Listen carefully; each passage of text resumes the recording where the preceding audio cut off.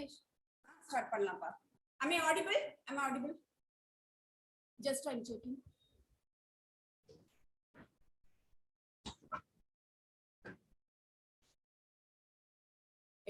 Okay.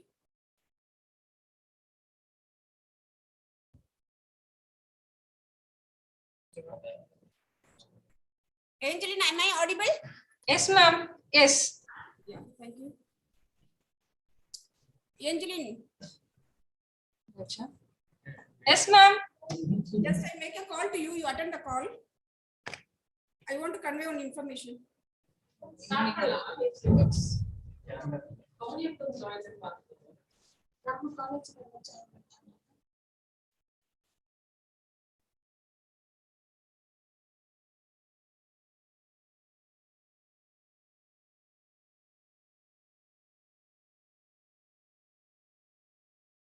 Angelina, attend the call.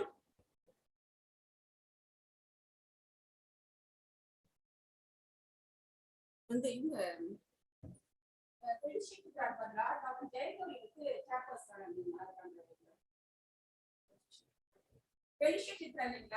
அவங்க ஒரு எமர்ஜென்சிங்கிறதுனால அவங்க அட்டன் பண்ணல. அவங்களுக்கு வந்து டாக்டர் ஜெயகோவி வந்து அந்த செக்ஷன் வந்து சேர் பண்ணாங்க. டாக்டர் ஜெயகோவி சிவி அந்த ரெண்டு வந்தோடனே நான் உங்களுக்கு சொல்றேன்.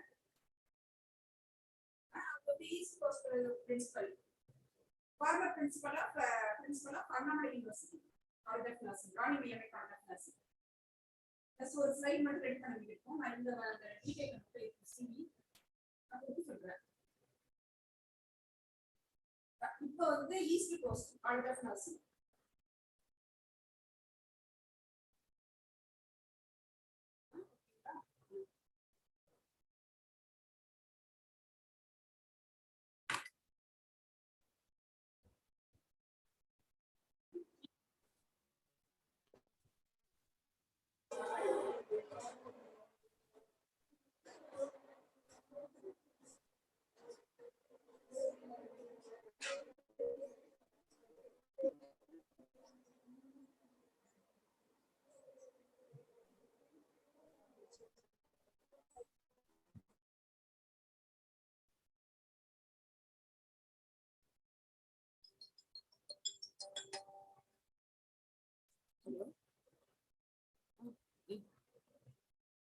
அதான் பார்க்குறேன். 5 minutes வெயிட் பண்ணலாமா? 5 minutes வெயிட் பண்ணலாம். Just 5 minutes. 5 minutes, 5 more minutes. Okay, okay.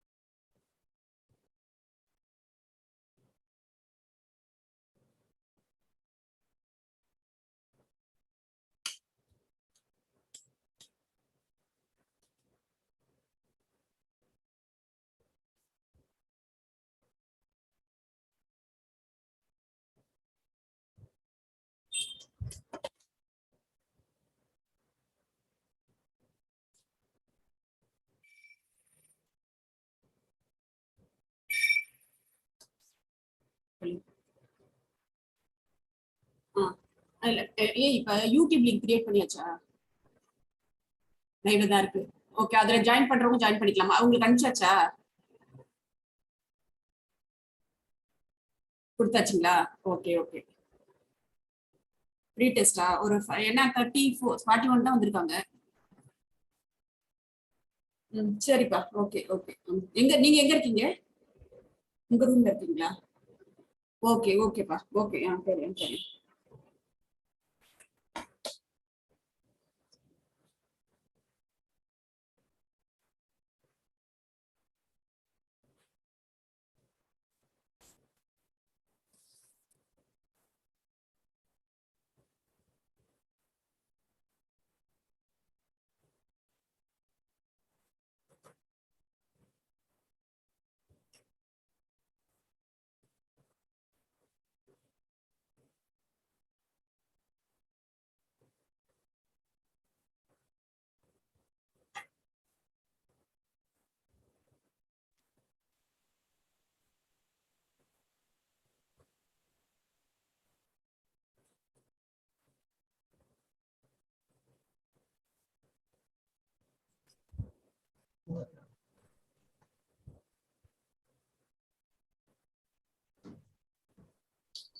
Anjali, shall we start?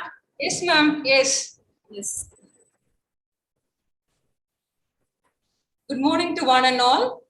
The College of Nursing JIPMER has an immense pleasure in welcoming the speakers, the chairpersons, and the participants to the 6th CNE webinar on oncology nursing. We extend our appreciation for taking off your busy schedule to join us today.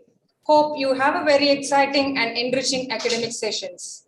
Here are a few housekeeping instructions for the participants. Participants, kindly mute your audio to avoid chaos amidst their presentation and unmute for any queries at the end of each presentation. The chairpersons and the speakers will mute and unmute as required. We request the speakers to keep up the time of your sessions. If the participants need to speak or ask a question, click on to raise your hand icon or post your question in the chat box. Okay, this webinar was planned in connection with the World Cancer Day, which is observed on 4th February every year, with the theme of this year being Close the Care Gap.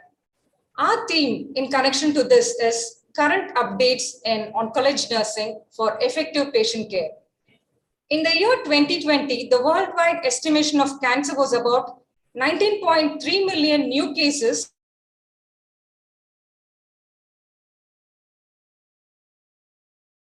fold to threefold higher in transition versus transitioning countries among both the sexes. The global burden is expected to be about 28.4 million cases by 2040, a 47% raise from 2020, which is larger for a developing country. This impact has created a devastating consequence on the patient, the family, and the society.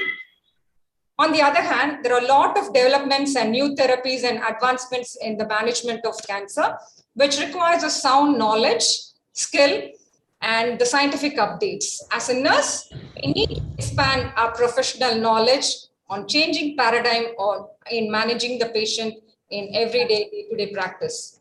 Hope this webinar will enrich you and equip you enormously with the management strategies in terms of therapies and the nursing care, right from the diagnosis throughout the course of the disease. And so you'll be empowered to confidently face the challenges in our day-to-day life in our clinical practice. Okay, have a good day and enjoy the sessions. To start with this webinar, I request the participants to take up a pre-test for which the link has been shared or sent to you in the chat box. Kindly click onto it and please enter your email ID before you could start the pre-test. And the time duration for pre-test is 15 minutes. Kindly keep up the time and post back your answers in 15 minutes. Thank you.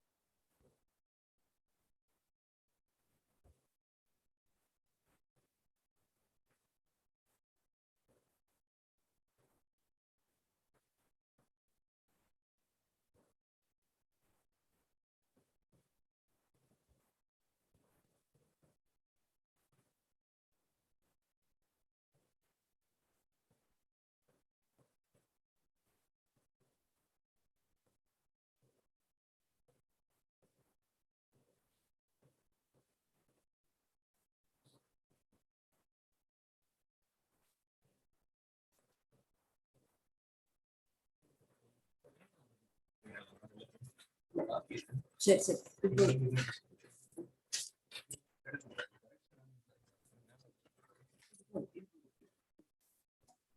இது எங்க இருந்துச்சு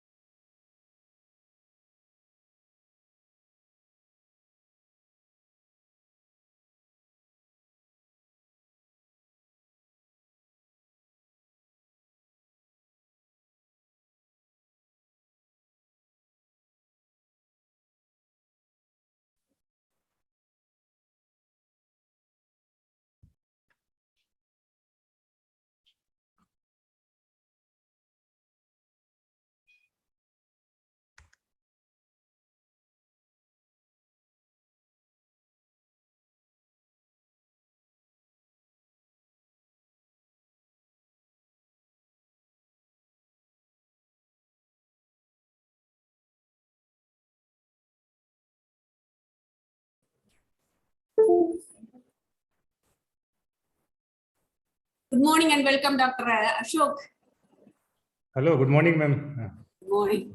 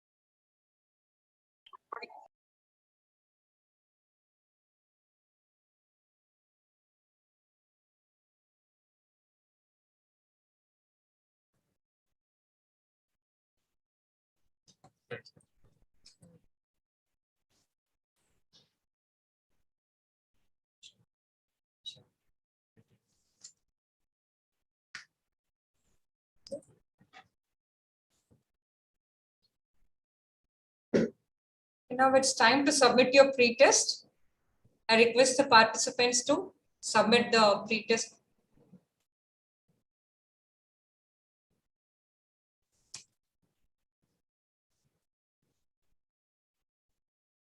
Those who have joined late, an information for you, the pretest link is given in the chat box.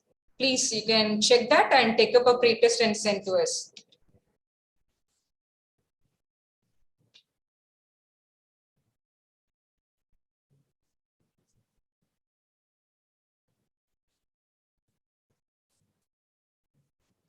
Okay, now without any further ado, I'm very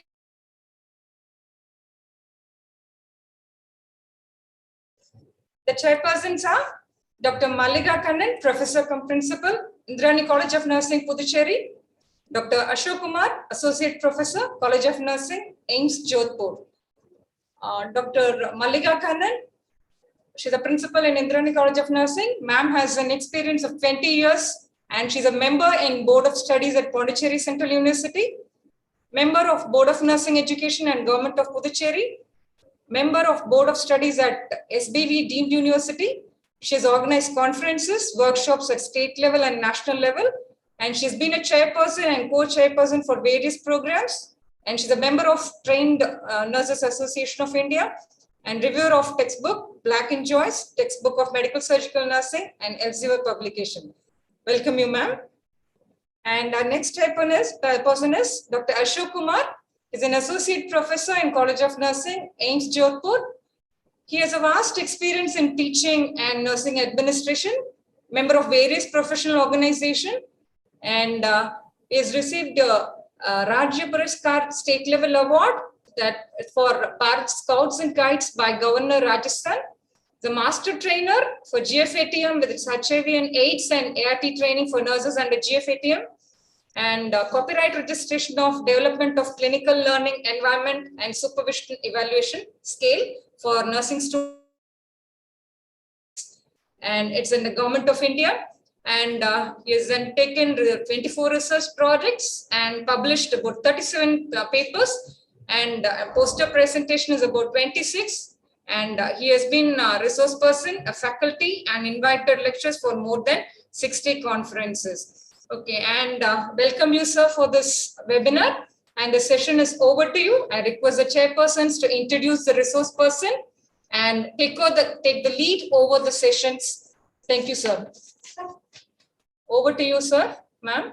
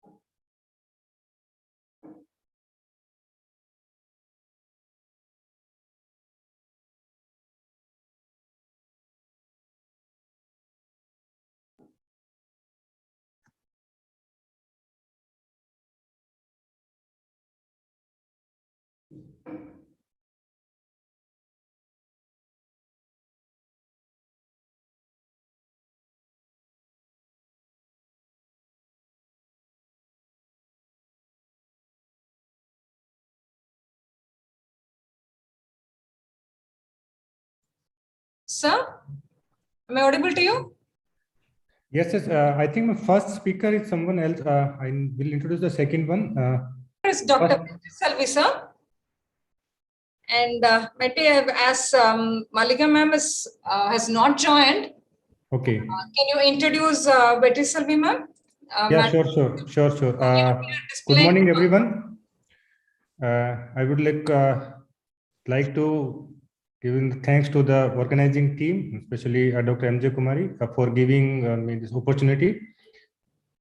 And herewith we are starting our first session. And for that, our first speaker is Dr. P. Betty Selvi. She has 34 years of experience in the field of nursing, which includes the clinical as well as the teaching experience.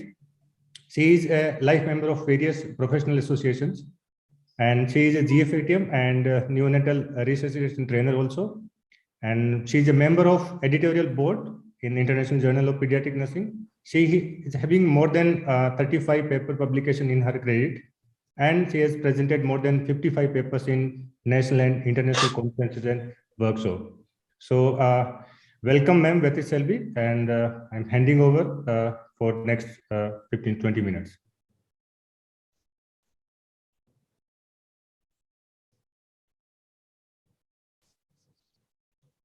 Welcome, ma'am.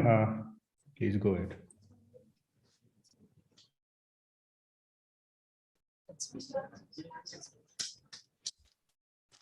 Thank you, sir, for your kind words. I welcome all the delegates for the first session of the first day of the conference. The today topic is current status of cancer burden, a global and Indian scenario. When considering the global scenario, cancer ranks as a leading cause of death and an important barrier to increase the life expectancy in every country of the world. Overall, the burden of cancer incidence and mortality is rapidly growing worldwide. 2020, worldwide, an estimated 19.3 million new cancer cases and almost 10 million cancer deaths occurred for all cancers. Combined was 19% higher in men than in women. That is 222 per 10 lakhs population in men and 186 for 10 lakhs population in women. The female breast cancer has surpassed the lung cancer as the most commonly diagnosed cancer. With an estimate of 2.3 million new cases of breast cancer, it constitutes 11.7% of the total cancer cases, and it is followed by lung cancer.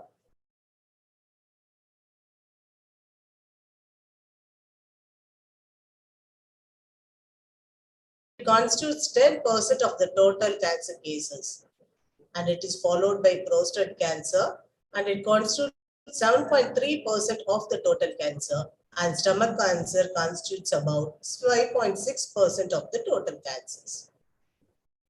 When considering the mortality in cancer, lung cancer stands foremost, and around 1.8 million deaths are occurred, and this constitutes 18% of the total mortality of the cancer deaths, and it is followed by colorectal cancer, which constitutes 9.4% of the total deaths of cancer, and it is followed by liver cancer, which constitutes 8.3% of the total cancer deaths, and it is followed by stomach cancer, which constitutes 7.7% of the total mortality deaths due to cancer, and female breast cancer constitutes about 6.9% of the total mortality due to cancer.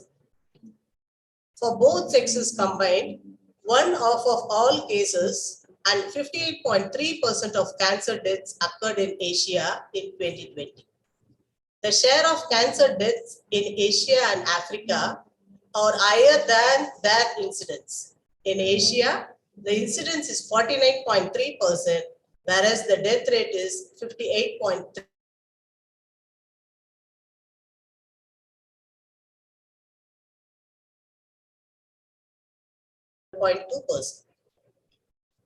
Europe accounts for 22.8% of the total cancer cases and 19.6% of the cancer deaths. Among men, lung cancer is the most frequently occurring cancer, and it is followed by prostate cancer and followed by colon. In the mortality, lung cancer is the leading cause of cancer death in men, and it is followed by liver cancer and followed by colorectal cancer. In women, breast cancer is the most commonly diagnosed cancer, and it is followed by colorectal cancer, and is the first one, and it is followed by the lung cancer, and it is followed by colorectal cancer. Coming to Indian scenario, India contributing to 7.8% of the global cancer burden. The projected number of patients with cancer in India is 13,92,179 for the year 2020. The common 5 leading sites are breast, lung, mouth, cervix, uterine, and tongue.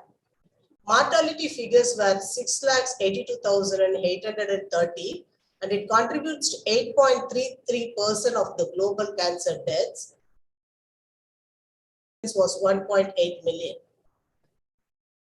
The statistics summary in 2020, the number of new cases among men, it was 6,46,030, which is lesser than in women, that is 6,78,383.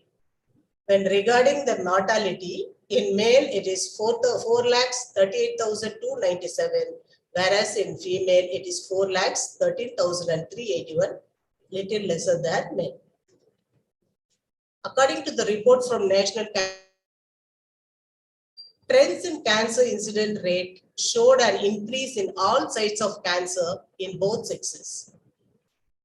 Majority of the patients with cancer were diagnosed at the locally advanced stage, especially for the breast, it is 57%, and in the case of cervical cancer, it is 60%. And in stomach cancer, it is 50.8%. Whereas in lung cancer, the distant metastases were prominent.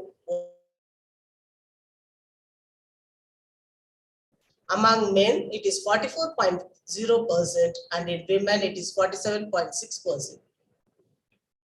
Number of new cases in 2020 among the men. The lip and oral cavity cancer, 104,661 men were affected, and this contributes 16.82% of the total cancer cases. Among lung cancer, 51,675 cases. And it is followed by stomach cancer, in which 40,686 men were new cases. Then it is followed by colorectal cancer, where 40,408 men were affected, and it constitutes 6.3% of the total new cases. And it is followed by esophageal cancer, where 40,183 men were affected, and this constitutes 6.2% of the total new cases. Among other total cancer,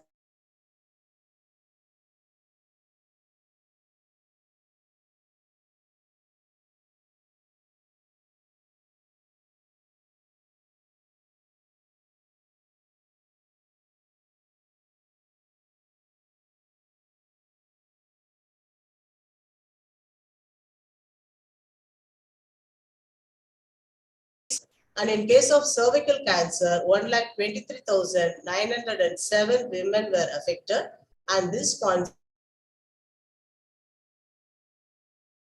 it is followed by ovarian cancer, where 45,701 women are affected.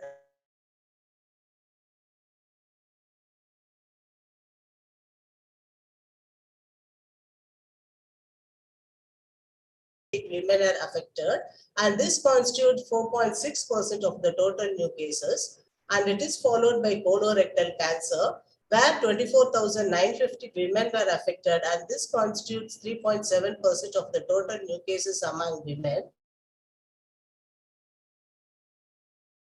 196 women are affected, and this constitutes 40.4% of the total new cases among women. The global cancer burden is expected to be 28.4 million cases in 2040, which is a rise of 47% from 2020 to 2040. The efforts to build a sustainable infrastructure for the dissemination of cancer prevention measures and the provision of cancer care is critical for global control of cancer. This is where our role has been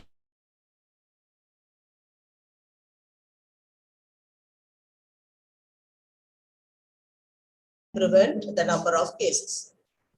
According to WHO, the 21st September 2020 report, around 1/3 of deaths from cancer are due to tobacco use, high body mass index, alcohol use, low fruit and vegetable intake, and lack of physical activity. Cancer-causing infections such as hepatitis B and C and human papillomavirus are also responsible for approximately 30% of cases, cancer cases in low and lower middle income countries. Late stage presentation and lack of access to diagnosis and treatment are common, particularly in low and middle income countries. Comprehensive treatment means when a person identified with a symptom, when he is reaching a healthcare facility, the facility for diagnosis of cancer, that is biopsy, CT scan, PET scan, and also to undergoing the treatment like surgery, radiotherapy, and chemotherapy. So the comprehensive treatment is reportedly available in more than 90% of high income countries, but it is less than 15% in low income countries. This is one of the major factor which contribute to the increase in number of cases and also the increase in number of mortality among these low income countries. The economic impact of cancer is significant and some type of human papillomavirus increase the risk of liver and cervical cancer respectively. Infection with HIV substantially increase the risk of cancer such as cervical cancer. According to the report of 2022, between 30 to 50% of cancer can currently be prevented by avoiding the risk factors and implementing the existing evidence-based prevention strategies. That is, we can advise on quitting the smoking habits and alcohol intake and maintaining their body mass index, and also to advise them to take high intake of vegetables and fruits.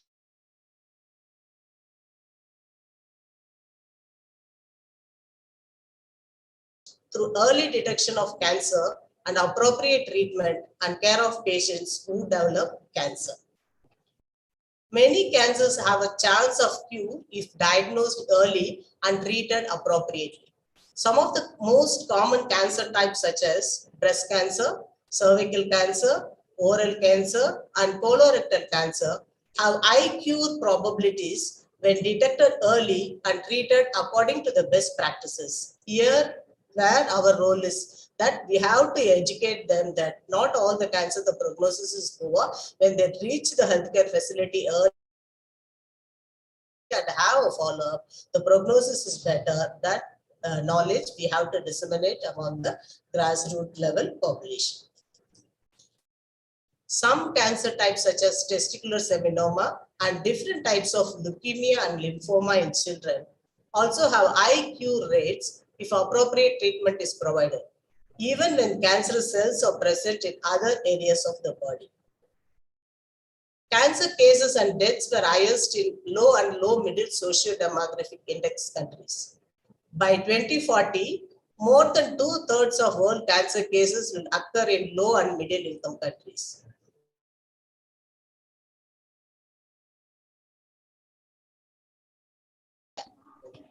In India, cancer services such as new patient registrations,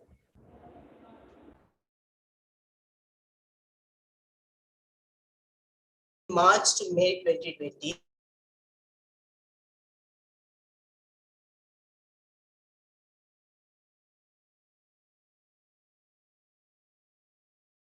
more advanced diseases over the next 2 years. Due to the disruption in coming to the hospital and undergoing the treatment, these may exaggerate their condition and they may come for the advanced diseases in next 2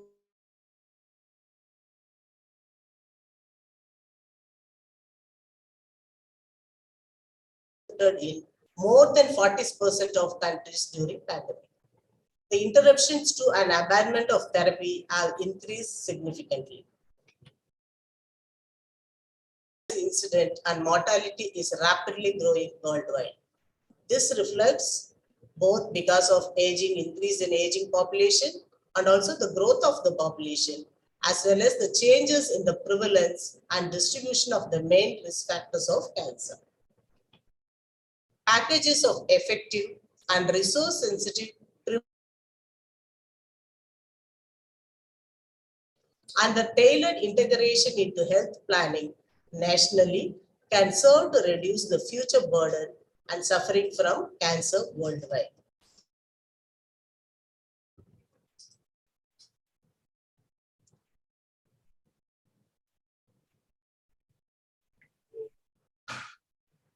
Thank you, Madam, for giving the audience about the brief current status of the cancer globally as well as Indian. And Madam has also explained about the data in the global as well as of Indian scenario, and based on the different types of cancer, and also the treatment outcome and prognosis of the cancer, as well as the recovery. So briefly, Madam has covered this topic, and now we would like to take 1 or 2 comments from the audience, if anyone.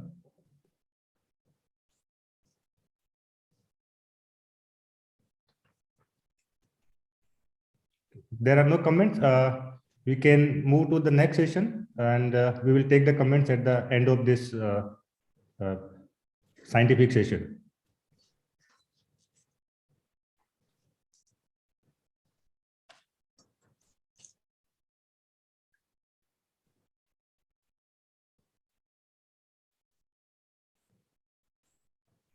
In the next session, we'll be inviting a very renowned personality, Mrs. Elizabeth D. Aaron.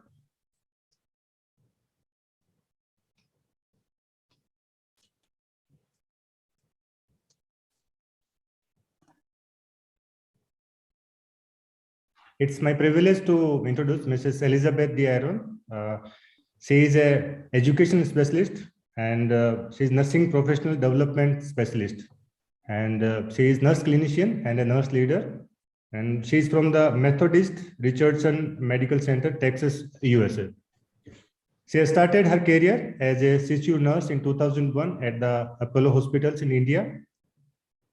And she is also the president of Dallas county chapter of the American Association of Critical Care Nurses from 2019 to 21. She has won the Circle of Excellence Award in promoting the value of certification, and she has a vast experience of leadership and managerial activities in various capacities. So we are having a very important topic, that is central line infection control, will be covered by ma'am, and I think definitely the audience will be benefited of vast experience of Mrs. Elizabeth D. Aaron. So I welcome you, ma'am. Thank you. Can you hear me? Yes, ma'am. Please go ahead. Okay. Thank you, Dr. Ashok Kumar, sir. And I just want to thank everyone, especially Dr. Kumari, madam, for giving this opportunity, and the entire team for organizing this. I think this is really great. So anyways, without further ado, I'll just go ahead and talk about my topic. I'm going to talk about infection control, especially central line. Can you all share my, I'll be able to share my screen? Let's see. Yes. All right, can you all see that? Yes, ma'am, please go ahead. All right, thank you very much. Okay.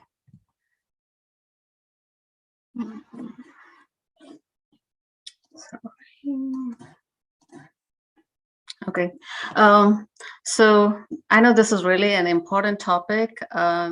if you're working in inpatient or any setting, and if you have a patient with central line, definitely, there is a higher risk for infection to occur. The objectives of this presentation is, by end of this presentation, you should be able to demonstrate nursing knowledge on central venous catheters, know different types of central venous catheters that's been used in the healthcare systems across the world, understand the significance and risk factors associated with it, and recognize the causes of central line associated bloodstream infection.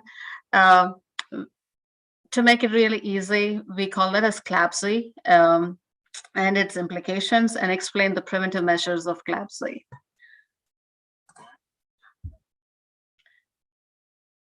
All right, so the first thing is, what is central line? So most of you must be familiar, and if you have maybe had a chance to take care of a patient with, or maybe you haven't seen one.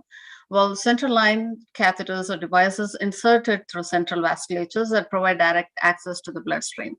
And it's a very common procedure done in hospitals at various clinical settings. I mean, they can put it in outpatient, or they can put it in the in IR, or they can do it at the bedside. Now, always remember, central line insertions is a sterile procedure.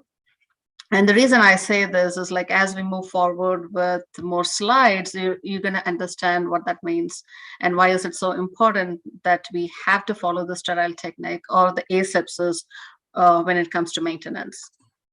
Clinical use of central line. So I know, when it comes to central lines, we can use it for different things. And the four most important use I've listed here. And one major use is medications, to give medication. So if we have a trauma patient, whether it's blood transfusions, massive blood transfusions, you don't need a central line, but still, any irritating medications, vesicants. So there's a lot of medications that probably needs the central line. So that's one main indication. The other would be getting blood specimens. So you're going to see really very ill patient, maybe a poor stick. So that's another indication, or the clinical use. And then hemodynamic monitoring. The good thing about central lines is, once you get the central line, you can measure the preload, and we get that by using the central venous pressure. And then the life-saving measures. So there are different types of central lines, and we can use that for hemodialysis, or for somebody that's in a, acute renal failure, really needing a dialysis. We can do that, put a line and get the dialysis done. Or we can do for an ICU patient that are really sick, we can do the continuous renal replacement therapy, which is nothing but continuous hemodialysis. And then plasmapheresis. So these are like some of the advanced measures that we can use. Advanced treatments that we use central line all the time. Criteria. Now, just because we can use that for medications, blood draws, and more complex procedures, doesn't mean that everybody should be getting central line. Not really, because remember, this is an invasive procedure. That means you're putting a line inside a patient, and that you got to be really careful on who you choose, because once something goes in, that's a higher risk for infection, and it does give more complications, and it does comes with a lot of risk. So criteria, the patient have to meet the criteria to get the central line. So some of the criteria that we usually or commonly use is poor prophylaxis. Somebody that's, you can't get the blood, they probably need one. Long-term IV therapy, like long-term antibiotics. Patient with osteomyelitis probably need long-term antibiotics. So they're that's a population that might get infections like cellulitis, burns, wound infections. Again, drugs that are vesicants or irritants, because there are very specific drugs, vasoactive drugs, that you got to give it through central lines. And then we have chemotherapy, TPN, extremely sick patients that probably needs lots of fluids, titrating medications and blood transfusions. They're going to get one regardless when they come to ICU, or post-op patients will get one.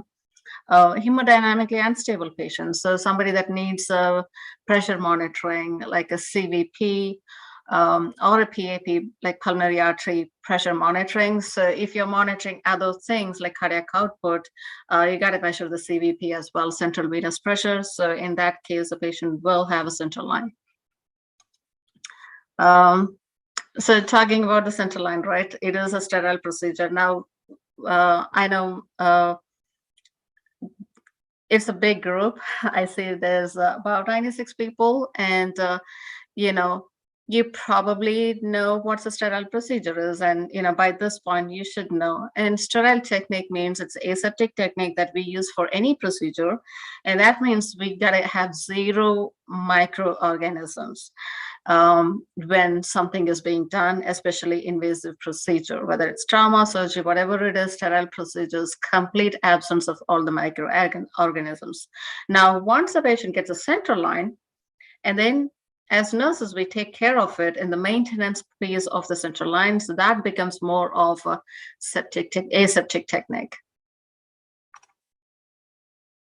So different types of venous catheters. So when you look at the CVC, otherwise central venous catheters, it's inserted through different veins. We can get an internal jugular CVC, or you can get a subclavian access, or you can get a femoral access. Now, when it comes to internal jugular and subclavian, I put this picture here for a reason, because always remember when they go through a IJ, because most of the doctors will, when they go through the IJ, the risk of infection is more, especially when a patient, the proximity to the mouth is very close. And if that patient is drooling and they have an ET tube, endotracheal tube, they're going to have the drool come all over, and it's going to just contaminate the dressing, and that carries a lot of infection risk. Evidence-based practice definitely suggests that we go for a subclavian access, because the chances of pneumothorax and other complications are very minimal when compared to the IJs and femorals. And this is a femoral access. So again, when we talk about venous catheters, we are putting lines and major veins. So femoral vein is one of the axes that they do, and it's usually done in an emergency, like a patient that had a cardiac arrest, or a patient that walked through the ED and patient is really unstable. The doctor really wants to get the line access quickly and just wants to give medication. So femoral, again, it's usually done in an emergency, or if the IJ or subclavian is contraindicated. But if they do put a femoral line, I will tell you this, because in our hospital, they're really strict. The femoral line needs to come out within 24 hours, because we all know when they go for femoral access, it's done emergently. Probably not all steps of the aseptic technique is followed, so we got to change it.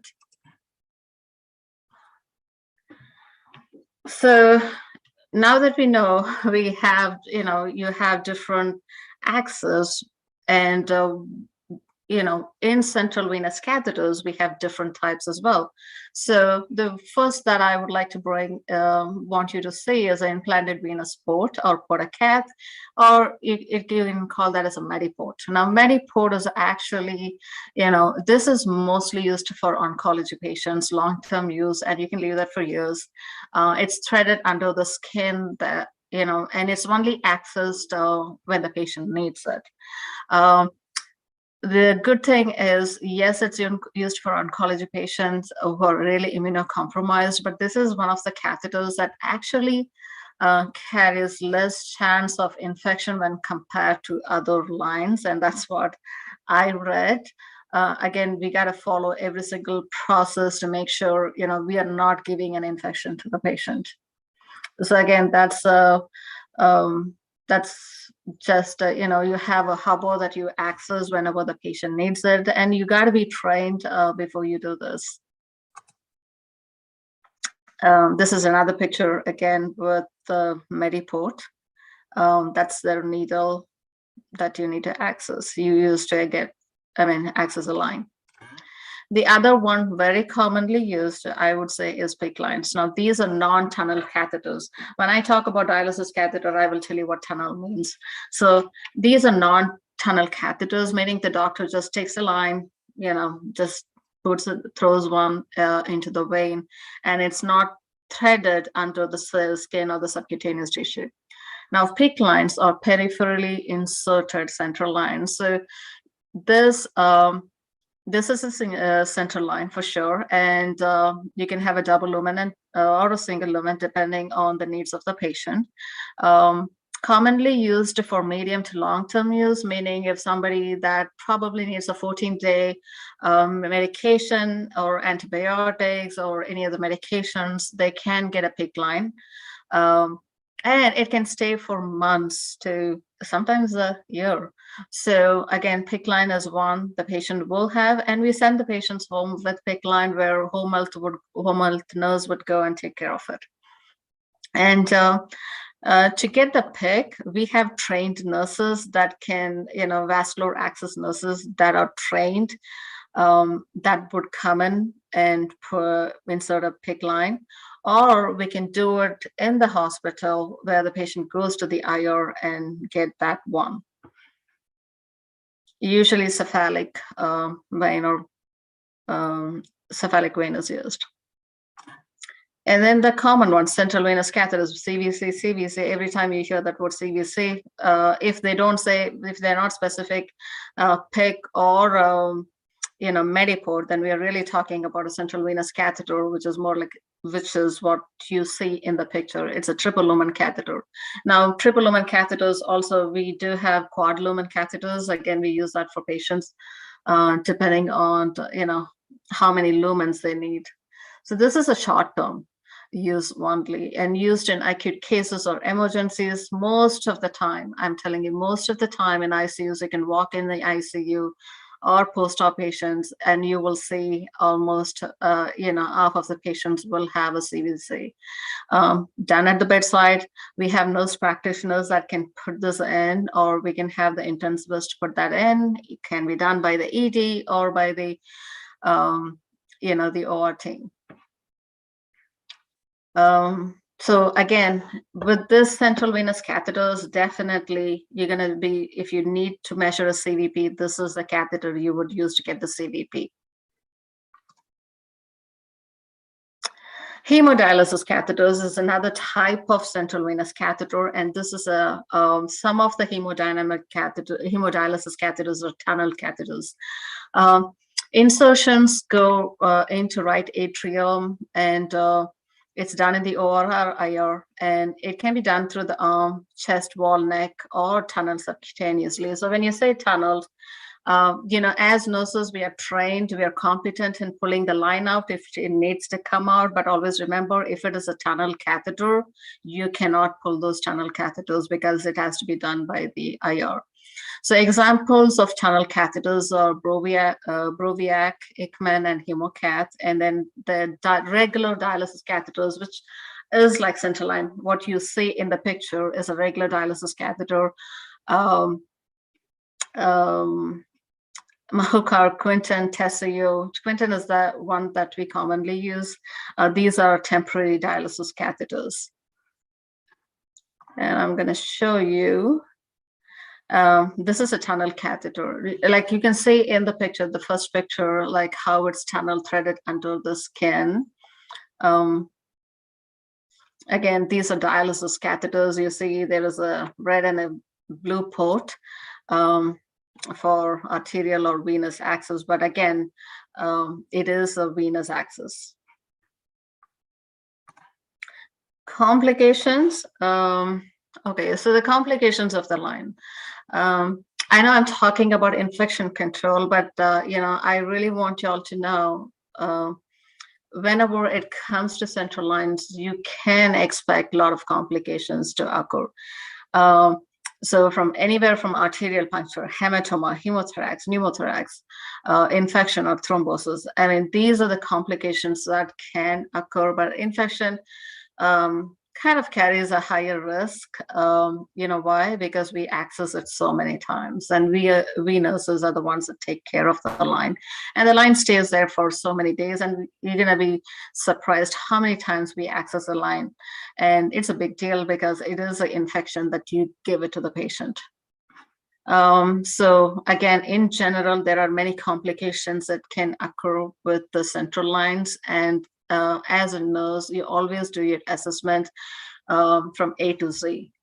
Just don't go to a patient and look for an infection. If you're looking for a complication, if you're assessing a patient for just for a complication, you gotta make sure you look for a puncture. If there isn't a puncture, is the patient having a thrombosis, or the patient is having some sort of pneumothorax? You kind of cover all the bases when it comes to assessment.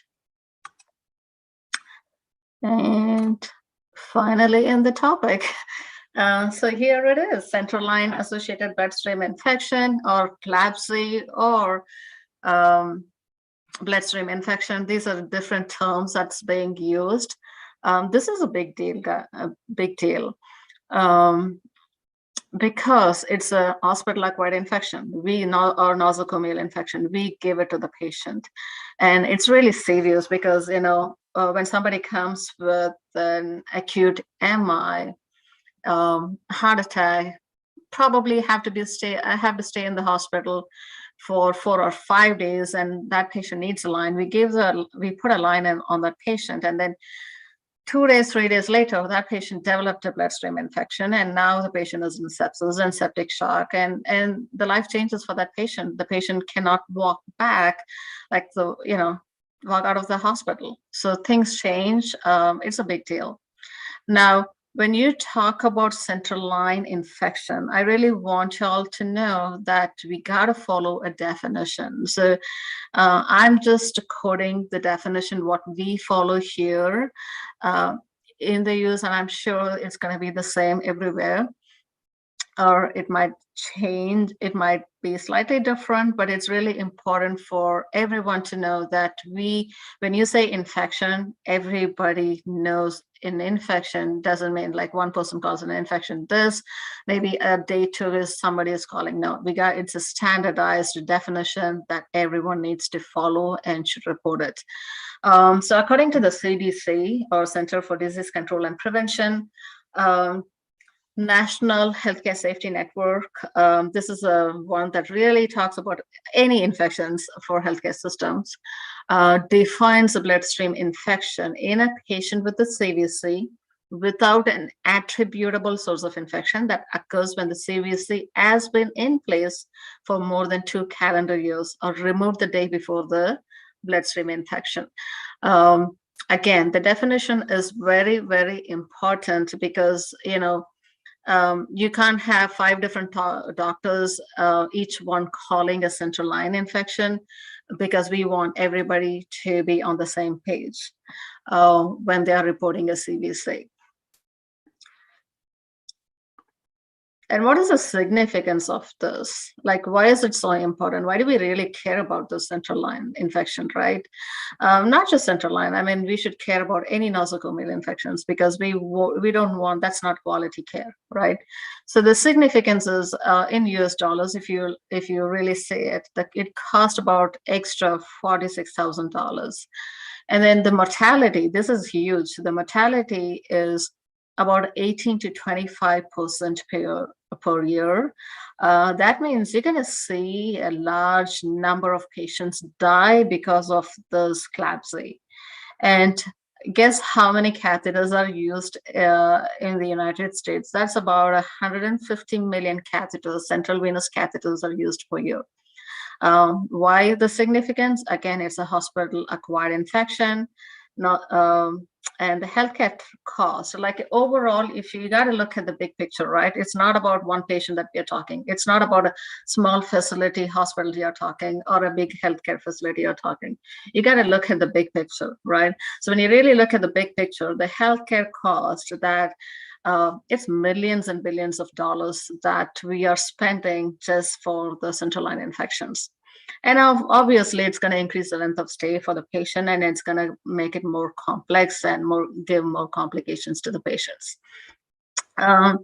Here, the way the system works, healthcare system works, is if a patient comes to us and we have insurance. Everybody carries insurance, medical insurance. The insurance will not pay for somebody that's, they're going to penalize the facility for having that nosocomial infection. In other words, we don't get reimbursed, like the insurance companies will not pay. So again, it's quality care. So everybody, the whole healthcare system is in a big push to make sure that we don't give, hospital acquired infection. We do everything in our power to make sure we prevent this from occurring. Risk factors. Anybody that walks in, if you ask me the risk factors, anyone that walks into the hospital is going to be a high risk patient. They always have, when you take risk factors, we're going to divide that into 3. Like, we're going to look at the patient, we're going to look at the provider, and you're going to look at the device and infusions as well. Because you just can't blame one person, right? The patient is going to come with comorbidities. Patient will have different health conditions. Patient might walk in for pneumonia, but already has diabetes and hypertension and probably a few other conditions. So you're looking at the comorbidities of the patient. The more comorbidities, it's going to put the higher risk. Immunocompromised. That's a very wide range of patient population. Again, immunocompromised puts them at very high risk for infection in the first place. High acuity patients, these are the sickest patients that we see, in an inpatient setting or even in outpatient. Anybody that's really sick are already, they are very vulnerable to get the infection. Prolonged hospital stay. You're going to have a patient that's there in the ICU for 14 days or, 28 days on the ventilator. They will have the line. The more the hospital stay, the more the risk, because again, what's going to happen is you're going to be accessing every single day, every single time, probably 10 times a day, you will give an infection to the patient. I'm not saying you intentionally do it, but when we are given the scheme of things, like you got so many other tasks to do, you're not going to pause to do that standard practice. Burns and malnutrition will definitely increase the risk.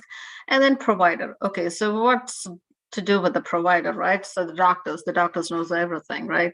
No. Sometimes we have providers that have not followed the protocol. And then there is that emergent placement. Remember, I talked about the femoral line. If somebody has a cardiac arrest, you're not going to be scrubbing there 30 seconds because you just want the line to get, because that's going to save the patient, right? So emergent placement of the lines, frequent use. The more you access the line, the more risk. Excessive line use, again, the more you access, the more risk.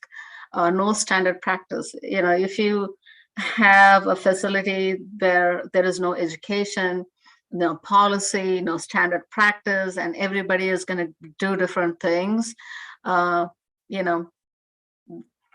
to follow my own practice. Well, that's not going to work, because that will provide increase the risk. And staffing issues, not to mention the fact, given the pandemic, we are all struggling with staffing, and that's not an individual problem. It's kind of has become a universal problem, right? If you're a 2-to-1 supposed to have a 2-to-1 patient, well, that's not how the reality is, because you probably will be tripled in an ICU, or if you work in a med-surg floor, you're going to have 6 or 7 patients versus 4 or 5 patients. So what happens is the nurse is hopping around different rooms, and you don't pause and take care of that line, or in a hurry to give the medication. That will obviously increase the risk of infection. Lack of knowledge, again, education is huge. How come the device risk factor? Site of insertion. Like I said, if it's an IJ, big risk.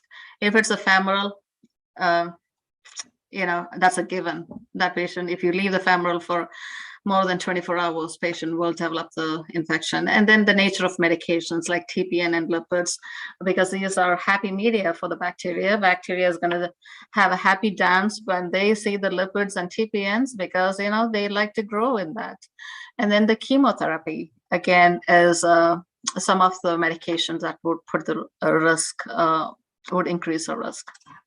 Causes of CLABSI. You do have, I hope I'm not over the time, cause of CLABSI. You have different cause of CLABSI, like, it can. So once the patient gets aligned, the infection can occur anywhere at any point, right? It can be intraluminal, meaning it can occur in the internal, inside lumen of the catheter. Extraluminal is pathogens can travel outside of the catheter. And then you have the secondary, not at all related to the line, but somehow it migrates to the line where the source of infection is from a bloodstream. And then you have the infused contamination. Hopefully infused contamination doesn't happen because we have way far advanced in technology to have this going, but infusion contaminants can occur. And this is a good slide for you guys to just look to see where the contamination can occur. Again, it can occur any point, anywhere, by any means. Moving on, the diagnosis. The diagnosis is, how would you diagnose somebody that has an infection?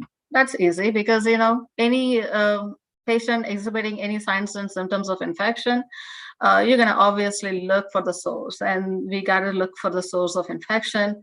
And if you find out there is no other source of infection and patient has an invasive line, that's when the doctor is going to do some cultures and really focus onto the line just to rule out if there was line infection. Local phlebitis, again, I tell this because I teach nurses every day. I teach every single employee that comes through the door, I teach them how to, again, like I said, we go crazy with central lines. We teach them. And one of the things that I do teach them is like, do your assessment. Before you touch the line, look at the dressing, look at the site of insertion, look for any signs of inflammation or infection or infiltration, and always do your assessment. Always start with your assessment. Serum procalcitonin, usually we do that for sepsis, but again, this has proven a big thing in CLABSIs because if the patient does have increased procalcitonin, then again, it's a marker for infection. Culture tip, we got to be really careful because I know traditionally I was there like many, many years ago, we always sent a culture tip.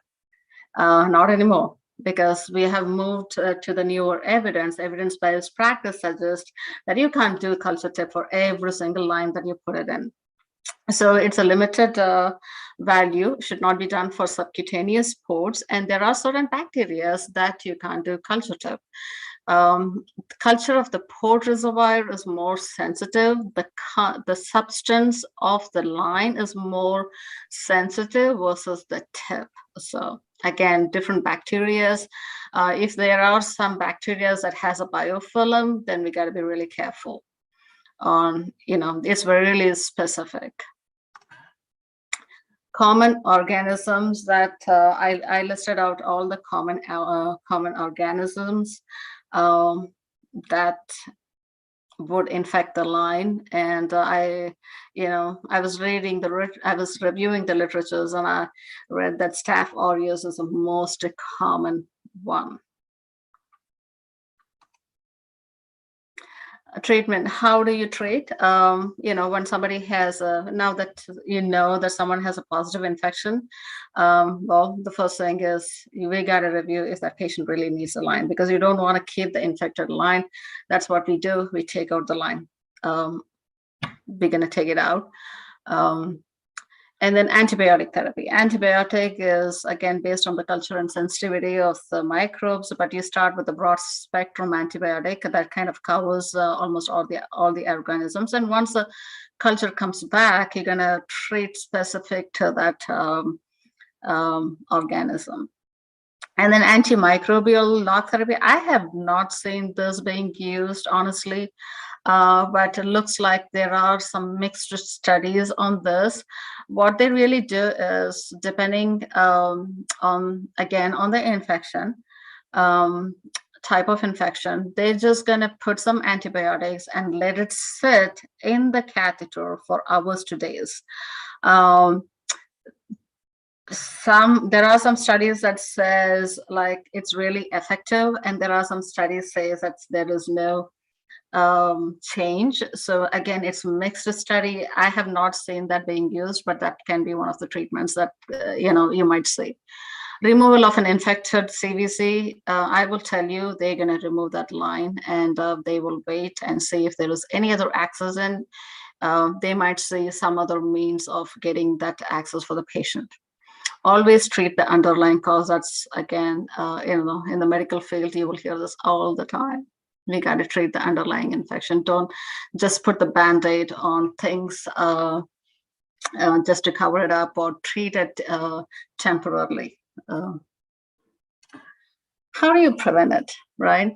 So prevention is a key. And when it comes to infection, whether it's just not central line, any infection, guys, prevention is a key. Prevention promotes quality care in a safe environment. Review the need for line. Use peripheral access when applicable. And if the patient is a peripheral, hard stick, then maybe go for a midline. Midline looks like a pick, but definitely it's not a central line. So that's another means of getting a line on the patient.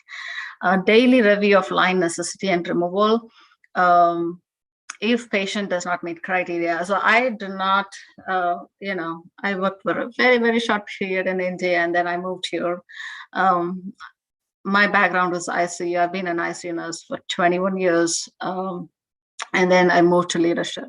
So, even as a leadership role, one of the things that we really do big is we look at the line. The charge nurse every day makes rounds and looks at every single patient. If we had 5 patients in the ICU, and she's going to ask the nurse, does all that 5 patient needs a line? We review that every single day, and we remove it if the patient doesn't need it. Honestly, we go to the doctor and say, what, patient has completed the antibiotics, patient is off the titrating medications, and we can get peripheral access. Can we remove the line? So we advocate for the patients, and we do that all the time. Identify the barriers and challenges that would affect evidence-based practices. This is really the key, because you are the patient advocates. You got, as nurses, we are at the bedside. We spend more time than any other healthcare provider. So, when you're seeing a patient, it's someone else's mother or father, a sibling, or a son.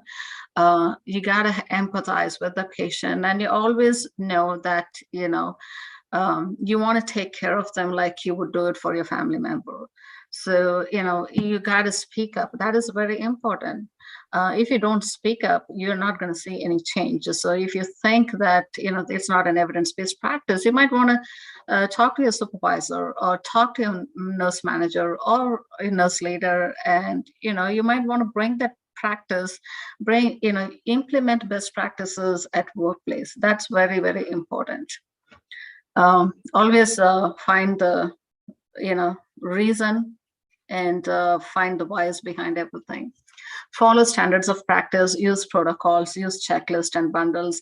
The nurses are going to cry every single time we say checklist and bundles, because the amount of paperwork I think we gave it for them is huge. We're trying to minimize the checklist and bundles, but the thing is, there are few things that a checklist definitely works. There are few things the bundle definitely works, and the nurses appreciate that,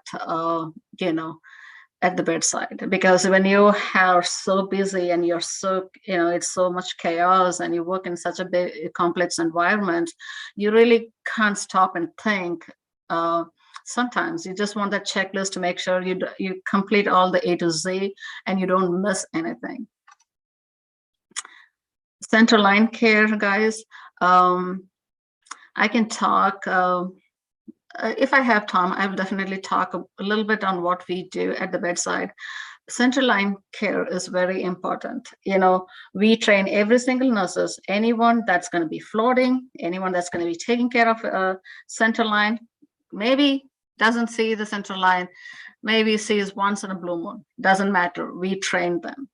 We teach them, we make them to demonstrate how to take care of the patient with a central line. We literally ask them to scrub the hub for 30 seconds, 15 seconds if it is a line maintenance. If they're doing the dressing change, that's a 30 seconds. I've literally put the timer and have them do it. We have experienced nurses and we have new graduates, residents, doesn't matter. Everyone has to show us, demonstrate the skill, because that is really important. And hand washing, hand hygiene, right? We touch everywhere. Again, hospital is a high risk environment, so we can touch and get the organisms on our fingers or hands or even in our pockets. So hand washing, again, hand washing is another thing we check on every single new hire that we do. We really want them to demonstrate the 11-step process of the hand washing. Okay, you got to demonstrate. Show me how you would wash your hands. You know, we would just stand there and we would teach them if, you know, they do it incorrectly. Again, follow the practices, best practices, see what your organization has, because that's very important. You got to follow the standards, you got to follow the best practice, you got to follow the policy. That's, you know, that's huge. Almost done. Literature review. I did put few studies that I came across. I mean, there's like tons of studies. You hit CLABSI, central line infection, you're going to have hundreds and hundreds of articles on central line infections. But I just put 3, I think maybe 2 or 3. Just want you to see it. Okay, just hear about this. So a prospective observational study was done in an ICU for 16 months on patients with CVC. They had 46 CLABSIs for 3,235 patients in 2,698 catheter days.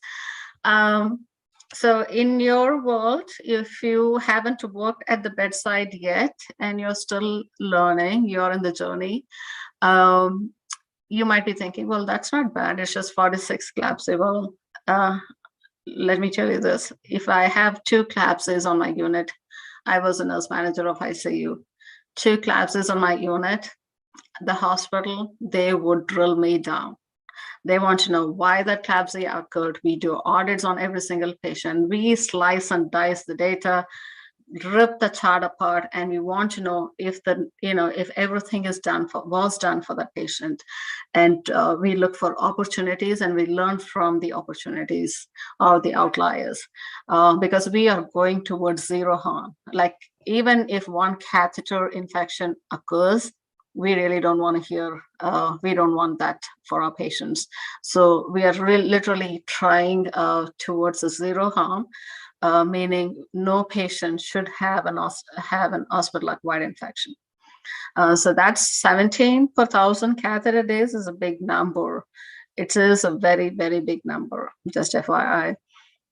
With the median, again, hospitalization of those patients were like about 23 days with lines in place for about 17 days. Again, like I said, the longer you live the line, the more risk. This is another literature review. Sorry to interrupt, just we are running out of time. So with humble request to kindly conclude the session, please. Yes, this is another literature that you can go through it later. But again, infection prevention is the key. And I do have references. So if you have any questions, please, email me or text me or just put it in the chat box. I will get back to you. And I really want to conclude with a thank you. Thank you for giving this opportunity, and thank you for listening so patiently with me. Thank you. Thank you, Mrs. Elizabeth Aderon. And I think you have done justice with the topic, and you were able to achieve the objective of the session. And you have well explained about the central line, their infection and control. And your presentation was very beautiful with the pictorial presentation over it. And also you have discussed about the various devices which are available and how to control and how to prevent the infection. And so thereby we can reduce the burden and cost on the individual, on the hospital, and thereby on the country. Thank you so much, ma'am. And as we are running short of the time, so we'll take 1 or 2 comment. Just if anyone is having any query, please you can message in the chat box. So definitely we will reply for that. And Thank you. next speaker for this session, I'll be inviting Dr. Biswajit Dubashi, Professor Head, Department of Medical Oncology, JIPMER, Puducherry.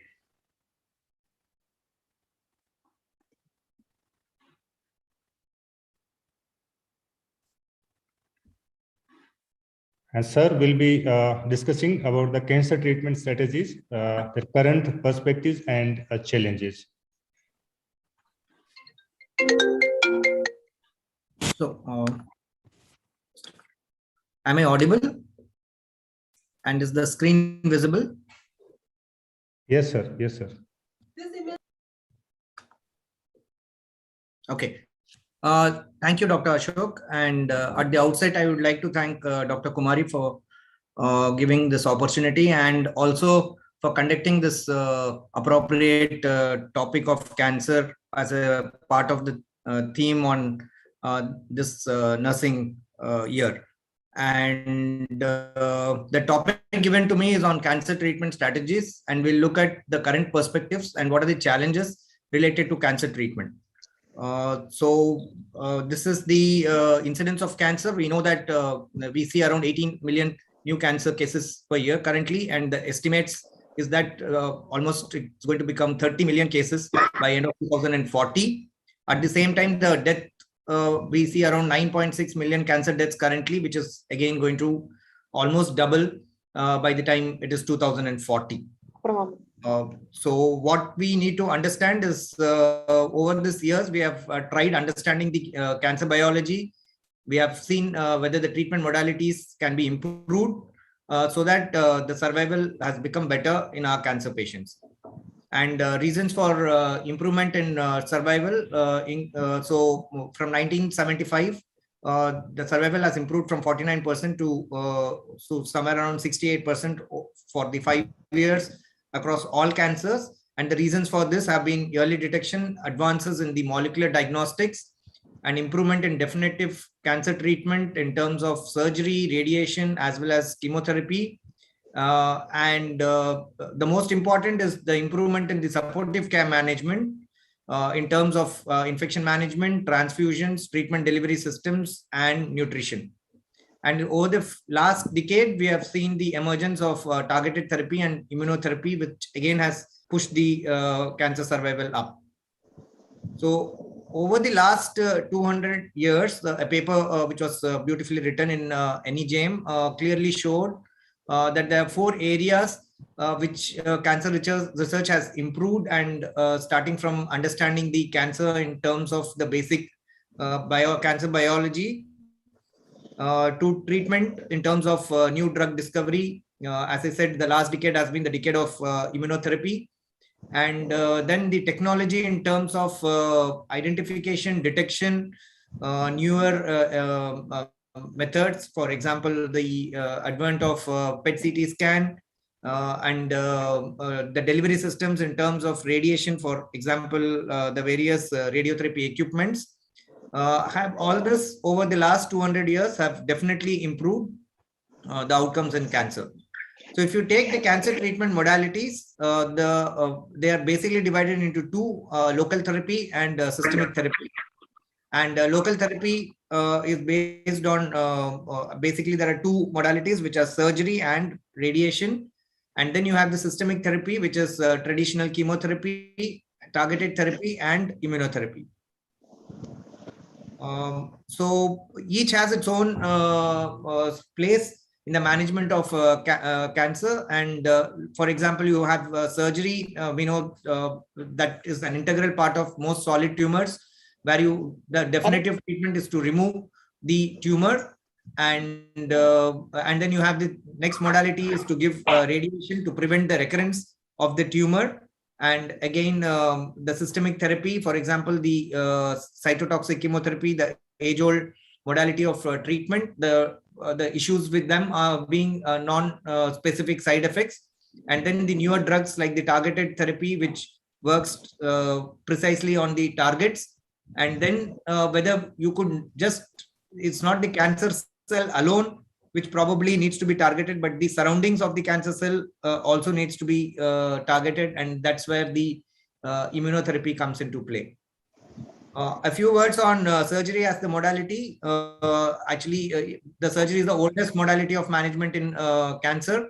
It goes back way back to 1890 when Halsted had demonstrated that that you need to remove the tumor completely and extensively to prevent recurrence.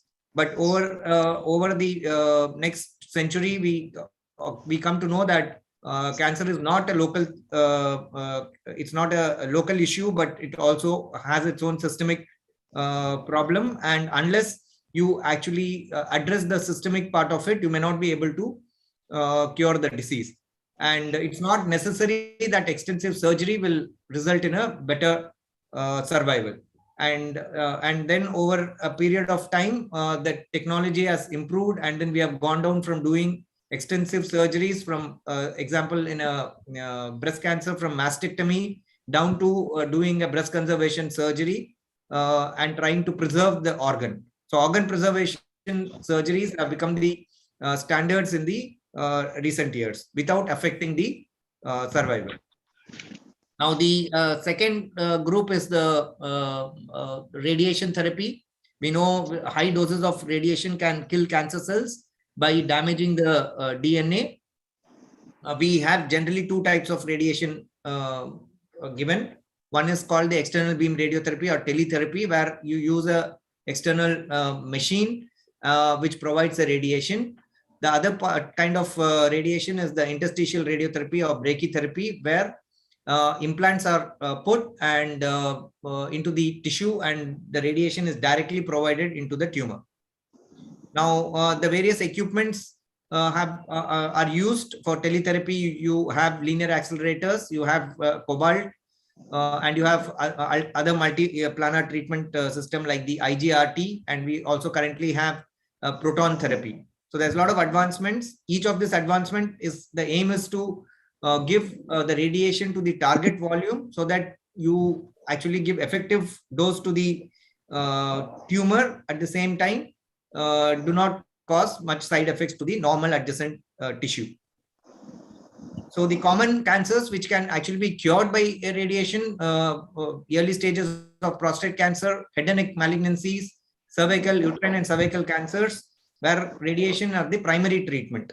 And then you have other malignancies where you give an adjuvant or add-on therapy to prevent recurrences, and it's almost used in all known solid malignancies.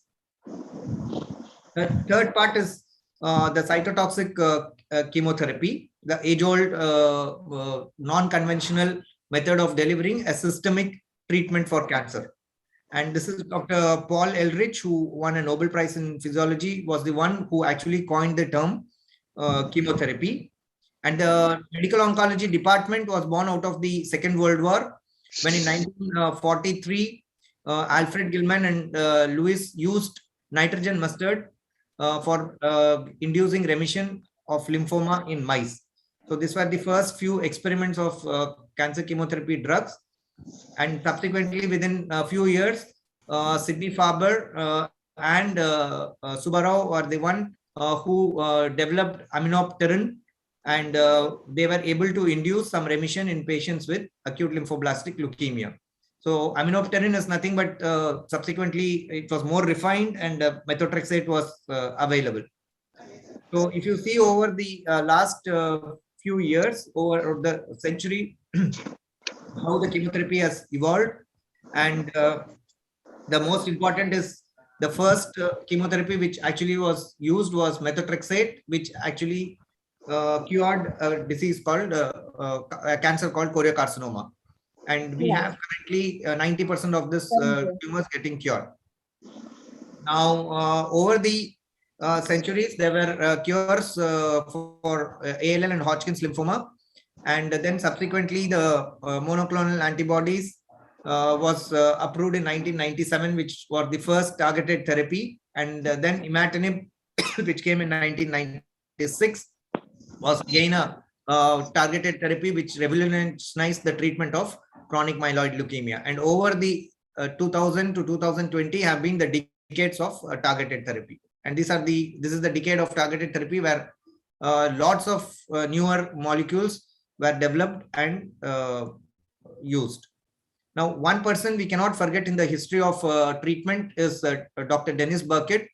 He was a surgeon who was one-eyed, actually went around Africa to map a disease called Burkitt's lymphoma. So this Burkitt's lymphoma is a very aggressive kind of tumor where the tumor cells double every 14 to 24 hours.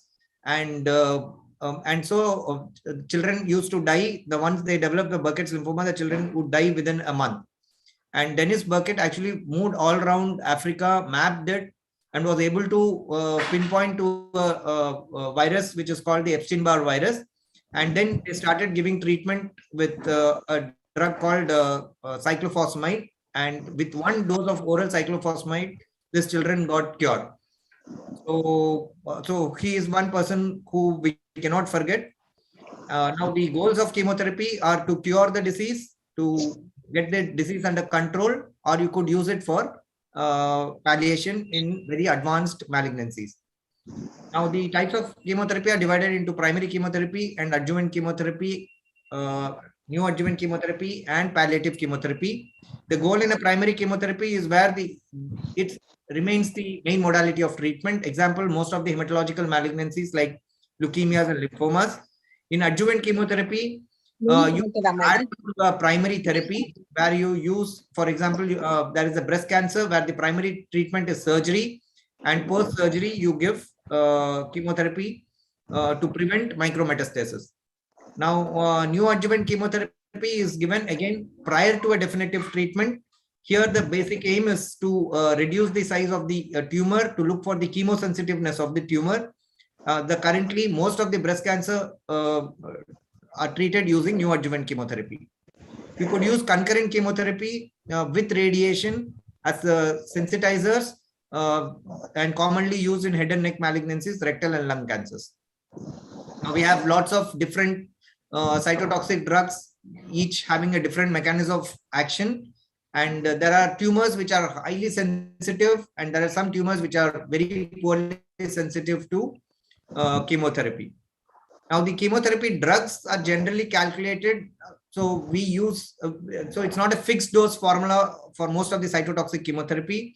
The cytotoxic chemotherapy are generally calculated using the patient's body surface area, because that is the one which correlates very close to the blood volume and the dose. So the principles while selecting drugs for combination regime include that most of the drugs which we choose should be active as single agents, should have different mechanisms of action when you are combining them, should have different dose limiting toxicity, because the add-on toxicity should not be there and could worsen, and you will not be able to deliver the therapy. We should use it at an optimal dose and schedule, which is very, very important. Clearly shown that anything which you use it at less than 75%, your survival is completely affected and the relapses are very, very high. So we also need to look at different mechanisms of resistance and look at synergistic or add-on effect of the drugs when you're using it in combination. So most of the cytotoxic chemotherapy drugs comes from the childhood tumors, where we see that over the years from 1970 to 2000, you can see most of the childhood tumors have dramatically improved in survival. The classical example is leukemia. The gray line over here, you can see that 20% in 1970 has become 80% in 1980, with majority of the children getting cured.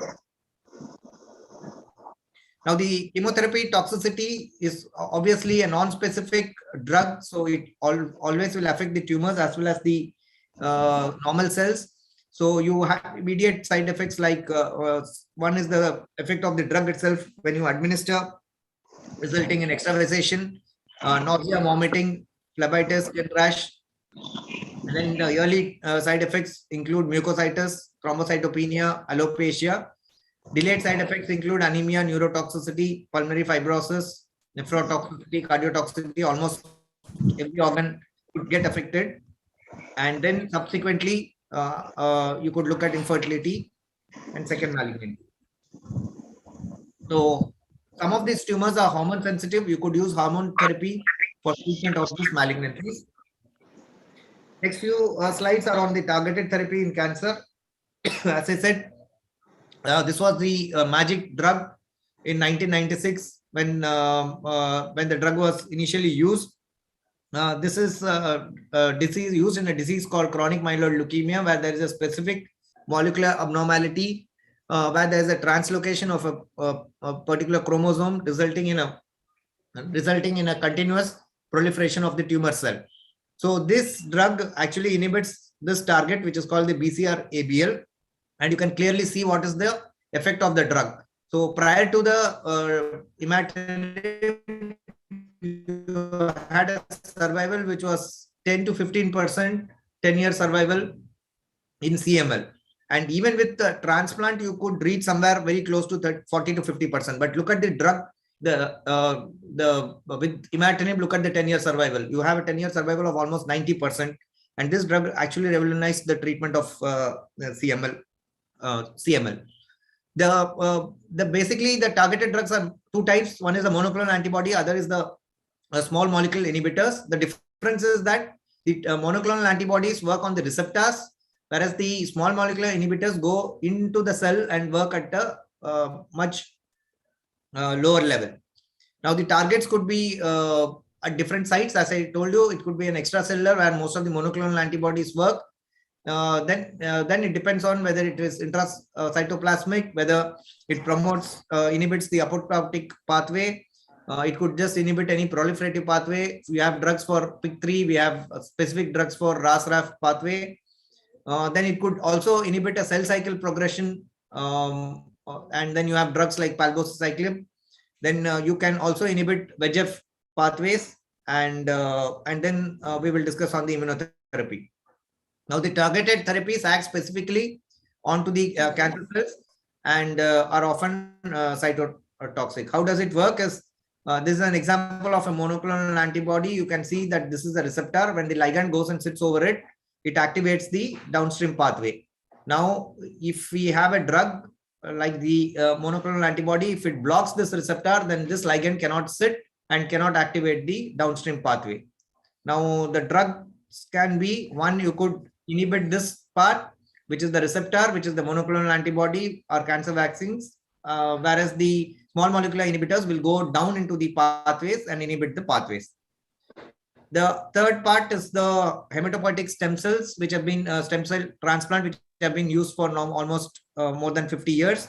And generally, the types of transplant are whether you use it from the same person or you use it from a different person. It can be autologous or allogenic.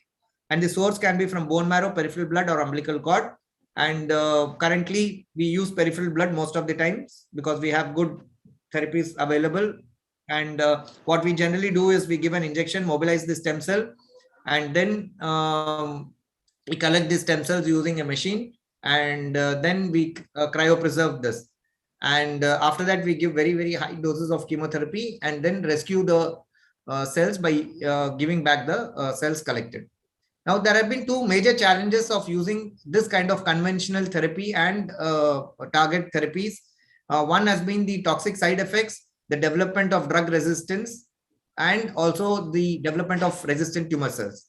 So, as I said, that acute lymphoblastic leukemia has drastically improved from 20% to 80%, with around 60% of these patients get cured in our country. But still, you can see that if there is 40% who relapse with disease, the survival outcomes are very, very dismal. So what happens with the targeted therapy? Actually, this is a diagram of not a pathway, but the subway of a Japan rail subway. And you could see that if one is blocked, you could get other pathways open.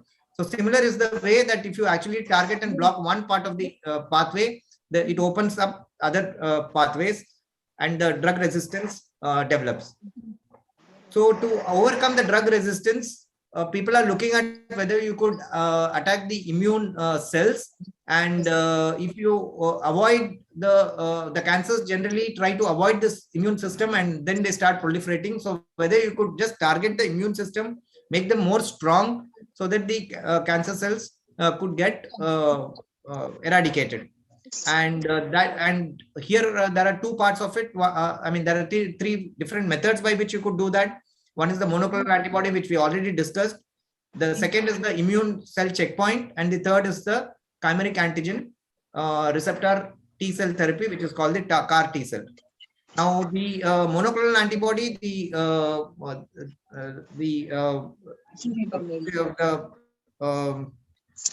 Wohler and Milson were the ones who received the Nobel Prize for developing this beautiful technology. And here what they did was they gave the antigen to the mouse, and then from the spleen they took out the cells. They used the myeloma cells. They did a fusion of the cells, and after culturing, they harvested this monoclonal antibodies, which could directly inhibit the cells from proliferation. They also have other methods of mechanism of action. And over the last few years, you can see that there are so many new different monoclonal antibodies which have gone approved in different cancers. And this is an example of how there has been an impact of this monoclonal antibodies on cancer survival. And this has been on rituximab. So you can see that in lymphomas, the pre-rituximab, your survival was 50%, which became 70 to 80% by using rituximab therapy. Now, this was a group of drugs which is very interesting because Dr. Allison and Dr. Honjo got the Nobel Prize recently for identifying the CTLA4 and PD-L1 checkpoints.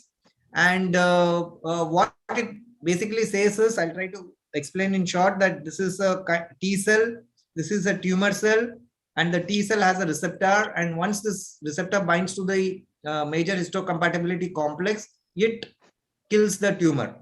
Now, they also have a lot of co-stimulatory and co-inhibitory receptors along with the major T cell receptors. Now, the B27 is a inhibitory receptor which is present on the tumors, and once they bind to something called a CTLA4, they inhibit the T cell from destroying it. In fact, the CD28 is the receptor which should bind to B7, which will actually cause the T cell killing the tumor cells. Now, if you actually block the CTLA4, which we don't want that to go and bind to the B7, then the CD28 is free and it will go and bind and it will kill the T cells. So that is one way of increasing the strength of the power of the T cells to kill the tumor cells. Similarly, the PD-L1, PD-1 again is the inhibitory, co-inhibitory stimulus receptor. So if you actually block the PD-1 on the T cell, or you block the PD-L1 on the tumor cell and they don't bind, then the tumor cells are killed by the T cells. So it's an interesting mechanism because you're not directly killing the tumor cells, but you're actually making the immune system powerful enough to kill your cells. So over the period of time, immunotherapy has its own problems, because immunotherapy, you are basically trying to block the immune system, and thereby you get a different set of adverse events when compared to the cytotoxic chemotherapy, like hypothyroidism, a lot of immune related side effects. Now you can see that the metastatic melanoma in 2011, the survival was very, very dismal. Hardly any drug worked. And look at the survival in with the immunotherapy in 2017. It's almost 80 to 90%. So another drug, which is the CAR T cell, again a very interesting story, because what you are trying to do is you are trying to genetically change the T cells and make them more powerful. And this is Dr. Carl June, who was responsible for developing the CAR T cells. And what they do is you collect the cells, you manufacture engineer the T cells, expand them, and then infuse them back again into the patient. And look at the survival in relapsed ALL patients, where you have a 7% 5-year overall survival. And after அக்கா நீங்க AIIMS and objective sign வாங்குனீங்கல்ல, அது photo எடுத்து எனக்கு PDF வந்து department மெயிலுக்கு அனுப்புங்களேன். All audience are requested to kindly mute your mic, please. I'm requesting the administrator also to can mute the mic, please. Please, sir. Okay. Thank you. So you can see that the CAR T cell, where the survival was, if I can go to the previous slide, I can't go. Okay. My slides are not changing. Okay. So if you see the previous slide, where your 5-year survival was 7%, and look at the survival after CAR T cells, where it has gone to 80 to 90%. So these are some of those therapies which are upcoming. And then you have another interesting feature is the microbiome, which is again recently coming up, and say that the microbiome also can influence the development of cancer. And it's coming up in a big way in GI tumors. The gut microbiome is being used as a screening biomarker, could be used for modulation of treatment. Now, what are the challenges we are going to face when we are having the cost and availability of this newer therapy? What is the current scenario in our country? Most of these drugs are available in the country, but the question is, the cost of the therapy is expensive, very, very expensive. A year's therapy could go anywhere for an immunotherapy to somewhere around 30 lakhs, and many of the patients cannot afford them. So the way forward is to look at generics, with India being one of the largest exports development of generics, and also export generics. What about CAR T cell? CAR T cell, as I said, that they are engineered cells. They have to be done individual patient cells. They have to take up the whole technology itself is very difficult and promising. But IIT Bombay with TMH Hospital, they have started the phase 1, phase 2 trials on the CAR T cells. And probably in the next 10 years, we might look at the development of this CAR T cells. The other challenging part is nutritional status. We know that nutrition is very important, not only that they tolerate the therapy well, and also it's independent prognostic marker for the outcome of cancers. Cancer therapy is not a single person's management. It is a multimodality management. It requires multiple divisions, surgery, radiation, chemotherapy. It requires a good team, chemo nursing team. It requires social workers. So it cannot be managed by a single person, and the outcomes will improve only if the multimodality approach is followed. And over the few years, we have also seen that every patient is going to respond differently. And so we need to have better biomarkers to identify specific population who could actually respond to therapy. At the same time, we can bring down the cost and side effects of the treatment. And over the few years, the treatment has now moved towards a risk-adapted therapy. You do biomarkers, identify which patients will require what kind of treatment. There are also challenges in terms of development of drug resistance. As I showed you that beautiful diagram where you actually block one of the lower pathways, some other pathway gets activated, and hence there's a lot of thought process on how we need to get across the drug resistance. And again, we also need to identify good clinical endpoints for approval of therapy. The common endpoints being disease-free survival, overall survival. We could look at, we need to also keep in mind quality of life when we are giving this drugs. So ultimately, it's very important that you also look at what is the endpoint for therapy at different stages of cancer. So these are some of the challenges which need. Other important challenges are infrastructure, availability of all the 3 modalities of treatment at different places. The cancer control program needs to become more robust. The training programs need to be in place. More and more specialists are required, especially in the nursing field, where we require specialized oncology nurses. You can clearly see the therapies have become more intensive, and the knowledge needs to be very focused.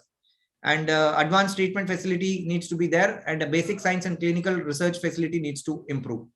So my last 2 slides are on the take-home message. The current perspective: cancer treatment requires multimodality, multidisciplinary approach. Molecular targeted therapy is a new way of approaching cancer treatment. New approaches and technologies will improve new class of anti-cancer therapeutics. Immune system is a major player in control and eradication of tumor, and is the way forward in the next decade. The future is personalized cancer care. All patients will not require the same kind of treatment. Challenges: with respect to challenges, we still have a lot of patients landing in late diagnosis and advanced clinical presentation. Affordability and access to cancer treatment is always an issue in our country. there has been a disparity in cancer care where facilities are not available in many districts, patients are not able to travel, cost issues. Then we have this treatment abandonment and default, which is a major problem in cancer treatment. Almost 25% to 30% of our patients default treatment. The management of long-term toxicity, rehabilitation after treatment when they go back into the community after they get cured of the disease. And then the last part is probably the day when we will be able to eradicate the cancer stem cell and their niche, and that will be the day, I think, when we'll be definitely be able to say that cancer can be curable. The last slide on how the nursing fraternity will be required to help improve the cancer survival, and we can clearly see that it's not at one point of just treatment, but starting from awareness to helping us deliver the right treatment, to managing the toxicity, to providing community care, survivorship and supportive program, to the most important when we have advanced disease, the end of life care and bereavement. So again, the nursing fraternity is the role is very, very important in the overall outcomes of cancer treatment. Thank you for your patient listening.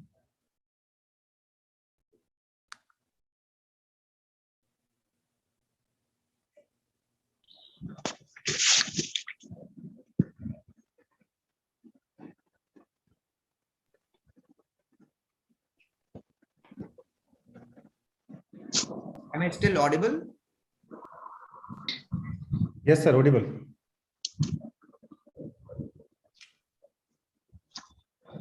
Thank you, sir, for your blessing words and sharing your experience over this topic. And sir has discussed about the recent scenario and also the available treatment modalities, which includes the conventional as well as the newer types. Sir has also explained the importance of the team approach, which includes the collaborating with the different professionals for the common goal and common outcome. And sir has also discussed about the role of oncology nurses. I think this is the high time where we need to train the oncology nurses, where she or he will be a key member of this holistic team, and they can face the future challenges and overcome them. So thank you so much, sir, for sharing your experience over the audience. Now, I would like to request from the audience if there are one or two queries which can be taken, or rest of the queries they can message in the chat box.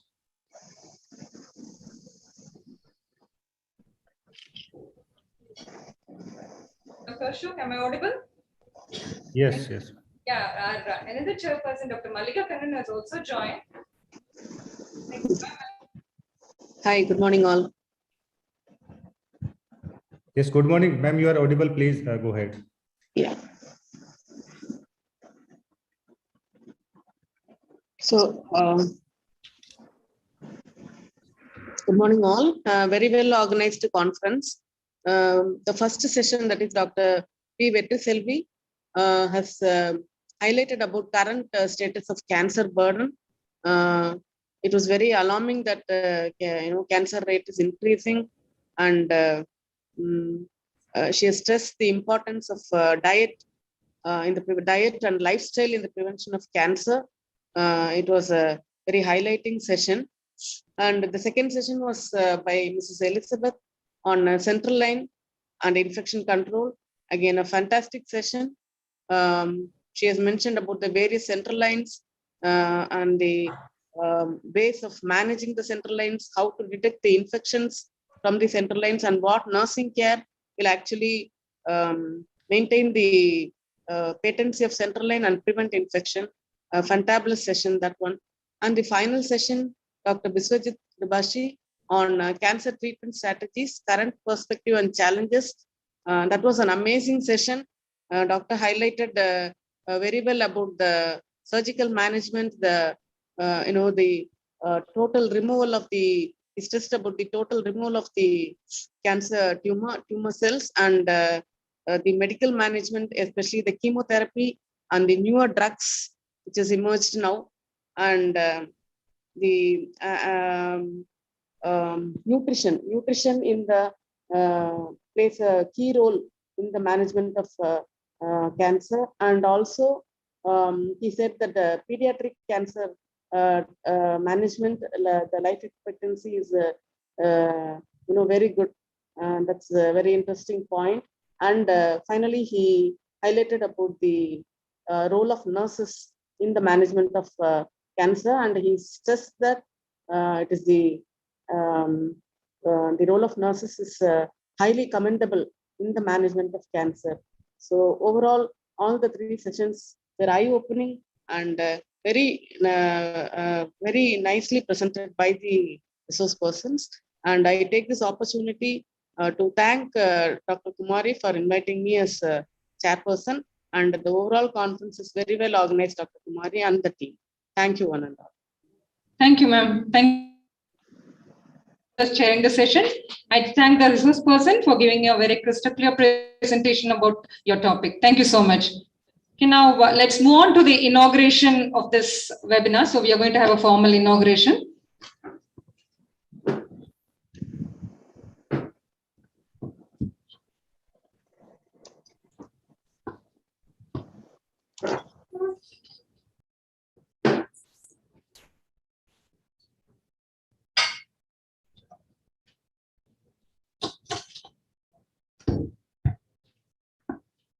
Hearty welcome to one and all on this glorious day. We thank the Almighty for giving a new blossom in this year as such. And to begin our inauguration, like we have a very good chance of welcoming our guest here. So we think that small cheers and great welcome makes a merry feast. So with this, I call upon Dr. M.J. Kumari, Professor cum Principal Acting, College of Nursing, JIPMER, to welcome.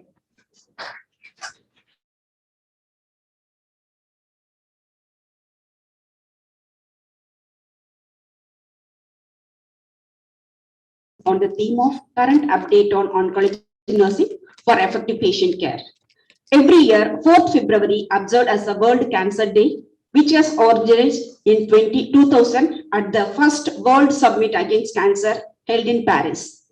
In connection with this World Cancer Day, this is the first time we are observing the World Cancer Day in College of Nursing JIPMER. Due to COVID-19, we were in position to postpone this webinar on 8. We received 4 credit awards from Tamil Nadu Nursing Council for this conference. Cancer is the leading cause of death worldwide, accounting for nearly 10 million deaths in 2020 and nearly 1 in 6 deaths. According to WHO report, India had an estimated 1.16 million new cancer cases in 2018, which said that 1 in 10 Indians will develop cancer during their lifetime and 1 in 15 will die of the disease. Many cancer can be cured if detected early and treated effectively. There is a camp in the word cancer itself because nurses will play a key role in the field of oncology. As a nurse, we get the opportunity to heal the heart, mind, soul, and body of our patients, their family, and ourselves. Developed and changed over recent decades in investigation, treatment strategy, surgical technique, and palliative care and hospice care. A nurse dispenses comfort, compassion, and caring even approach. Compulsion to update their knowledge on oncology to deliver the patient efficiently. We are honored to welcome our beloved director, Dr. Rakesh Agarwal, JIPMER, to be the part of this conference and kind enough to accept our invitation to deliver the inaugural address beside his busy schedule. We welcome you, sir. We delight to welcome our respective Acting Dean Academic, Dr. Ravi Kumar Chitoria, and Dr. G.K. Paul, Acting Dean Research, for your kind consent to accept and convey the felicitation for this conference. We welcome both of you, sir. I delight to welcome the foreign speakers, Dr. Mariam from Kenya, Dr. Elizabeth from US, Dr. Ramesh from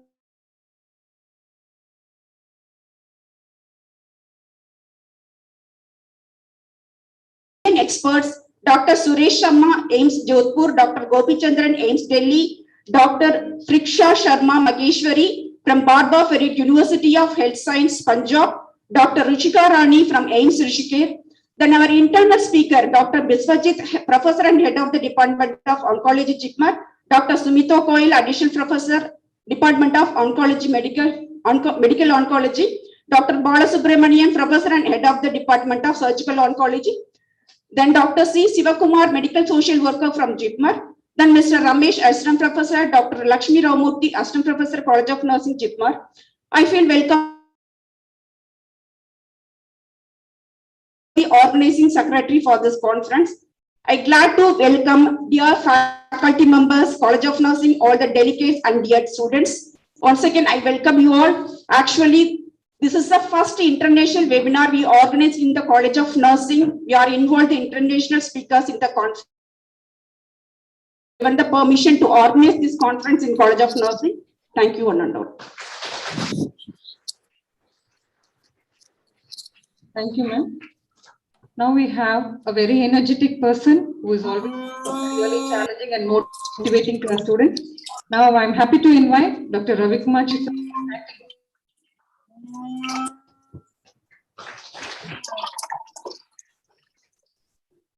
Respected chair, today's function, JIPMER, acting Dean Research Professor Dr. G.K. Pal, College of Principal Professor M.J. Kumari, and Organizing Secretary Dr. Padmavati, all the international and national faculties. Very good morning. At the outset, thank our organizers who thought of us and gave this opportunity to attend August gathering. Instead of 5 minutes, the session is already late. But I can say the role of nurses is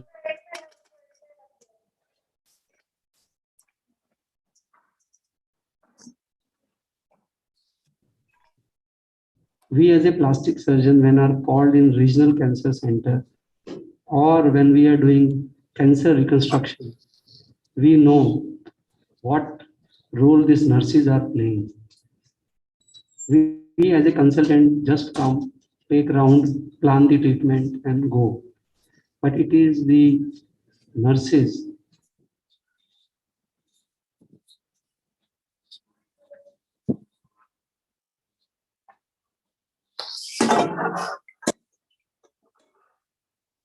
small care can make a vast difference.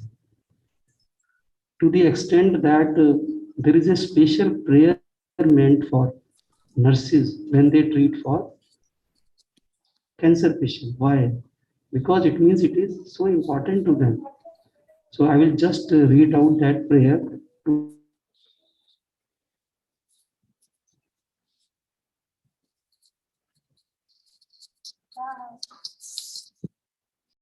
for the knowledge and the strength you have given us to help heal the sick. We could not without your guidance and your everlasting grace. May you continue to bless us, show us the way. May our decisions and actions in curing the sick be a reflection of your glory and compassion. May every cancer cell in our patient's body be defeated through your this God's name. Amen. So I can say to conclude that you have a role to play during your nurses education.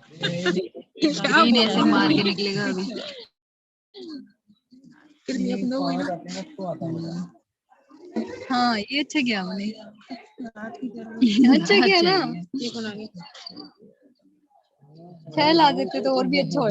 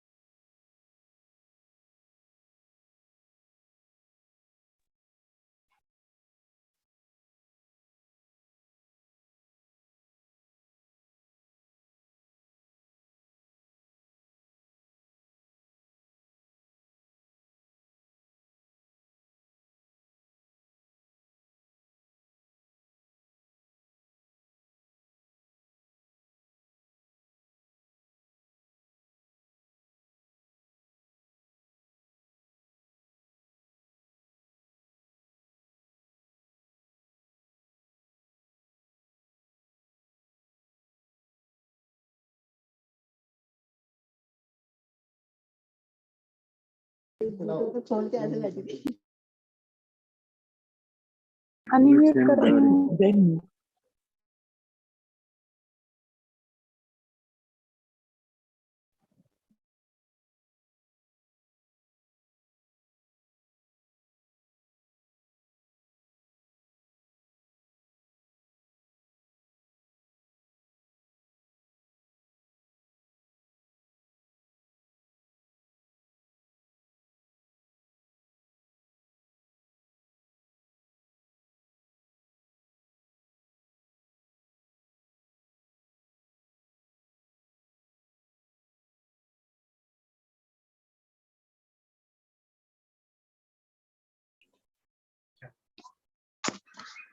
Conference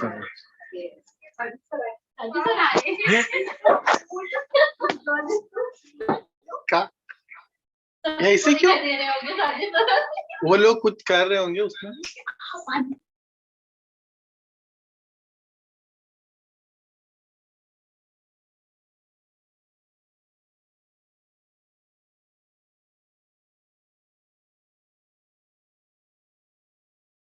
Years. It's been extremely difficult period, but it seems, at least for now, we'll know later what finally happens, that the worst is behind us, that there is some semblance of normality returning to our lives. And the message, at least what I have, is that make hay while the sun shines. Let the disease come again if it wishes to, but in the intervening period, while there is a let's make the best of it. And that's why I'm sorry, ma'am, that sudden change. Even though I was sent a video link to join in, I thought, being in person is being in person. I have also been missing contact with people.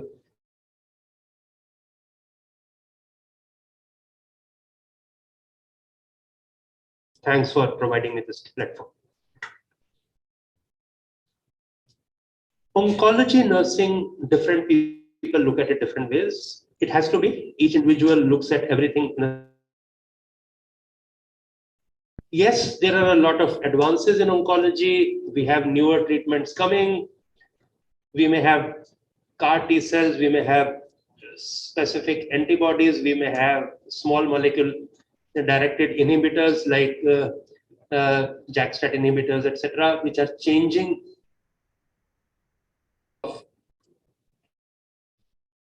cancer, just like for many other diseases. But to me, as an individual who's also been involved in care of very close family members in the last 4 or 5 years with cancer, I would say the whole medical profession, including nursing, doctors, everybody, really needs to look at the problem in a slightly different way. Those treatments will touch only a few people. There we will have trained people in oncology, nursing, etc.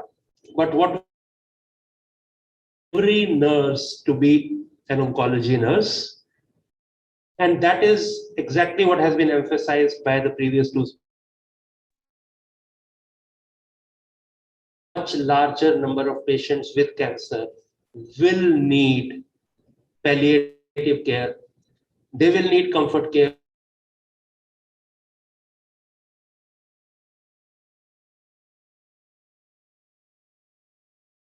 Hospice movement has not taken off in our country, and that's what we need to start off. And at home, when we decide that we are not going to be very aggressive, we are going to give them comfort care, we are going to make their remaining life comfortable. They'll need psychological support, they'll need different ways of nutrition and feeding. They'll need help with looking after their day-to-day activities, including bathing, washing, etc., etc. And just make sure that the last few days are comfortable. To add life to those days, weeks, and months, rather than add those days, weeks, and months to life. That is what we need to focus on. And I can see that in the program that is being covered, and I'm extremely happy about that.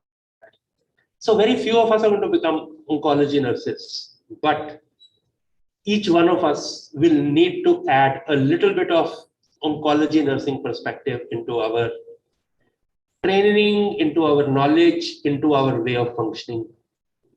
And I can see that this is a program directed also towards that, and I'm extremely happy about that.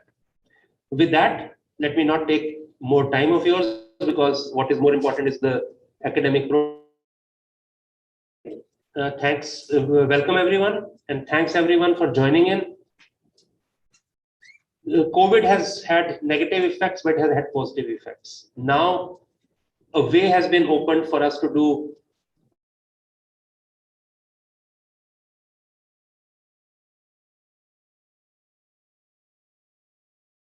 expense involved has now become available, and hopefully this path will now remain open. And so I also welcome those who speakers who are joining on online from abroad, and I'm again thankful to them for imparting this knowledge. With that, let me stop here. Thank you, welcome, and enjoy the academic feast. Thank you. Thank you, sir. Now we request our organizing secretary, Dr. Padmavati Nagarajan, Assistant Professor, College of Nursing, JIPMER, to propose a vote of thanks. Good morning to one and all. I am privileged to propose the present task of delivering vote of thanks in this special day. First of all, I thank our beloved director, Dr. Rakesh Agarwal, for his valuable presence and support, and for inaugural address. We are very happy to have you here, sir, and indeed it gives us it gives us pleasure to have you here today. Thank you, sir, for your motivating words and enlightening the themes. Thank you, sir. I thank our dean, acting dean, Dr. Ravi Kumar Chitoria, for his presence as well as for his enlightening words and explaining the importance of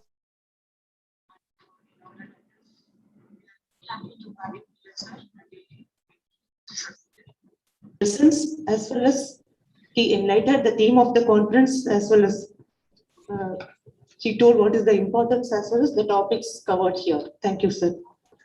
I thank Dr. N.J. Kumari for her meticulous planning and valuable guidance in organizing this event. Thank you, madam. I thank all the resource persons and chairpersons for accepting our invitation. I thank all the faculty members of College of Nursing and faculty of various committees for their involvement in organizing this event. I also thank the technical team of HIS JIPMER for their effort in making this event the possible one. Because we could accommodate only 300, actually the registration was more than 800. We just told them to join in duty. Thank you, sir. Thank you. I thank the office staff of College of Nursing for all their help and cooperation in conducting this event. And I thank all who are directly or indirectly involved in making this event a possible one. Thank you all.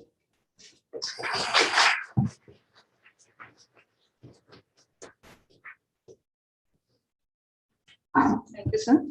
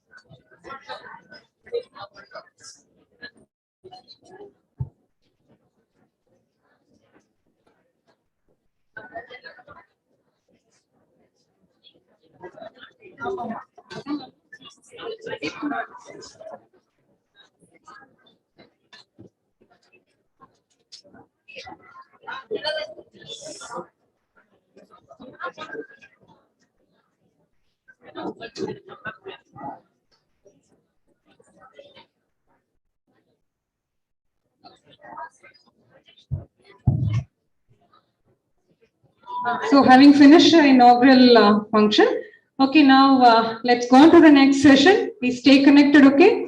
So I am very delighted to invite the chairpersons with multifaceted experience, okay, Dr. Lata Venkatesan, Professor cum Principal, College of Nursing, AIIMS, New Delhi. And Madam has 32 years of total experience in education, clinical nursing and administration.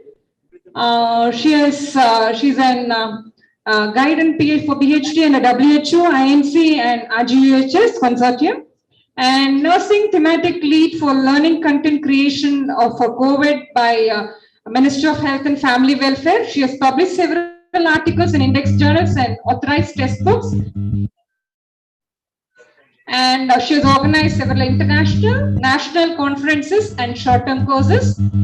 Currently involved in WHSU project and aims with UCLA at UK project, and she's an advisory board member for Skill to Scale Indo-Sweden Collaboration Initiative, and she's a committee member of ICMR Bhopal.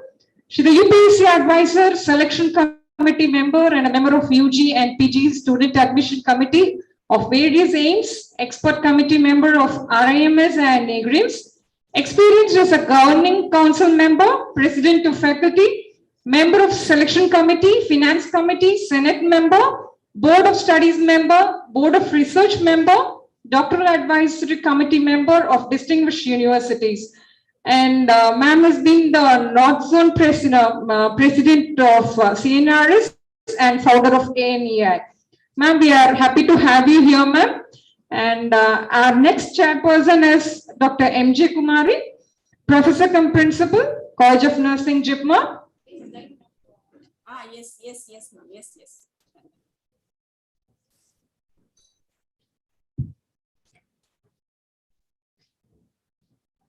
Nish, could you change the slide? Would like to introduce the next chairperson.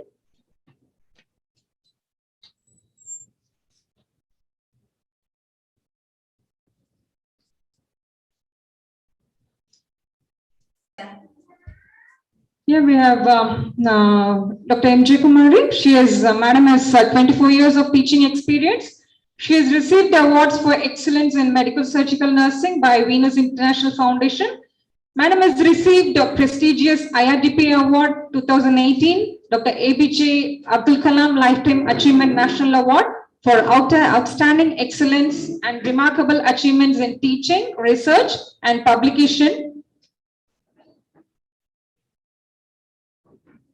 And she has received a Teaching and Research Excellence Award with its certificate and medal for the outstanding excellence and remarkable achievements in the field of teaching, research, and publication bestowed by Innovative Research Developer and Publisher, Group of Journals, Chennai.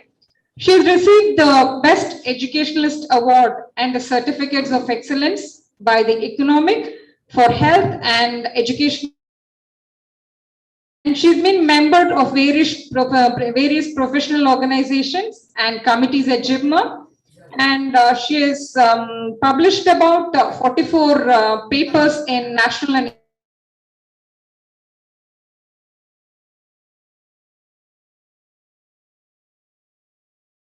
the chairperson, Dr. Lata Venkatesan, to introduce the first speaker. I'm sorry. I request Dr. M.J. Kumari, Professor cum Principal, to introduce the first speaker, Dr. Preksha Sharma. Good morning to one and all. Am I audible? Am I audible? Yeah, yes, ma'am. Yeah. Can you share her PPT?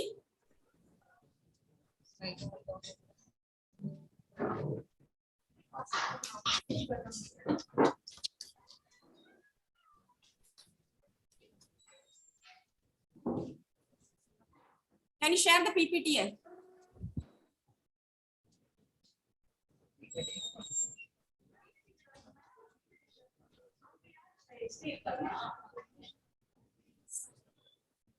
I welcome Dr. Preksha Sharma Mageshwari.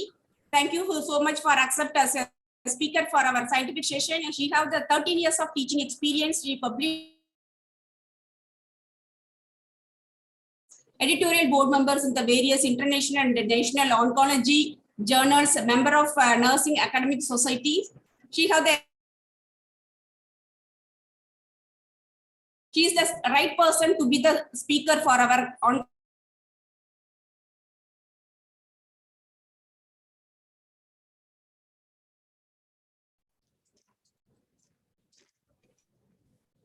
Thank you, ma'am. You can go for the session.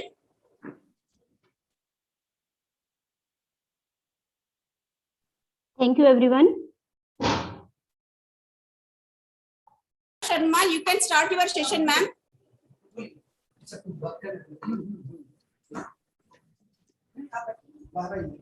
Hello, ma'am. I'm unmuted. பரவாயில்ல ma'am, நீங்க listen பண்ணுங்க. நான் இன்ட்ரோ듀ce பண்ணிக்கிறேன்ங்களா இல்லாட்டி? Okay ma'am. Okay, no issue ma'am. Okay ma'am, okay ma'am, okay ma'am, I understand. So okay ma'am, no issue, I can manage. Okay. Link share कर लो.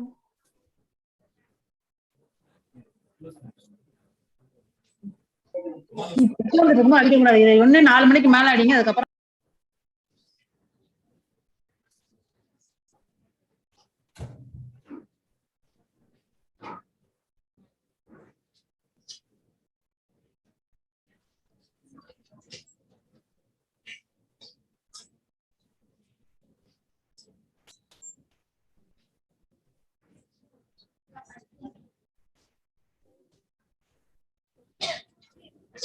Good morning, one and all present over here. I hope I am audible. Yes. So, my special regards to the chairperson of the session, Dr. Lata Venkatesan, Principal College of Nursing, AIIMS New Delhi, Madam M.J. Kumari, Principal College of Nursing, JIPMER, Puducherry, and one and all present over here, including organizers of this conference and delegates and other participants. So today I'm here to discuss with you the care of immune-compromised oncology patient during this 6th CNE webinar, and this is my proud privilege to be here.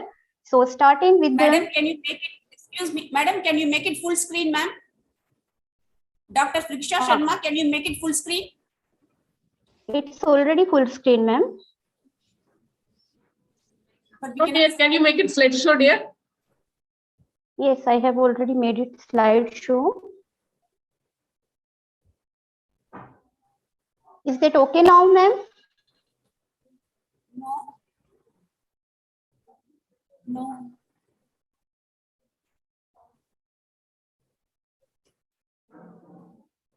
Can you press the slideshow button, dear? Yes, I have already pressed this. The side, it's all the clipboard is appearing. You can close the clipboard and slide outline also. Yes.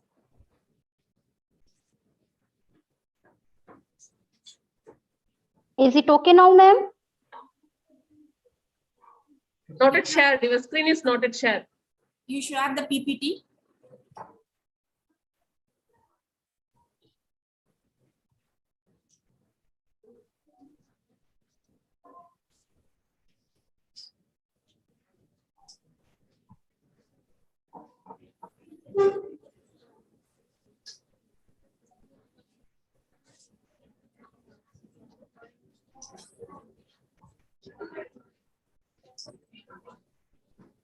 Is it okay now? Yeah, perfect. Yes. So sorry for the interruption. Please go through the outline of the presentation. During this presentation, we will be discussing about the introduction and various causes of the immunocompromisation and the various aspects of care in immunocompromised cancer patients. And we'll be having the brief look on the COVID-19 related issues in these cancer patients. Now coming to the introduction, what does it mean to be immunocompromised? So immunocompromisation means that someone's immune system isn't working as well as it should do in order to prevent the infection in that person. And it also means that there is increased susceptibility to uncommon infections, for example, pneumocystic jirovecii. So what causes someone to become immunocompromised? There are many reasons behind this. There may be mature immune system as it happens in newborn patients, or maybe the very small children. The next reason may be the advancing age as it happens in older clients because of many metabolic and physiological changes which are happening with the age. And there may be the immune system disease, whether acquired or maybe genetic, for example, HIV/AIDS. There may be metabolic disorders, including diabetes, cancer patients, and even cancer itself, because of which there may be the decreased immunity in the person.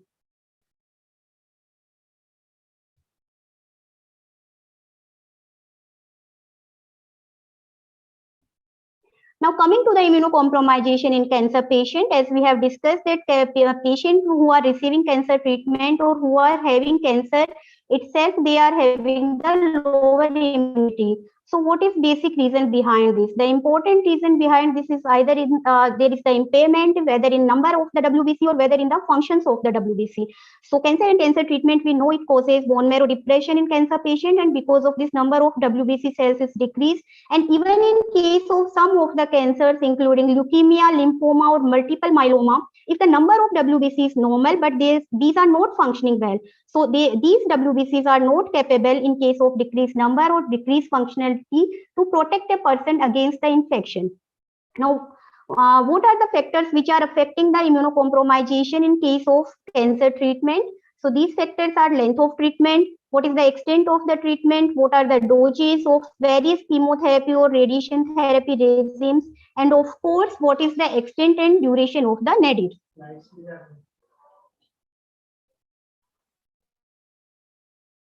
Am I audible?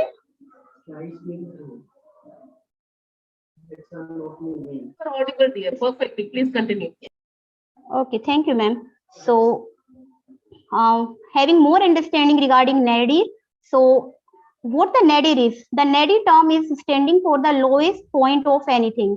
With regards to chemotherapy, it is the point at which the blood cell counts are at their lowest after a chemotherapy treatment. Now, what is the reason behind this nadir in cancer treatment? As we know that chemotherapy is attacking on the abnormal cancer cells which are rapidly dividing. But this chemotherapy is not able to differentiate between normally dividing rapidly cells or abnormally rapidly dividing cancer cells. So because of this reason, they are also attacking on the cells which are rapidly dividing normally. For example, cells of the mucosal lining, cells of the bone marrow, or maybe the cells of the hair follicles, and which is the basic reason behind various side effects of the chemotherapy.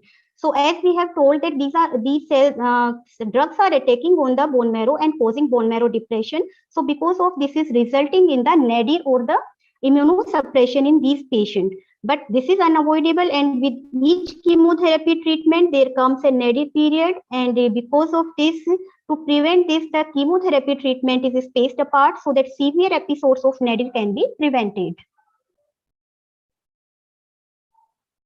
Next slide, please. I'm not able to change my slide. Slides are not moving. No, ma'am.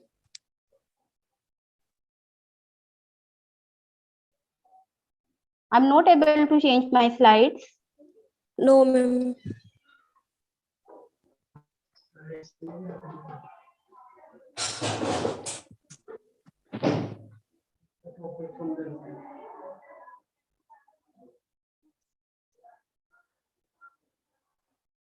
Okay. Can you resume slideshow, Praksha, Dr. Praksha? Yes, ma'am. Yeah, it's not moving. Audible now? Are my slides visible? You are audible. Your slides are not moving, dear. Shall we share from our side otherwise? Ma'am, I'll check with her, ma'am. Is it okay for her? Dr. Praksha, can we share from our side? Yes, ma'am, you can share from your side. Yeah, I'll do it.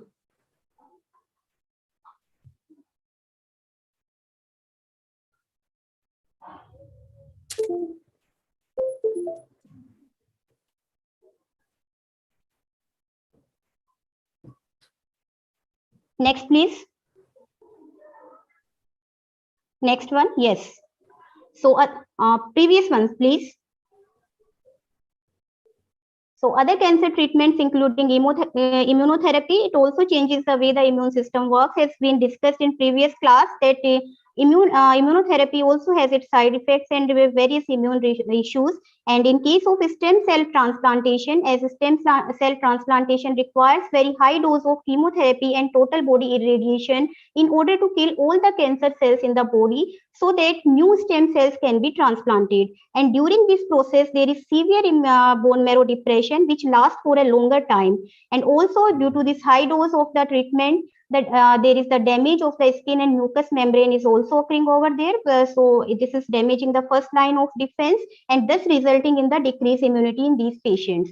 Then there are other pre-existing health conditions for example, if cancer patients are receiving prior cancer treatment, including chemotherapy or radiation therapy, or may they are be having the various medical problems such as diabetes or heart or lung problems.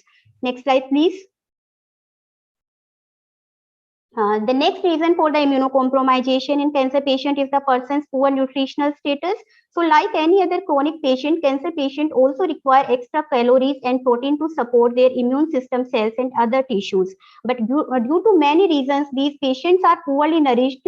For example, if they are having difficulty to eat or digest the food, in case if they are having cancers of GI system, and if they are having the cancer treatment side effects including nausea and loss of appetite, so in that case they are not able to take the proper nutrition. Also, we know that the cancer cells are rapidly growing and they consume all the nutrients which is being taken by the patient and leaving very low nutrition for the normal cells.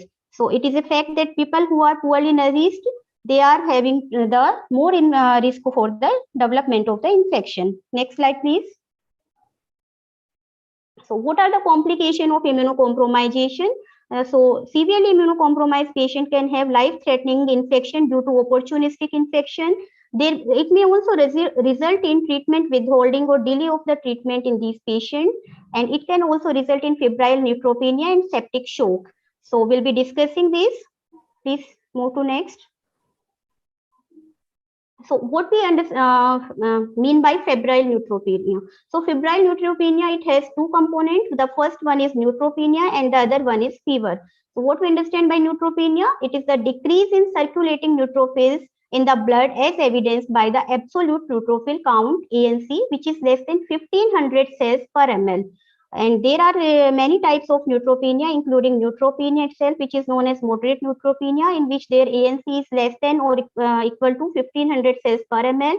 If ANC is less than or equal to 500 cells per ml, then it is known as severe neutropenia. And if it is less than or equal to 100 ml, then it is known as profound neutropenia. Then how we calculate the absolute neutrophil count? In this, we are taking percentage neutrophils that will be added to percentage of band multiplied by total WBC count and then dividing it 100. So there is an example in this, if you are footings, and then we will be getting the ANC number. Next slide, please.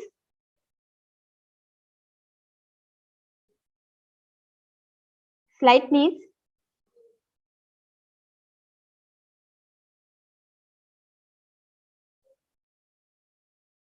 Can I have my slides?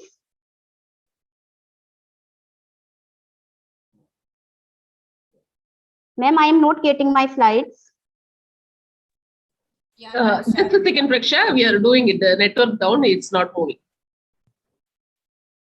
Yeah. So next slide, please.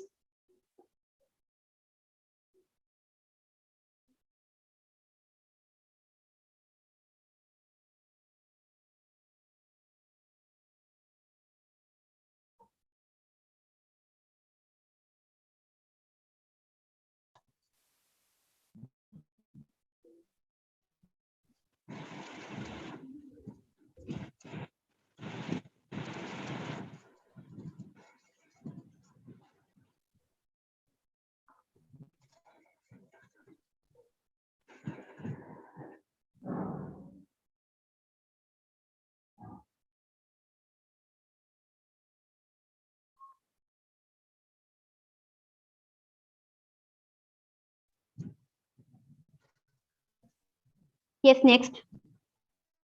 So the next component of the febrile neutropenia, it is fever. So fever is defined in this case as the single oral temperature more than or equal to 101 degree Fahrenheit, or a temperature which is greater than or equal to 100.4 degree Fahrenheit, but it should be sustained at least for an hour. So fever is the most reliable and often the only sign of the infection in patient with neutropenia because of the suppressed immune system. These patients are not able to express the classical signs of infection, including redness, edema, and pus. Next slide, please. So now we are coming to the management of immunocompromised patients. So there are many factors. Next slide, please. So there are many aspects of the care, including particular tasks in care of the immunocompromised patient. We'll be discussing them one by one. Next slide. So first important task in care of these immunocompromised patients is the assessment. So careful assessment should be regarding lab data, including CBC, complete WBC count, and culture reports daily as per physician order. Vitals should be assessed every 4 hours and as PRN. And sign and symptoms of fever and common sites of infection and their manifestations should be assessed. For example, sign and symptoms of infection in respiratory tract, skin and mucous membrane, urinary tract, GI tract, or maybe the CNS system should be assessed. Next slide, please. So also the septic shock, the sign and symptoms, they include fever, chills, changes in level of consciousness, altered WBC level, edema and bounding peripheral pulses, decreased BP, tachypnea, oliguria, and metabolic acidosis. So as we have told that septic shock is the life-threatening complication in these patients. So these sign and symptoms should be taught to the patient attendant and we should be vigilant to assess these symptoms. Next slide, please. So the important task in this case is the management of the fever. So to manage the fever in these patients, first of all, review the medication administration report. If the patient is receiving any fever causing or fever limiting the medication, there should be noting of any recent blood product administration in order to eliminate the possibility of transfusion reaction. Also, immediately notify the physician about the first temperature spike, which is more than 38 degrees centigrade, or continued fever even after starting of antibiotic. Then if there is any change in pulse, respiration or BP which is associated with fever, or if there are any changes in level of consciousness, as it may indicate the septic shock. Next slide. Next, please. Yes. So also obtain culture, previous one. Obtain culture as per physician order and then administer antibiotics as per the orders. If neutropenic patient is there, then these antibiotics should also they should not be given before the first temperature spike, but Tylenol is acceptable. So antibiotics, it may be given as per order or maybe prophylactically, but it should always be given only after obtaining blood cultures and within 2 hours of the temperature spike. Next. So how to manage the nadir in these patients? So this is also important because nadir is expecting in these patients. So the colon stimulating factor administration, for example, filgrastim can increase the production of the these blood components in these patients. Transfusion of many blood components is required as it is needed or prescribed. Then increased consumption of certain healthy meat, fruits and vegetables is also required to increase the natural production of WBC, platelet and RPC from the bone marrow of these patients. So there is the list which is given for the food which are rich in iron, vitamin A, vitamin B6, B9 and other supplements. Next slide, please. Yes, next. Skip this slide. Then the patient education is also important in order to take the precautions that should be taken by the patient during nadir. So patient should avoid infection or any activities that can cause or induce the bleeding. So patient should wash hands often. Thoroughly washing and cooking food before consuming is important. Then they should also avoid contact with those who can carry an infection, as well as pet waste should be avoided. They should also avoid getting scratches or cuts because platelet count is very low. Then also they should do the activities to boost their immune system. For example, they should get enough sleep, eat a healthy, balanced diet which is rich in fruits and vegetables. They should avoid caffeine and alcohol and drink a lot of water. Next slide. Next, please.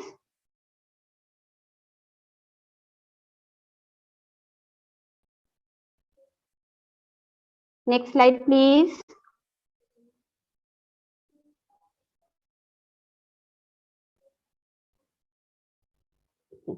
So the next important task which is frequently done for these patients is the administration of intravenous drug and fluids. So it should be done with proper aseptic techniques. Hands should always be washed before handling the parenteral fluid or drugs are opened and administered. Also, always inspect for the vials and containers for any crack, leaks, discoloration, turbidity, and expiry dates. Label the container which is indicating time, date, and patient's name.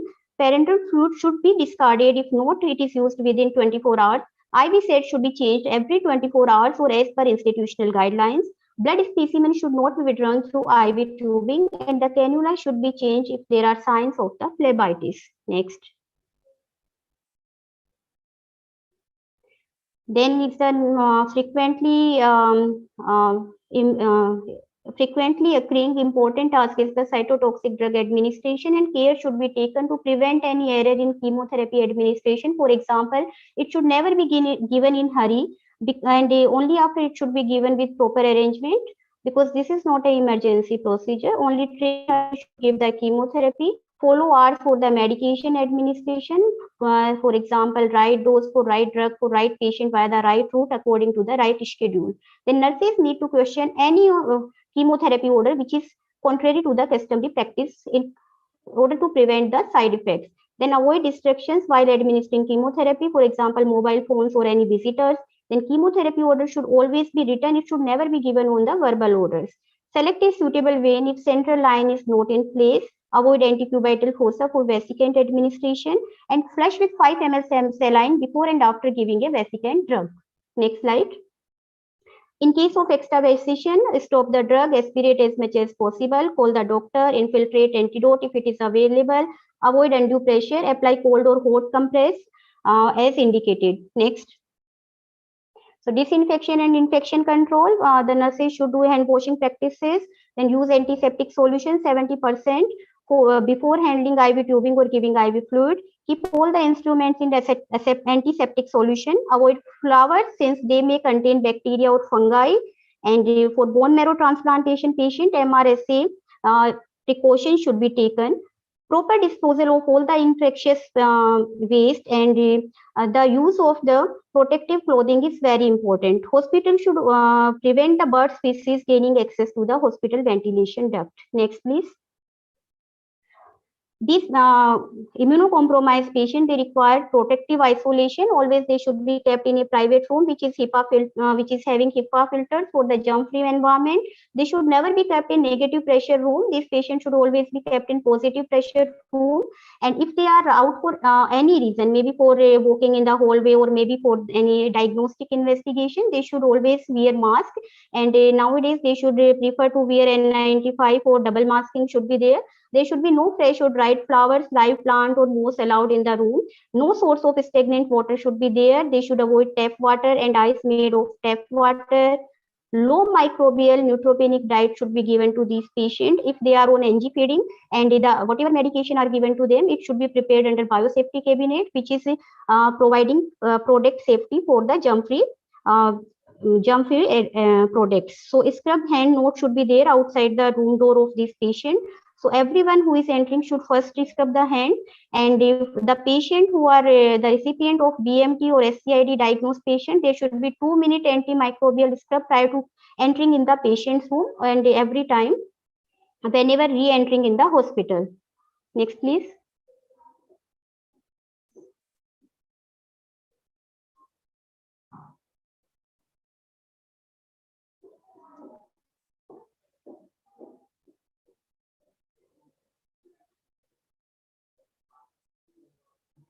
May I get the slide?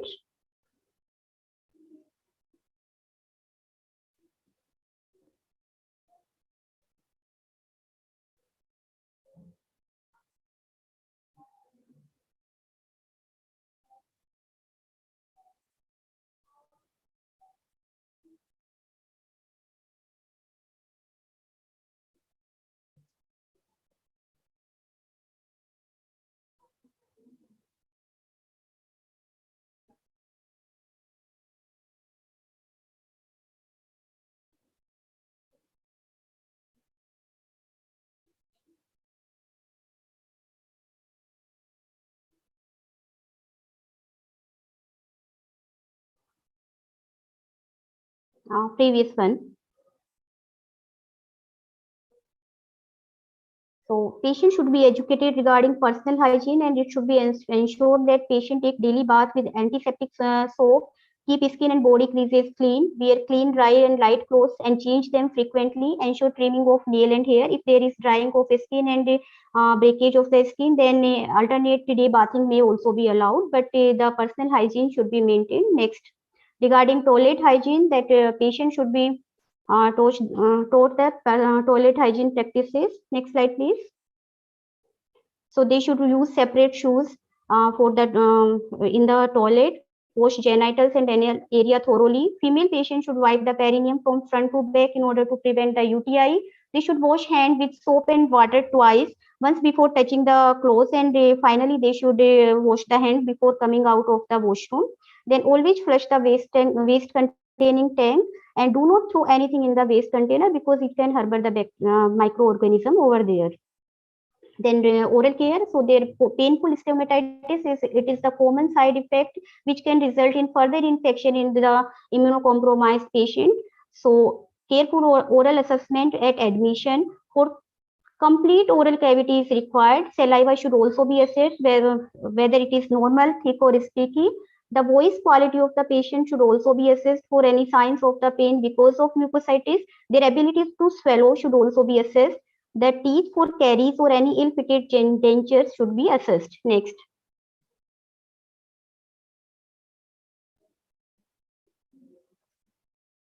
Next slide, please.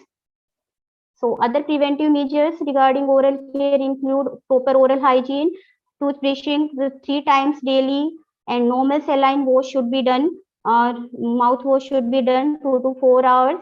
And also the patient can use soda bicarbonate, hydrogen peroxide, chlorohexidine, nystatin suspension also for mouthwash as required. And the oral cryotherapy is also been found to decrease the chances of stomatitis in the patient who are receiving high dose of melphalan for the bone marrow transplantation. Next.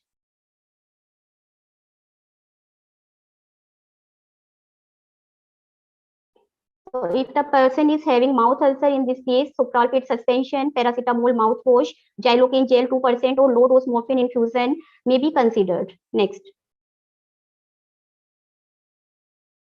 So the education to the patient regarding visitors should include that there no pet visitation should be allowed strictly either in home or in hospital setting. Visitors should be kept at minimum.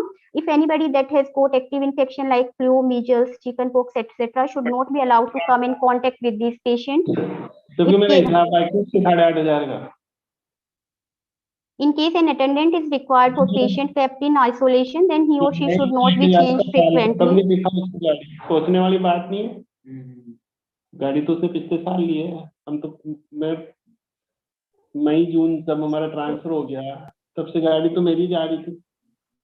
Participants are requested to mute yourself, please. So, regarding symptom relief, proper attention should be given for the relief of symptoms such as pain, constipation, diarrhea, nausea and vomiting, mucositis and fatigue, because they may have the chances of the infection.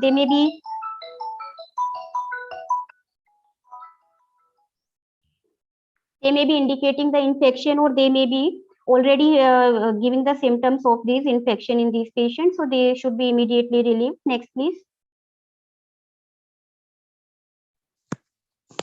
So administration of blood products is also been frequently done in these patients.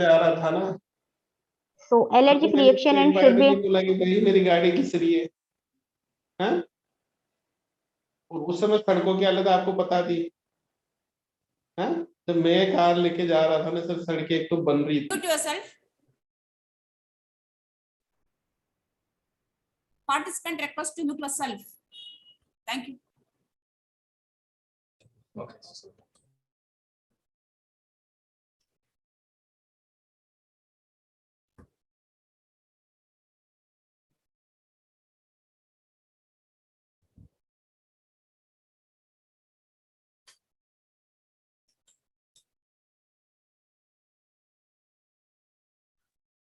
So participants should be given the irradiated or leukopure blood only. Next slide, please.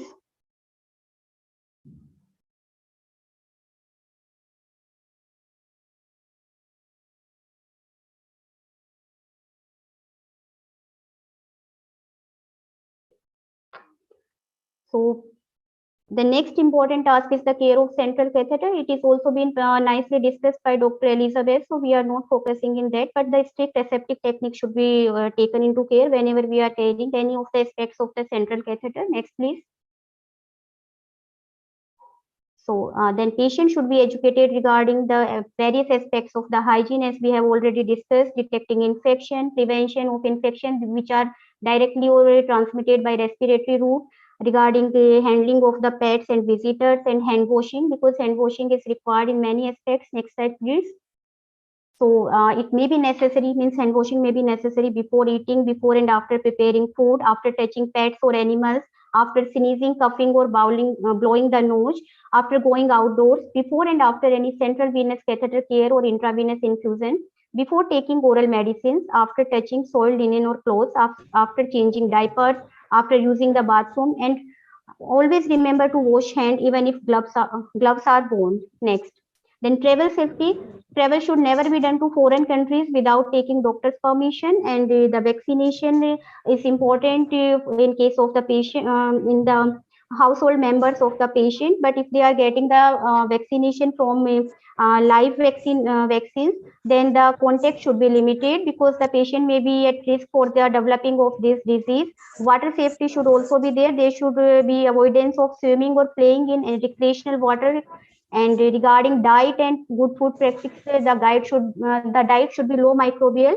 And this issue is also will be discussed in next presentation. So we skip it over here. Next, please. Now, when to call to a doctor, if the person is having any of the signs of the infection, they should be identified and they should be informed. If there is fever more than 38 degrees centigrade, shortness of breath is there, cough with yellow sputum, cloudy or foul smelling urine, redness, swelling, tenderness, if there is any diarrhea and skin rashes, if there is any vaginal discomfort and discharges, and possible exposure to chickenpox, herpes, or even COVID-19, it should be immediately informed and person should go to a local doctor. Next. Next, please. So now come to the issues related to immunocompromised cancer patient in this pandemic time. So there are the findings that odds of dying or experiencing severe complications from COVID-19 are 2 times higher in cancer patient, and patients who are having active cancer, they are having 5 times higher risk of dying within 30 days compared with the patient who were in remission from the cancer. So take additional precaution in the pandemic time to prevent the risk of infection. Regarding vaccination of COVID-19, so it is recommended for the person, but of course always we should consider the individualized risk benefit ratio before giving the vaccination for COVID-19, and no vaccination should be given if there are known allergies to any of the component of the vaccine. So 1 extra dose and 1 booster dose is required for COVID-19 vaccine. Now coming to the conclusion. So as we know that compromised immunity is unavoidable part of cancer and its treatment, and it makes the cancer patient highly susceptible to life-threatening infections. Most of preventive measures are simple, for example, hand washing, and it should be adopted strictly by all concerned. So this careful handling of immunocompromised patient and their management can save many lives. With this, I conclude over here. So thank you.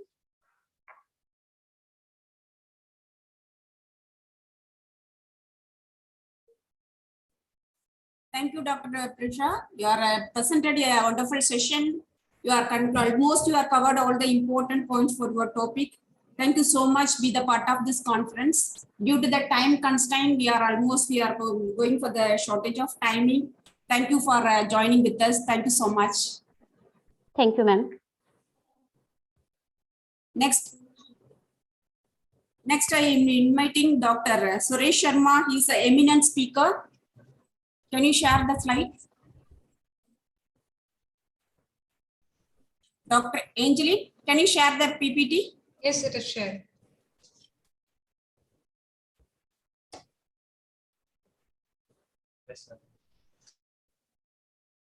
Welcome Dr. Suresh Sharma, the eminent speaker of this conference. He is a well-known person throughout India and throughout the globe also.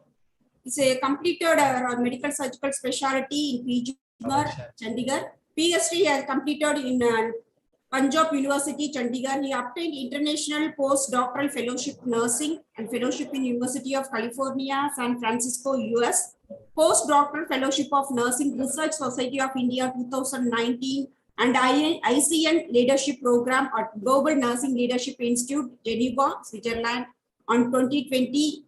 He is the author for many books, nursing and specialty nursing foundation and statistics, pharmacology, pathology. Almost he covered all the nursing subject related books. It really is a privilege to be the part of this program. I welcome Dr. Suresh Sharma to present your valuable speech, sir. I hand over the podium to Dr. Thank you so much, Madam Professor M.J. Kumariji. At outset, I would like to express my heartfelt thanks to you and your entire team for giving me opportunity to be here among this August gathering. just give me a moment. I'll start sharing my slides and then we'll speak on my topic. I hope you can see my slides. Can you see my slides? Yes, sir. Thank you so much.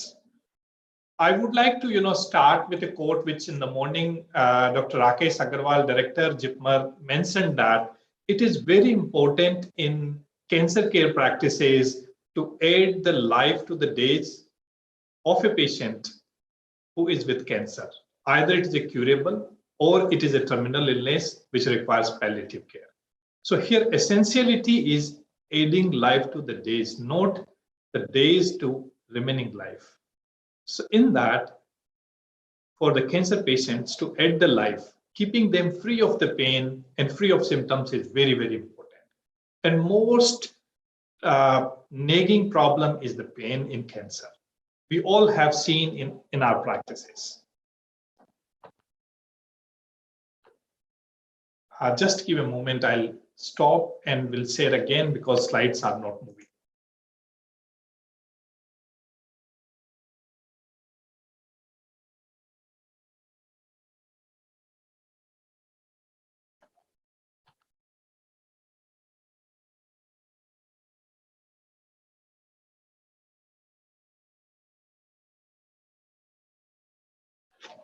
Fine. Cancer pain, a constant reminder that there's a disease and there may be a death tomorrow. Statistics says that 55% of the patients undergoing treatment for cancer experiences pain at one or other time during this period. And 66% of these people with advanced metastatic or terminal cancer experience pain.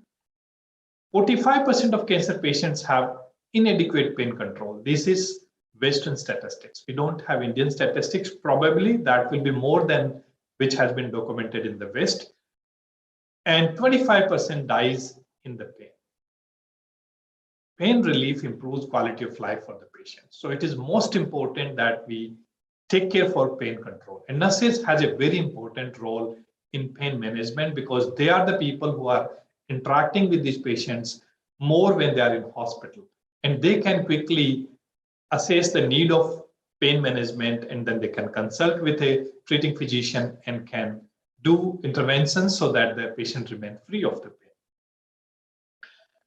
When we look cancer pain, what we see as in pain is manifestation. What is visible in iceberg phenomena is only the physical manifestation of the pain. But cancer brings hidden pain, that is a psychological pain. Psychological pain is because of the fear of disease, fear of suffering, fear of death, and the past experiences in family or friends or neighbors, they have seen suffering with cancer pain. These patients also have a spiritual pain and social pain. Spiritual pain because of the loss of the faith in the God, and they have a fear of unknown, and social pain because they have loss of abiding identity, loss of role, social status, recognition, maybe loss of job, financial concerns, and worries about the future of self and future of family. And altogether, this becomes a triggering of the physical pain. But there are barriers for cancer pain management. And I have divided here to make it more simple in 3 different categories. That is related to healthcare professionals. Because of the inadequate knowledge of the pain management, we say that it is going to happen. And we ask the patient to bear. Poor pain assessment. One of the study which has been published by me 2 to 3 years back, where we have documented that hardly pain is assessed once in a day or sometimes 2-3 times in a week. And that's the way we miss that the patient is in pain. And patients also believe that the pain is unavoidable phenomena. It's going to happen, I have to bear. But this pain brings a lot of physiological problems, and even it hinders into the care, and it hinders into the cure of the disease. Concern about regulation of the controlled substances is other issue. Most of the people require morphine, opioids, but because of regulatory restrictions, most of the hospitals can't keep these drugs. Oral morphine is only restrictedly available with the license. Fear of addiction, so we try to manage without non-opioid NSAIDs and other drugs. Concern about side effects of these drugs, NSAIDs brings gastrointestinal disturbance and opioids brings addiction and respiratory depressions. Concern about the patients becoming tolerant to analgesics, and then we will have nothing for tomorrow. With these concerns, there's a barrier in cancer pain management. But there are factors related to patients, like reluctance to report the pain, reluctance to take pain medications, because they think now there's a cancer and I'm going to die, why I should take the pain medications, because they remain in agony. Now, healthcare system also contributes in poor pain management. That is low priority given to cancer pain treatment over the cure of cancer and palliation of the cancer by chemotherapy and radiotherapy. Drugs are not cheap, they are expensive. So that's another reason, it's given on the demand of the patient, but not systematically 24 hours in a cycle. Restrictive regulations and most of the private clinics and hospitals cannot keep the opioids like oral morphine.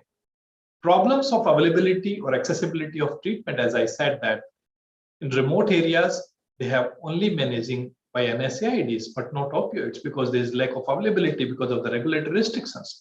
These are the factors together contributes that we are still managing pain very poorly for the cancer patients. What should be our goal? Our goal should be to improve the pain control. And we also should target on physical and psychological health of these cancer patients. Physical health means we control the pain to an extent that they have full range of motion, they have strength, they have endurance, they have good sleep, and they have good nutrition. They don't avoid this nutrition because of the pain. And in psychological health, we should also take care for mood. We also treat depression, because depression is brought into these patients by multimodal, multifactorial phenomenon. Anxiety and compliance with the pain medications and other medications. And we also should target that these patients return back to their vocation or unvocational activities like their hobbies. And we also have a reduced health care cost by subsidizing the drug and treatment, and prevent worsening of the condition by effective pain management, by vision-based monitoring the side effects of these drugs. With this goal, we should move ahead, and I must put a focus on modified WHO pain relief ladder, which is important for cancer patients. First and foremost, if the patient have the mild pain, use non-opioids like aspirin or paracetamol. Paracetamol can be given in 650 milligram per orally QID doses up to maximum 4,000 milligram per day. And we also can use adjuvant therapies. For mild to moderate pain at step 2, we can use weak opioids like codeine. We can use oxycodone, tramadol, hydrocodone, and non-opioid drugs plus minus adjuvant therapy. At level 3, moderate to severe pain, we should use the strong opioids, like we should use morphine, oxycodone, fentanyl, methadone, plus minus non-opioid and adjuvant therapy. If it is a severe or very severe pain, cannot be managed with drugs, we have to go for interventional treatment like peripheral nerve blocks, non-opioids, and adjuvant therapies. If pain is persisting with one step, move upwards to the next step. But remember that if there's a toxicity, there are severe side effects, move down to the lower step. So this is what the WHO recommends, that how we should manage the pain. Now, opioid dose escalation is very important, and we should always, if the patient is in palliation, we should not worry much about the side effects. We should be more meaningfully giving them sufficient dose so that they remain free of the discordant pain or problem. And how we should move is, if there's a mild pain, that is 1 to 3 out of 10, 25% increase can happen in the dose which we are giving. If the moderate pain, that is 4 to 6 out of 10, we can increase 25 to 50% of dose. And if it is severe pain, that is 7 to 10 out of 10, we can give 50 to 100% of the dose, which is highest permissible. But remember, in elderly patients, go low and go slow because they can have a deleterious effect of high dose of these drugs. But if pain is chronic and consistent, use long-acting opioids with a moderate dose. And in between, we can use short-acting breakthrough doses of the adjuvant therapy or other drugs. I've talked about adjuvant therapy. In adjuvant analgesia, for the cancer pain management, we use glucocorticoids like dexamethasone and prednisolone, but they have their own issues, so we should use carefully. I mentioned that it is not only the physical pain, but it is psychological pain, and some of the antidepressant drugs also contribute into good pain management. That is tricyclic antidepressant drugs. We have desipramine, we have amitriptyline. We do have a serotonin, norepinephrine reuptake inhibitors like duloxetine, and we do have a selective serotonin reuptake inhibitors, and we have other drugs as an antidepressant like alpha-adrenergic agonist, etc., also contributes into pain management. Topical agents are sometimes used like anesthetics, lignocaine patches, local analgesic lignocaine cream can be used, and we also use the capsine as in patches or cream. We use NSAIDs like diclofenac sodium and others as a local application in form of tube or sprays. And we use this trichloroacetate acids as in form of a cream to minimize the local pains, and primarily that's used in skin cancer when there's a excoriating superficial epidermal pain. If the pain is neuropathic into nature, then we can use the anticonvulsants like gabapentinoids. Gabapentin and pregabalin are most commonly used, and less commonly are carbamazepine, valproate, phenytoin, etc. Sodium channel drugs like sodium channel blockers, sodium channel modulators are also used for pain management, specifically for neuropathy. GABA agonist, that is GABA A and GABA B agonists are also used. Clonazepam or baclofen is commonly used for neuropathic cancer pains. And methyl D-aspartate inhibitors like ketamine and other drugs are also commonly used for these excoriating pains. Biphosphonates and anticholinergic drugs are also tried towards, the end. For the specifically, biphosphonates are used for bone pain and bowel obstruction if they are then anticholinergic drugs, which helps in pain relief. Now, when we administer these analgesic medications to cancer patients, or we advise them when they are getting discharged, always we should remember that give on regular basis by cloak rather than on demand. Because by the time you administer drug, it start acting, the patient's pain will increase, and then it becomes a psychological effect, and then they will remain in pain in spite of giving good amount of drug. Those should be determined on individual basis, based on age, based on disease, based on his response to the particular drug, not on standard dose for every patient. And oral administrations are preferred initially. Like even I say that the oral morphines are better than injectable fentanyls. So if not, then only we should go for injectables and local blocks. And attention should be paid always whenever it is administered, name of drug, dose of drug, usage of drug, adverse effect of medication. And LASA drugs, sometimes the term which we use look like and sound like drugs, also should be kept into mind when we administer. Interventional techniques are used when the drugs fails. And what are the indications when we talk about interventional techniques over and above the drugs in case of severe and very severe pain, when there is a failure of conventional therapy of drugs, NSAIDs, opioids, or there's a significant pain from locally advanced diseases and severe pain on patients' movements and severe neuropathic pains, we should go for interventional techniques. When we talk about interventional techniques, commonly used interventional techniques are neurolytic techniques, that is celiac plexus block, but primarily used in pancreatic cancer. I lost my mother in 2015 on 17th of February, means yesterday. and she had pancreatic cancer. I remember at last stage, only celiac plexus block helped her, nothing else. So these interventions really makes a difference into keeping them in comfort towards the end of their life when nothing else works, but these interventions really work for keeping them in comfort. And other abdominal pains because of esophageal cancer or stomach cancer, where the neurolytic techniques also can be used. Neuromodulation techniques also can be used where local anesthetic blockage or epidural or intrathecal or intraventricular or perineural infusions are given, or there is electrical stimulation of central nervous system is done in that. Surgical techniques like thelmotomy or canugulotomy, hypophysectomy, and trigeminal tracheotomy are less commonly practiced technique in Indian setting as far as my knowledge is concerned. Now, let us put me light about the neurolytic procedure, because why I'm stressing upon this is most of us go for, NSAIDs, then we escalate the opioids, and opioids had its own side effect like constipation, respiratory depression. And then we say that let us the patient tolerate the pain and they remain in misery towards the last. But that should not be, because neurolytic procedures are very easily done by anesthetists now. And with our awareness, we can refer these patients and they can remain. So what is done actually? We have a chemical neurolysis and we have radiofrequency thermocoagulation neurolysis, and we have cryotherapy neurolysis. These are the three techniques are practiced.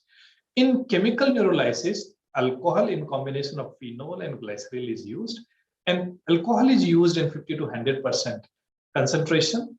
And sometimes the alcohol can also be used in combination with 0.25% bupivacaine. And a 50 ml of solution is injected on a major nerve root, and that destroys those nerves which are taking the pain perception from periphery or that area to the brain. And this causes selective destruction of nerves and surrounding tissues. Radiofrequency thermoregulation, this is physically done through radiofrequencies. Those nerves and tissue is destructed. Cryotherapy, there's a extreme cold is used around that nerve and that blocks that nerve. But this is sometimes remains a temporary phenomenon and you have to do repeated. What is the criteria to use the neurolysis? First and foremost is severe intractable pain, which is not managed by other analgesics, or there may be analgesics which are leading side effects which are untold. Intrathecal catheter is not an option, and advanced terminal malignancy and pain is well localized and specifically into retroperitoneal cancers, like I said, pancreatic cancer. Absence of intraspinal tumor spread, in that case, we can use the neurolysis. But there are complications of neurolysis. Minor complications are postural hypotension, diarrhea, pain, and moderate complications are visceral injuries because it destructs the surrounding tissue. Ejaculation failure, sometimes you can't eject that solution over there into that area, or nerve root injuries also can take place, and then person may have a paralytic or loss of sense into the particular area, and that can affect sometimes the other functions of organ because of the lack of nerve supply. Major complications could be paraplegia, lung injury, vascular trauma. This is because of the technical failure. Epidural and subdural infections also can occur. Now, I said the second technique is neuromodulation technique. And in this, what we do, epidural or intrathecal drug is delivered by a catheter placed, and this could be done by a port or this can be done by a pump. And we can use the opioids. We can use clonidine, ketamine, we can use midazolam, neostigmine, baclofen, local anesthetics, gluconitide. These drugs can be used for delivering this, and this is very commonly practiced now because it is more safe and more convenient to use. But there are adverse effects of this technique, like selective sedation, itching with opioids, hypotension with clonidine, motor block with local anesthetics, subtle personality changes with ketamine, hormonal or immune suppression with opioids. And these techniques do have complications like local skin infection, meningitis, epidural hematoma, respiratory depression, with specifically opioids, drug dilution errors or epidural abscess also can happen with neuromodulation technique. We nurses are very commonly using complement and alternative medicine. They contribute to some extent, but when the pain is very severe, they only can act as an adjunct or gap filling techniques or soothing techniques, but may not be only solely curing technique. But yes, large amount of evidences support them, like TENS, transcutaneous nerve stimulation, acupuncture, aromatherapy, music therapy, massage, exercise, yoga programs. Hypnosis also have been found very effective. I was fortunate to learn this technique, and when tried, it really works. Herbal medicine, homeopathy. In homeopathy, Rostox is a drug which really acts well. I've tried on my mother. That really makes a difference and reduces the analgesia requirement. Reflexology also sounds to be effective. Relaxation techniques like Savasana, which we practice in our Indian mythological practices, and Jackson's progressive muscle relaxation and Western style. Physical and occupational therapy also can help. So these are complement and alternative. There's a large amount of evidences available to support one or other. So nurses are important people in management of the pain because they spend maximum time in the patients in hospital, and when they are at home, they can have easy access to the nurses. And the most important thing is pain assessment. If you assess well, you manage well. So we use a mnemonic called as old cards. So you should ask when the pain onset, location, duration, character, aggravating factors, relieving factors, timing, constant or intermittent, or severity using pain rating scale, that is 0 to 10 scale in adults, and maybe facial scale into the children.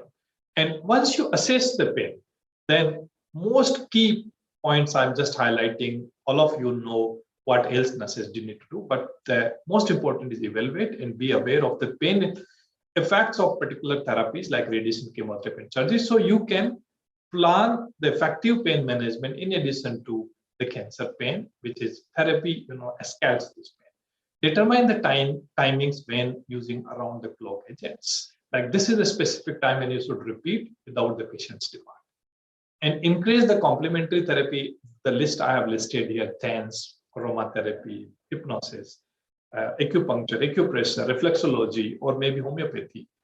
And evaluate the pain relief and control at a specific interval. So you know that your interventions are sufficiently effective. And be aware of barriers to cancer pain management and try to break those barriers by your efforts. Like when I was at Rishikesh, and in AIMS Rishikesh at that time in 2014-15, we were not having oral morphine available. But somehow I tried, and at a state level, institution I went, and they had short supply. Then I went to PGI, and from PGI I got prescribed and got oral morphine. So once we nurses can help, where this oral morphine can be available into nearby center and how it can be available. So at Rishikesh, then myself, with support of Dr. Manoj Gupta, who was heading Department of Radiation, and he's also Dean at the moment, and Dr. Vasanta, we together started a palliative pain clinic, and then we took a license with help of Department of Pharmacology. And I'm very happy that today oral morphine is sufficiently supplied, and even the patient cannot come. We had a policy there, he get prescribed by a medical practitioner, and this medical practitioner puts his seal and send us. We can give him for 2 weeks of medicine, and then again he can come and collect the medication. We cannot bring the patient from far because there are difficult mountain terrains in this case.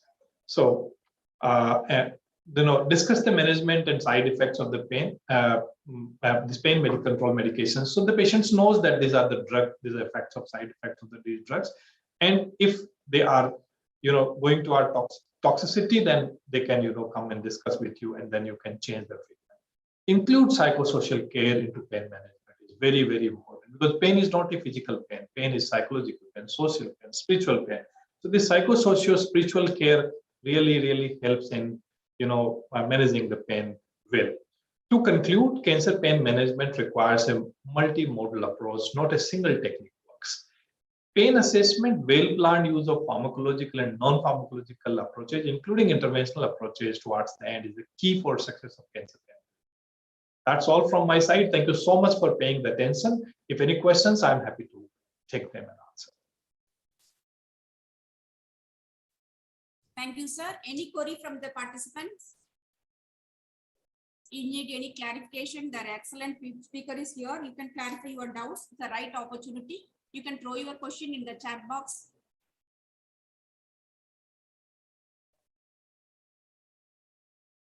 If there is no question, we can go for the next session. Thank you, Dr. Suresh Sharma. I have an excellent, wonderful session. You are proved. You are the eminent speaker and a well-known leader for nurses throughout the India.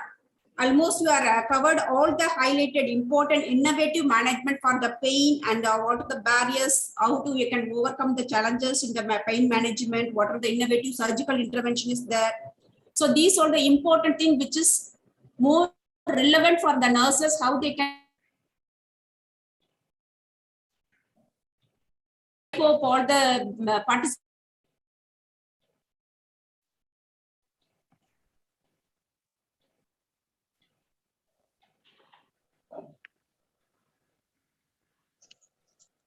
Mike.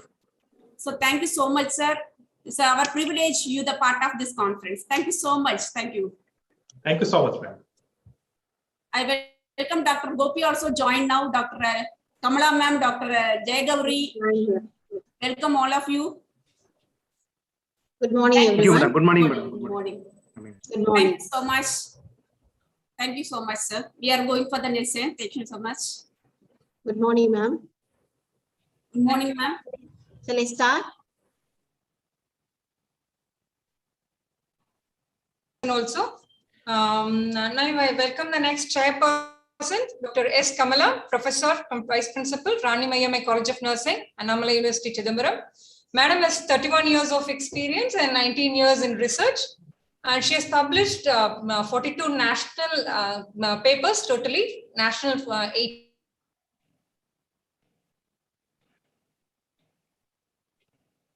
Seminars, mostly about 44. And she has presented paper in international, national conference, and in workshops and seminars. It's about 20 papers presented.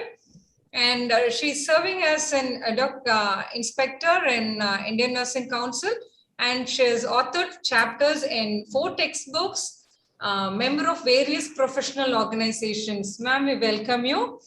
The next chairperson is Dr. Jayagauri. Ma'am is a principal, professor cum principal in College of Nursing, East Coast Institute of Medical Sciences, Puducherry.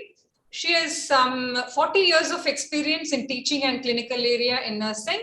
Madam has received Merit Award, that's first rank in research and dissertation in her MSc in CMC College of Nursing. And she has been awarded Best Paper for foot massage intervention on chemotherapy-induced pain in children with cancer. And Madam has received the Best Teacher Award by the International Institute of Education and Management.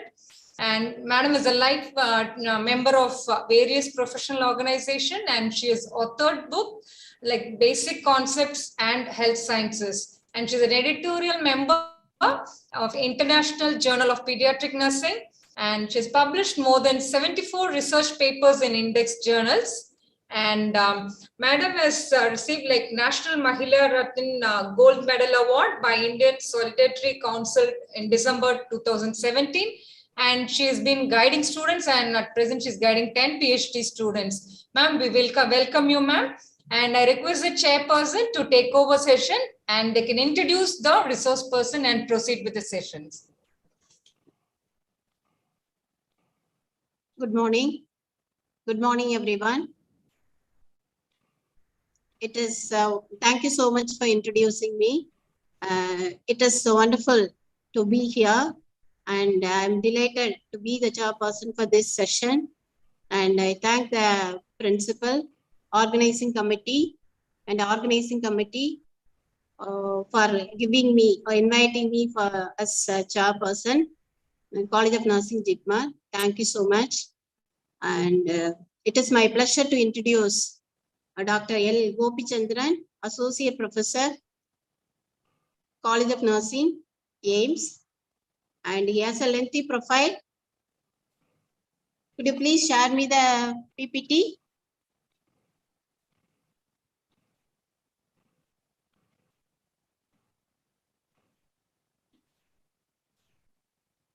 Yes.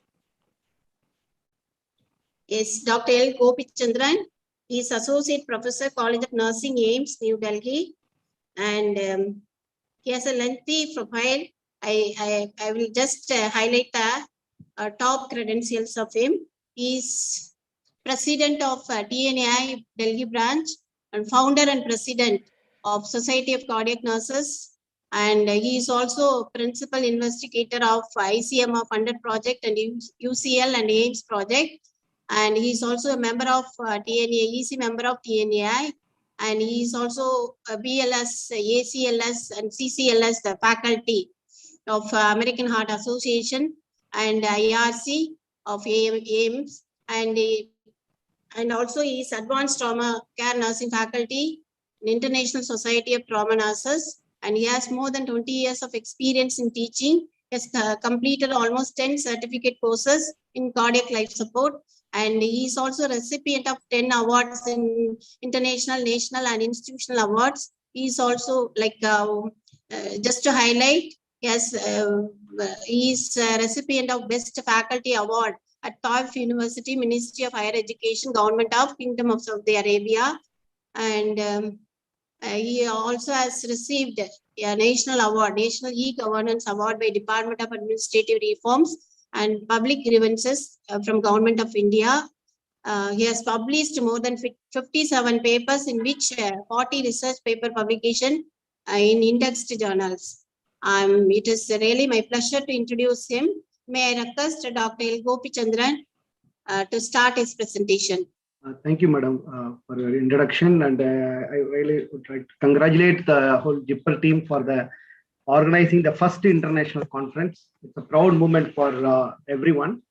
And I would like to thank Kumari Madam and team for inviting me to share my insight on this area.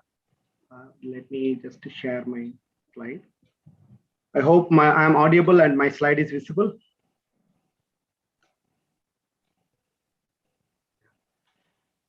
So I think this is since morning I was able to hear from the guest and director and madam and everyone during inauguration. So really it's thoughtful when you're listening from them just about that the perspective of the oncology nursing. And again, the eminent speaker like Dr. Suresh and everyone that highlighted about that how that approaching the patient with a different dimension when you're carrying the patients. My area also the same, but usually everyone aware that it's even general public have a lot of think about that idea about that diet and nutrition today after especially the COVID, everyone concerned about it. But still that oncological perspective in taking care of the area like diet and nutrition, cancer patients, something it's different that already it's highlighted by everyone because oncological approach is something different than other approaches. Being an oncology nurse, I also experience in different way when carrying the patient. It's not only oncology patients, any patient in the end stage of disease, something it is neat. And even though we are nurse, very compassion and caring perspective, but with dealing with the patient who are with the end stage, they have that care is something it's more individualized. Even though we know that every care we want to provide as a holistic manner. But we perceive it that in the manner when you approach the patient. Why? Because whenever we have it as a patient, when you break the bad news, the patient come to know I am diagnosed with the cancer. Definitely their response the different way where we never accepted. It is not only the patient and family member. The coping of the disease is very difficult for them to taking adherent that medication. Even last session you heard about how the pain management concern is very difficult when challenge them or keep on you titrate the medicine, still the patient may not happy about it. The same way that patient may not cope up with the disease, they could not cope up with the treatment. We have to understand them exactly what they are looking, how to take care of, because they very much worry about the life expectancy and they preoccupy with the disease. Another perspective in oncological concerns, the treatment. It is, we always go with the collaborative treatment. It's whatever we choose the treatment perspectives for to cure the disease or to prevent the concern about the progress of the disease. But still, that respond to the treatment is very, very difficult because they cannot able to tolerate the treatment because they have the go with the many side effects. Again, the cope of the treatment that they find difficult. In other area, they want to get the treatment, they want to relieve from symptoms. But here they go with the treatment also, they get very bad experience. That's really, they need to cope up with the cancer, cope up with the treatment. Again, that time they lose that complete patience.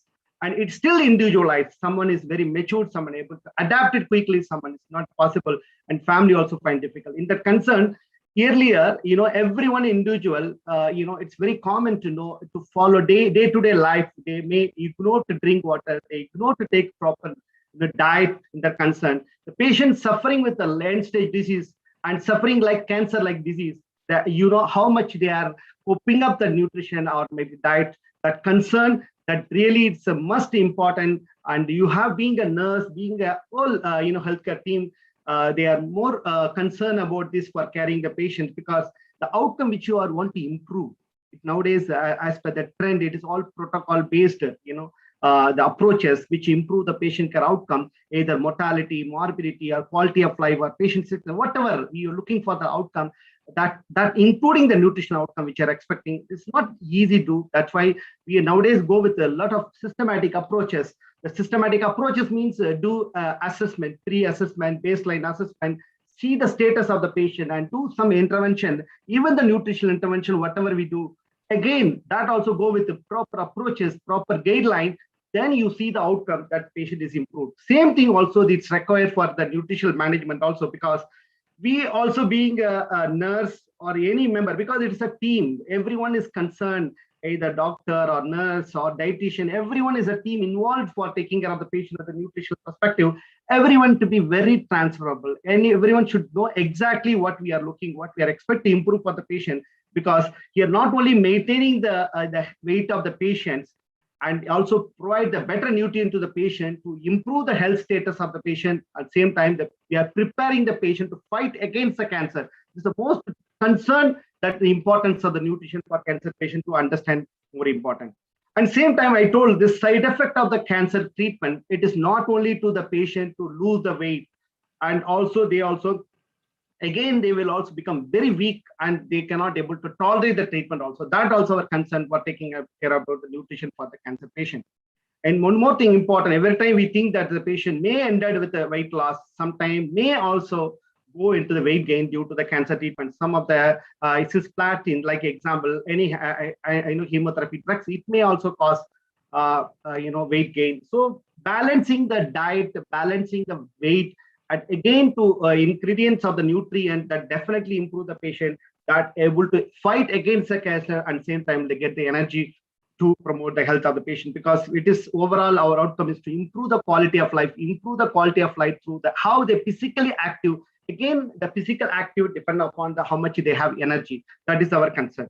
So I just show that how the epidemics, I think everyone knows that as per the data, it is very much worsening, that because the cancer is spreading more and highly prevalent in India, like developing country, because mostly due to all environmental concerns, because environmental factor which is not controlled in our hand, even though so many national policies are coming up to, even today you talk about plastic, banning of the plastic, this all have policies to try to prevent the cancer, but still the cancer is still rooted, and we are getting with the number of cases more. That's the reason we are celebrating today the Oncological for Cancer Day, to create the awareness among them and how to taking care of them who are suffering with cancer among the people like nurses or everyone.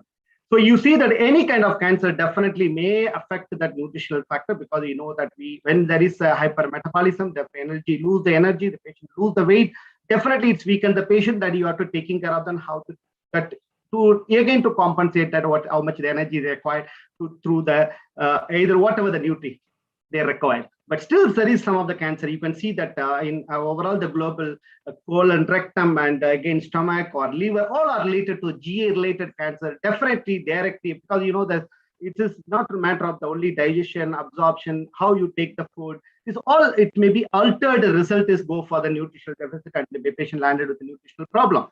Again, same way you can see this, all these cancers, they ended with the highest mortality, that you understand. The nutrient and again the oxygen and fluid, these are the basic element for survival of any cells. It is altered, it is depleted, definitely the patient go with definitely the highest cause the mortality and morbidity also. So these are the concern today about nutrition. It is not only for the cancer patient. Overall, in general public, even after the COVID, everyone is too much worry about how they're taking care of the health, because we understood during COVID nutrition is the immunological compromise, or patient with the comorbidities, who are the patients who are elderly people, they were in the risk to get into the mortality and morbidity high as compared to anyone. So the nutritional or maybe the health is completely dependent upon the nutrition. In cancer patient also the more important. But still, in general public today, question about it, should I eat only organic food? Earlier nobody worry about what is organic, not organic. Today they want to be chemical-free food. That is our concern. And again, they talk about ketogenic diet. They wanted to get the energy, not only the carbohydrate, it's all get from non-carbohydrate diet. That is our concerns. And I'll also talk about, I'm taking so many dietary supplements. That is good. Shall I take it or not continue other than what I'm taking the other nutrition?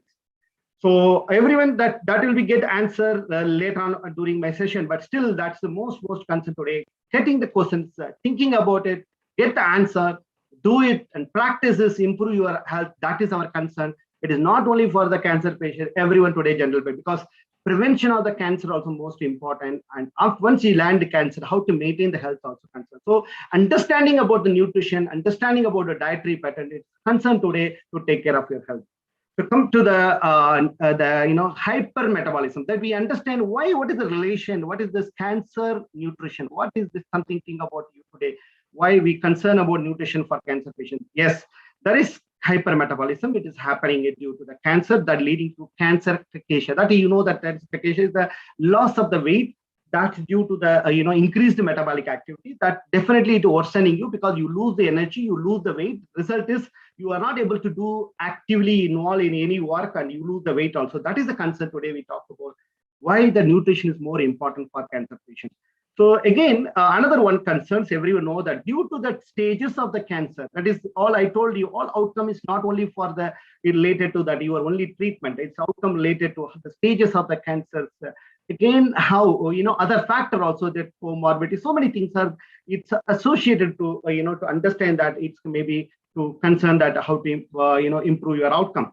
But same way, another most important is the outcome is depend on your how directly you are going on, what treatment you are going through that. Because during your treatment also you may have side effect. That side effect also you entered with like nausea, vomiting, and some other side effects which related to add-on to the nutrition deficit and intake deficit. That leads to you lose your nutrition and lose your weight, then also cause leading to less energy that you may not perform your activity, and also lose your health also. So this is what all you keep your mind, why you understand that about nutrition is concerned about that when you're carrying the cancer patient. Now go for the systematic approach. How you go into the managing the patient for any nutritional management. What are the things to check, assess the patient before you do any intervention in terms of the nutrition. So first you have to check the patient's what is his height, weight, because it's calculate your BMI and also your mid-arm circumferences. It's overall called the anthropometric measurement. And again, you go for clinical assessment, head-to-toe assessment for any nutritional deficit. Again, for dietary method, what type of diet he's taking, what is his interest, and all the things. Everything is individualized to everyone. Maybe one vegetarian, one is non-vegetarian. It's a kind of the diet. Sometimes he takes 2 times per day. So frequency of the eating food, all the style habits and everything, because everything is customized in every individual. So that you should understand about the dietary method of everyone. Again, keeping a diary also. You ask the patient to write what you are taking, because to calculate that the energy, how much he is requirement he needs, how much he is taking, and what this expenditure is doing, that able to understand how much calorie to be added on that, and including the other things like what type of food he is taking, what is the composition of the food in terms of nutrient, is was protein, energy, and fat, and vitamin, minerals, whatever that, including the fluid, that helps to know that how much he is required to be replacement. Again, for also same time, we also need the kind of assessment with the kind of the algorithm which can be used to follow. It is already adapted in other countries. Like example, clinical nutrition in cancer, we should know about the general concept of the treatment. As I told you, to assess the patient, to understand what type of energy required and what intervention may be required. Other than that, what activity is doing, definitely the patient needs to be active to improve the quality of life of the patient, and some other treatment which is going through for the patient who are suffering with cancer. And other way, also nutritional interventions, not only for the patient who are only concerned about the treatment, also to know what type of intervention is patient undergoing, like surgery, radiotherapy, medical oncology. And again, the patient only for survival, just you want to extend the life, it's like palliative nursing. So these all things to be considered according to the, also you can able to decide what type of nutrition supplement or something to be added for them. That also to be concerned today when you are assessing the patient. According to that, you can go for the screening and assessment. Then you can recommend for them assessing them. Example, what is the changes of the weight and BMI, and what type of the diagnosis is is patient landed, and also this how much again to go for the repeated assessment as per your schedule. Again, if there is abnormal screening in the initially you found that, then you recommend it for further assessment on what is the quantitative assessment of the nutritional intake and nutritional impact of the symptoms and any muscle mass changes and any physical performance. There is a scale is there to assess for the degree of the systemic, and also one of the most important, the patient has landed with any infection and inflammation, how degree it is there, that all to be assessed in the time of the assessment screening to plan for your intervention. Then according to that, you go for adding of the energy and substrate requirement. If the patient is weight loss, then your plan is different. If the patient does, if there is weight loss, there is no, then your plan is different. If there is yes, then you can go for another way. So why? Because that if there is a patient there is no weight loss, you can have the normal requirement which is required, then you can add for, like example, the normal weight of the patient, normal patients, they may require 25 to 30 kilocalories per kg per day. Same like for this for the calories means by carbohydrate or protein, vitamin, whatever you wanted to plan for yielding the calories. Then again, if for the protein intake, a patient may require 1 gram per kg per day. You can extend up to 1.5 gram per day per kg per day. Again, for the mineral vitamin also to be added for them, it is supplement is required. Yes, there is a weight. Then you have to think about that other question to be asked. If you have that insulin resistant, then you can recommend to increase the ratio of energy from the fat to the energy from carbohydrate. That is what ketogenic diet. That definitely to reduce the glycemic load. That also same time to replay the energy. That is the most important component you have to understand about it. Again, when you talk about the patient with advanced cancer or in the palliative center, that is your plan, your assessment is different, because there you look for the patient is suffering with the malnourished or there is a progressive weight loss. No, then you go for periodic evaluation by every whatever you plan according to do that. If there is definitely there is a yes, then you can go for the performance, the status that through the scale KPA scale. Then you go for the expected life expectancy. You can estimate according to that. If the score is less than 40, you may expect that patient definitely is maybe life expectancy is less than 6 weeks. If the patient is the performance score is more than 40, you may expect that maybe more than, because it is 100 to 0. 0 is dead, 100 is completely expected. The score is highest score, that is the highest quality of life of the patient. So if there is less, then go for hydration or hydrochloric supplementation. If there is yes, it's more than 40, you can go for nutritional counseling. It's most important, because today nurses are expected to be the better communicator. It's communication means just not like something, how rapport with the patient, understand the patient is the individualized manner about their whole, the physical concern and psychological concerns, how they cope up ability, all the things to be made to understand by nurses. Earlier, not like this. Earlier, nurses are task oriented. Today, as per the evidences which you are showing by many research, even in Indian study, to understand either qualitative or quantitative, the spending time with the patients, even it is very difficult in government hospitals, because we are so much in the ratio manner, we are very loaded. But really, if you go into individual approach in the cancer patient, you really to improve the patient care outcome, patient satisfaction so highly, because you need to spend time with the patient, understand where is the problem and what type of the patients is challenged with it due to the cancers. That understand the caring perspective is something different than what you are doing with the other way. So this is where nutrition also you have to spend a lot of time to understand what type of food, where he refusing, why he's not interested. Then other than that, you understand that pathogenesis of malnutrition and anorexia. If there is a pathogenesis, go for anorexia or hypermetabolism. Definitely go for pharmacological therapy. That is one way we can go. Other way, if there is nutritional consequences, if the patient requires some home artificial nutrition, but the bowel function is not adequate, you go for parenteral nutrition. If there is adequate, you go for home enteral nutrition. This is the way that you do the assessment. Then you can go for the planning of your nutrition, intervention, which should be balanced nutrition that help to fight the infection and also to enhance the human response. I think everyone aware about the balanced nutrition. This is the balanced diet, that is would be adequate hydration, and you have to eat variety of foods, and should be low fat diet. It's depending upon that. If the patient is something, it's non-carbohydrate food, that you improve maybe increase the protein and fat diet according to you plan it. Then that definitely that low fat diet always to be safer. If the patient have comorbidities, you can go with the fresh food, vegetable, grain, and good quality protein. That is the most example of the food we can always to suggest for the patient who are suffering with it, the cancer. And definitely patient to limit the caffeine, sugar, and salt, all definitely, because that is reduce the appetite. It may patient definitely to improve that. You can overcome the many issues. Then again, the legumes and whole grain, it is our always to teach about how to choose that different kind of grains and legumes to improve the protein concern, because the protein, it's always the most important. It is improve the muscle mass, that, and also that always the repairing of the cell. We always talk about the cancer. We always think about that cell injury, and again how the repair of the cell also, that improve the immune compromise. To improve the immunity, that you have to replace to the protein diet. That's our concern. So neutrophilic diet is another kind of diet. It's a diet with a well-balanced diet, avoiding raw and semi-cooked food, and taking plenty of water, and protein-rich diet, and antioxidant. It's also beta-carotene, that nowadays everyone know about antioxidant. That is also one of the component in the neutrophilic diet. And also to add with the dietary supplement.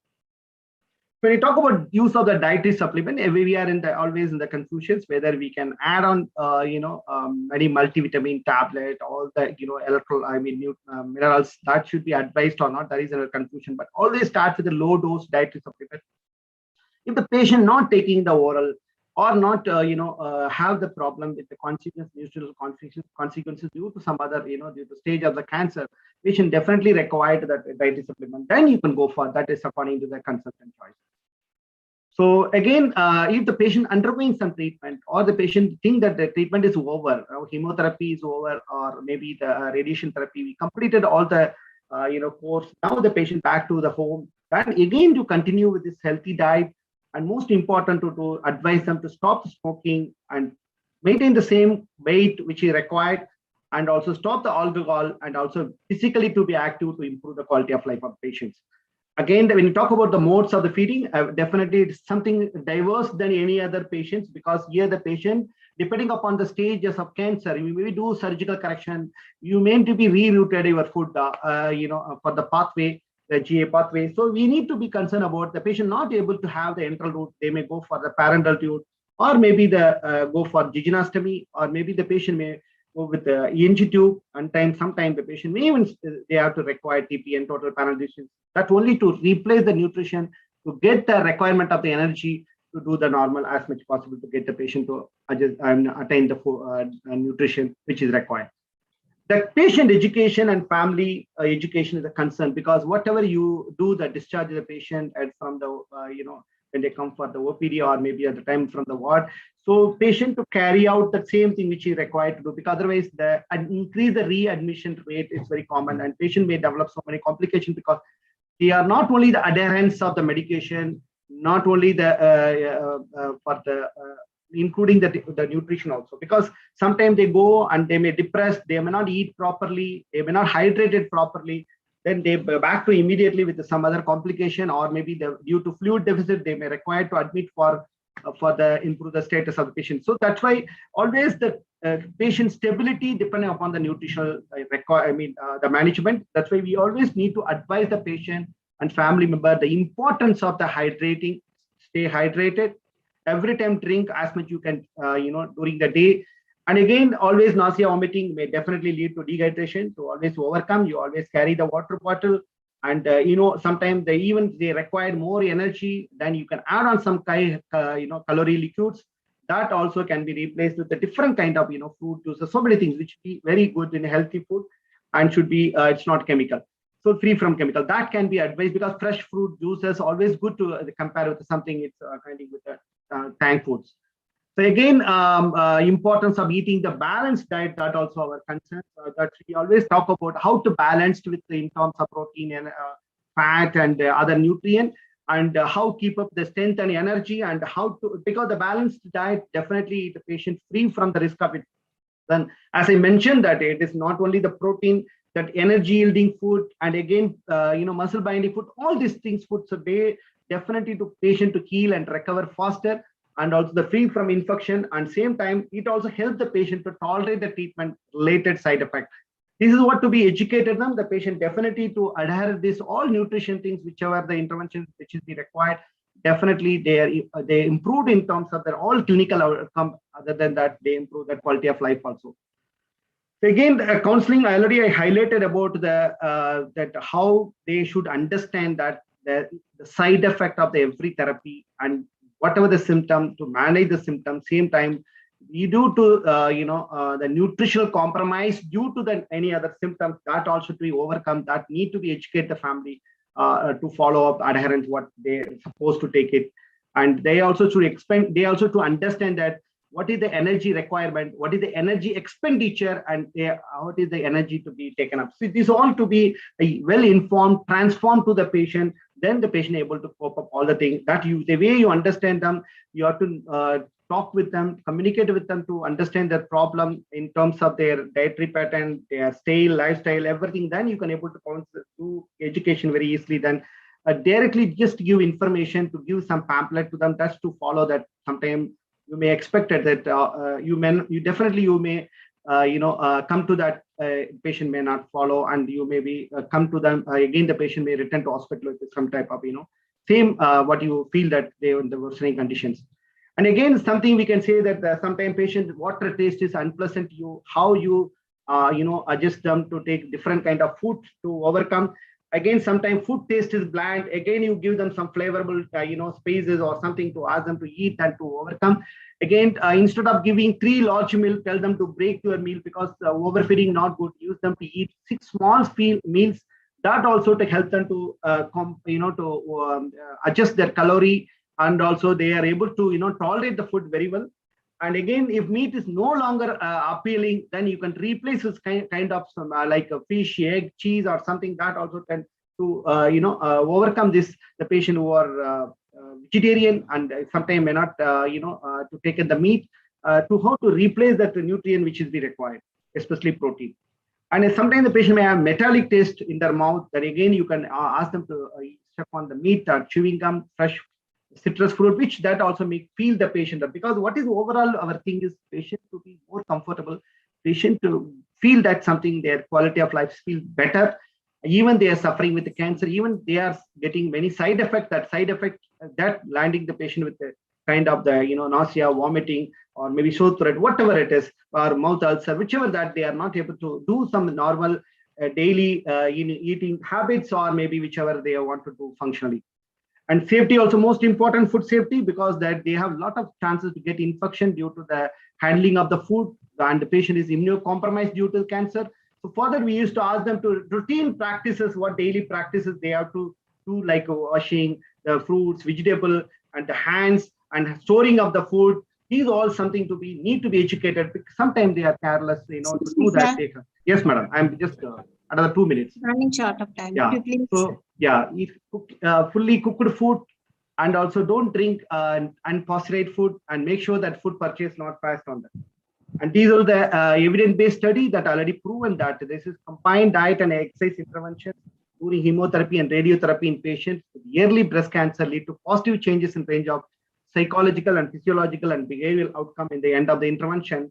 So that understood that everyone that is the not only the nutritional intervention, combination of these both that definitely improve the patient overall quality of life of the patient. And again, there is a doubt in your mind. Earlier, I told is it be good to use that, ketogenic diet? Definitely, it reduces the body weight. And again, but still not proven that it's reduced the body mass index. That is by done it through the systematic review. And overall, just conclude that this definitely the cancer patient required the good nutrition and diet, which fight against the cancer and improve their health. And overall, the choice of the food is most important. That help the patient in appetite and digestion related to the treatment. Thank you once again for just, I think I'm trying exactly 30 minutes. Any questions, anything, I'm welcome. Thank you. Thank you, sir. Thank you for your detailed presentation. Sorry to interrupt. Nothing, 30 minutes only I took it. It was very interesting presentation. And as Sir said, the holistic care of patient is very important, and also healthy diet during cancer treatment is really very important for the cancer patient. Thank you so much, sir, once again.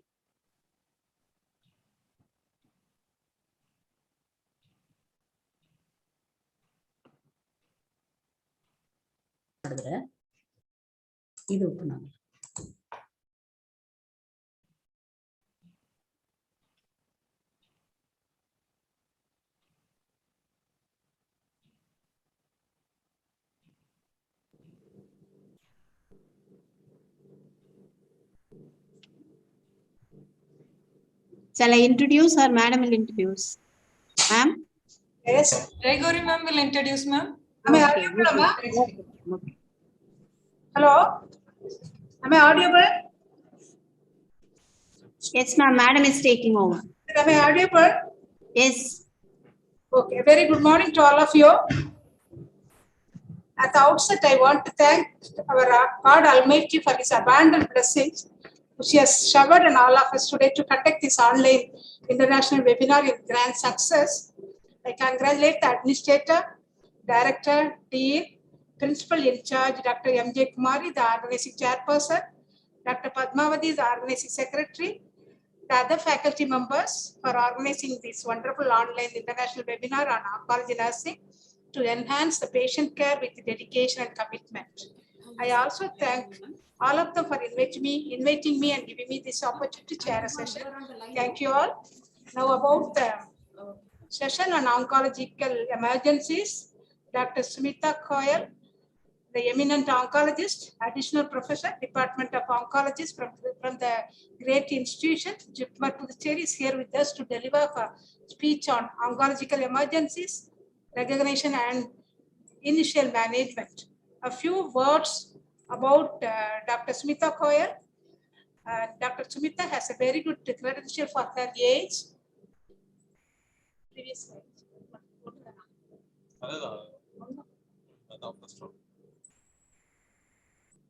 Dr. Smita Koyal is the faculty in charge for stem cell transplant program. She has performed around 160 stem cell transplants over 8 years, undergone numerous training programs in relation to oncology. And her area of interest are hemato-oncology and transplant, gastrointestinal tumors, sarcoma, and she has published 32 research paper publications in index journals. She is a member of numerous oncology society. Her academic honors are academic gold medal by Gauhati University for first rank in the final MBBS examination 2001. Dr. D.C. Chowdhury Award for the best medical graduate in 2001. And Shakuntala Jolly Memorial Medal in Medical Oncology for 2012. And now I call upon Dr. Smita Koyal to deliver her speech on oncological emergency, the recognition and initial management. Dr. Smita, now the forum is yours, please. Thank you so much, Madam, for the kind introduction, and very thanks to the organizing committee, especially Dr. Kumari, our Principal of Nursing College, for this invitation. I'll request the organizers to allow me to share my screen.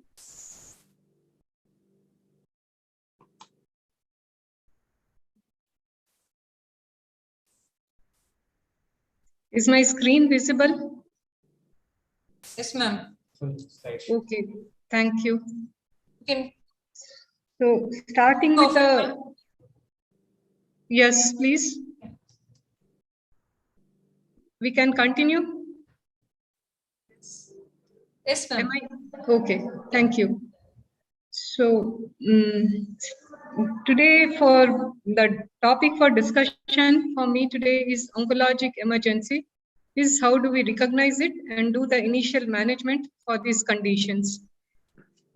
So many a times we wonder, is the diagnosis of cancer itself an emergency?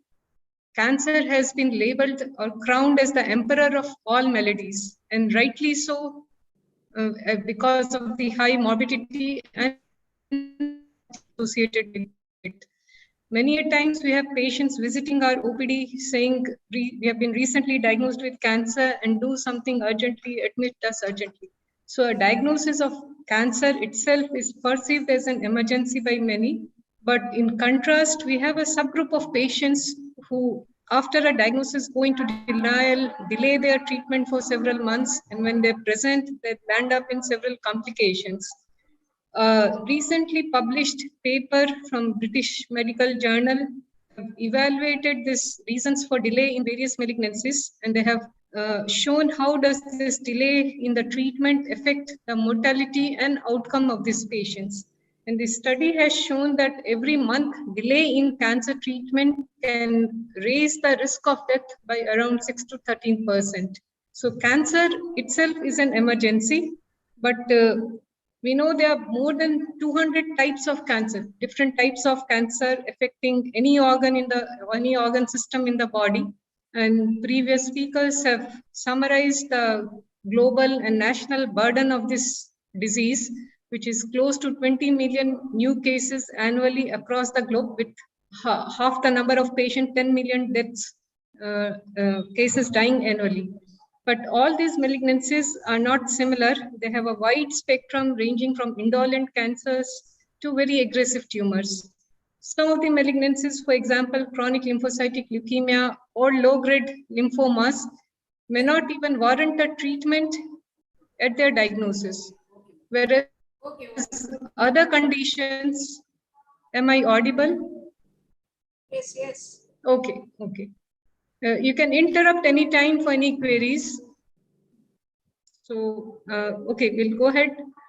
So based on the aggressiveness of the tumor, from indolent disease to a highly rapidly dividing tumor, which is seen in some aggressive lymphomas of pediatric acute leukemia. Yes. You can take your presentation to a full screen view, ma'am. Okay, I guess it was in a full screen view. Let me try it again. Okay. Is it now in a full screen view? No. Okay.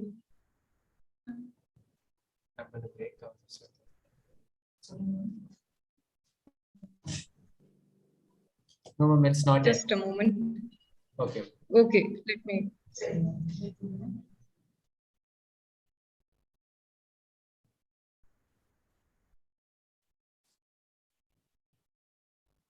Okay, let me try sharing it again.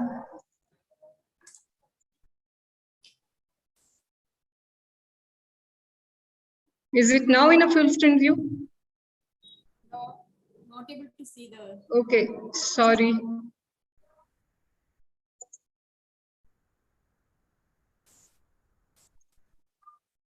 Is it okay now? Now it's better. Okay. Okay, ma'am. Okay. Shall we continue? Now yes, it's okay. You are getting full screen. Okay. So shall we continue? Yes, ma'am. Okay. So we are discussing whether a diagnosis of cancer in itself is an emergency. And as we know, there are several different types of cancers ranging from in the spectrum of indolent diseases to very aggressive tumors. The aggressive tumors warranting immediate evaluation and management within 24 to 48 hours, whereas the very indolent tumor may not even need a treatment at their diagnosis.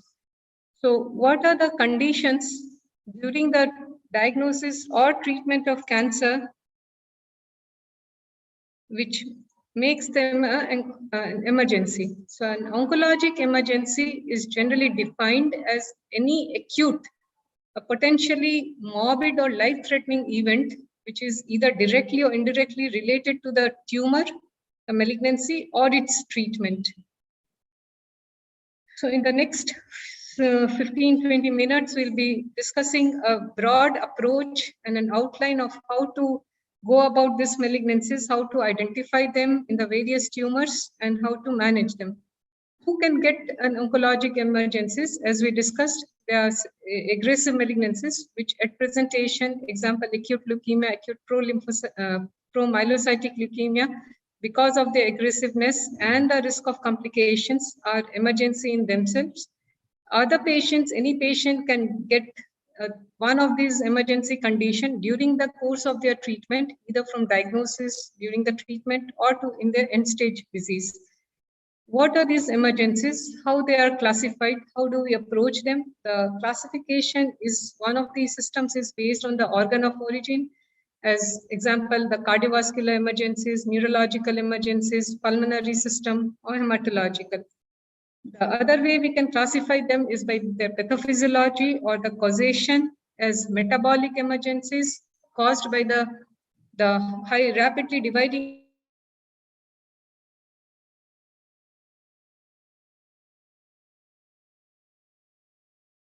the low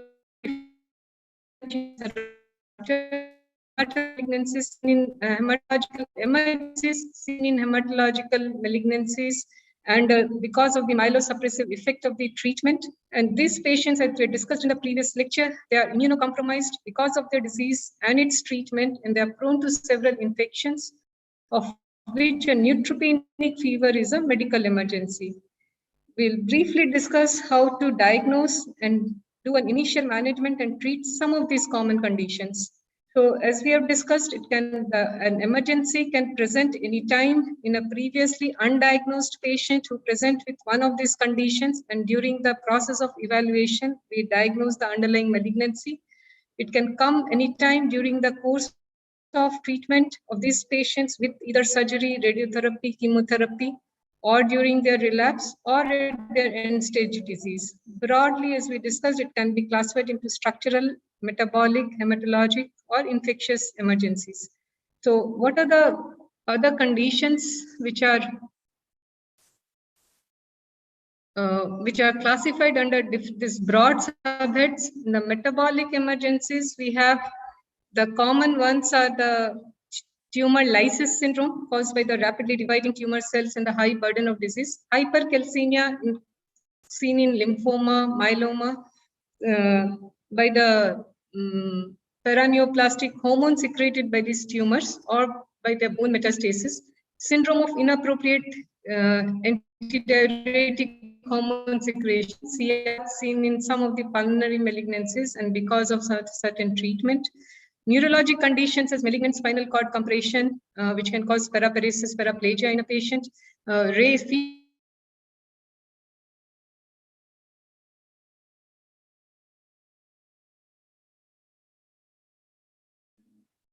The conditions affecting the pulmonary system are pulmonary embolism. Certain tumors, lung cancers can present with massive hemoptysis.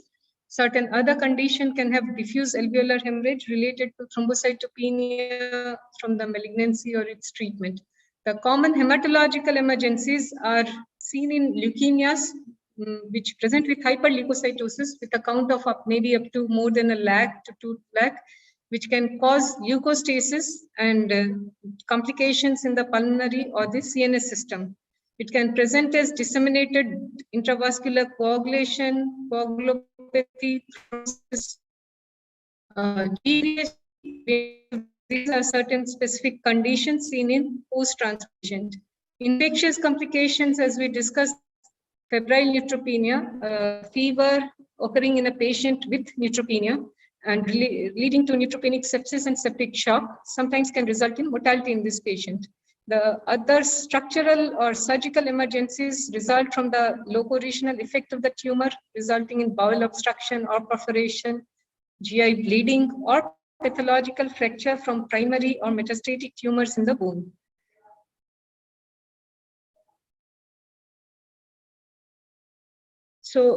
This disease slide in the table summarizes some of the common conditions associated with the different emergencies which we have discussed.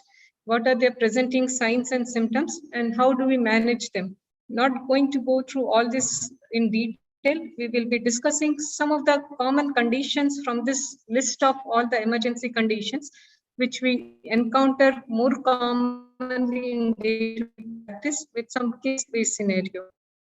Besides whatever we have discussed, the structural, metabolic, the infectious complication as oncologic emergencies, which are generally seen because of the tumor, the newly diagnosed tumor or the metastatic progressive tumor, we can get several other emergency-like condition during the course of the treatment of these malignancies by either surgery, the post-surgical complication with while treatment with radiotherapy, which can cause pneumonitis, colitis, some skin toxicities. During one of the various systemic therapies which we employ to treat this tumor, cytotoxic chemotherapy, hormone or targeted therapy, and the new group of drugs called immunotherapy, which target the immune system or they enhance the immune system of the patient to take care of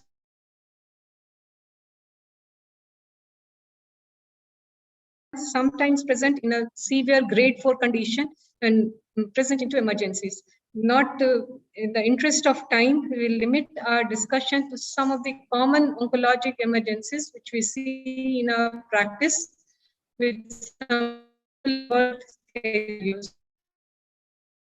So coming to the patient one, who was a 25-year-old male, presented to our OPD with a history of breathlessness of 3 months, cough of 2 months duration, occasional fever, no history of weight loss or night sweats. On examination, he had a pulse rate of 110, respiratory rate 28, blood pressure borderline of 90 by 60 millimeter mercury.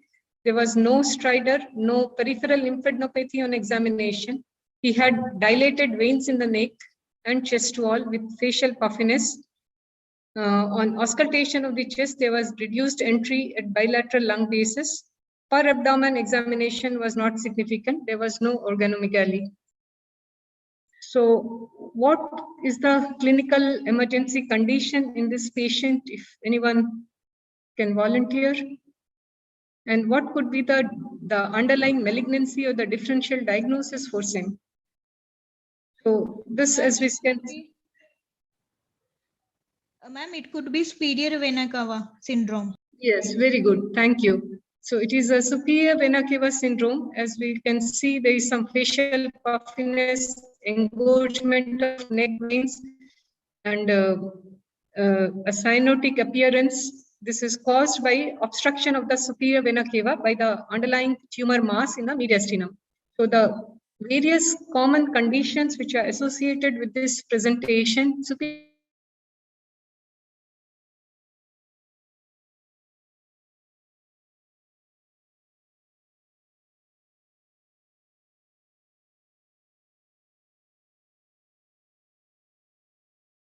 may have some non-malignant causes. Of the malignancies, the common one which can cause this syndrome is small cell lung cancer.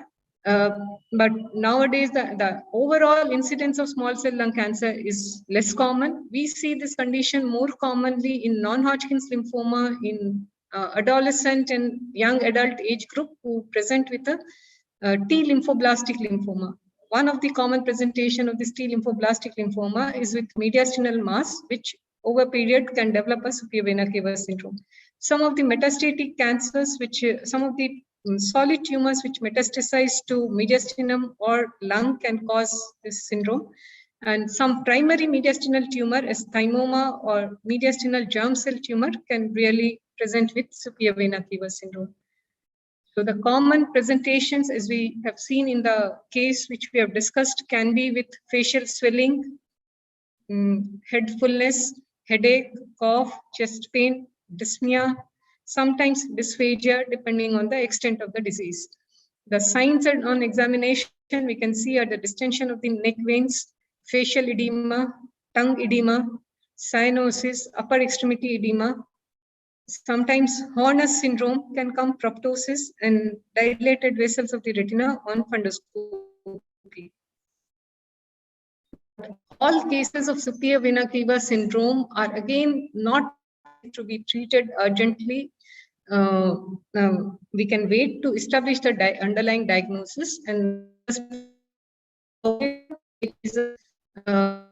these conditions of airway compromise presenting as stridor or proximal airway obstruction and edema, a cardiovascular collapse presenting as hypertension because of the obstructed blood flow, or a neurological abnormality caused by the raised ICP from the SVC obstruction presenting as headache, blood, and altered sensorium or seizure.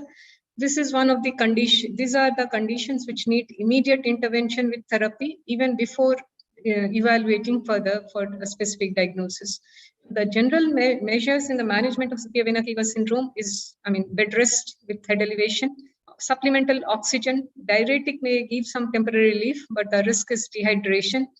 Corticosteroid can relieve the edema of the surrounding structures, causing tracheal edema and cerebral edema for these patients. But a use of corticosteroid when there is no emergency condition can make difficulty in diagnosis later and make the lymph node, the biopsies later can have difficulty in interpretation when we use corticosteroid indiscriminately. So once we have evaluated the patient, the specific therapy depends on the underlying malignancy, either with radiation therapy, chemotherapy, or most commonly radiation therapy or chemotherapy, depending on the underlying malignancy. So the further evaluation of our case had shown this, the X-ray had shown this huge mediastinal mass without any associated effusion.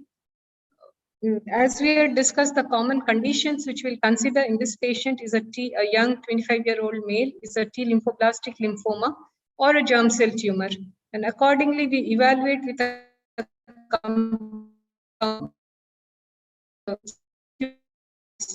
his blood counts were essentially normal for a low hemoglobin, normal platelet and total count.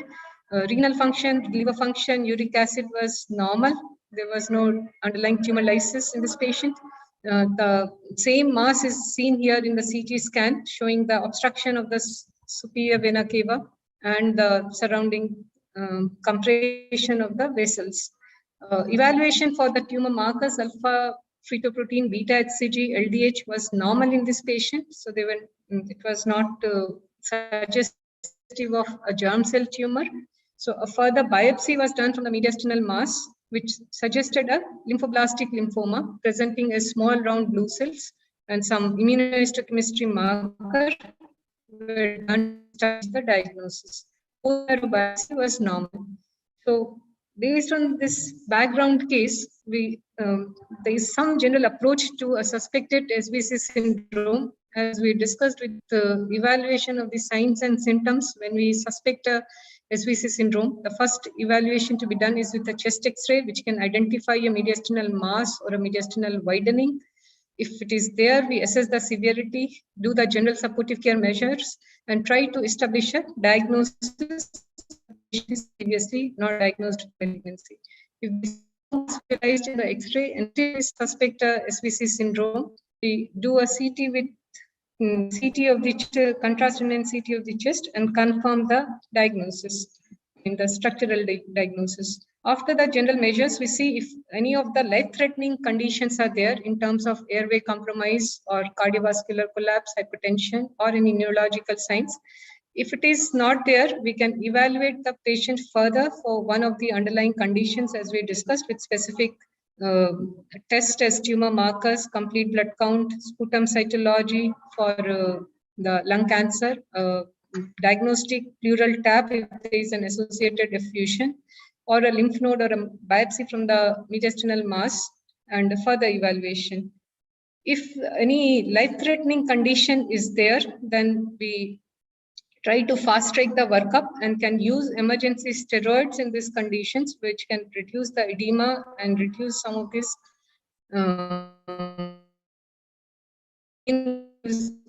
obstructive features.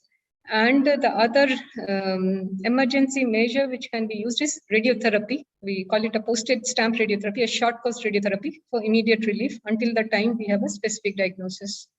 So this was about the superior vena cava syndrome. Coming to a second common emergency which we see in our practice is exemplified by this case of a 52-year-old lady who had a underlying type 2 diabetes. She presented with a low backache of 4 months, progressive weakness of both lower limbs for a past 1 month, inability to walk for 6 days with a normal bladder and bowel functions. So examination revealed that the vital signs were normal. She had because of her paraparesis, her performance status was 3. She presented on a wheelchair. There was no pallor or jaundice. The cardiovascular respiratory systems were normal. On the neurological examination, the upper extremities has normal power. Lower extremity showed a power of grade 4 in both lower limb with a normal tone and normal reflexes.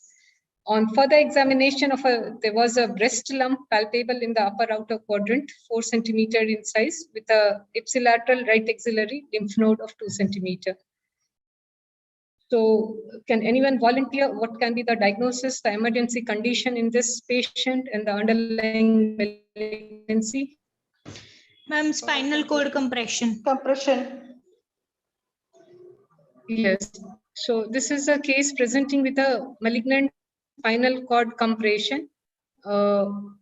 Given the examination finding of a breast lump and axillary node, most likely the underlying diagnosis is a breast malignancy with a metastasis to the spinal cord.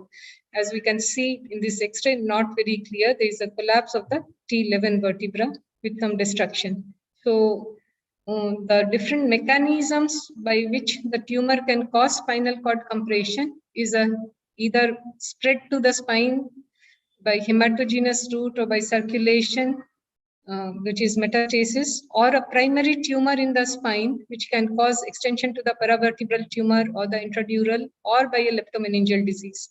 The most common site is the thoracic vertebra, followed by lumbar and cervical. So the common malignancies associated with the spinal cord compression are one of these solid tumors, which have a tendency to metastasize to spinal cord more commonly. They can present as a lytic lesion causing destruction of the vertebra, collapse and fracture, or they can present as a sclerotic lesion.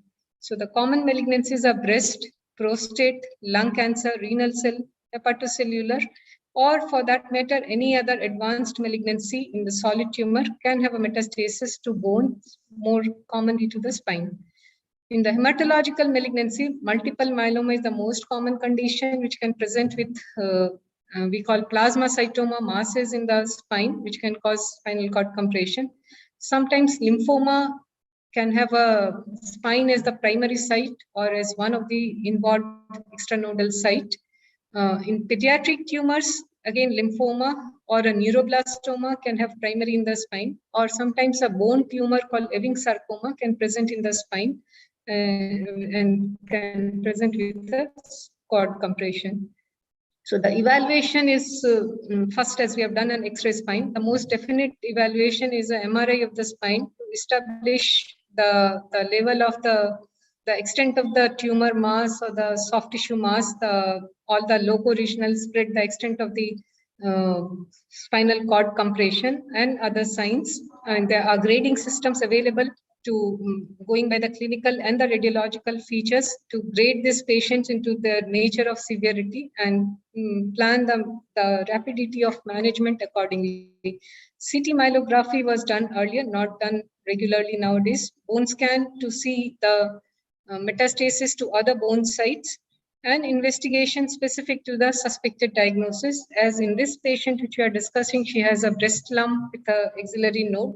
So we have to biopsy or do an FNAC of the breast lump to know whether that is the primary malignancy. The objectives of treatment of spinal cord compression are allow a neurological recovery, have a local control of the tumor, pain control, and stabilization of the spine. The survival and the specific treatment depends on the underlying malignancy, and the neurological recovery depends on the severity and duration of the symptom. As in our patient, she had a paraparesis, and with a symptom duration of less than 1 week, she was partially ambulatory. So there are chances of 80% chances of recovery in these patients with emergency management. Whereas patients who present with a long-standing neurological deficit of more than week or 4 weeks or so, and who present with a complete paraplegia, they have a less than 10% chance of recovery even with further treatment. So the modalities of treatment for specific management of spinal cord compression are the corticosteroid, which are the first line therapy, have to be started promptly for any patient of suspected spinal cord compression. It reduces the vascular edema, reduces the blood flow, manages the pain. And for some malignancies, like the hematological malignancies of myeloma and lymphoma, they also have an anti-cancer therapy role. The dose varies from 8 to 24 milligram per day. The next modality, which is commonly used if there is an established diagnosis of cancer presenting at a relapse or at metastasis, is a radiation therapy to the local site, again for the local control of the tumor and the pain control. The doses commonly used are 8 gray in 1 fraction or 30 gray in 10 fractions. Surgery is indicated in patients who have a progression despite corticosteroid and radiotherapy use, or it's a new case where we don't have an established diagnosis. By examination and other investigation, we are not able to find a primary. So surgery helps in obtaining the tissue for the diagnosis, helps in stabilization of the spine in patients who have a fracture, and for patients who have progression despite the other measures. Chemotherapy is used after the specific diagnosis based on the underlying malignancy. So this was briefly about spinal cord compression. I think in the interest of time, I'll just very quickly summarize this case of tumor lysis syndrome presenting in a 5-year-old boy who presented with abdominal distension, swelling with fever of 1 week duration and blood in stool of 3 to 5 days. On examination, he had a mild temperature, vitals were stable. Her abdomen examination showed a right iliac fossa tenderness, and other systems were normal. So the likely diagnosis in this patient, if anyone can quickly volunteer.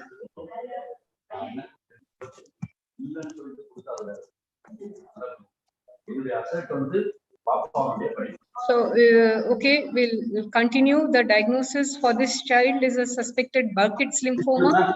And possible emergencies which can happen in a child of Burkitt's is tumor lysis syndrome and intestinal obstruction, because they commonly present with intestinal mass in the small intestine in the ileocecal region. And this child presented with an intussusception. So the first investigation when we suspect any hematological malignancy is a complete blood count, which showed anemia in this patient, no atypical cells, normal TLC and platelet. The biochemistry was abnormal in terms of the elevated creatinine of 1.5, uric acid, high uric acid of 16, calcium of 6.8, a phosphate of 8.4, and a potassium of 5.6. We'll come to how all these parameters helps us in the diagnosis of the tumor lysis syndrome. Ultrasound of the abdomen showed the right iliac fossa mass with features of intussusception. So this child had a tumor lysis syndrome and intestinal obstruction. We'll briefly discuss the approach to the tumor lysis syndrome, which is generally classified into a laboratory tumor lysis or a clinical tumor lysis.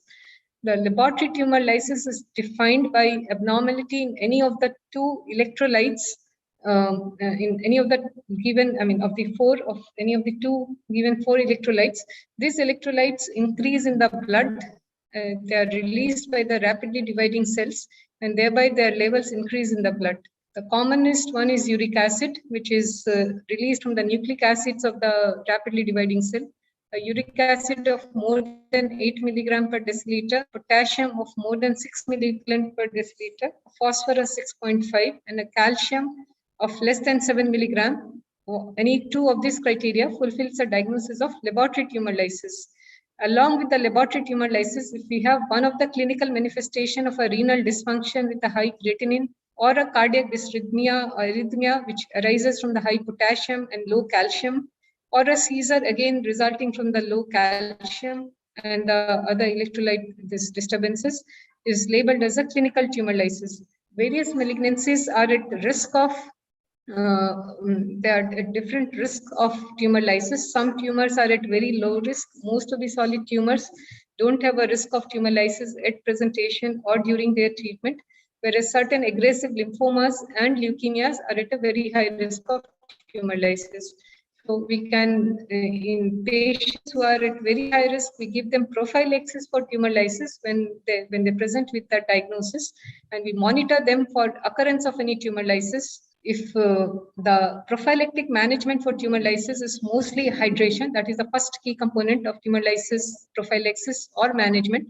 Hydration, the role of soda bicarb with the hydration is doubtful, not commonly used. It is just plain IV hydration with 3 liters per meter square of IV fluid in the treatment and prophylaxis.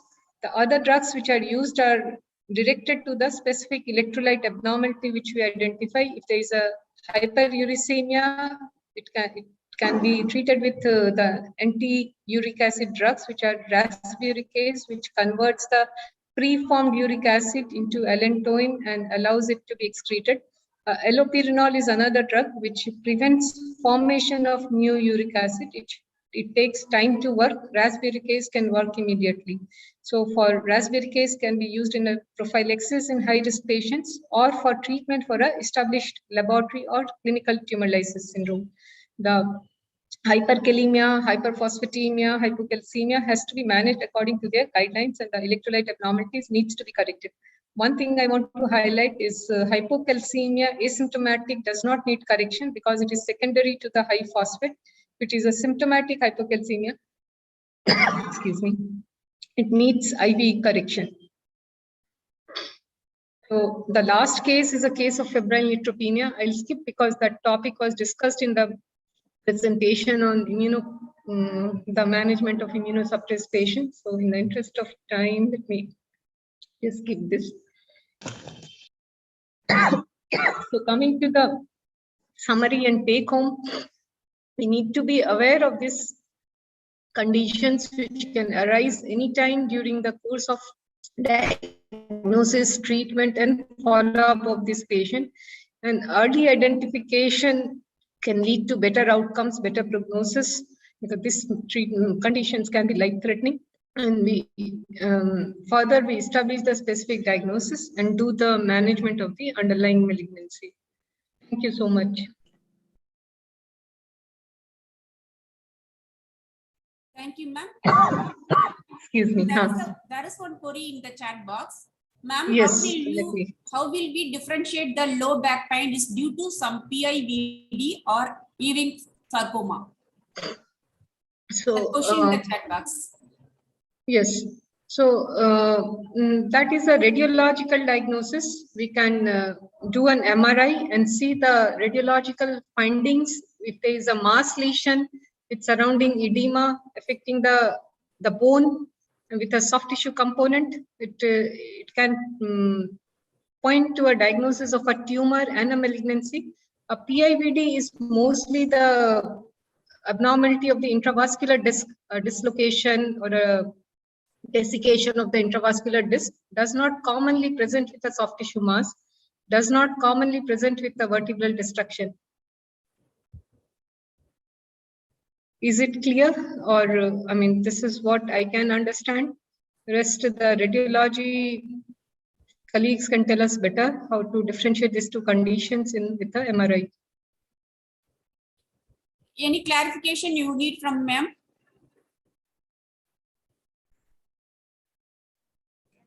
Can I thank Dr. Smita? Okay, thank you. Thank you, ma'am. No more clarification. I thank Dr. Smita for your informative, thought-provoking speech on recognition and initial management of oncological emergencies. Hope all the health professionals can identify oncological patients early and send them for early referral, so which will help the oncological patients to extend their lifespan. Thank you once again, Dr. Smita, for your wonderful speech on oncological emergency. Thank you. Thank you, ma'am. Thank you, ma'am. Okay. Thank you, Dr. Smita. Thank you, Jai Gauri, ma'am. Okay, Thank you so much. Now I request Dr. M.J. Kumari, Professor cum Principal acting JIPMER, to introduce the next speaker, Dr. S. Vasanta Kumari. Thank you. Dr. Vasanta Kumari, she have 22 years of experience in the field of nursing in various capacity, that we are staff nurse, lecturer, associate professor, principal in different institutes. She published 34 research papers in national and international journals. She is a member of the various nursing society. She obtained the award from Dr. APJ, Dr. Abdul Kalam Lifetime Achievement Award 2021, the Indo-Asian Gallic Kelfer Distinguished Scientist Award in Pediatric Nursing by the International Multidisciplinary Research Foundation and the United Nations. 75th Anniversary Academic Excellence Award she received on 2020. Best contribution in the field of nursing in Indo-Sri Lanka ESN International Award 2020. She is working in Ethiopia, that is Wolgan University as associate professor in Ethiopia. We welcome Dr. Vasanta Kumari for your presentation. Now the forum is open for you. Thank you. Thank you. Thank you so much, ma'am. Am I audible, ma'am? Yes, you are audible. Good morning. And thank you, ma'am. Thank you. Good morning to all. And it's a deemed pleasure for me to be a part of this great event. And I really thank Kumari madam for this great opportunity. And I respected Jai Gauri ma'am. I think ma'am knows me. Maybe she would have forgotten me. I'm from Omayalachi College of Nursing. I'm very happy to see all the stalwarts here. So under your guidance, I think we have grown up. And today we are going to be presenting in front of you. Thank you so much, ma'am. Thank you so much for this great opportunity. So with this, let me go for sharing, ma'am. I don't want to waste the time. Okay, thank you. Thank you.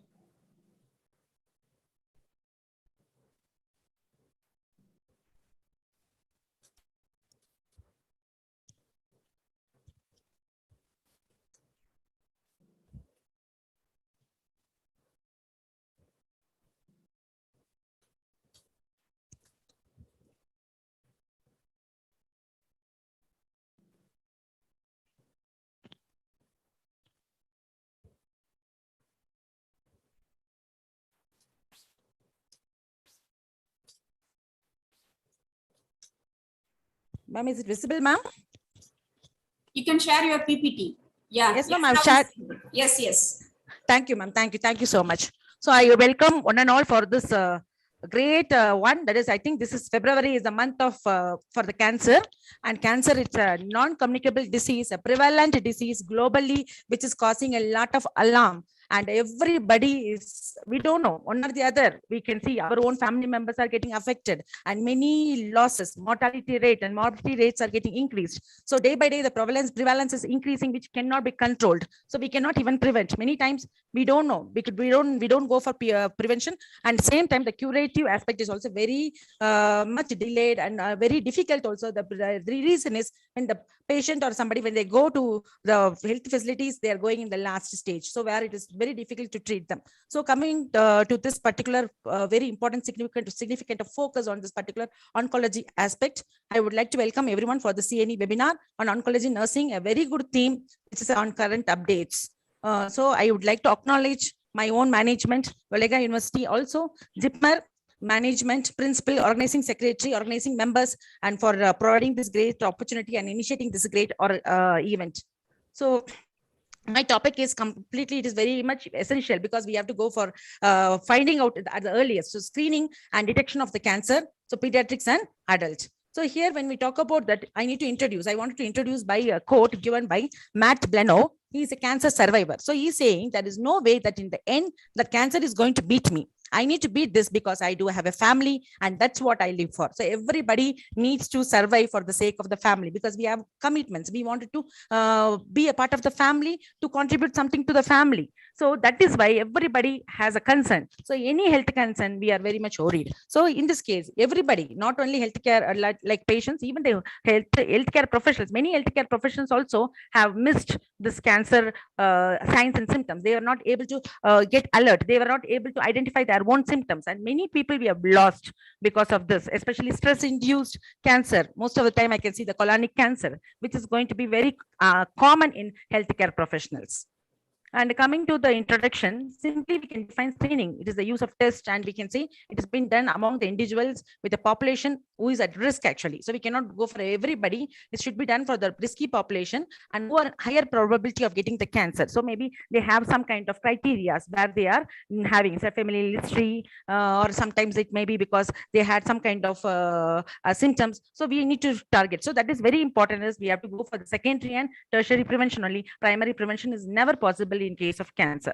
So coming to the use of screening test, we have to detect this. Mainly it is used to detect the cancers, and earlier it provides many opportunities for the patients to obtain a treatment, effective treatment that is going to be without any side effects. Because if they go the last stage, they need to go with the chemo, radiotherapy, and they have to have a lot of side effects. So the patients whose cancers are found at an early stage and treated in a timely manner, or they are less likely to die from these cancers, and there are those whose cancers are not found until they are becoming very much widespread.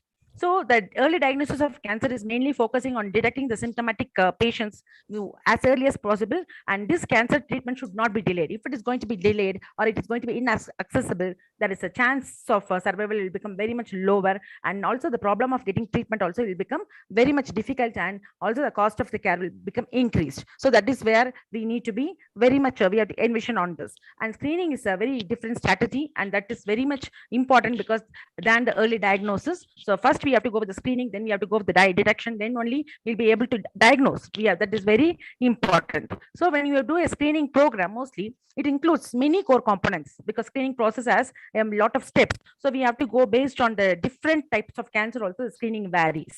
So that is very important. We cannot generalize the screening procedures. And the type of cancers that is developed in children, if you see, and young adults, mostly that is different from children, and young adults are different from the adults, older people, because most of these cancers are very rare. What the young adults are having, that is very much rare in children, and most of the time children are more prone for genetic changes, and that is familial occurrence of the occurrence is the main focus of cancer etiology in children.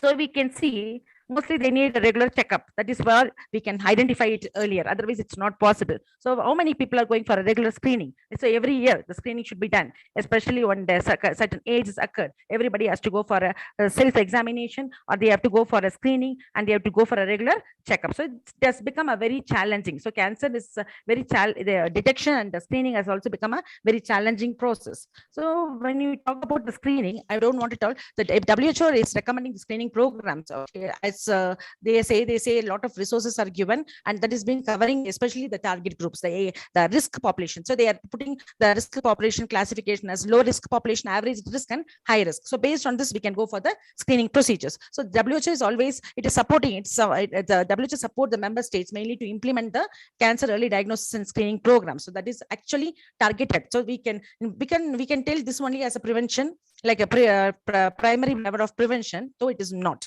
So in 2017, WHO has launched the guide to cancer early diagnosis, and that is mainly helping the policy makers and program managers to facilitate the timely diagnosis and also improve the access to the cancer treatment. So this is so that we, in terms of this, we can even reduce many problems like psychological problems, economic, societal problems, personal problems could be reduced. So I'm going to target A to Z of cancer, and that is also only important one, as it is going to be the update. So the updates only I'm going to give. So other things, what is going to be having a regular screening and regular diagnosis, I am not going to target on that. So when we talk about acute lymphocytic leukemia in adults, mostly we can see the people who are at increased risk, they need to go for a careful and regular medical checkups and medical history and physical exams. So this is general for all the type of cancers, and like enlarged lymph nodes, areas of bleeding, bruising, and where is the sign of infections, and eyes and mouth, skin should be carefully, it should be visualized. And also they have to go for a thorough nervous system examination, and we need to find out whether there is a spleen or liver enlargement. And these things are, I think everybody knows about caution also. So tiredness, weakness, whether the person is having lightheadedness or dizziness or shortness of breath, pale skin, or infection, repeatedly infection is there, bruising is there, bleeding is there. So that need to be found out. And weight loss, fever, night sweats, loss of appetite, because many times people think it's a very common one and they never come to the hospital. And swelling in the abdomen, sometimes enlarged lymph nodes, bone or joint pain. And so here, when we talk about this particular type, blood test, complete blood count is very, very important, and blood chemistry test. So when you do a blood chemistry test, we can go with the other tests like coagulation test can be done, and bone marrow test where we can do a biopsy and aspiration. And lab test also is very important to diagnose and classify the ALL, and the routine examinations under microscope should be done. So here the specific one is cytochemistry. So we have to go with the cytochemistry where we are going to find out the physical characteristics and biological characteristics of the cells, and that is going to cause the mutation. Similarly, flow cytometry. So this cytometry is also another one which is helping to find out the cell, the changes in the cell. So it is been using a immunohistochemistry where we know very well the genetic aspect could be covered with this, and immunophenotyping is a process that could be done under immunohistochemistry. And similarly, chromosome test, Philadelphia chromosome. In case of when you talk about the Philadelphia chromosome, it's like a translocation of the gene. So we have two genes, 9 and 22. So in that 9 and 22, there is a translocation. So we need to find out about that because there is two genes, ABL, and there is also another gene called as BCR. So those genes are completely affected, and this is fluorescent in situ hybridization is a very currently it is being used because that is helping to find out the gene markers. So it is giving the gene expression. So we can find this can be used for everything. Similarly, polymerase chain reaction, other molecular and genetic tests also could be used, and lumbar puncture, lymph node biopsy. So in X-rays, CT, MRI, ultrasound, all that could be included in this. So coming to the acute myeloid leukemia, weight loss, fatigue, fever, night sweats, loss of appetite could be the symptoms. And when you talk about this medical history, blood samples, bone marrow samples, spinal fluid, blood count, peripheral blood smear, what I told earlier, blood chemistry, blood coagulation test, routine examination, cytochemistry, and flow cytometry, and immunohistochemistry. So this is very important mainly to find out the changes and characteristics could be read under microscope. And also chromosome test, cytogenetics. So that is very, so where we are using the FISH, that is fluorescent in situ hybridization, and PCR is another one, X-rays, CT guided needle biopsy, and PET and CT could be used, and magnetic resonance imaging scan, ultrasound. So here, when you talk about the other one, that is adrenal cancer, I don't want to tell more. So it's mainly a hormonal changes that could be occurred in the children. So mostly we can see the children. So most of the time we can see children, we can have a type of fatigue called as adrenal fatigue, and they have a stress, and all this is because of this. So we can see the symptoms is mainly the excessive growth of facial and body hair could be there. Male hormones mostly can enlarge the penis in the boys or clitoris in the girls, and also the tumor is going to secrete estrogens like a female type hormones, and that can start puberty in an early time. So breast and breast development also will be there will be enlarged breast development, and menstrual periods also there may be an irregularity. So this could be assessed. And medical history, imaging test, X-ray, ultrasound, computer tomography, MRI, PET. So that is then another test. What we can use is laparoscopy, biopsy, and blood and urine test. And very important is high cortisol levels, aldosterone levels, and also we have to find out androgen or estrogen levels. So that is the specific test. Coming to the anal cancer, bleeding, hemorrhoids, and abnormal discharge from the anus, incontinence of the stool, and swollen lymph nodes in the anal or groin areas. That is the symptoms we can see. Medical history, anoscopy, and rigid proctoscopic sigmoidoscopy could be done. Endoscopy could be used, and lower abdominal endoscopy, and biopsy. So here we can go with a fine needle aspiration, and blood tests, and HIV test also can be done, because sometimes this could be the reason for HIV, because of the HIV also, that opportunistic infection disorders. And coming to the test for other tests for the anal cancer, imaging test, ultrasound, CT scan, and also we can use a CT guided needle biopsy, MRI, chest X-ray, and PET scan could be used. So coming to the other one, there is skin cancer, that is basal and squamous skin cancer. So mostly we can see there are changes in the skin. The scar will be there, yellow areas, reddish patches will be seen, and pinkish skin. So sometimes there may be bumps in the skin. So the growths, there may be a growth, or sometimes there may be sores. So this is very, very common. So here, when we talk about this, that it could be because of basal or squamous cells carcinoma. So in case of squamous, there may be a roughy area in the skin, and also what growth will be present. So here, medical history, dermoscopy. So that is very important, where dermatoscopy, or we call it as epiluminance microscopy or surface microscopy, that can be used by the dermatologist, and that is very important. That could be fine. And here I wanted to tell everybody, we know only about the self-breast examination, but we never talk about this. So here also we have to always go with the self-skin examination. So we have to go with the self-skin examination. That is also very important to find out the changes. And skin biopsy and shave, that is called as tangential tangential biopsy. In shaved tangential biopsy, we use a blade and they take the scraping of the skin, and that will be sent. And punch biopsy, where they take a small piece of tissues for the just for the assessment. And also we can go with the two types of biopsies, like excisional biopsy or incisional biopsies could be done. And examining the biopsy samples and lymph node biopsy, fine needle aspiration biopsy also could be done here, and lymph node biopsy and other imaging tests. So like X-rays, MRIs, PET, all could be done. Next, coming to the bile duct cancer, jaundice, itching.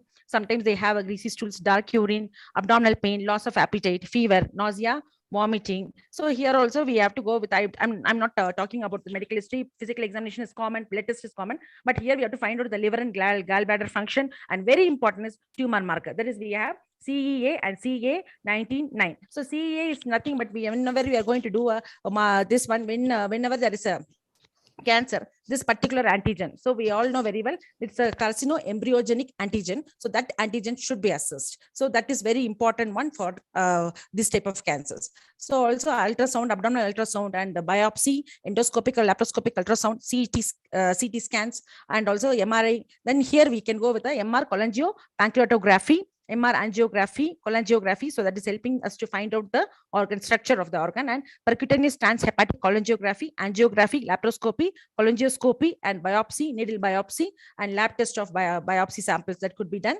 to visualize the structure and to identify any structural abnormalities. And in case of bladder cancer, again, changes in the bladder habits, irritation, hematuria. So urine analysis done, urine cytology should be done, and urine test for tumor markers. So here we have PTA, that is the very important test, like antigen, bladder tumor associated antigen. So that should be assessed in the urine.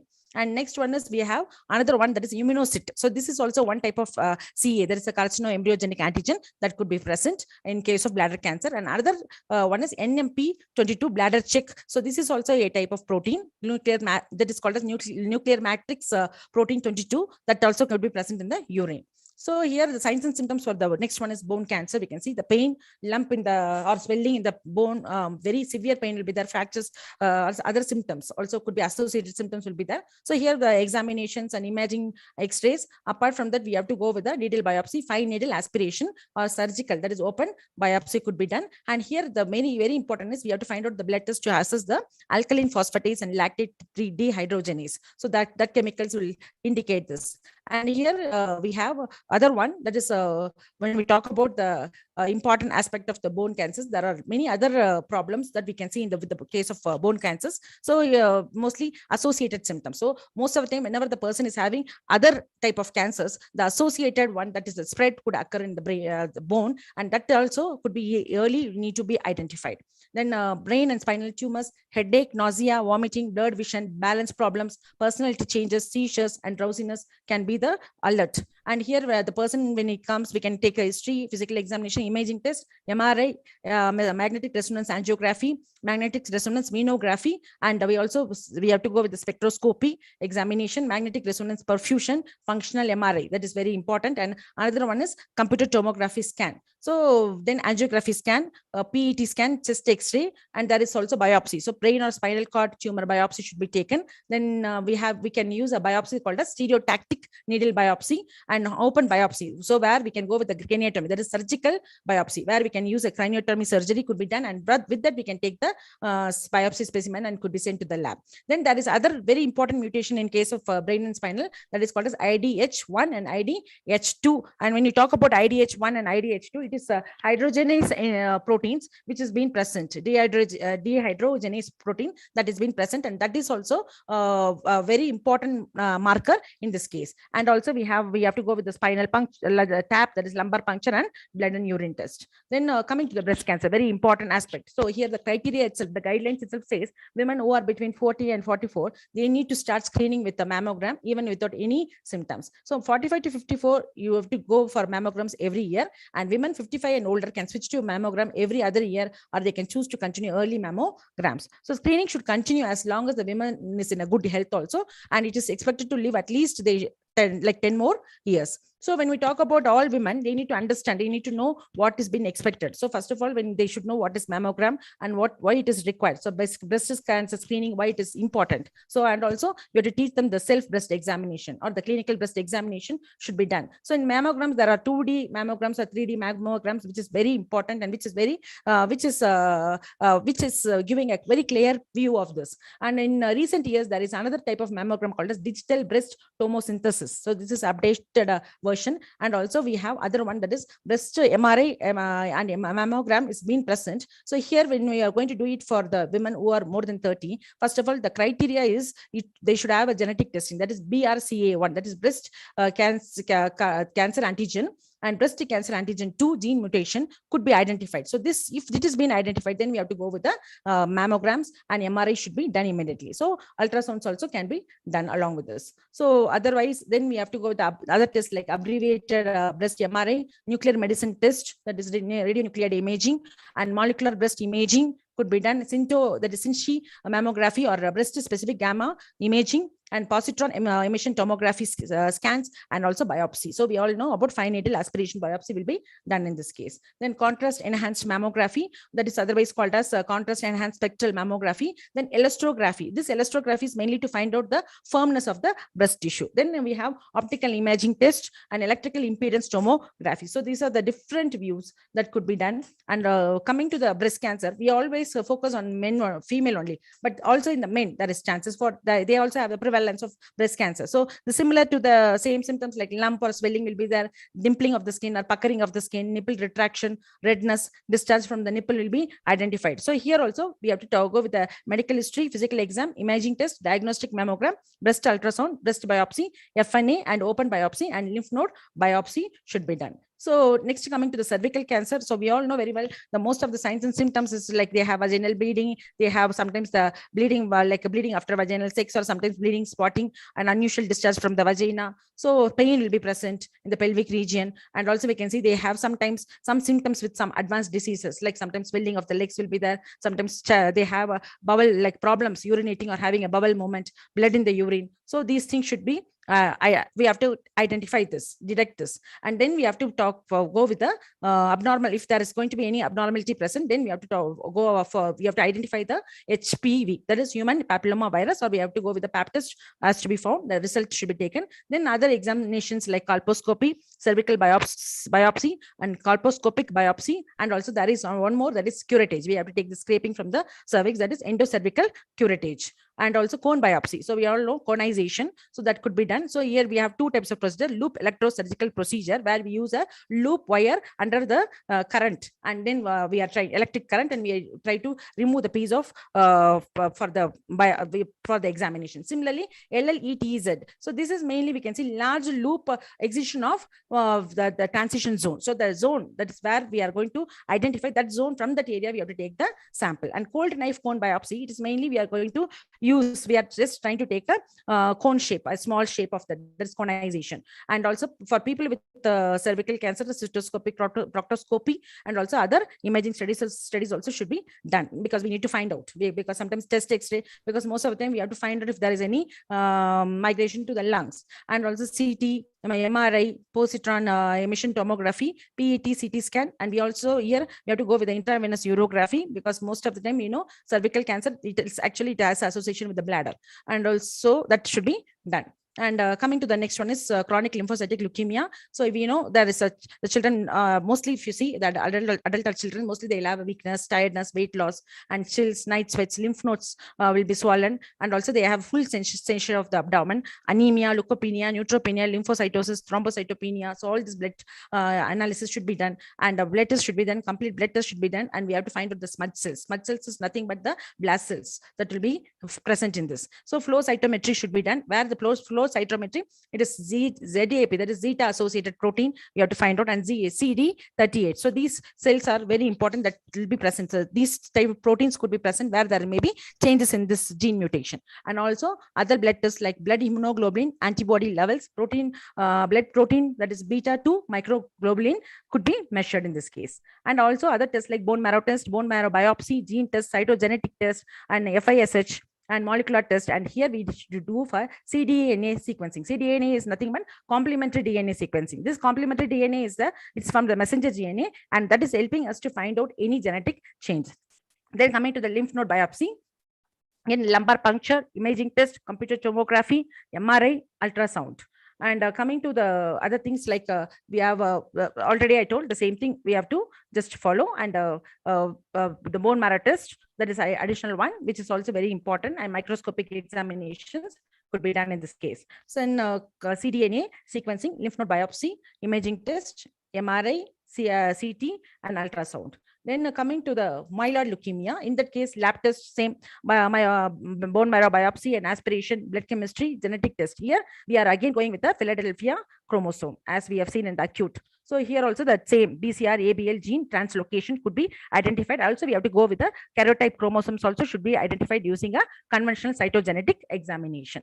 So other other examinations could be polymerase chain reaction, imaging test, CT scan, magnetic resonance imaging, ultrasound. Then coming to the colorectal cancer. So this is also another. So breast cancer, colorectal cancer, and bone cancer, and prostate cancer. So this is actually, and cervical cancer. So these are the 5 very prevalent cancers which has been given a early alert. So in this case, we have to find out the history. We have to go find out the family history. If they are having any other diseases, already I told, ulcerative colitis, or if there is going to be a Crohn's disease. So these are the reasons. So we have to, here very important is we have to find out if they are going to have any hereditary problems.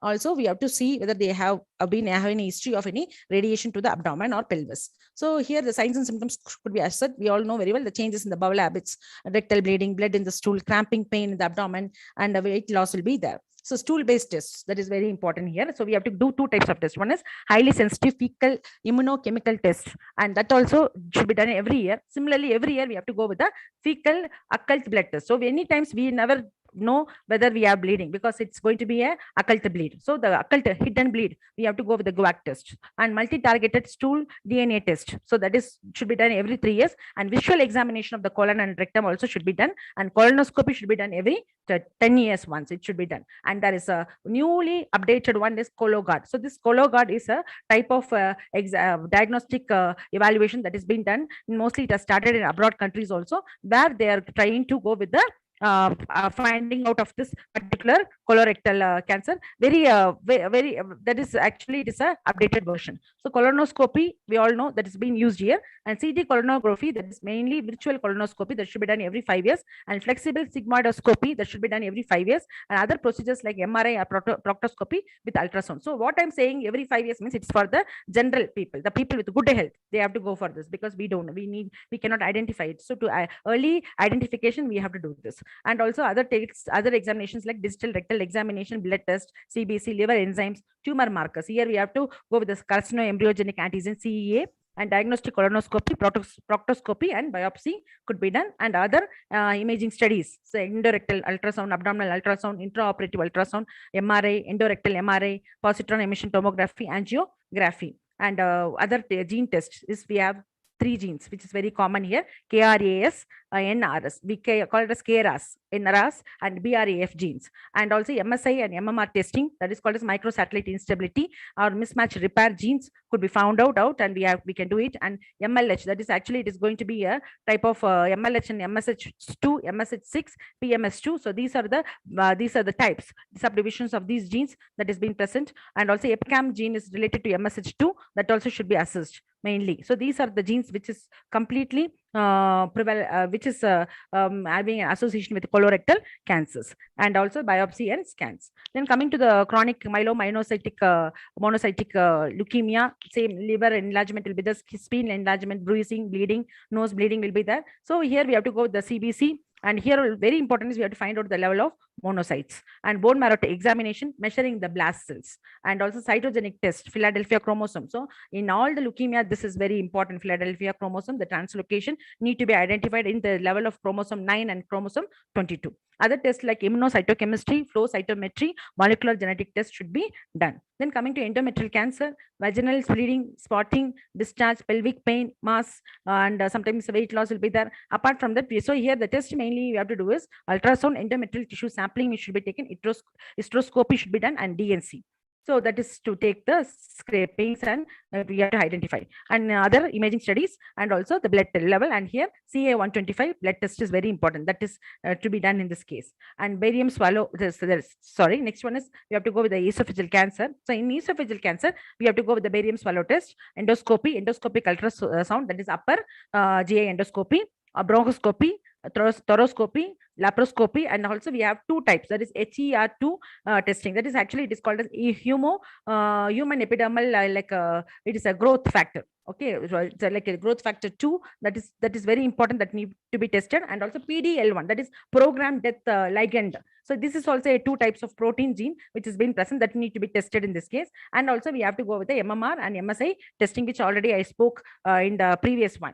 So that same thing that needs to be tested in this case. So coming to eye cancer, eye examination, ophthalmoscope, gonioscopy lens. So gonioscopy is nothing but we use the gonioscope lens should be placed on the cornea and we have to go for the examination. Then imaging test, ultrasound, and also we have OCT, optical coherence tomography, fluorescent angiography, chest X-ray, CT scan, magnetic resonance imaging scan, biopsy. So in this case, the biopsy should not be, mostly we can go with a fine needle aspiration, but liquid biopsy. Liquid biopsy means we have to take the fluid and that all should be taken and that has to be sent for analysis. Also, next one is carcinoid tumors. Here we have to go with the imaging test, barium X-ray and barium swallow, upper GI series, and small bowel follow through examinations could be done. And enteroclysis. Enteroclysis is mostly we have to use under the fluorescence. We can try to find out the imaging. We can find out the bowel examination, and we have to do it. And barium enema could be done. CT scan, MRI.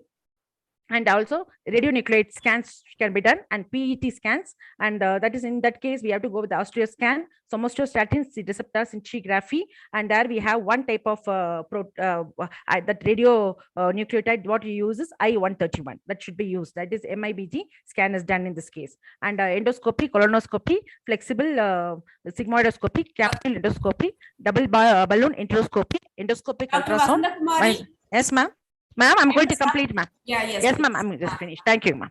And then next we have head and neck cancer. In head and neck cancer, the very important specific thing what we are going to do is function test. So we have to do a hearing test, nutrition and speech test should be done apart from the other examinations. And Hodgkin's lymphoma, similarly, the same test, bone marrow aspiration, biopsy, imaging test, immunohistochemistry should be done, and MRI, PET will be done. And apart from this, we can go with the HIV testing, liver and kidney function testing, ESR can be done, and heart and lung function, hepatitis B and C virus testing, echo, cardiogram, and Muga scan. So this Muga scan is very important because that is going to go with the, it is going to give a very clear picture of this. And especially when you talk about the Muga scan, what we are going to use for in this case, this particular scan is called as a multi-gated acquisition scan. So this multi-gated acquisition scan is going to give you a clear picture completely of this particular organs and the structures, and that will be helping us to identify if there is any kind of changes. And also lung function test. And coming to the non-Hodgkin's lymphoma, chromosome test is very important, cytometry, immunohistochemistry, and FISH. And also here we have to talk about the pleural or peritoneal fluid sampling. Then prostatic cancer. So here this is a very important focus for the older people especially. So we can see the PSA blood test, very important is we have to go with the prostate specific antigen test, where the cutoff point is 4 nanogram per ml, or if it is more than that, then we have to immediately take the person for the further diagnosis. And digital rectal examination, so that is not very accurate, but accurate one is PSA. And imaging test also could be done. And here we have multiparametric or transrectal ultrasounds and prostate biopsy, gene and protein test, and oncotype DX prostate, diagnosis prostate genes. So what are the genes what we use for this is Prolaris, Promark, Decifer genes could be used, that could be taken. So these are the things. And here I wanted to tell something before ending up. So these are the important one which I have highlighted, because I'm not talking about other, because head and neck itself, we can talk about oropharyngeal cancers, nasopharyngeal cancers, and we can talk about thymus cancer, thyroid cancers, everything could be can. But and also we have, when we come to the lower abdomen, we have Wilms tumors is there. And also when we talk about other cancers also, uterine cancers, vaginal cancers. So here mostly why I'm not targeting on this is the specific updation of the markers. What we usually use is the CT we use in case of females, we go for the colposcopy, proctoscopy, and also we are trying to go with the same thing what I mentioned in cervical. So like that endometrial what I mentioned. So that is why I'm not mentioning this. So the updated version only I have just given only the updated version updated, because in screening mostly we are going to use the markers. We use a markers, and also we are going, that is very genetic markers are very, very important, and the protein that is going to tell us the changes that is happening in the for the patient who is undergoing the cancer changes. So here to conclude, I just wanted to say screening is very, very important. That is a very important test that is used to detect the cancer sooner, like it's for the secondary prevention, or it may prevent its complication. There is a tertiary prevention among the individuals who are at high risk for cancer. So when screening is offered for patients already who are diagnosed with cancer, the term surveillance should be used instead. That is very important than this. So circulating tumor cells and circulating tumor DNA, they are offering very important genomic approaches. I think you all would have seen cDNA. I was talking about cDNA. I was talking about all the gene proteins, that is the specific markers which is being used to identify. And also that is because it's accurate measurement. Also, we have to go with the liquid biopsies, and also the other early screening programs should be done mainly to establish, and we need to find out for the further management. That is because we all know very well early management, early identification is going to go for a prompt management, and also we can go for a prompt cure. So perhaps we can say no topic in oncology is going to generate as much as energy and or debate as cancer screening and surveillance. So nearly all patients, clinicians, and researchers, they hope for a medical test that might diagnose the cancer earlier or detect the recurrence sooner, improve prognosis, and thus allow for increased cure rates. So the effect of cancer on society is very much enormous, and the screening in both healthy and high-risk populations offers the opportunity to detect the cancer early at a stage before the symptom onset, and ideally we need to identify before the metastasis. So the early detection of cancer may lead to decreased morbidity with improved survival, and in some situations treatment may require only surgery if identified early enough. So very difficult, because I told if they are going to go for the last stage, palliative treatment as well as very high cost treatment, and same time we have to have a lot of there is a lot of scarcity of medications, and all other problems could occur. So we have to go with the early detection. That is only very important in this case. So these are the references, and thank you so much. If there is any doubts, you can ask, and you can ask from the chat box also. I hope I did the justification, because I wanted to go only because I know in the 30 minutes I cannot cover the whole A to Z of cancer, could not be covered. So I've just taken the important updation that is which is updated recently, that is 2021 to 22. From the journals only I've taken this, and I have been presenting to you all. Thank you so much. I once again thank College of Nursing JIPMER, MJ Kumari ma'am, for this great opportunity. And really I'm very happy being in Ethiopia and getting connected with you all in virtual mode in India, especially to all my well-wishers, to all the professional stalwarts, and I'm seeing them. That itself is energizing us here. Thank you so much, ma'am, making me more energized. Any doubt? Any clarification needed? Audience? Is there any clarification needed? There is no clarification. Can we conclude? Yes, ma'am. Okay, thank you very much, Dr. Vasantha Kumari, for your very informative presentation. Hope all of us would encourage children and adults to undergo early screening and early detection of cancer, probably which will help them to have a long, healthy life. We wish all the human society to have a long and healthy life. Thank you once again, Dr. Vasantha Kumari. Thank you, ma'am. Now to conclude the morning session, because of the time shortage, once again we will thank Dr. Kobichandran, Dr. Sumita Koyal, Dr. Vasantha Kumari for their wonderful, excellent presentation.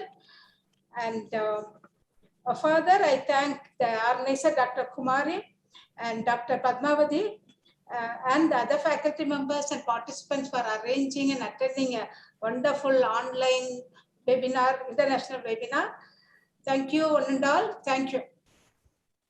Thank you, Dr. Vasantha Kumari, for part of this conference. Thank you so much, all of you, Dr.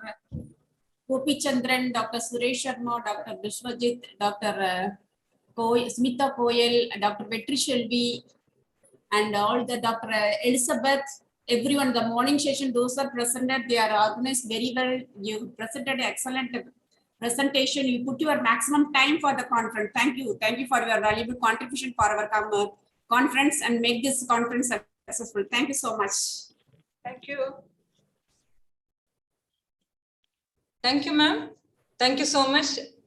Thank you for chairing the session, ma'am. Thank you, ma. Thank you. Now we'll break for lunch. Like we'll be back in 45 minutes at about 2:30 in Indian time.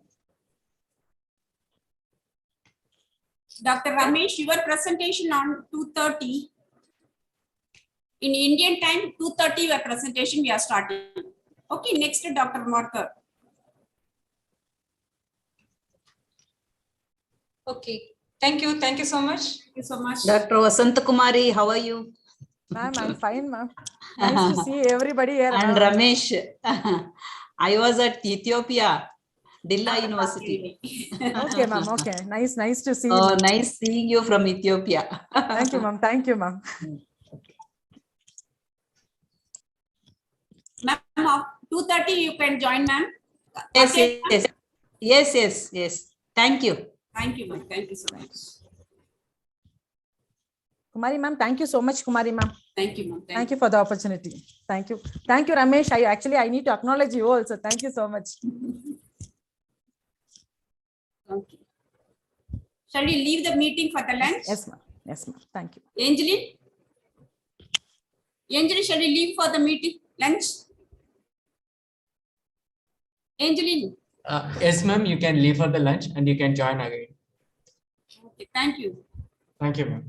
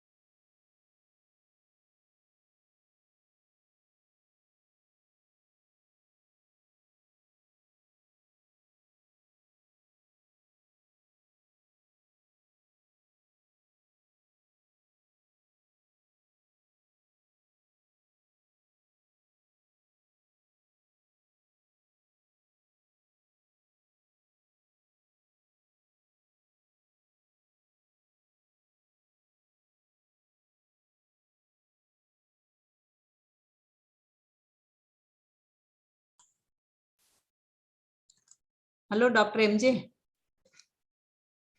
Can you hear me? Can you hear me? Yes, yes, I'm hearing you. Clear? Yes, yes. Okay, okay. Dr. Kumarasamy has joined, no? Yeah, he is there. Yes. Join, ma'am. Yeah. Ramesh also on the line. Dr. Northar also online.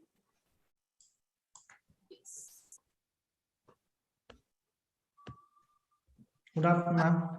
Good afternoon. Good afternoon, sir. Good afternoon. Thank you all the speakers for your kind contribution for our conference.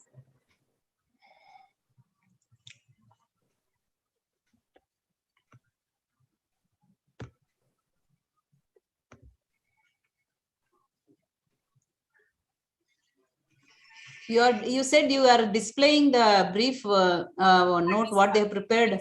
Yeah. Okay. Okay, okay.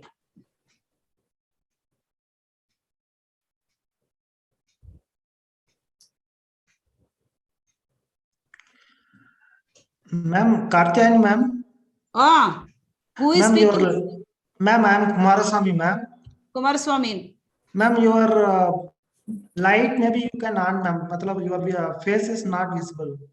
Okay, okay. Now? Opposite में light चाहिए, ma'am. Maybe if I am not wrong. What is that? Light has to be focused on your face, ma'am. But Yeah, I think this side I will put it off. Yeah, switch on the light on your room.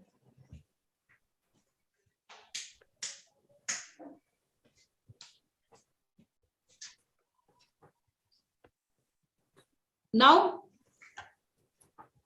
Now?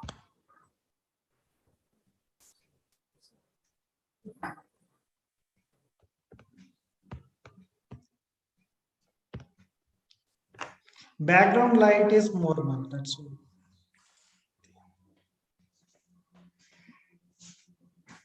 all. Now also not visible, isn't it? Yes, ma'am. Backside has to close, ma'am. So the close, huh?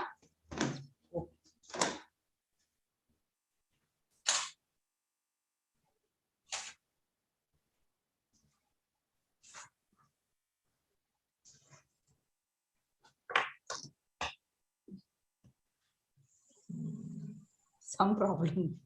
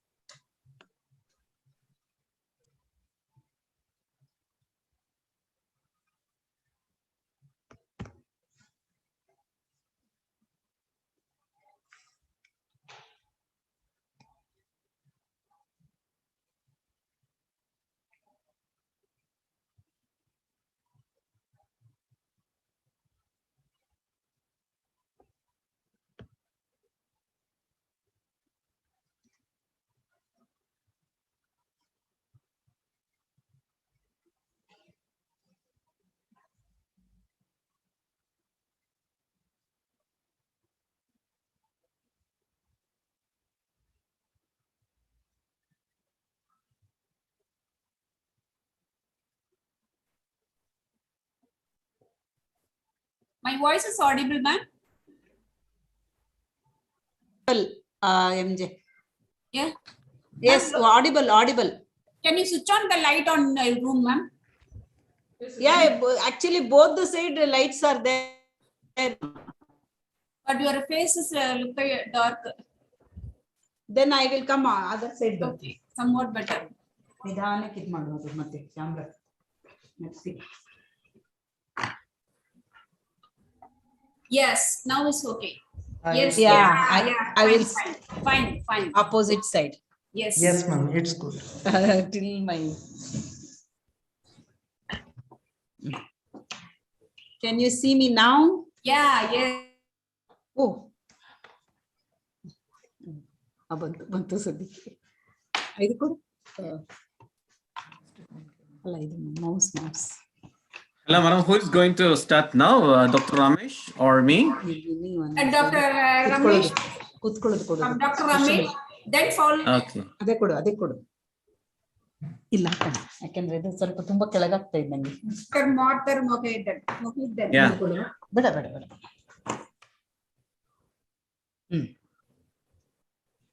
ನಾನು ಇದನ್ನು ಇನ್ನೊಂದು ಹಾಕಿದ್ರೆ ಸ್ವಲ್ಪ height ಆಗ್ತದೆ. ಹಾ ಸರಿ. ಬಿಡಿ.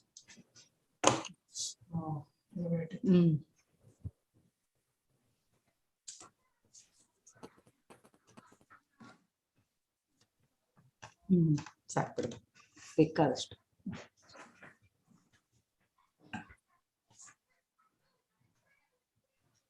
ಇದೆಲ್ಲ ಏನಾದ್ರೂ ಟೆಕ್ನಿಕಲಿ ಚೇಂಜ್ ಮಾಡ್ಬೇಕು ಲೈಟ್.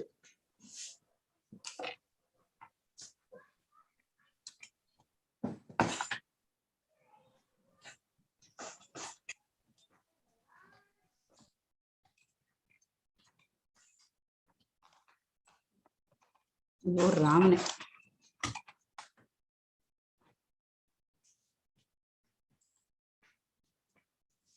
ಇದೊಂಚೂರು ವ್ಯೂ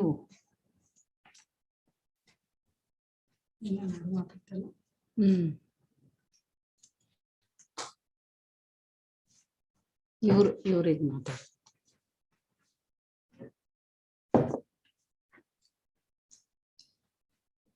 ಅವ್ರಿಗೆ ಹೇಳಿ ಯಾರಿಗೂ ಬಾಗಲ್ ತೆಗಿಬಿಡ್ರಿ ಅಂತ, ಯಾಕಂದ್ರೆ ಬಾಗಲ್ ತೆಗೆದು ಗೊತ್ತಾಗುತ್ತೆ. ಒಬ್ರು ಯಾರಾದ್ರಲ್ಲಿ ಕೂರಿಸಿ ಮ್ಯೂಟ್ ಮಾಡ್ತೀನಿ.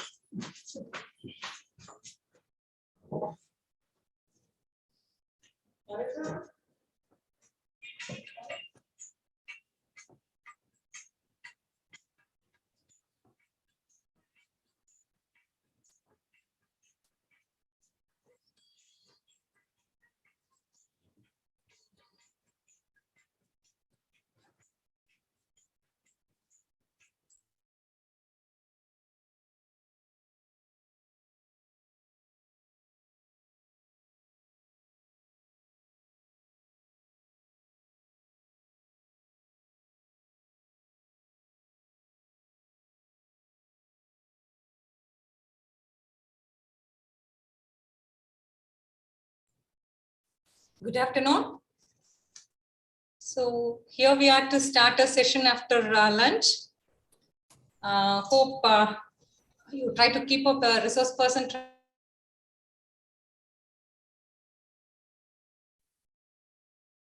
Next session will be share.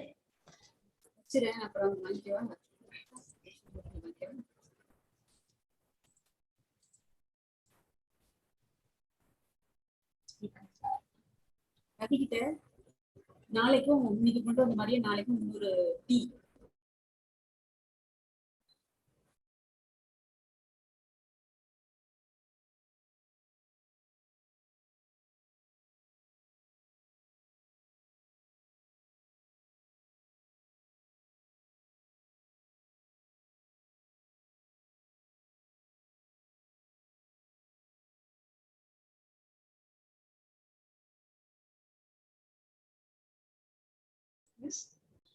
Yeah, it's my pleasure to invite the chairperson for this session, and we are happy to have Dr. V.V. Katyayani, Professor cum Principal, College of Nursing, Nimmans, Bangalore. Madam has 20 years of PG guidance and works as a PG teacher at RGUHS, and she has received the Florence Nightingale Award in 2017, which is organized by the Newspaper Association of Karnataka. She is an editorial member of international journals, member of BOS in various universities. She's working as a facilitator for life skill workshops at Department of Epidemiology at Nimmans, funded by Government of. She's a member of various committees like Green Campus Committee, Sports and Recreation Committee, an executive committee member of Gymkhana. We are happy to have you here, ma'am.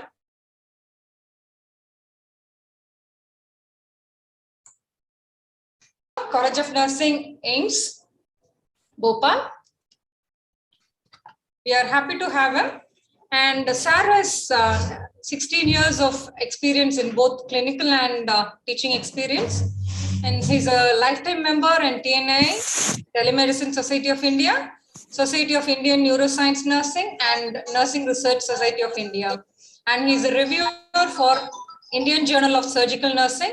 Sir has published more than 10 research papers in national and international nursing journals. Happy to have you, sir. And the session is over to the chairpersons. Now the chairpersons can introduce the resource persons. Very afternoon to all of you. I'm happy to introduce Dr. Ramesh Shanmugam, PhD. Can you hear me?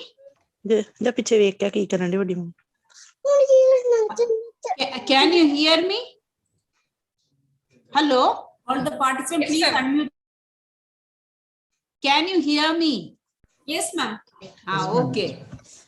So he has 21 years of experience in the field of nursing in various capacities, clinical instructor to even as a professor. And he has published 113 books, monographs, various articles, national and international journals, proceeding and felicitation volumes, magazines, edited books, online journals, chapters in textbooks, digital publications, book reviews, presentations. Member of numerous nurse society, editorial board member of Texila International Journal in 2018, reviewer for Texila International Journal of Africa, Nursing Sciences. So we are happy to have you, Dr. Ramesh, and we are waiting for your deliberations. Thank you.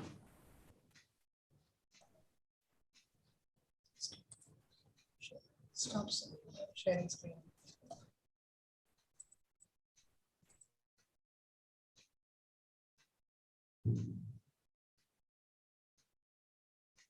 Over to Dr. Ramesh. Unmute yourself. Unmute yourself, Dr. Ramesh. Dr. Ramesh, unmute yourself. Unmute yourself. Oh God, he is not listening. Unmute, Dr. Ramesh, unmute.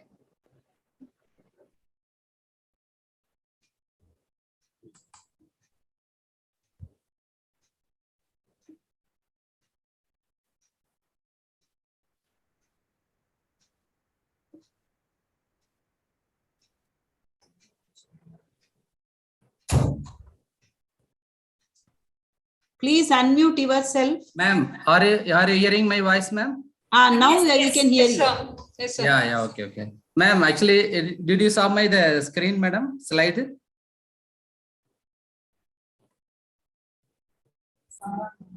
Hello, ma'am. We can see. We can see. Yes, sir. Yeah. Slideshow. Make it slideshow, sir. Yeah. 744. Are you okay, madam, right now? 050. 994744 Sir, slideshow. Yeah, slideshow. I done the slides already. Is it visible? Not yet, sir. Not yet? Yes, sir. Once again, shall I do? Yes, sir. Yes, sir. Can you make it full screen, Dr. Ramesh? Ma'am, I done this full screen. 1 minute, once again I will do it. It's okay. Now is visible. We can see your slide, but can you make it slideshow? 1 minute, madam. Once again I will stop. Then I will do it, madam. Once again.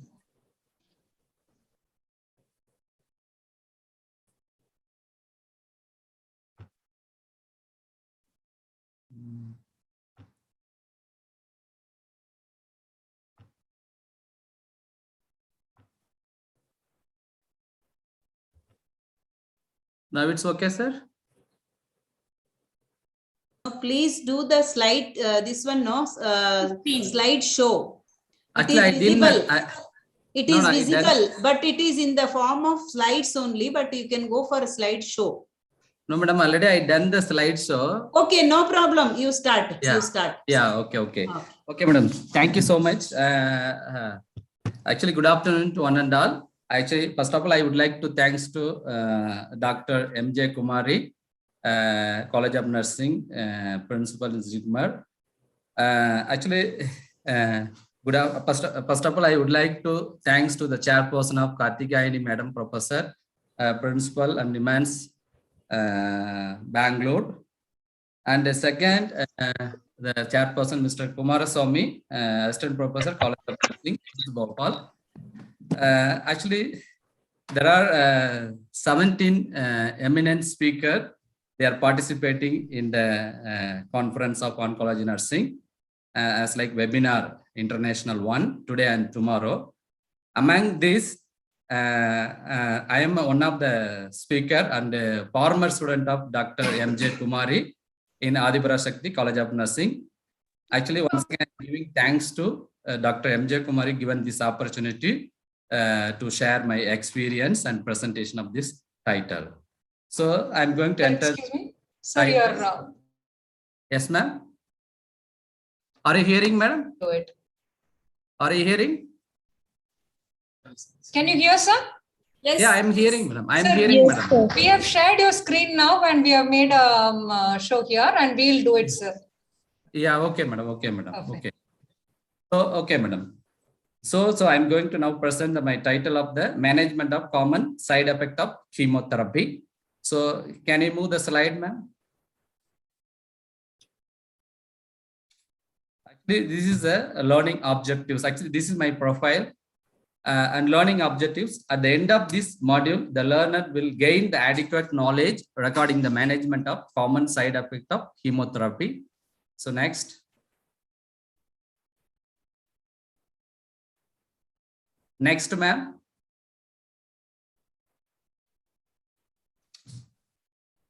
Hello, ma'am. Yes. Yeah. So next, what is the meaning of chemotherapy? So actually, before going to enter the management of side effect of chemotherapy, first we have to understand about the overview of chemotherapy. What is mean by chemotherapy? Chemotherapy is a therapy in which toxic drugs are given to the cancer patient to interfere with the growth of cancer cells. So next. So what are the goals of chemotherapy? There are the several goals of chemotherapy is there. The first one is to cure the cancer. That means eliminate all the cancer cells to control the cancer, slow the growth of the cancer and prevent the spreading. And third one, to provide the palliative care. That means to shrink the tumor to relieve the pressure. It's depend upon the stage and grade of the cancer. So next. So chemo drugs. So what are the characteristics and how they kill the cancer cells and other growing cells? There are two aspects of the cycle will be there. One is the cell cycle specific agent and second one is the cell cycle non-specific agent. The cell cycle specific agents work by the targeting the microtubules which the spindle fibers that interfering with the cell division and resulting in the cell death. The second one is the cell cycle non-specific agent, particularly damaging the DNA by causing the DNA double helix to break or interference with the DNA repair mechanisms. The cell cycle specific agent is only targeting the microtubules. Then cell cycle non-specific agent is it's maybe interference with the DNA repair mechanisms. So next, ma'am. Next, ma'am. So the chemo drugs, it's characterized by the derivation of the drugs. There are some classification of drugs are there already. They are discussed in the previous sessions, the morning sections. What are the classifications undergone the chemotherapeutic drugs? Here also I list out that alkylating agent, platinums, anti-tumor antibiotics, antimetabolites, plant alkaloids. So next, ma'am. So how use the chemotherapy? So how we have to use? There are two aspects of the chemotherapy used in the part of clinical field. One is the neoadjuvant chemotherapy. The second one is adjuvant chemotherapy. So neoadjuvant chemotherapy is a make tumor smaller before surgery or radiation therapy. That is called as the neoadjuvant chemotherapy. Destroy the cancer cell that maybe remain after surgery or radiation therapy. That is called it as a adjuvant chemotherapy. So next, ma'am. So this is the how the chemotherapy is giving. This is the one image for that showing for the understanding. Next, ma'am. So what are the various route or method of administering the chemotherapy? There are the several methods are there, such as the oral by pill, subcutaneous injection, intra-arterial, intraperitoneal, intravenously, and topical. Among these, which one is the common method is for using the clinical for administering chemotherapy is the intravenous therapy. So next, ma'am.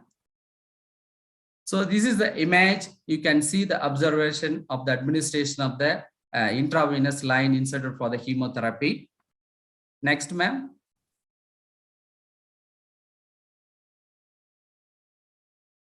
So this is a cancer patient receiving the chemotherapy intravenously for the additional image for the understanding purpose. So next, ma'am. So now, so what are the chemotherapy process? Here there are two aspects of process is there. There's a phase 1 and a phase 2. The phase 1, otherwise called chemo phase begin. It is an day 1 and include the first week administering of the first dose of the chemo. The patient body begins to experience the short-term side effects after the receiving the chemotherapy. That is the chemo phase begin. In additionally, the chemo drugs also, other drugs are given orally or subcutaneously and through the chemo intravenously to control each of the side effects. These are all the contained the chemo phase begin. The second one is the phase is a rebuilding phase. It occurs during the second week of the chemo phase when the body works to recover from the toxin in the drugs and the patient begin to feel better and regain the strength. Actually, in the beginning of the phase, the patient is maybe receiving the short-term and long-term side effects. Then slowly it's maybe going to the second phase is maybe develop the strength of the body and reduce the toxin and as well as to reduce the some side effects with the help of the healthcare personnel's management. So go for next slide, ma'am.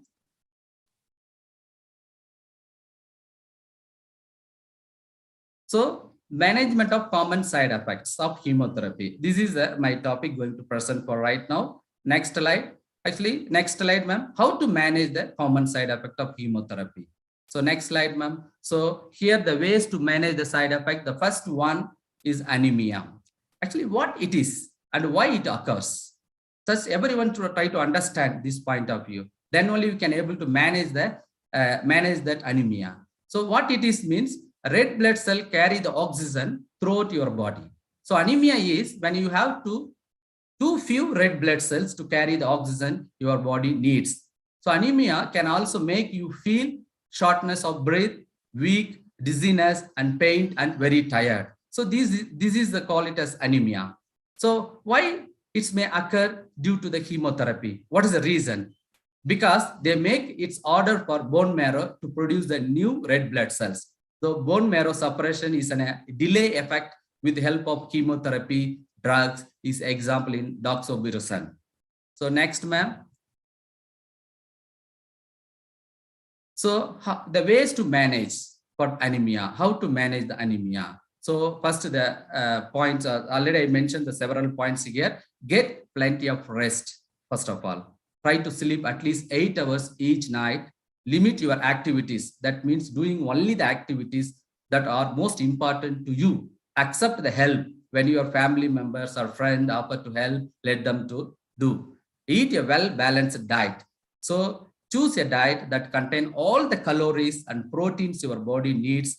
The calories will help you keep your weight up and the extra protein can help repair the tissue that have been harmed by the cancer treatment. The next is stand up slowly.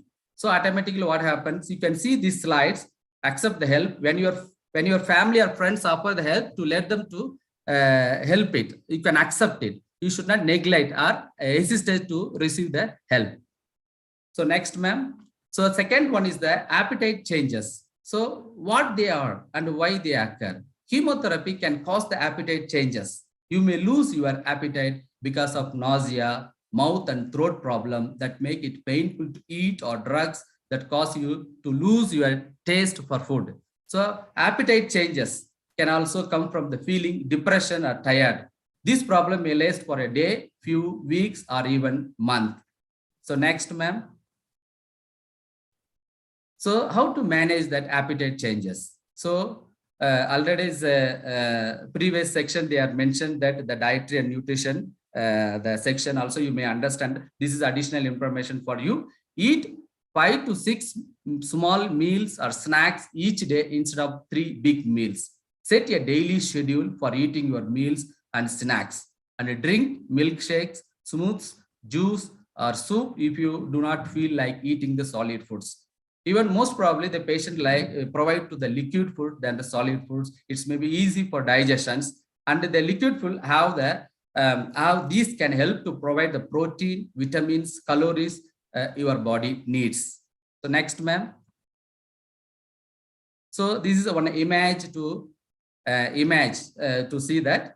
Next, ma'am. Next. So the additional point: use the plastic fork and spoons.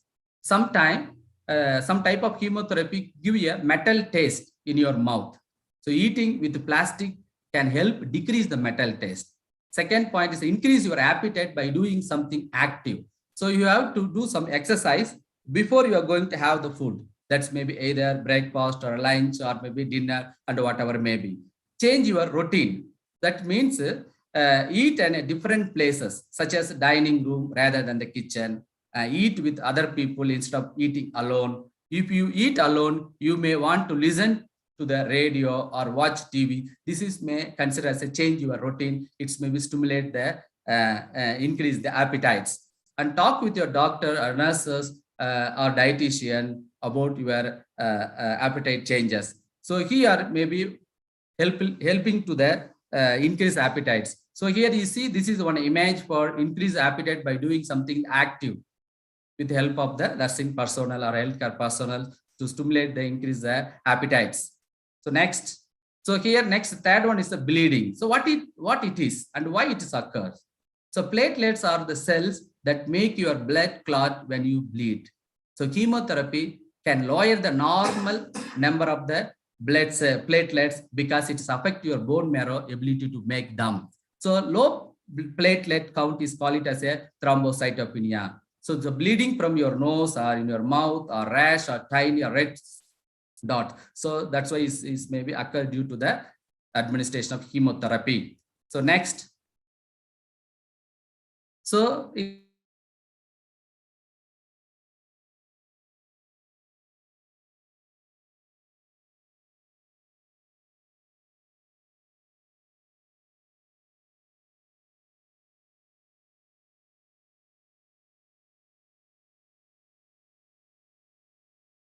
use a water flusher to clean your gums and between your teeth.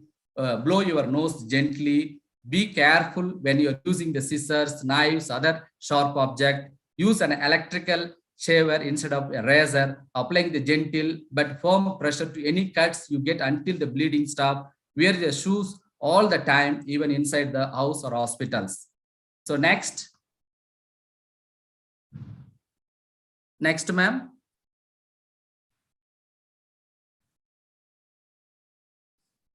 So the constipation, ma'am, before previous slide, ma'am, please, previous slide. Actually the bleeding, what are the points should not do? So do not use the dental floss or toothpicks. Do not play the sports or do other activities during which you could get it hurt.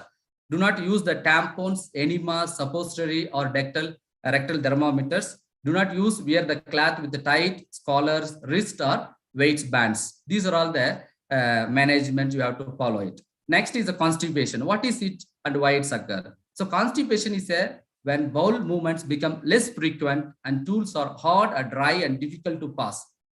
So The drugs such as chemotherapy and pain medication can cause the constipation, as well as additionally, the patient is lie down or maybe sitting for longer period, and as well as the lack of drinking of enough fluids, it's also induced to develop the constipations. Next slide. So how to manage the constipation? There are key points are there to control the constipation or relieve the constipation. To recover of your bowel movements, drink at least 8 cups of water or other fluids each day. Be active every day, as like walking, riding a bike, or doing yoga or certain exercise. Next, ma'am.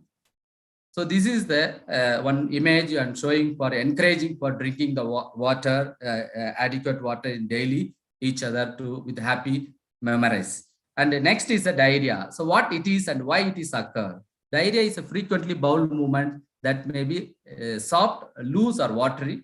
Chemotherapy can cause the diarrhea because it harms healthy cells that line your large and small intestines. You see, for example, while administering the chemotherapy is directly affecting the cancer cell. Not only affecting the cancer cell, it's maybe affecting the normal cell also. So it's what happened due to the changing the normal cells also is maybe converted as symptom of development of diarrhea. So next, ma'am.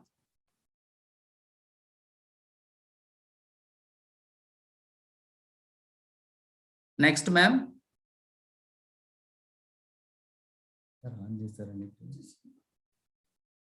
So how to manage the diarrhea? So eat 5 or 6 small meals and snacks each day instead of 3 large meals. Ask your doctor or nurse about the food that are high in salt, such as sodium and potassium. Drink 8 to 11 cups of clear liquid each day and eat low fiber foods. Next slide, ma'am. So next one is a fatigue. So what it is and why it's occur. So fatigue from chemotherapy can range from mild to extreme feeling of being tired. Many people say that feeling fatigue during chemotherapy even for a week or month after a treatment is over. Next, ma'am.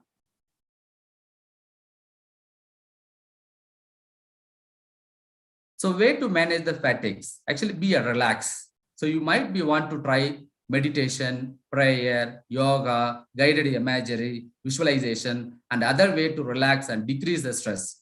And as well as eat and drink well. So for example, easy digestion foods you have to consume. Here is the mention for us, candy soup, frozen meals, yogurt and cottage cheese.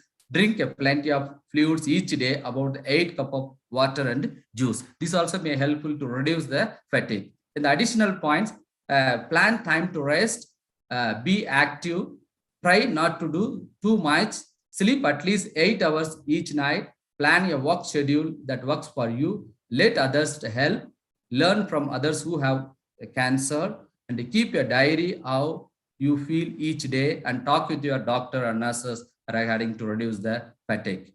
So next one is the hair loss. So what it is and why it's occur. So hair loss also is called as alopecia, is when some or all of your hair falls out. This can happen anywhere on your body. Anywhere in the body means what are the parts of the body, especially head, face, arms, legs, underarms, and other pubic area between your legs. Some time of chemotherapy damage the cells that cause the hair growth. Hair loss often start 2 to 3 weeks after a chemotherapy begins. So next. So how to manage that hair loss? So before hair loss, talk with the doctor and nurses, cut your hair short or shave your head. Choose your week before you start chemotherapy. Ask if your insurance company will pay for your week, and be gentle when you wash your hair. Next, ma'am. So do not use the item that can hurt your scalp. What are the points will be here? The straightening or curling iron, brush roller or curlers, electric hair dryer, hair bands and clips, hair sprays, hair dyes, product to perm or relax your hair. Next, ma'am. So after the hair loss, protect your scalp, stay warm, sleep on a stained pillowcase, talk about your feelings. Next, ma'am.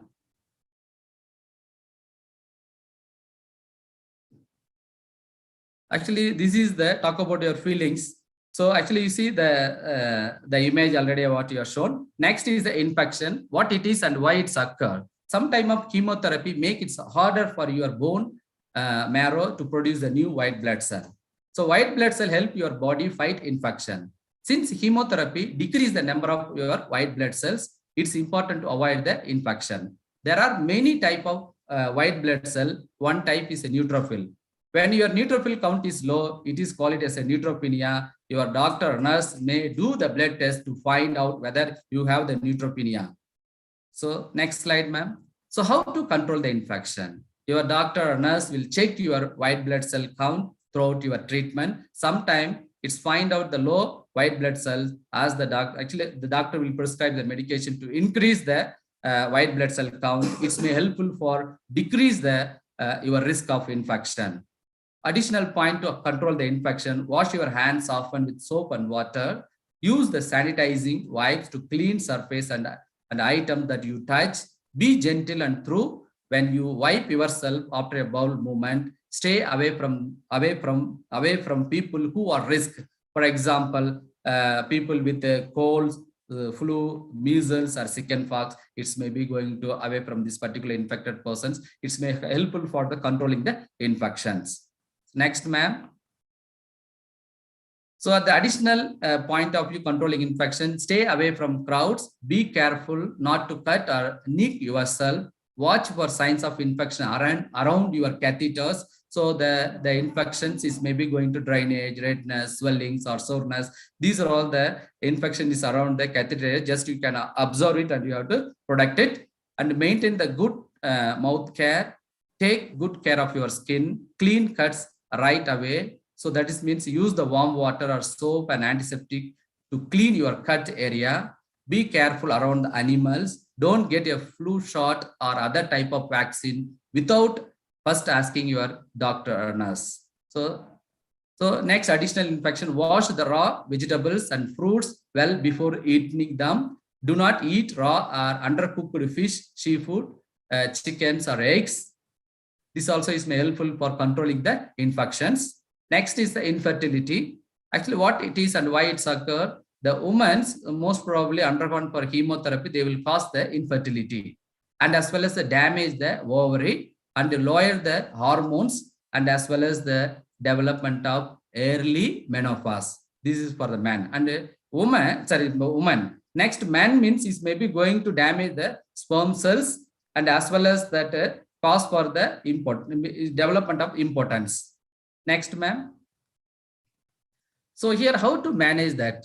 Actually, for a woman, talk with your doctor or nurse about whether you want to have the children. Suppose want to have the children means to preserve your egg before going for the chemotherapy. And as well as the birth control, why is necessary for the, why is the necessary means this may be going to do not get the pregnant while getting the chemotherapy. This is the basic rule for that undergone chemotherapy. Then for the men, same as like consult with the doctor or nurses, whether you want to have the children, you have to preserve your sperms to use the future or refer you to as a fertility specialist, and as well as birth control also is maybe prescribed for the man.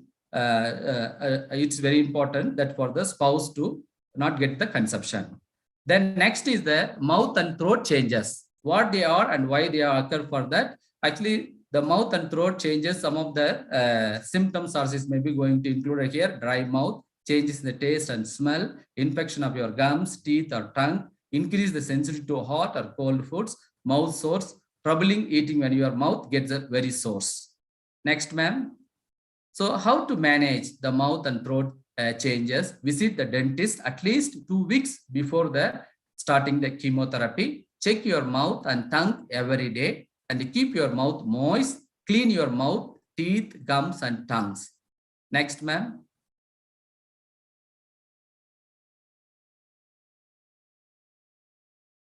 So next one is nausea and vomiting. What they are and why they occur. Some type of chemotherapy can cause the nausea and vomiting or both. Nausea and vomiting can occur while you are getting the chemotherapy, right after or many hours or days later. So here the major drugs to treat for the antiemetic drug can help to prevent the nausea and vomiting. You may need to take these drugs 1 hour before each chemotherapy treatment or for a few days after that. Next, ma'am. How to control or manage the nausea and vomiting? First one is to prevent the nausea. So here some of the food items is maybe going to prevent that soft drinks or soft food items prevent the nausea and vomiting, and as well as additionally they have to provide for antiemetic drugs. Here the example of drugs, dexamethasone, the combination of drugs is maybe going to helpful for reduce the nausea and vomiting. The example of drug dexamethasone, ondansetron, and domperidone, amperidone, these are all the combination of drugs is may helpful for reduce the nausea and vomiting. Next, plan when it is best you to eat and drink. Okay, according to the time schedule or plan. They eat small meals and snacks. Eat and drinks items that are not too hot nor too cold. Avoid the strong smell food items are either liquid or solid material. Relax before treatment. When you feel like vomiting, breathe deeply and slowly or get fresh air. It's maybe helpful for the controlling the nausea and vomiting. Next is the nervous systems. What they are and why they occur. Chemotherapy can cause the damage to your nervous system. Some of the symptoms may include here tingling sensation, burning, weakness, numbness in your hands or feet, feeling colder than the normal, pain when you're walking, weak, sore or tired or achy muscles, being clumsy or losing your balance, trouble picking up objectives and buttoning your clothes, shaking or trembling sensation, hearing loss, stomach pain, fatigue, confusion, and memory problem, dizziness, and depression. These are all some of the symptoms. It may be due to the nervous changes while undergoing the chemotherapy. Next, ma'am.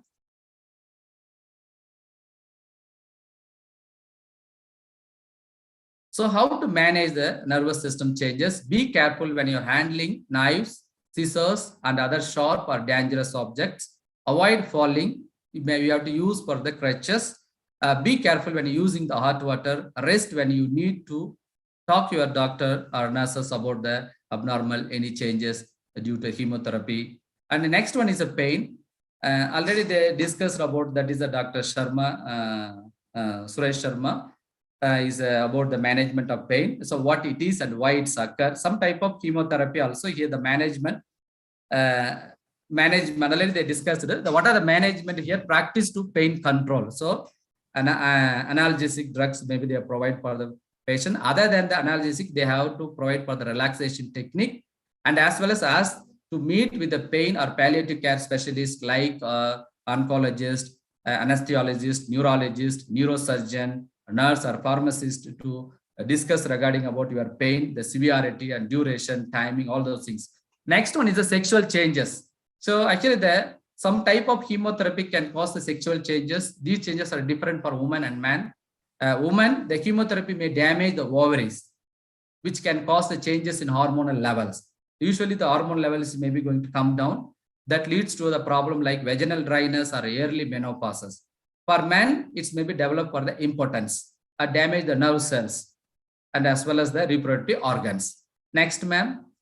So next, ma'am. Next, ma'am. So what are the sexual changes? Problem for women include the symptom of menopause, vaginal dryness, feeling irritable, irregular or no menstrual period, bladder or vaginal infection, vaginal discharge or itching, being too tired to have the sex or not being interested in having sex, feeling too worried, stressed or depressed to have the sex. The problem for men include not being able to reach the climax, impotence, being too tired to have the sex or not being interested in having sex, feeling too worried, stressed or depressed to have the sex. Next, ma'am. So here, how to manage the sexual changes for the woman, talk with the doctor and nurses about the sex, ask your doctor, nurse, if it is okay for you to have the sex during the chemotherapy. Most of the women can have the sex, but it is good idea to ask the doctor or consult the consent doctors. Next is the birth control is also helpful to use the undergone the chemotherapy, and additional medication is maybe going to relieve the vaginal dryness or vaginal cream are supposed to reduce the chance of infection.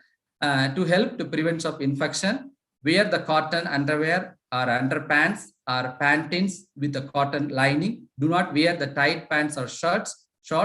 Use the water-based vaginal lubricant when you have the sex. Next, ma'am.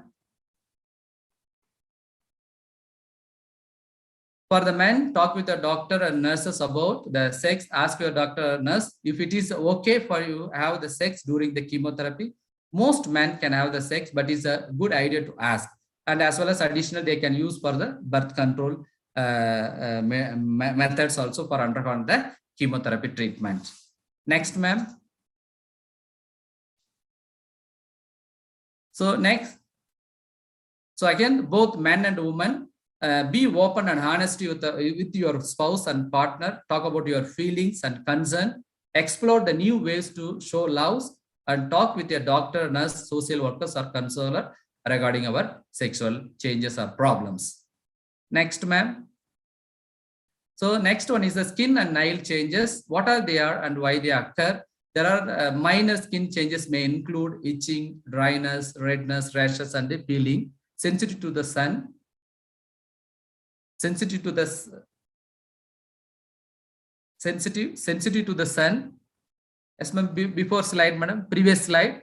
Sensitive to the sun and pigmentations. Next, pigmentation and other nails problem also is maybe beside become darker. Your nails may also turn yellow or become brittle and crackled. Sometimes your nails will loosen or fallen off, but new nail will grow back in. Next, ma'am. So the major skin changes can be caused by radiation recall, chemotherapy leakage from your intravenous, allergic reaction to the chemotherapy. Next, ma'am. So how to manage the skin and nail changes? Here the sprinkle yourself with a corn torch. Take quick showers or sponge bath instead of long or hot bath. Bath rather than rub yourself dry after bathing. Wash with a mild moisturizing soap. Put on the cream or lotion while your skin is still damp after washing. Tell your doctor or nurse if that does not help. Do not use the perfume, cologne, or aftershave lotion that has been alcohol. It may be damage to the skins. Take a colloid oatmeal bath when your whole body itching. The colloidal oatmeal is a special powder to add to your bath waters. So next, so here the additionally acne type rashes and sensitive to sun bath. These are all the same similar method you can utilize for that to control the skin changes. Next, ma'am. Next, nail problems. So wear the gloves when washing the dishes, walking in the garden, or cleaning the house. Let your doctor or nurse know if your cuttles are red and painful. The radiation recall, already this is going to another presentation. They may be going to discuss about the radiation recall. Next, ma'am. So then next one is a urinary, kidney, and bladder changes. So what they are and why they occur. Some time of chemotherapy damage the cells in the kidney and bladder. The problem may include burning or pain when you are begin to urinate or after you are empty your bladder. Frequent or more urgent need to urinate. Not being able to urinate, not able to control the flow of urine. That's incontinent of urine, blood in the urine, fever, chillness, urine that is the color is orange, red, green, or dark yellow, or as a strong medicine orders. So instead of that, is we see the uptake encouraging to increase the plenty of waters. Next, ma'am. So how to manage? Here you will have the regular lab reports. That's maybe going to rule out, and you can be able to manage that. Drink plenty of fluids. Limit drinks that contain caffeine, like black tea, coffee, or some of the cola products. Talk to your doctors or nurses. The client taking the cyclophosphamide, that's a cytoxin for the treatment of cancer. The nurse very caution in administering the medication because this drug is possess the fatal side effect of hemorrhagic cystitis. Next, other side effects like flu symptoms. Already know everyone familiar with the flu-like symptoms. Actually, these are the symptoms. Is maybe like flu symptoms: muscle and joints ache, headache, fatigue, nausea, fever, chills, appetite loss. Next, ma'am. So next, another side effects is the fluid retention. So fluid retention is a buildup of fluid caused by the chemotherapy. It can cause your face, hands, feet, or stomach to feel swollen and puffy. Sometimes the fluid build up around your legs, sorry, lungs and heart, causing coughing, shortness of breath, and irregular heartbeats. Actually, the doctor or nurse can help to manage the fluid retention. First of all, the weighing yourself at the same time each day using the same scale. Let your doctor or nurse know if you again weight quickly. Avoid the table salt or salt, limiting the liquid you drink. If you retain a lot of fluids, your doctor may prescribe the medication to get rid of the extra fluids in your bodies. So next is eye changes. So eye changes are the trouble wearing the contact lens. Suppose some type of the chemotherapy can bother your eyes and make wearing the contact lenses painful. Ask your doctor or nurses if you can wear the contact lens while getting the chemotherapy. Sometimes blurred vision also is maybe going to develop due to the chemotherapy. So it's maybe helpful for to avoid the tear ducts, clog your tear ducts, and which can cause the blurred vision and watery eyes. If your vision get blurred or your eyes or is may worsening, you can contact the nurse and doctors and control the side effect of the blurred visions. So next, so this is my reference. Next, ma'am. So actually, so one thing I have to tell about the probe, it is easy to kill the cancer, but the challenging is keeping the patient alive at the same time. This is a nursing personnel really is a challenging part to take care of the cancer patients. So thank you so much for giving this opportunity. Thank you, Dr. Ramesh. It was a wonderful presentation and comprising of all the side effects of chemotherapy and possible solutions. And it was a very enlightening session. And now the floor is open for discussion, or we have to take some questions. Can have some questions? Yeah, sure, ma'am. No, I am asking the organizers. Yeah, sure. Okay. Is there any time so that we can have it? Otherwise, we need to, because already I think time is exceeding. Okay, ma'am. Okay, we can conclude. I think organizing team has put a message. Okay, since there is a time shortage, I think at the outset, I really deeply congratulate and appreciate the organizing team, especially Dr. MJ Kumari, Principal, JIPMER, and also all the team members for their untiring efforts of making this conference a successful one and inviting me as a chairperson. I'm really thankful to all of you. Thank you. Thank you, ma'am. Thank you, ma'am.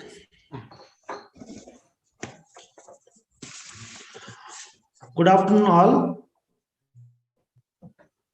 I would like to thank Dr. MJ Kumari Madam, Organizing Chairperson, Dr. Padmavati Nagarajan, Organizing Secretary, and the entire JIPMER team for giving the opportunity as a chairperson for in the international CNE and the oncology nursing. It's my privilege to introduce Dr. Mehtar Mohiuddin. Dr. Mehtar Mohiuddin has the 20 years of experience in the field of nursing, various capacities, staff nurse, lecturer, and assistant professor in the different institutions. Sir has the publication 2 books and 7 scientific papers, and member of various nursing societies, and he got the various awards. Best teaching award in the 2017 faculty of the applied medical sciences of University of Tibet. Outstanding services and dedication of in the faculty in nursing, Masha, University of Malaysia. Sari is currently program coordinator, associate professor in the Tibet, and that is of the Saudi Arabia. I welcome Dr. Mehtar Mohiuddin to deliver the session of management of common side effect of the radiotherapy. Sir, forum is yours.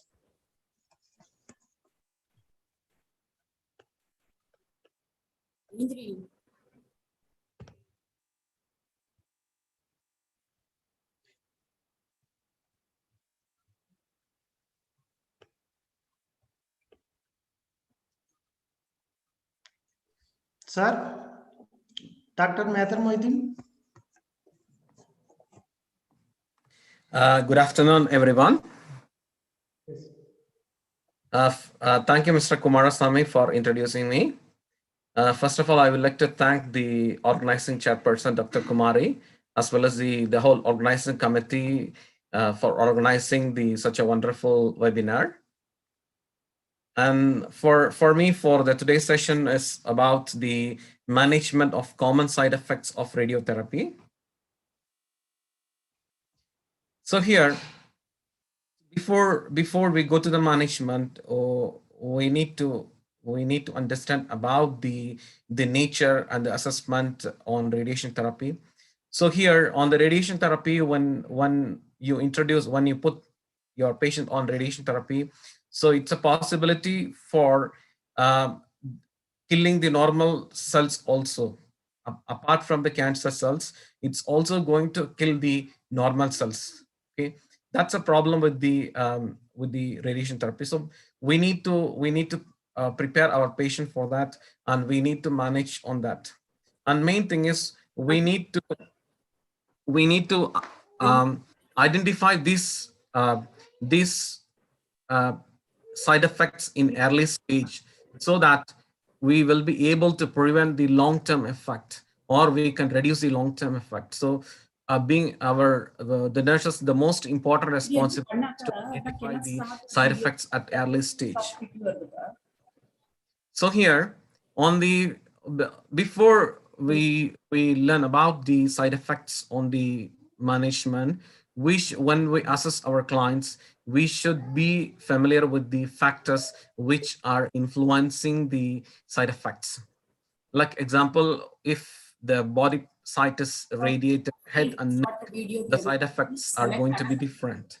If the radiations on the pelvis, the side effect is going to be different. So that's why you need to educate your client about the body part which is going to be radiated, and what kind of side effects we will expect from that. And age. So here especially on when the client are old, or when they're when they're moving, the normal there is a possibility of epidermal recycling process is slower. So that's why it's the healing process also will be slower. So the skin side effects healing will be delayed. So that we need to understand about it in aging process. And dosage, when we administer the radiation in higher dosage, in larger volume, the side effects are going to be more. Whereas if the radiation is given in higher energy, because it's going deep, so that's why the skin effects are not much. And also method of radiation, like whether your client is going on external radiation or internal radiation. So external radiation, the side effects are going to be mostly on the skin side effects. And internal radiations, the effect is going to be different. And about the general health and comorbidity, like if your client is having a comorbidity, like he's suffering from diabetes or hypertension, he's on some medications, this also going to influence his side effect. Or we can say if your client is on steroids, still it is the side effect is going to be more. And also if your patient is after a cancer surgery, if he's on radiotherapy, the side effects are going to be different. And if he's along with chemotherapy, the effects are going to be more. Because in chemotherapy, there are some drugs which are radiosensitizing effect. Okay, example 5-fluorouracil, so which have effect, so which is going to be where the side effects are very earlier, and there will be more side effects. So these all the factors we need to consider before we deal or before we educate the client about the side effects. And usually the side effects begin during the 2nd or 3rd week of the treatment. So here, the effects are not going to be immediate on the 1st week. So we can expect on the 2nd and 3rd week of the treatment. And after the final treatment, it is going to be last for several weeks, the radiation effects. So this we need to discuss with your patient. And also about we need to talk to the patient, the common side effects about skin effects as well as fatigue. So these two are going to be the common effects in all the kind of radiation therapy. So here, when you look at the body part which are going to be treated and the common side effects. So here, if any part is being treated with radiation, we expect hair loss. Alopecia we can expect on the part where your client is being radiated, and also there is going to be skin irritation or skin manifestations and fatigue. So these three are going to be common in if any part of the body is being radiated. And also, if your client is especially on head and neck is being radiated, we can expect the symptoms like the side effects like dry mouth, we can expect, and the saliva is going to be thick, and he's going to have difficulty in swallowing, sore throat, and the taste changes we can expect. And the jaw will be very painful in moving. Even some clients, the jaw, because of the osteonecrosis, we can see the jaw is going to be fixed. So all the situations we need to plan about the dietary management, how we are going to plan the nutritional therapy for the client. And also about the chest, here and the side effects, if the body part is on the chest, he's going to have difficulty we can expect difficulty in swallowing and cough. And also if the abdomen is being treated, he's going to expect nausea, vomiting, and diarrhea. And pelvis, we can expect the same manifestation. Apart from that, we can expect frequency in urination and sexual dysfunctions being expected.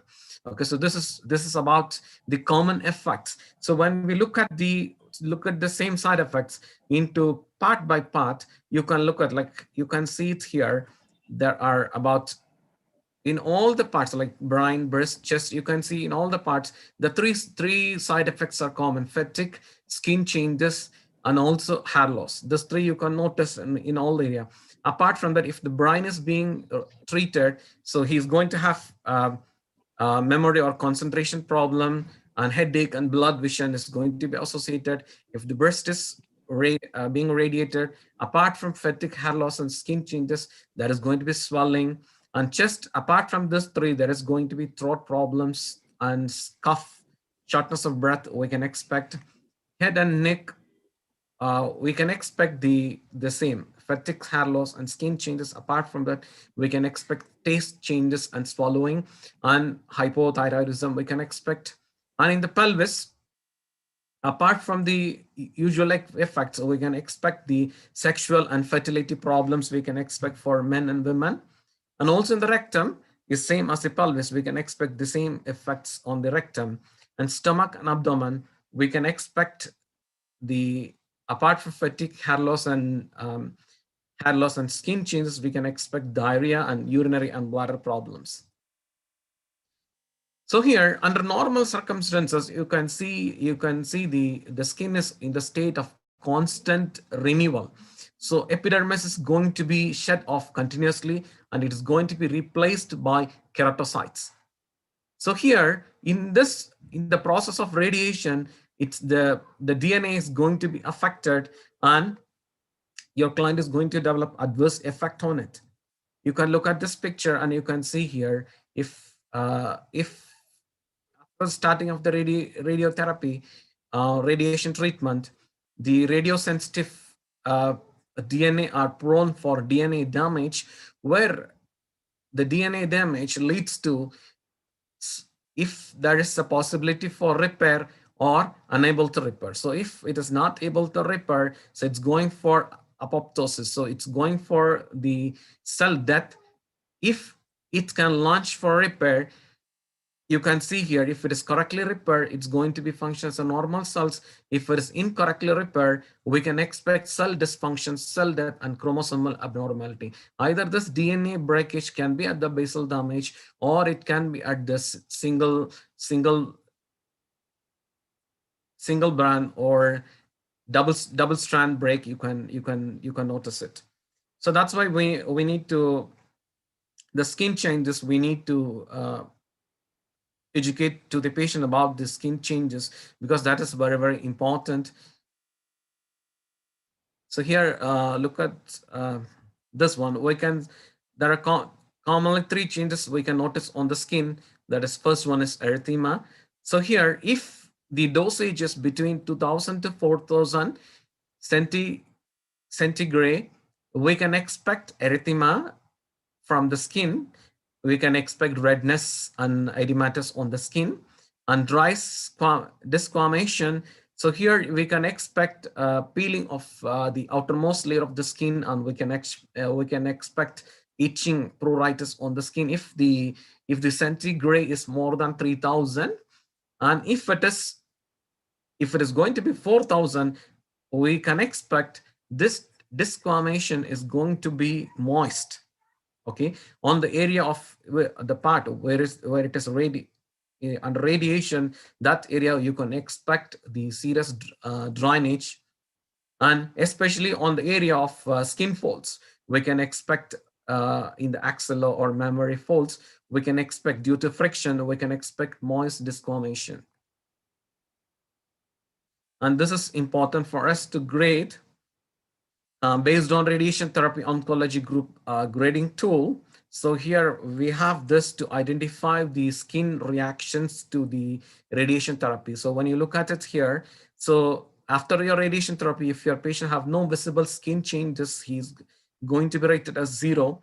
1, if he has a faint or dull erythema, if the redness is, if he has redness which is very faint and dull, is going to be rated 1.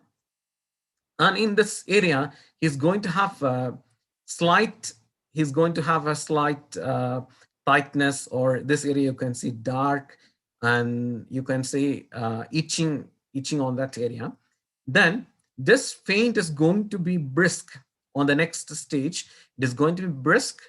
And in this stage, you can expect a dry desquamation where the outer layer of the skin will start to peel, and this area will be still itchy, and it's more darker. You can see here, more darker. And on the next stage, it's going to be a patchy, moist desquamation. So you can see like a patches on the skin area.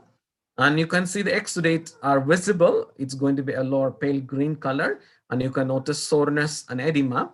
And on the next stage, it is going to be confluent. So here, all the patches, it's going to be it is going to be confluent over on this stage, and you can see the moist exudate is, or moist desquamation is more visible, and you can notice soreness and edema. And stage and the 4, rating 4, there will be ulceration and necrosis. So it is rarely seen with the advanced radio, because now the radiotherapy is having a more advanced treatment. So that's why the side effects are not that like that serious effects. And acute reactions. So here you can see the acute reactions. It will begin at the 2 weeks of treatment and resolve usually to our next 3 to 4 weeks. So here, usually in the acute response, you can see erythema or desquamation, which is dry or moist, and you can see mucositis and inflammation of the mucosal layer of the GI tract, and you can notice hypersensitivity, pain, ulcers on the mucosa. You can notice on the acute stage. A later stage, it is going to be skin hair loss. So which area is radiated? Only the client, mostly the client will have on that area, that is going to be hair loss. Like mainly if there is a head and neck radiation only, the client is going to have more hair loss on the head. So this we need to talk about the hair loss. And telangiectasia. So here there is going to be like a spider-like abnormal small vessels, which you can notice on the skin, which is from the, and there is going to be fibrosis of the masticator muscles resulting from trismus. So in trismus, your client will not be able to move the jaws. The jaws are going to be fixed, and he's going to have altered taste, sensation, and dysphagia, difficulty in swallowing. You can notice on the later these are later complications. Alopecia and telangiectasia and trismus and dysphagia, this all as a later complications. And in the main, the nursing management, in the main, there are two concerns are very important. First, about the skin integrity, and number two is about fatigue. So here on the skin integrity, impaired skin integrity, we need to advise the client about mainly to avoid using the cosmetics or perfumes or deodorants and soaps, especially because this are, again, it is going to be irritate the skin. So that's why we need to discuss with the client about using of mild soaps, and not to use very hot or cold water for the skin, and better to use the lukewarm water. And you need to tell the client about if it is itching, and there should not be scratch, or he should not scratch the skin. And about razors also. So this is also again problem, because it is going to cause skin damage. So better to be avoided. And hot applications to be avoided because of the skin changes. And so we need to talk to the client about exposing to the sunlight. Even after finishing the radiation therapy, up to 1 year, you can advise the client to not to expose on the UV rays for not much. And you can talk to him about the sunscreen or about the clothings. We can advise him to go for cotton wears. For this will help to reduce the skin effects, because this is going to be smooth for the skin. And if your client is already developing a wet disc formation, so again here we need to focus about the way of dressings, what we are going to use it for dealing with wet disc formation. So here mainly you should not disrupt the blisters if there is any blisters, and try to avoid washing that area frequently, and report if the manifestations are exaggerating. And if the area is there, if there is you see a weeping of the wet disc formation, we can plan for non-adhesive absorbent dressing. If the area is dry, out of drainage, you can advise him to go for a moisture, and we can either advise him for hydrocolloids or hydrogel on the non-infected areas. Okay, so on the non-infected areas, especially because this is going to keep the area, is going to it's going to support the area by always, like it's not going to be much dry after you apply this dressing. So yeah, the skin is well protected. And still, if after that, if you need some specialist to be seen, enterostomal therapist, so we can refer it to them. So that's about the skin changes. And next is about fatigue. Fatigue is the main concern about any kind of or any part is being radiated. It's a main issue which we need to discuss with the client. So here, it's a feeling that when you have fatigue, the client feel more tired and exhausted with the therapy, and also he visit to the hospital for the therapy and for the appointment, and to deal with the day-to-day life activities, there is going to be more fatigue. So here, and you need to, because each and every individual have a different level of fatigue. So we need to deal with them as an individual in planning for treatment plan. And if your client is along with some therapy, like if he's along with chemotherapy, the issues, the level of fatigue is going to be more. So before you deal with fatigue, we need to do the proper assessment about fatigue, your client age, and the environment where he's coming from, how he's traveling to the clinic to come for radiation therapy, and what is the dosage, and what kind of therapy we give at the hospital, and if we have any other pathological disease, or is there is what is the stage of the cancer he has, and what kind of cancer he has. So this all we need to consider before we manage with the fatigue. And in the management, we can focus the medical treatments and non-pharmacological treatments we can try out. So here on the medical management, it could be erythropoietin stimulating agents or psychostimulants. So like psychostimulants on modafinil, it's going to stimulate the central nervous system, and erythropoietin stimulation, it's going to stimulate the process of erythropoiesis. And at the non-pharmacological treatments, we can especially focus on cognitive and behavioral intervention. So here you need to train your client about how he need to manage himself if there are situations, because now he will expect many situations that is going to cause him more depression. So that's why we need to more focus on the cognitive behavioral interventions. So here, to deal with the problems, what he is facing, and how to deal with it.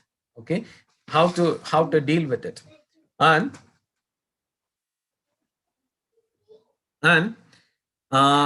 about exercise therapy and rest and sleep. And we need to plan for him after activities, and how far he need to rest. And nutrition is very important, because we need to conserve energy for him. So we need to plan the diet. And complementary and alternative medicine, like other medicines can be referred, like acupuncture or yoga. This can be good for him in relieving fatigue. So this all as the nursing part, we can plan about his activities. We can interview him with the activities, what he is doing, and you can plan if there is need of changing any activities, or we need to plan, or we need to talk to the family members about the helping for your client with the day-to-day activities, and about his workload and the job, and in the amount of protein and calorie he takes. So we need to encourage the protein intake and the calorie intake, and what kind of relaxation and exercise program your client is involved, and we need to encourage more about it.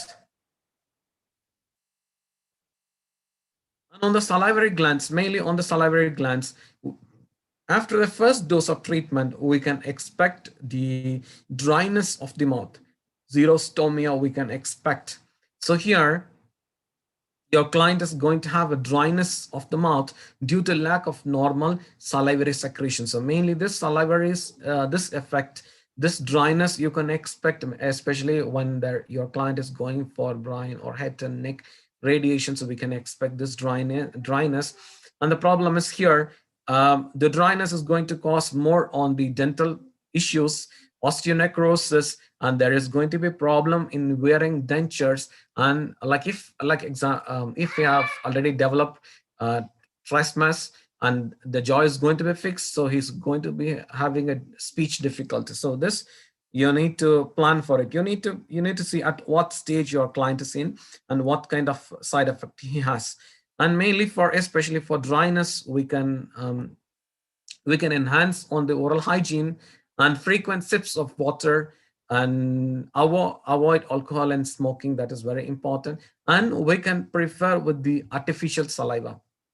Either in the hot climates, humidifiers can be preferred, and artificial saliva can be used, so that always the mouth is wet, not dry.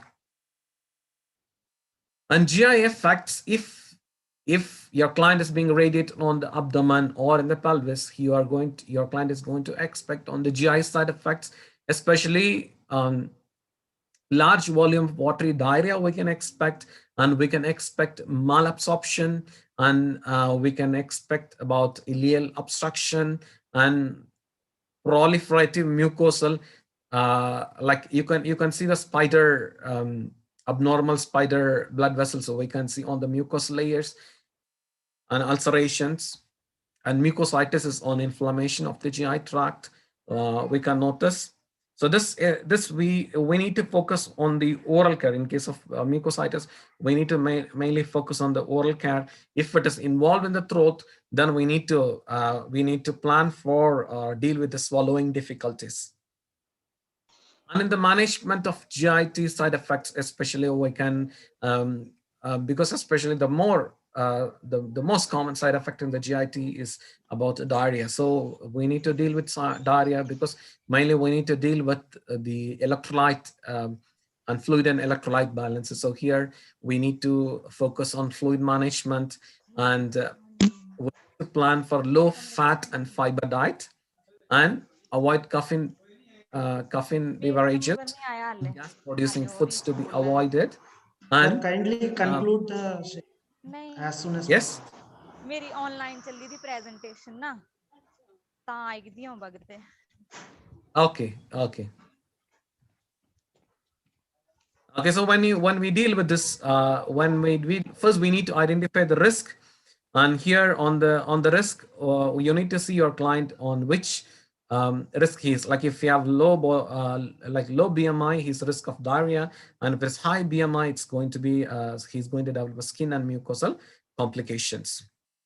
And we need to focus on oral health. And if he's more on external radiations, it is going to be more about skincare. Okay. And if it is on internal radiations, especially here, you need to focus about here, like the internal radiations, how it is going to be. Like it is going to be in a intermittent or only for a certain time, or it's going to be how to deal with it, because we should safeguard the members who is going to be with him, and also because the radiation is going to be excreted through the body fluids. So that's why the radioactive substances may radiate outside. So this we need to discuss with the client about internal radiations. Okay, so these are all my references. You can look at it.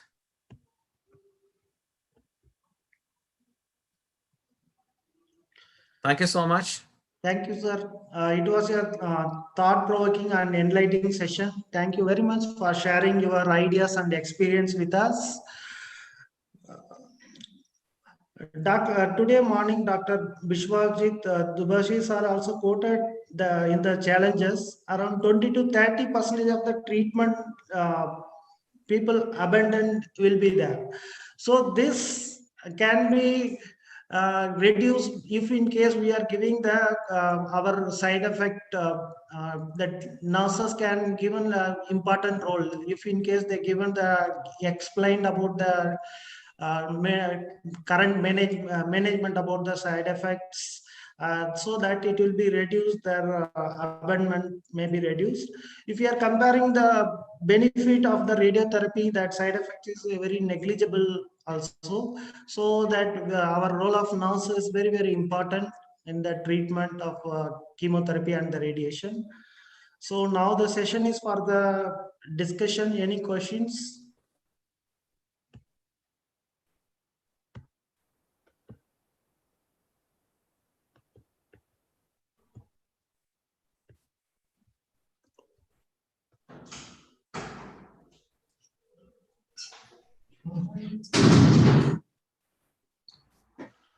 So shall I conclude? No queries? No, any queries?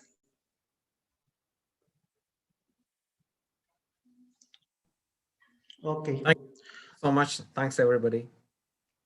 Okay, sir. I would like to thank you again, the resource person, Dr. Mehtar Mohiddin, and Dr. Ramesh, and the chairperson, Dr. For Karthik. sharing their practical ways and their expertise in sharing challenging side effects of the radiation therapy and chemotherapy. Thank you so much, sir, for your very good resources that you have given. Thank you. Thank you so much. Thank you. Thank you, Dr. Ramesh and Dr. Martha, for your excellent presentation. Thank you for your contribution.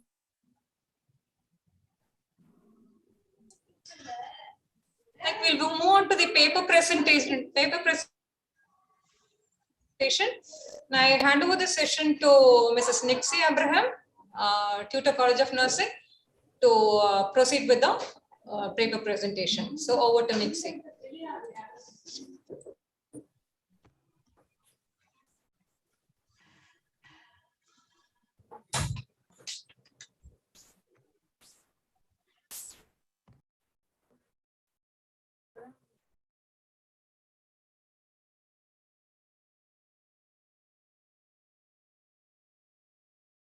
Presentation session.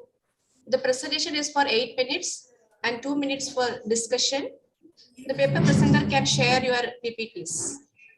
First, I invite Dr. Rajeshwari R, Vice Principal, Inaugural College of Nursing, Puducherry, and Dr. B. Sara, Reader, Rani Mayame College of Nursing, Annamalai University, to moderate the section.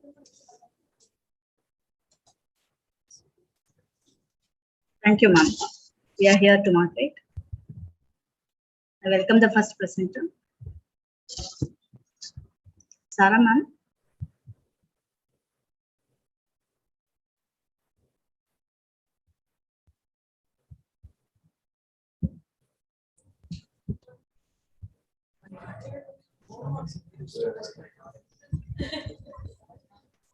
Yes, welcome to the 6th CNE webinar. I am Dr. B. Sara, moderator for this session. I invite Dr. Jaslina Yanarani to present her topic on effectiveness of video-assisted yoga therapy upon stress among cancer patients. We are very eager to listen from you about your research findings. Yes, ma'am. I invite Dr. Jaslina Yanarani to present her topic. Thank you so much for the opportunity given. Good afternoon, everyone. This is Dr. Jaslina Yanarani from Apollo College of Nursing, Chennai. I'm here to present the study conducted of the video-assisted yoga therapy upon stress among cancer patients. So, cancer is the leading cause of death worldwide, accounting for nearly 10 million deaths last 2020, or nearly 1 in 6 deaths can be attributed to cancer. And stress is experienced by people whenever they are under a mental, physical, or emotional pressure. And if they repeatedly experience it over a long period of time, it may lead to health problems, either mental or physical problems. And distress may develop, and that can reduce the quality of life of cancer patients and lead to poor clinical outcomes. So coming to the need for the study, are my slides moving? Need for the study? Yes, ma'am. Yes, ma'am. Yes, ma'am. The threat of cancer creates anxiety related to fear of the pain and recurrence, progressive deterioration and dependence on others, and death. So cancer patients are known to suffer from multiple symptoms and layers of suffering. And the number of cancer patients seeking complementary therapies to deal with their suffering is steadily increasing. So regular practice of yoga increases our resistance to stress and strengthen our relaxation responses. So that's, we felt that cancer patients could benefit from this yoga therapy. And so the study was done with that purpose in mind. And statement, and there are not many research studies which have evaluated it practically on cancer population. So this study was taken for that purpose. So statement of the study is an experimental study to assess the effectiveness of yoga video-assisted yoga therapy upon stress among cancer patients in a selected hospital, Chennai.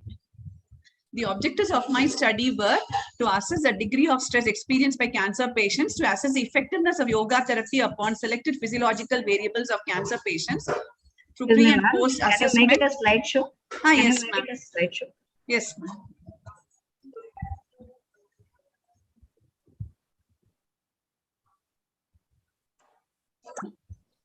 Second objective, to assess the effectiveness of yoga therapy upon selected physiological variables, to find out the association between the selected demographic variables and the level of stress to find out the association between selected demographic variables and the level of stress after yoga therapy. This data collection was done, sampling was done by using purposive sampling technique. The data was collected among 35 cancer patients admitted to Dr. Rai Memorial Cancer Center, Chennai. That was a selected hospital. The instruments that were used for data collection were demographic variable proforma, clinical variable proforma, modified stress questionnaire, and yoga rating scale. The standardized tools for use of patients was translated into Tamil, and the reliability was also established. Pilot study was conducted for 5 days, followed by the main study. The level of stress was assessed before and after yoga therapy. So yoga therapy was administered for 5 consecutive days. It was given 2-day session on each day, morning and evening, with an interval of 6 hours between each session. And the patients were supervised when they did that. So seeing the video, they were asked to do the yoga practice. The collected data were then analyzed and using descriptive and inferential statistics. So informed consent was taken, institutional ethical committee approval was taken, permission was taken from the head of the hospital as well as the College of Nursing. Privacy and confidentiality was maintained, and these were the ethical considerations. The findings of the study were the demographic characteristics revealed that majority of 37.1% were the age group of 41 to 50 years. Majority of them female, 74.2, and were married. They belong to Hindu religion, and 60% of them were not working and living in nuclear families. About 45.7% of them were educated up to high school level and had monthly income of rupees 10,000 per month only. And the clinical profile revealed that patients were suffering from cancer, of course, 100%. Majority had a duration of known period of illness up to 1 year. And patients with grade 1 moderate dysplasia, 71.4%, and were classified with tumor in situ, 85.7%, with no nodes, 62.9%, no metastasis, 88.6%. Majority of them were on curative type of treatment. All stages of cancer patients were taken, and they were receiving regular analgesics also as part of the treatment. The clinical staging of cancer. So this is a figure, pie diagram showing the staging of the cancer. So majority of them, 48.6% of them, it was the cancer tumor was limited to the origin site only, and the cancer was in situ, 17.1. It was having a limited local spread in 22.9, extensive local spread in 5.7, and metastasis in 5.7% of the patients. The major findings of the study were that the level of stress of cancer patients, it was 51.4% had responded, they had high level of stress, and 48.6 had very high level of stress before the yoga therapy. After the yoga therapy, majority of patients, 68.6%, had only moderate stress level, and these results could be attributed to the effectiveness of yoga therapy.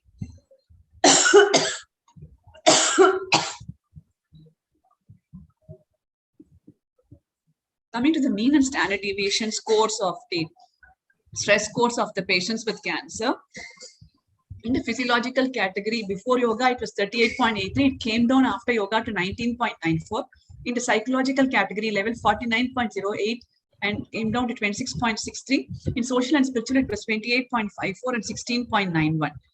And this was category-wise mean and standard deviation of stress of patients before and after the yoga therapy. When we found out, when we tried to do inferential statistics, there was no significant association between demographic variable and the level of stress.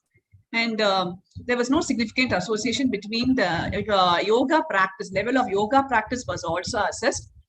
And there was no association between the post-test level of stress and the yoga practice with the demographic variables.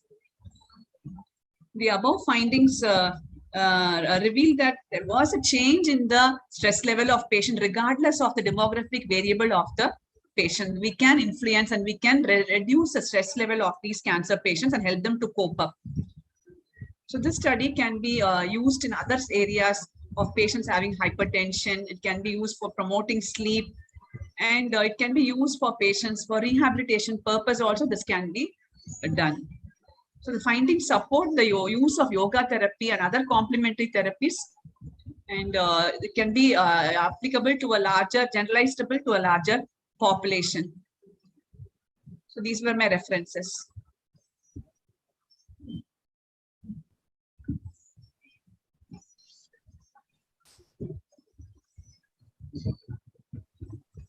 Good, ma'am. Thank you. Very Thank you, significant study.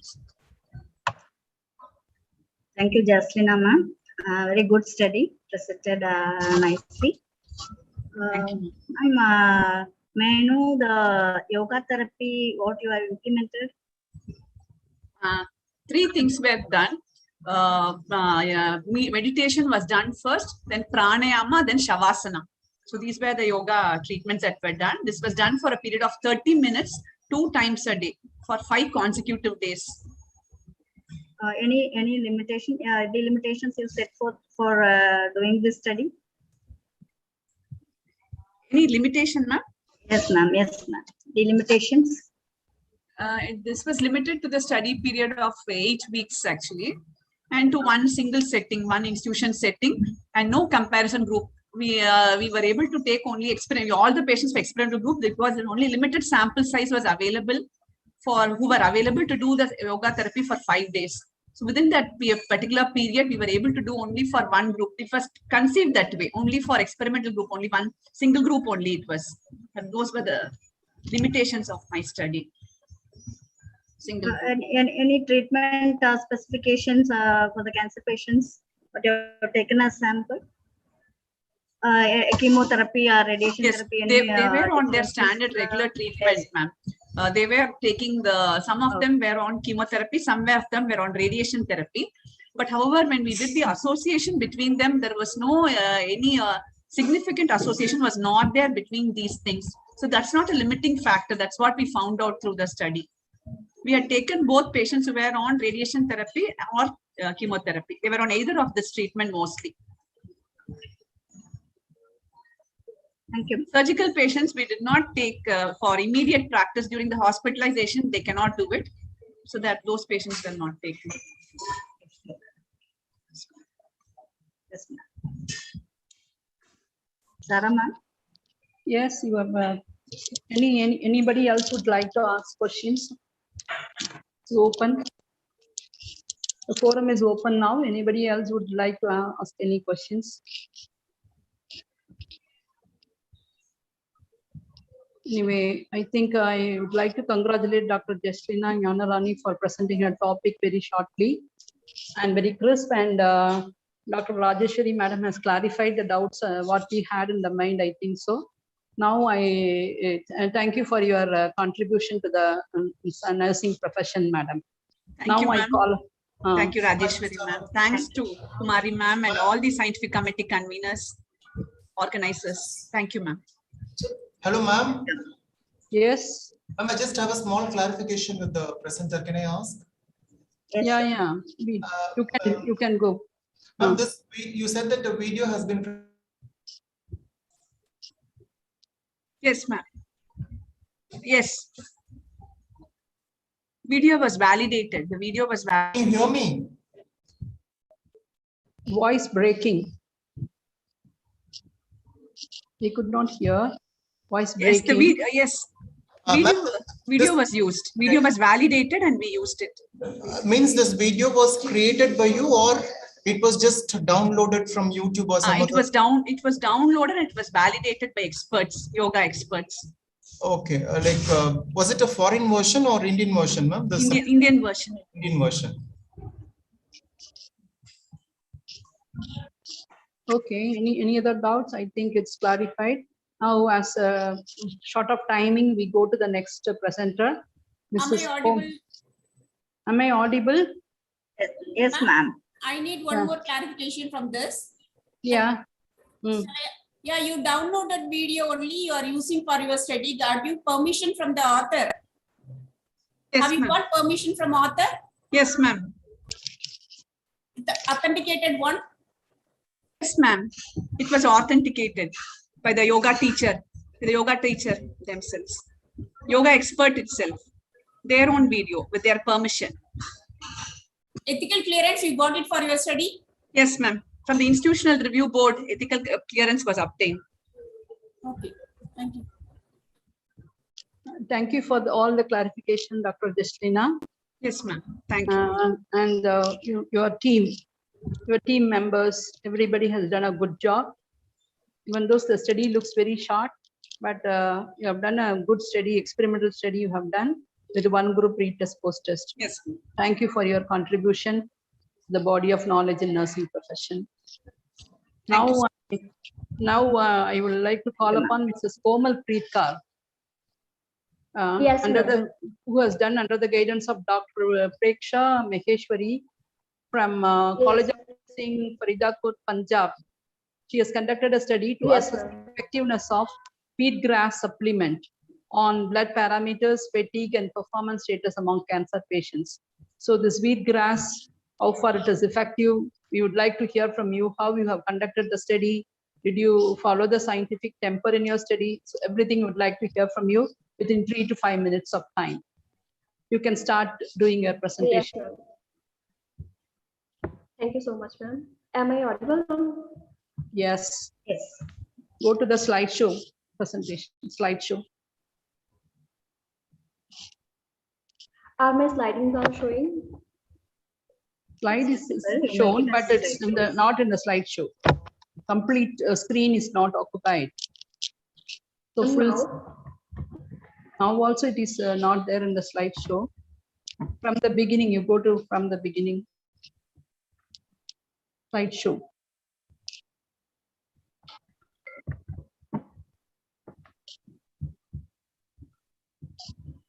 Press F5. Now the slide is visible. Make it as a slideshow. You just make it as F5. You press it.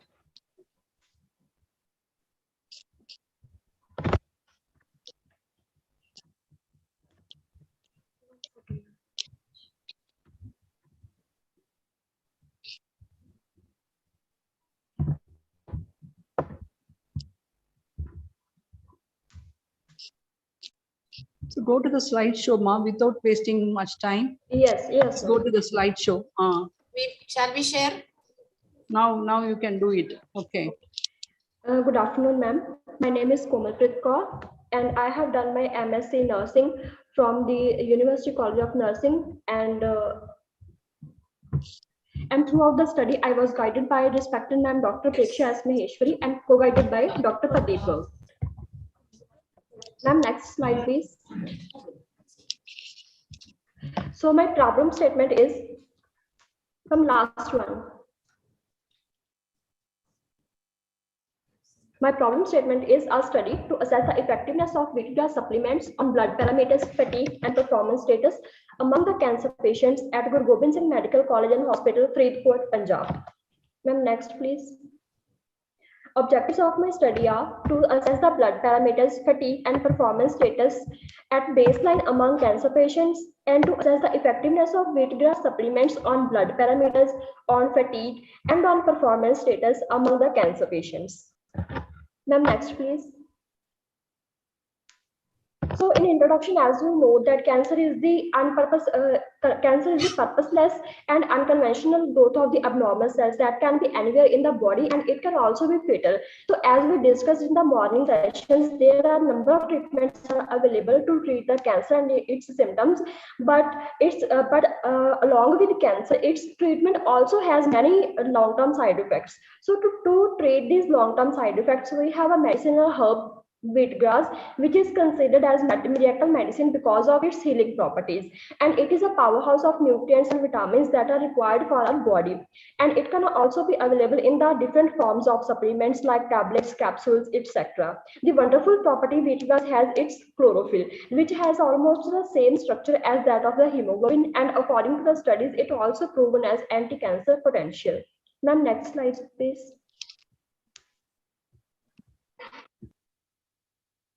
Ma'am, next slide.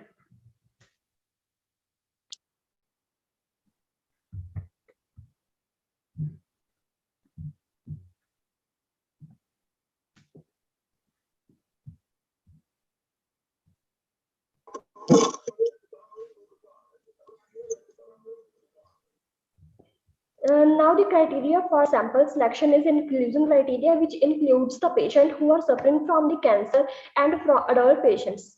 Ma'am, last, Hanji, from 18 to 65 years of age and who are taking treatment for cancer from the same study site.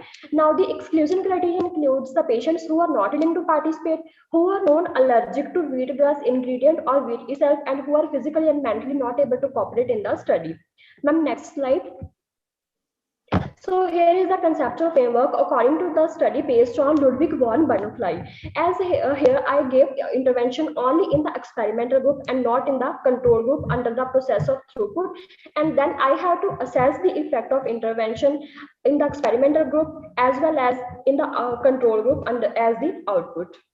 And then I take feedback for the whole environment. Now, next slide, please.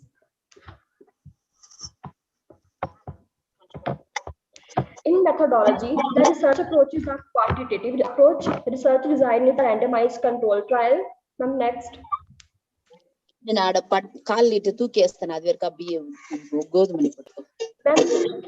selected site for this study is a cancer department of Guru Gobind Singh Medical Hospital, Faridkot, Punjab, and study population was the adult cancer patients from 18 to 65 years of age. Ma'am, next, please.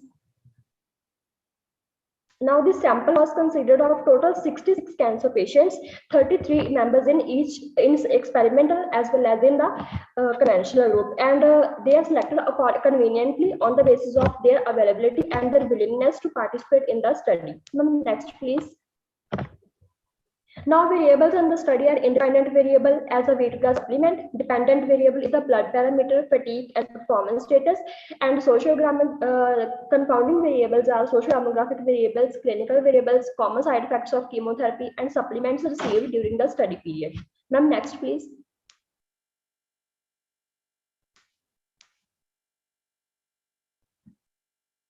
So the tool development is categorized into the two parts. First is the self-structured tools. It includes the socio-demographic data sheet, clinical profile sheet, and symptom assessment checklist. And standardized tools are CBC reporting sheet to record the blood parameters, multidimensional assessment fatigue scale to record the fatigue status, and Karofsky performance scale to record the performance status. Now, next, please.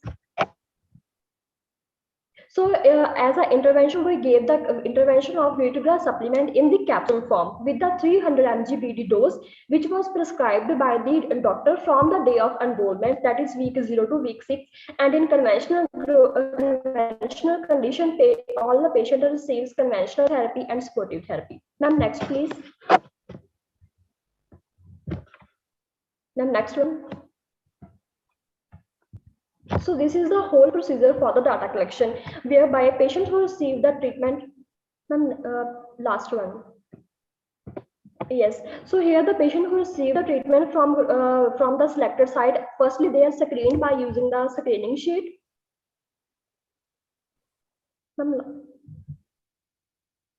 This is the analysis and interpretation. So first section, it includes the characteristics of the study objects at the baseline. So here we found the non-significant value for the socio-demographic variables, which means that both the groups under study are homogeneous in nature. Ma'am, next, please.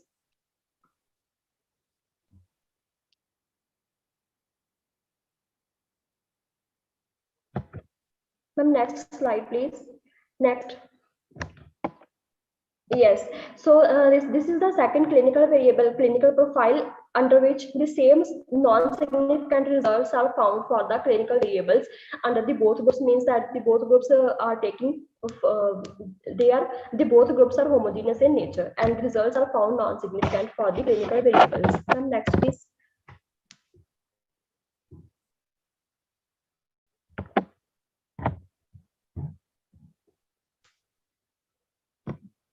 Ma'am, next slide, please. Next. Same non-significant results are shown by the side effects of chemotherapy. Ma'am, next, please.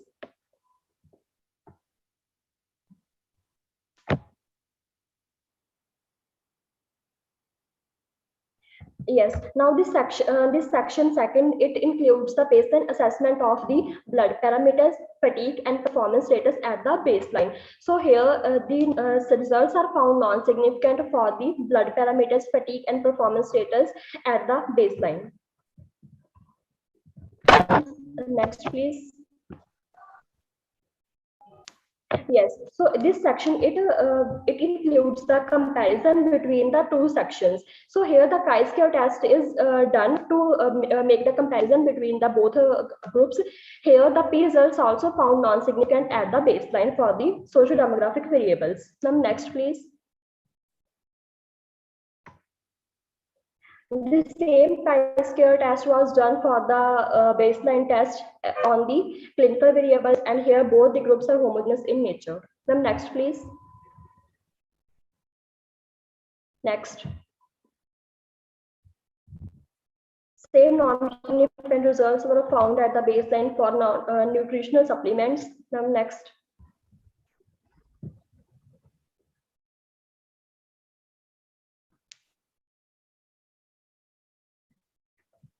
Common side effects of chemotherapy, which also here the comparison is also done by using the chi-square test, and here the non-significant results are found for the common side effects of chemotherapy. Next, please. Same results are non-significant results are found at baseline for all the blood parameters, that is hemoglobin, hematocrit, RBCs, WBCs, platelets, albumin, and globulin. Next, please.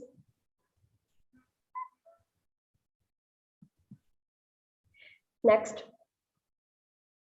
So up to this, we have done the comparison between the two groups at the level 0, means at week 0, means at the baseline. So here is the comparison between the experimental and control group at week 3 and week 6.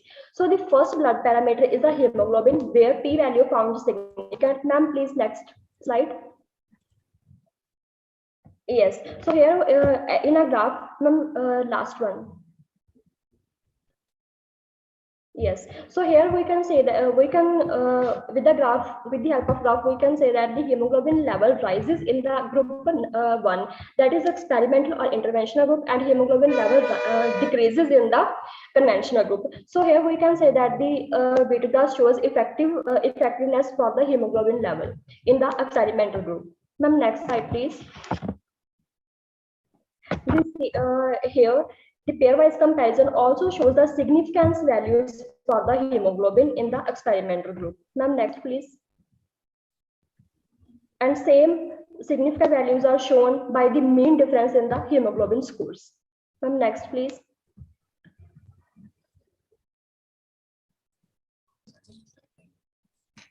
Hello, ma'am. You are running out of time, ma'am. Ma'am, concise and present, what happened to the parameters, important parameters? Yes, ma'am. So second parameter is hematocrit, where also P value shows the significance at week 6. Ma'am, next, please.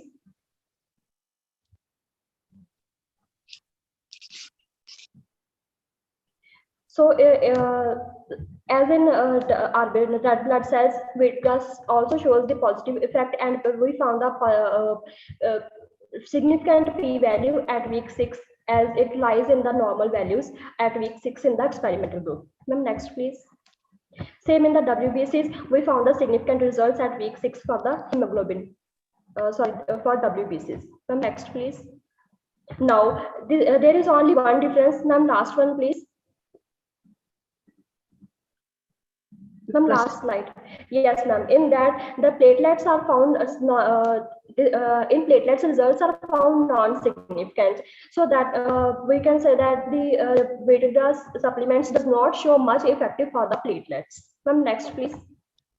Same significant results are found for the albumin in the experimental group at week 6. Ma'am, next, please. Globulin level also shows the significant values at week 6 in the experimental group. Ma'am, next. So now the second variable is a fatigue, where P value shows significant values. Ma'am, please next slide. Yes, here. So the fatigue level decreases by the group effect in the group 1, that is experimental group or interventional group, and in other group, that is conventional group, the fatigue level rises day by day. So it also shows effectiveness. The significant results are also shown in the pairwise comparison and in the mean difference in the fatigue group. Ma'am, next slide, please.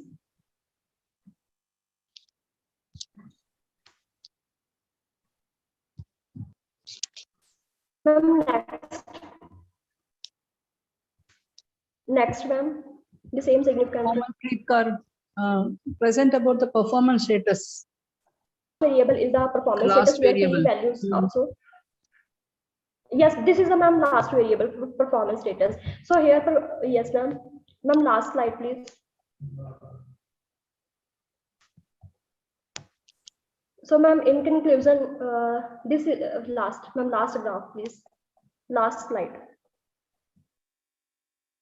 Ma'am, last one. Yeah, present.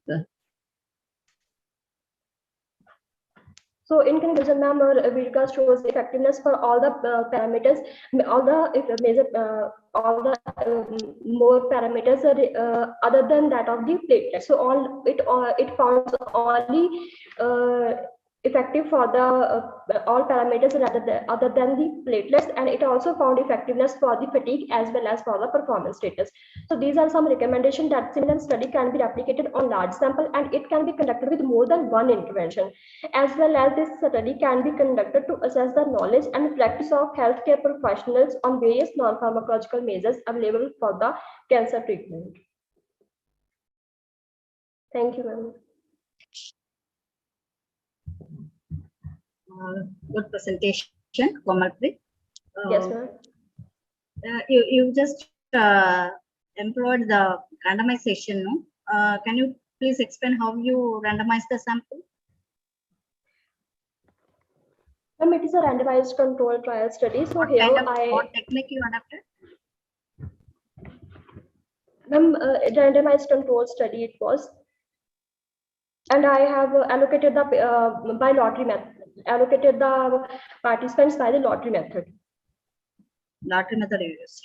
Okay. After using the screening sheet, ma'am, on the basis of a screening sheet, which includes the criteria for the participants who fulfill the criteria. On that basis, I have selected these patients on the lottery method who are available at that site.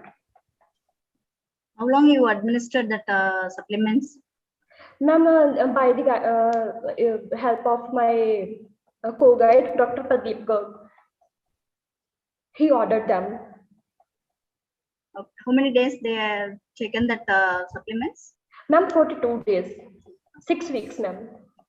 Okay. Is it cost effective when compared to other techniques? Is it cost effective to administer this supplement? Yes, ma'am. Yes, ma'am. It is a cost effective. Now the forum is open for discussion. Any queries? Any queries from delegates? Hello. Good afternoon, ma'am. I'm having a doubt. Is this the drug first time it's administered or it's already under practice? No, it's not under practice, not regularly. Then is it being approved by any Ayush, any organizations? Is the drug is being approved or a drug approval being obtained? Ma'am, I have because this is the phase approval from trial. the. Yes. Ma'am, I have taken approval from the CTRI. No, I'm asking about whether the intervention drug approval was obtained from any Ayush because it is a natural drug. Whether it is any Ayush organization, anything is approved. Yes, ma'am. I have taken the reviews and I have in literature review. I have studies who are using these supplements in the capsule form, and I also discuss it with my co-guide, Dr. Pradeep Garg. Because it is a clinical trial, whether phase 1 trial was with the healthy population, anything was taken out already to identify any side effects of these drugs, because it's already directly taken over the risky patients, risky population, that to cancer patients. So was the trial was taken in healthy population earlier with this complement? Ma'am, we have firstly we have included the under the criteria we have gave the statement that if any person has an allergic condition, we avoid those patients who have any allergic history for the B2 ingredient itself or to the B2 supplement, any of the B2 supplement. Okay. How was the sample sizing was estimated? Can you just explain the sample sizing, how it was estimated? Ma'am, firstly we have 70 selected the 70 of criteria, but according to the condition, as in the COVID condition, patients were less. So that's why we finally under the circumstances we finally concluded the criteria of 66 patients, 33 in the both the groups.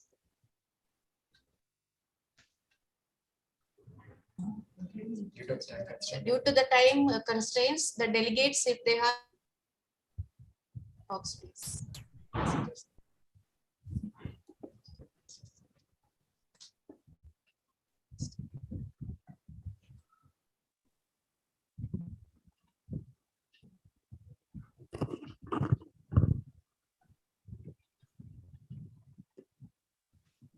Thank you. Once again, I congratulate Mrs. Komal Preetkar along with her team for presenting about the wheatgrass therapy. Many questions are asked in the chat box, and the researcher also has given the response for that. Thank you for your response. So now I would like to call upon Dr. Sampurnam, Professor of Mental Health Nursing, to present her topic on the impact of behavioral intervention strategy risk factor through cervical cancer screening among women in the selected community in Erode. Ma'am, can you hear me, ma'am? Dr. Sampurna, ma'am, please do your presentation. I can hear you. We can hear you. Ma'am, I couldn't share my slides, ma'am. Can you please share, ma'am?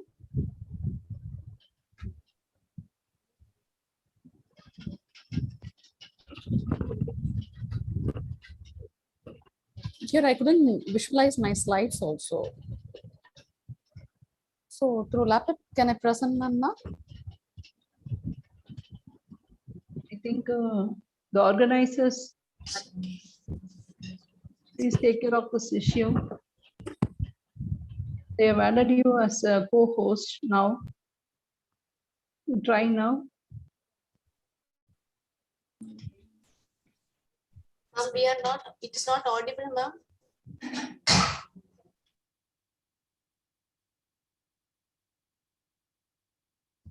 Of the sharing PPT, ma'am. I couldn't see any icon here.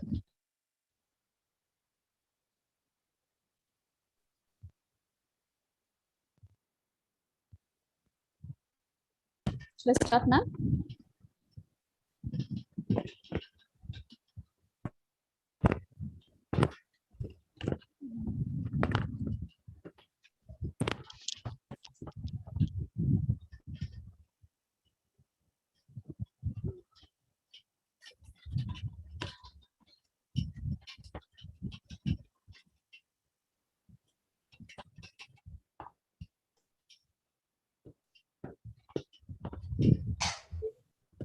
Dr. Rajeshwari, ma'am.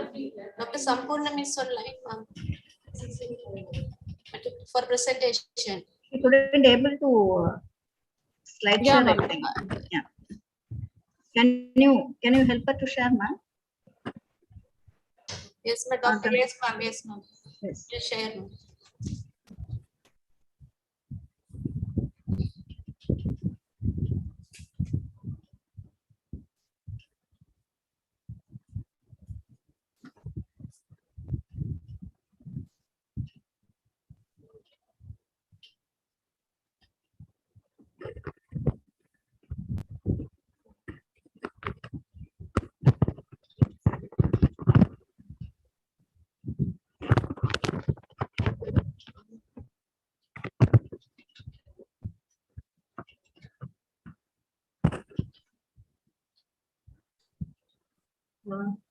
Sampurnam, ma'am, you can, yeah, you can start your presentation.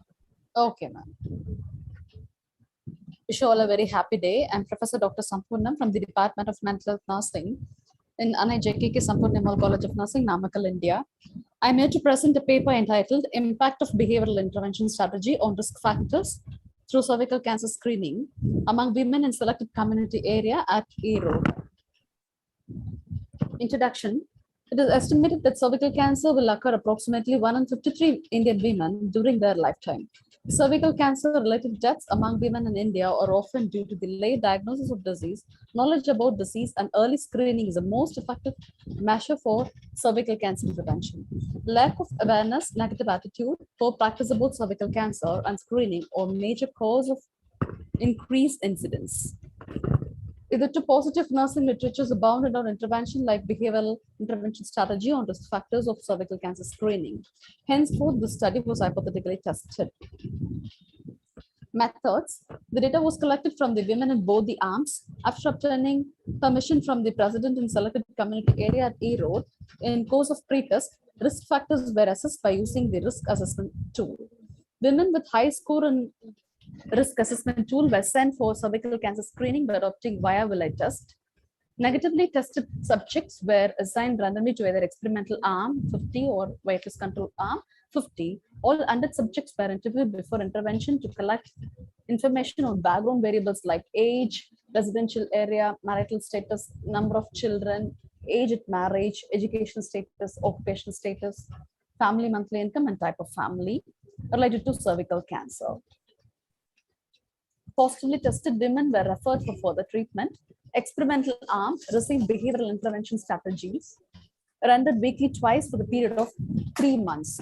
Behavioral intervention strategy comprised of 4 sessions like introduction, contingency management, autogenic training for relaxation, building psychological resilience. Follow-up sessions were conducted on weekly basis through telephone mode. Posters was conducted by using the same assessment techniques. Weightless control arm received behavioral intervention strategy, which was administered later on after its statistical significance in experimental arm. Results.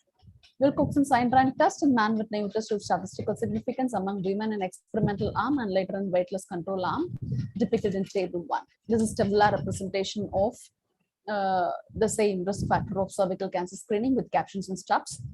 In experimental arm, pretest showed median with 20, and in experimental arm posters, the median showed 14, and weightless control arm and pretest median showed 23, and weightless control arm posters median showed 18.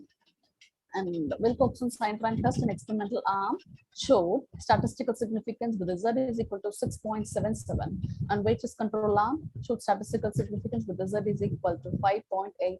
Man with name test in experimental arm and weightless control arm showed statistical significance with T is equal to 7.06.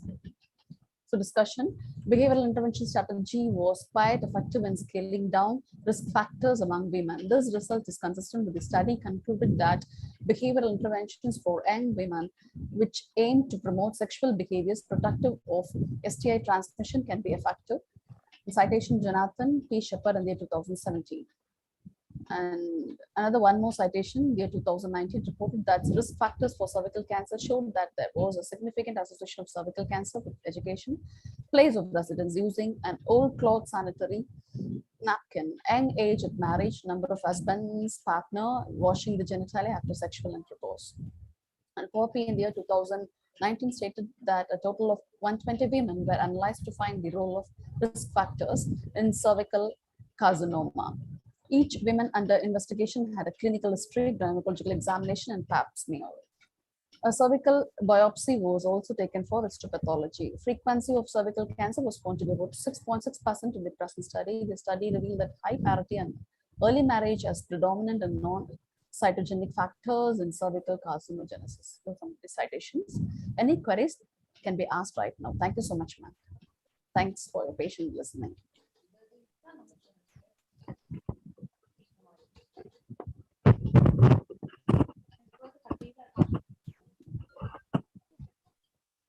Good presentation, ma'am. Thank you, ma'am.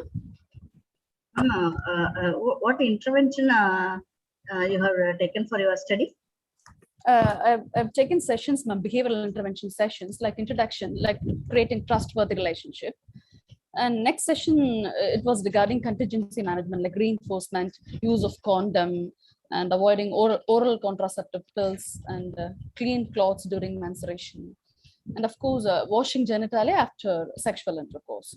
And next, I've done behavioral intervention with autogenic training, ma'am, like breathing technique, which focuses and refocuses on arms and legs, ma'am. And again, next session, I continued with psychological resilience, like getting awareness and being optimistic always. Now the session is open for discussion. Delegates can. Okay. Okay.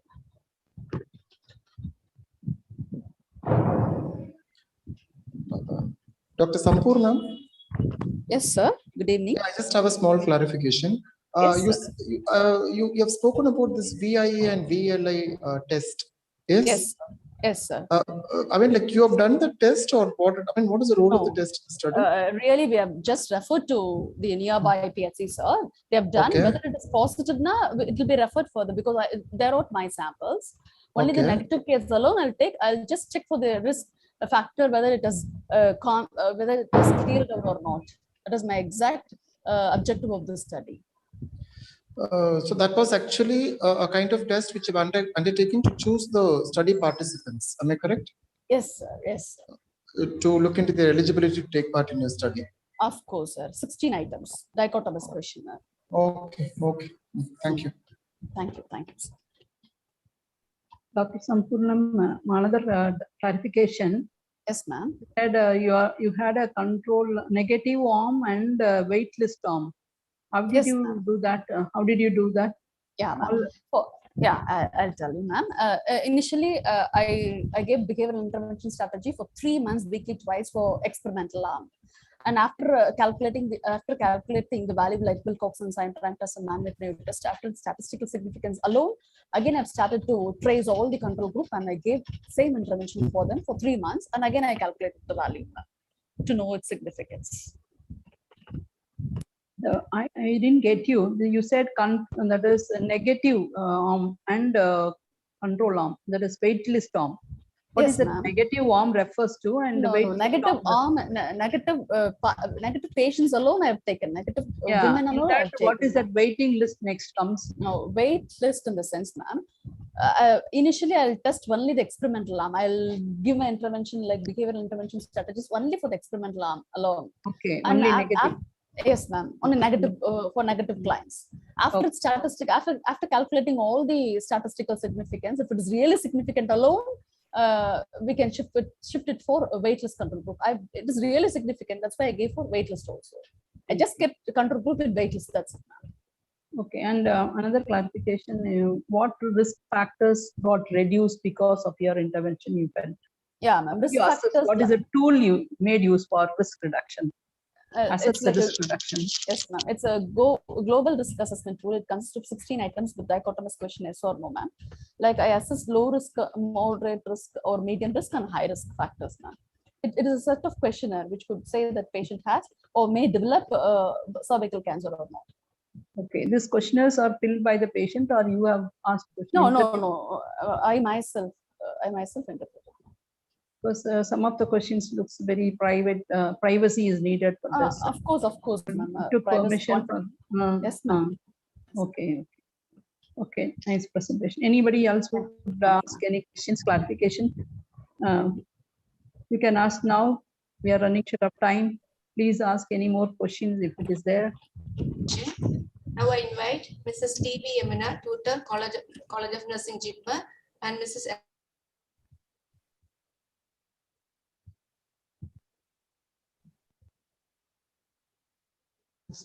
And the presenters, please make your presentations more crispier.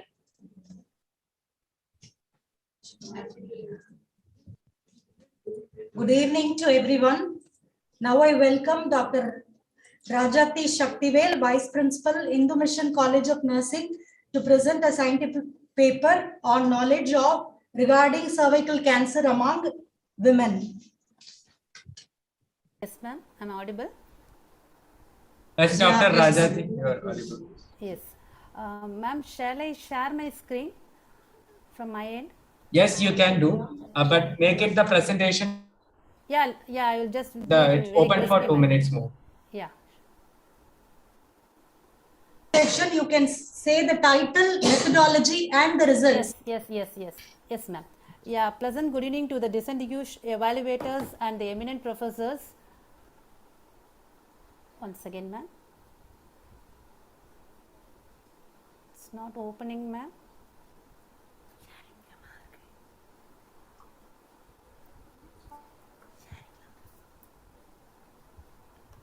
I've selected the other screen. Kindly select the PowerPoint and share it. Okay. Where it is coming? Okay, once again. My screen is visible, ma'am? No. No? It is not visible? Now, ma'am? Yes, it is visible, but it Yeah. should be full screen. Yeah, yes, ma'am. I'll just change it to the slide mode. Is it okay now, ma'am? Ma'am, is it okay now? Yes, it Yeah. is okay. Okay. Yeah, pleasant good evening to the distinguished evaluators and the eminent professors and one and all in this open forum. I am Dr. Rajati Shaktivel is going to be present the topic regarding the knowledge regarding the cervical cancer among the women. And before going for the presentation, I would like to convey my hearty thanks to the coordinator of organizing secretary of Dr. Kumari ma'am and all the team members for giving this opportunity. Let's start the session with introductions. We are all from the morning we are talking about the cervical cancers. We all know that it is a malignant neoplasms and it is completely asymptomatic in the early stage. And globally, this HPV is one of the main cause for the 75% of the cervical cancers. And in these cervical cancers, the early reduction which will be increasing the higher rate of the survival, and it is also one of the preventable disease if vaccinated with HPV vaccines. So currently the World Health Organization is also giving the 3 pillar strategies that is very essential to eliminate the cervical cancers worldwide within the generations. So here the 3 pillars generation has been given. So I hope we are all discussed from the morning. And coming to the background, here the global scenario is stated that the 6.6% of the death rate is mainly caused by the cervical cancers. And apart from this, in 2020, it is one of the most gynecological cancers and also the 9th leading cancer cause for the cancer among the women in the worldwide. And coming to the national scenario, it is the second most common cancers among the Indian women and the age group of 15 to 44 years with the incidence rate of 1,23,000. And coming to the need for studies, here the early screening is very vital to detect the cancer at the initial stage, and it is very essential for the every 3 to 5 years to detect the abnormal changes, especially in the high risk age group of 35 to 40 years, so that only we can end the cervical cancers at the end. And apart from this, the education is one of the most powerful weapon in order to increase the awareness and also the beneficiaries to strengthen the knowledge of the public health. Researcher is intended to assess whether the knowledge regarding the cervical cancer among the women is adequate or not. And coming to the objectives, here there are 2 objectives we have stated here. The first one is to assess the level of knowledge regarding the cervical cancer among the women, and the second one is to associate the level of knowledge regarding the cervical cancer among the women with the selected demographic variables. And the null hypothesis stated here is there will be no significant association between the level of knowledge and the cervical cancer among the women in the selected demographic variables.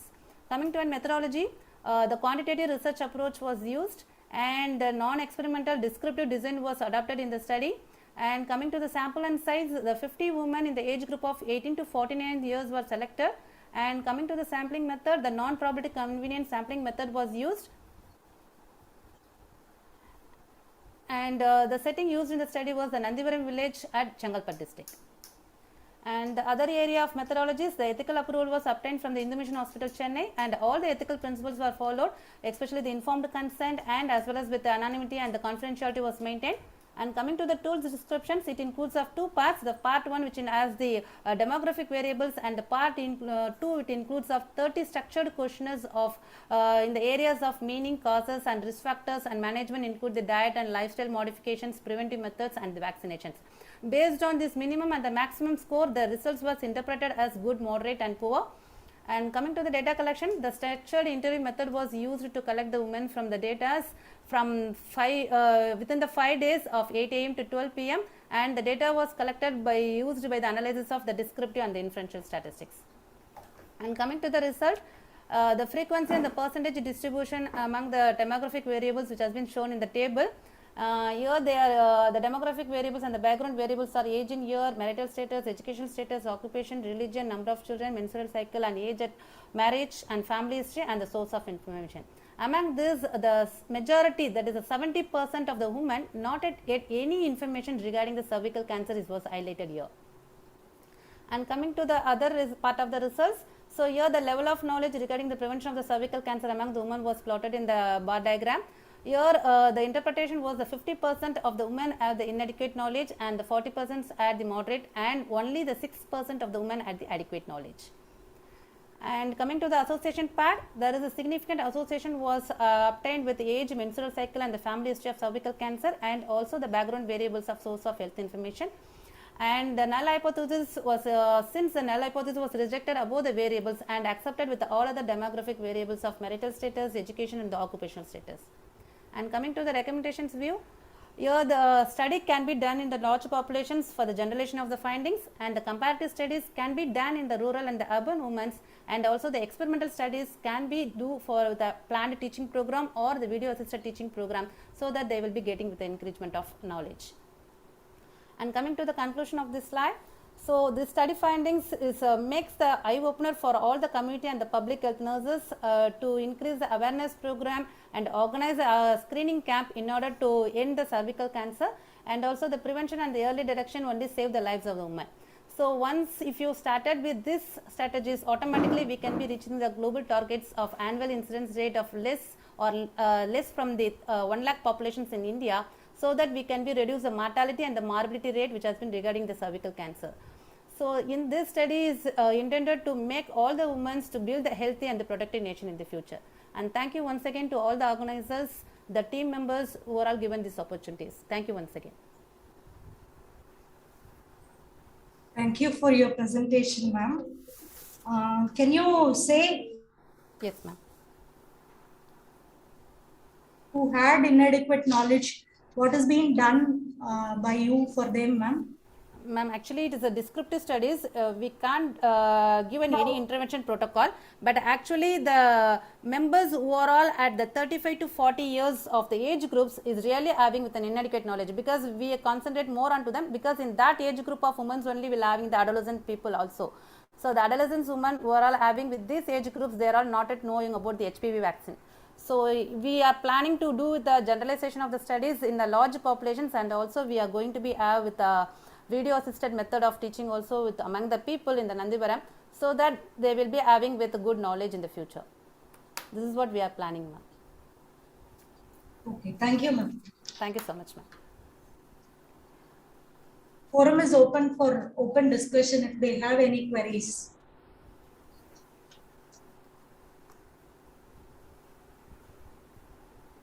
Yes, I am ready to answer you.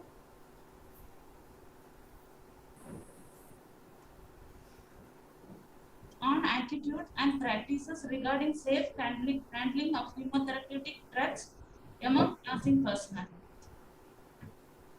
Ma'am, you can. Yes, ma'am. Stop the sharing.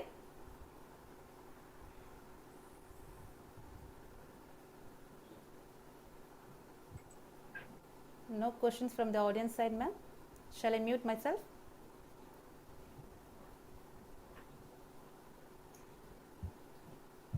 Sarita Devi can share the slide. Okay, very good evening to all. Am I audible to all of one? Yes, yes. Okay, very good evening to all. Today I am here to present my study, and my study was to assess the knowledge, attitude, and practices of nursing personnel regarding safe handling of chemotherapeutic drugs. Slides are invisible. Okay, ma'am.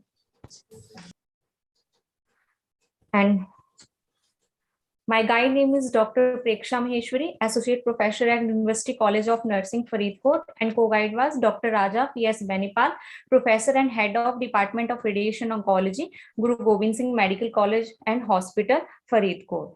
So I already published some section of the study. Not visible. You can share your slides. You can share your slides. I'm already sharing my slides. It's not visible. Now, ma'am. No.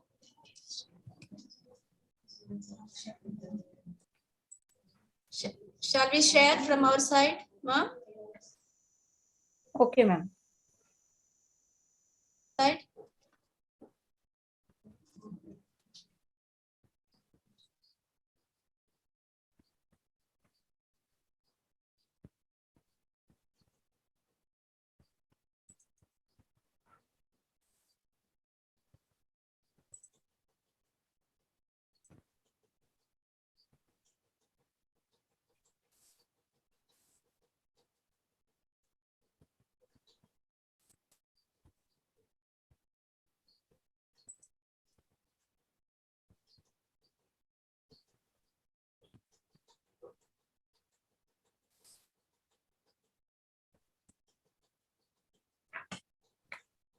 Yeah, you can start presenting it.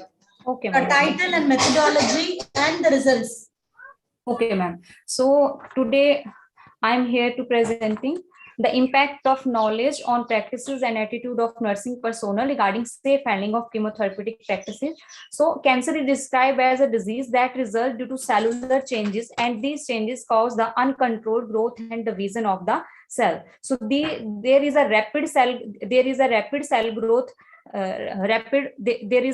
cell sorry ma'am, there is a rapid cell growth in some type of cancer cell, while in other there is a slow growth and You can skip introduction. You can start with the title, methodology and results alone because of time constraints.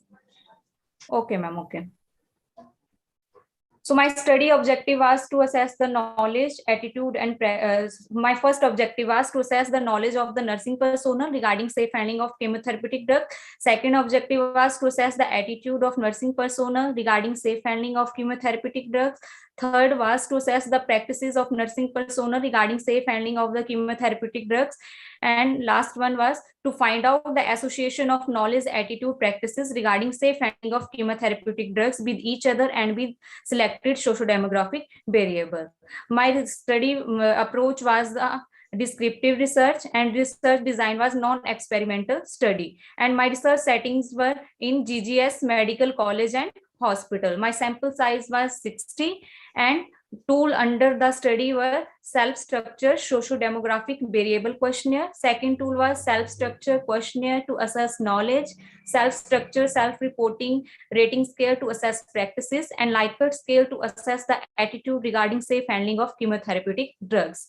And the finding of study was majority of the nursing personnel were poor knowledge regarding the safe handling of chemotherapeutic drugs, and in the practices only 46.7% nursing personnel has mild positive attitude regarding the safe handling of the chemotherapeutic drugs. And in practices, there were the majority of nursing personnel have average practices regarding the safe handling of chemotherapeutics drugs, and there was no any annotation, there was no any findings depicts that there was a significant big positive correlation between knowledge and practices regarding safe handling of chemotherapeutic drugs, and there was no correlation between the knowledge and attitude and practices and attitude respectively. So association of knowledge with selected socio-demographic variables reveal statistically significant association of knowledge regarding safe handling of chemotherapeutic drugs with gender, education, formal training in safe handling of chemotherapeutic drugs, and challenge in safe handling of drugs. So association of finding with selected socio-demographic variable reveals statistically highly significant association of attitude with work training experience and oncology work experience of nursing personnel. Association of practices with socio-demographic variable reveals statistically highly significant association of practices with work training experiences, oncology work experiences of nursing personnel, and challenge in safe handling of chemotherapeutic drugs. So in findings related to knowledge, in my study, there were 55% nursing personnel had poor knowledge regarding the safe handling of chemotherapeutic drugs, and supportive findings were revealed that by the Merak-Turk et al., they revealed that the level of knowledge of nurses concerning antineoplastic was not satisfactory. And the another supporting study was N. Khan et al. That revealed that 54.3% had poor knowledge. Next, finding related to attitude shows that a majority of the nursing personnel had mild positive attitude, and supporting findings were N. Khan et al. That illustrated the participants' attitude regarding chemotherapy administration and management was midway, and Y. Orjulu et al. Revealed that 63.3% had medium and 36.4% of nurses had high level of the attitude. And in contradictory finding, Cheklovetam et al. Shows that 85% nursing personnel had positive attitude regarding the safe handling of chemotherapeutic drugs. And the findings related to practices shows that only 51.7% nursing personnel had average level of the practices regarding safe handling of chemotherapeutic drugs, and the supporting findings were given by Hamad Esmer that illustrated more than half, that is 59.3%, had average practices of safe handling of the chemotherapy drugs. And in findings related to correlation of knowledge, attitude, and practices with each other, there was a significant big positive correlation between the knowledge and practices in my study, and the supporting findings were given by Javed H. et al. That reveal moderate positive correlation between the knowledge and the practices. So, in conclusion, there is a need for evidence-based practices so as to bring change in the current nursing practices, because nurses are the key personnel who are responsible to providing the care to the patient. So due to their major role in ensuring safe and competent administration of chemotherapeutic drug, there is a need to provide more education regarding the safe handling of the chemotherapeutic drugs. We can provide formal training, because formal training is safe, cost effective, and easy to learn. Staff should participate actively in selecting personal protective equipment that balances comfort and safety, and ward in charge should conduct regular round for maintaining the proper disposal of the chemotherapeutic waste. Practice leader must promote a culture of safety and blame-free reporting of spills, and incidents should be viewed as a learning opportunities. As multiple employees were involved in spill, educational efforts should evolve to practically team-based case study approaches, because there are the various organizations that have already recommended safe handling guidelines for the chemotherapeutic drugs, and these guidelines recommend the application of control of technologies to lessen the workplace hazards. So we all have to circulate these recommendations in all nursing personas. Thank you, ma'am. Thank you, ma'am. It is well presented. I have one suggestion. Like, instead of using mild positive attitude, maybe the word favorable and unfavorable can be used. Okay, ma'am. Forum is open for discussion. If any queries, you can clarify. I think Ms. Silpi Kumari Ray may not be presenting it today. So with which our session is over.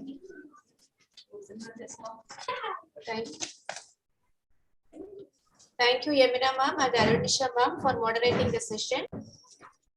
Next, I invite Mrs. M. Lakshmi Prasanna, Tutor, College of Nursing, JIPMER, and Dr. Kavita Ara, Tutor, College of Nursing, JIPMER, to moderate the session.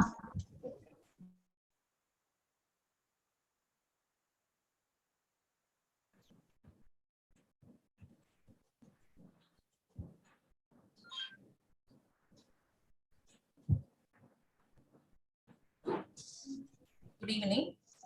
I would like to request Dr. P. Selvaraj, Professor cum HOD, Department of Psychiatric Nursing, Senhor College of Nursing, Salem, to present this topic: effectiveness of deep breathing exercise to reduce anxiety among patients receiving radiation therapy for cancer.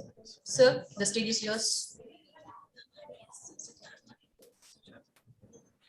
Shall I start the presentation? Yes. Screen is visible, ma'am. Okay, good evening to all the dignitaries and the eminent persons and all the delegates. So here I am going to present the scientific paper on effectiveness of deep breathing exercise to reduce the anxieties. So introduction about the titles. Cancer is characterized by uncontrolled growth of the cells. So radiation therapy is one of the oldest method of cancer treatment. So it is an integral part of the cancer management. So approximately 60% of patients with cancer receive the radiation therapies. And the anxiety is the major issues. So anxiety is the major issue one. So here, so the cancer patient receiving the radiation therapy is the more fragile population that with the increased level of anxiety, depressions, that is often is underdetected and untreated. Hello, sir. Also, review the review indicate that 10 to 20. Excuse me, Dr. Selvaraj. Yes, madam. Can you go to the statement and objectives, please? Because Okay. we are running short of time. So based on this, the analysis well-designed clinical trial needed to assess the contribution of breathing exercise in the recovery process. Therefore, the study was conducted to evaluate the effectiveness of deep breathing exercise to reduce the anxiety among patients receiving radiation therapy for cancer patients in selected hospitals. The methods are used are the quantitative experimental research approach, quasi-experimental designs was used. The population comprised of 30 patients, the patients diagnosed with the cancer and receiving radiation therapy from the radiation oncology unit of selected hospitals. The sample size is 30 patients, that is which among 15 for experimental group and 15 for control group receiving radiation therapies. That is used by non-probability convenient sampling techniques. The inclusion criteria for selection of the sample was this patient both this between the age. Dr. Selvaraj, your slide is not actually moving. It is for me, it is moving, madam. It is not showing, madam. No, it's not moving.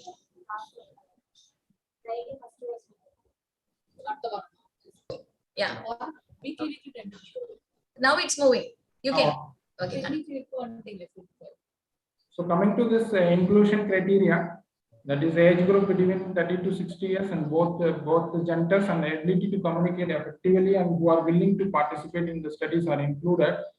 And for excluded for all following this patient who cannot follow the activities for at least 10 to 15 minutes and previous exposures to this type of intervention and diagnosed of psychotic disease or significant cognitive impairment are excluded.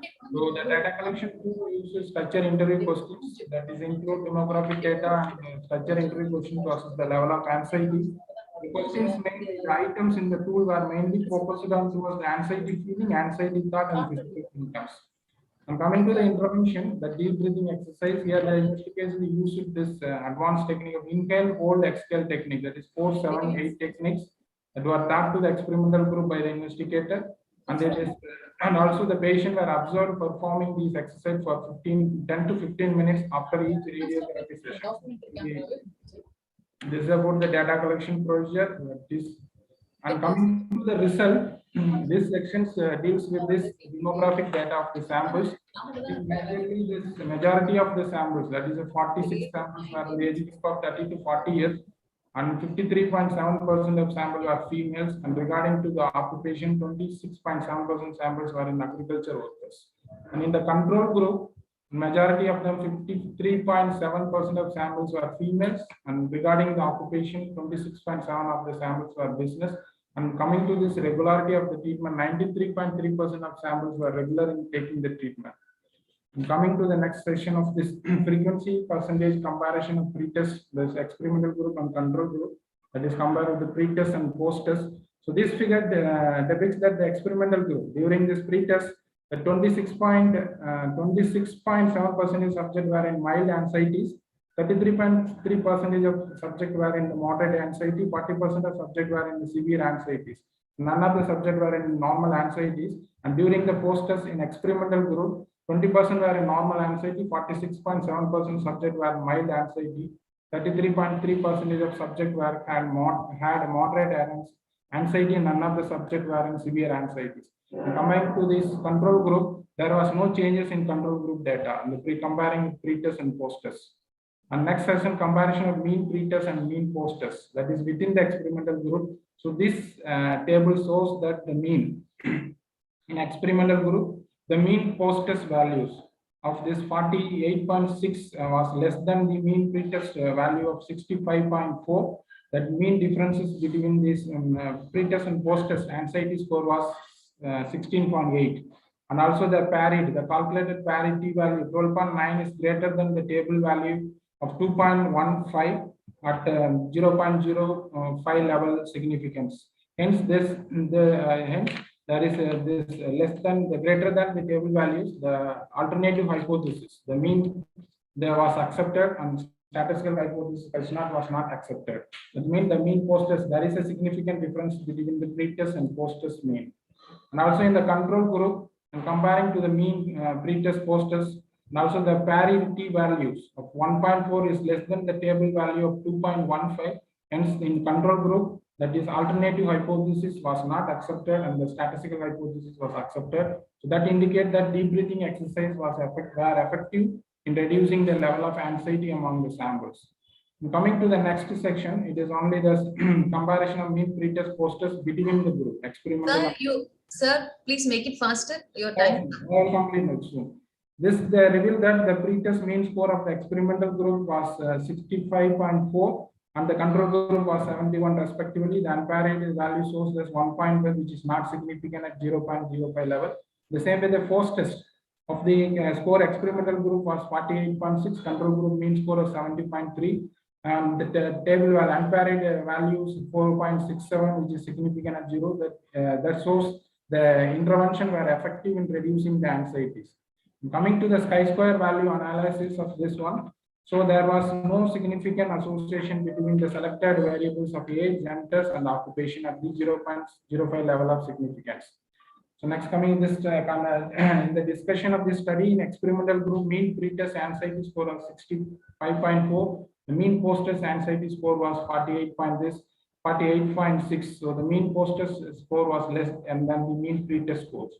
The same way in this control group, and there is no significant differences in this that indicate that deep breathing exercise were effective in reducing the level of anxiety among the samples. This study is supported by Durva et al. 2012 and also this and Khalid et al. This around the randomized pilot study regarding this intervention is likely to be effective in reducing the patient anxiety and concern and increasing the knowledge. So this study concludes that the deep breathing exercise are an effective intervention in reducing anxiety among patients undergoing radiation therapy for cancer and can be effectively utilized by oncology nurses to improve the psychological state of the patients. But it is only the tentative finding. Continuous research is needed to define the role of breathing exercise intervention in improving the patient experience by reducing the anxieties. So these are the references. So thank you. So I take these opportunities. I express my gratitude to all the organizing team and scientific committees for giving me these opportunities, and also the delegate for the patient listening. Thank you, Ananta. Okay, very good presentation, Dr. Selvaraj. I have one question. Whether you practice this 478 technique and whether you are certified practitioner for this technique? This only used only inhale and hold techniques. In only this 4-7 technique is used. I have not undergone any training. It is only for mental count of counting, inhaling of counting the 4 and holding the breath and mentally counting of 7 and exhaling of mental count of 8.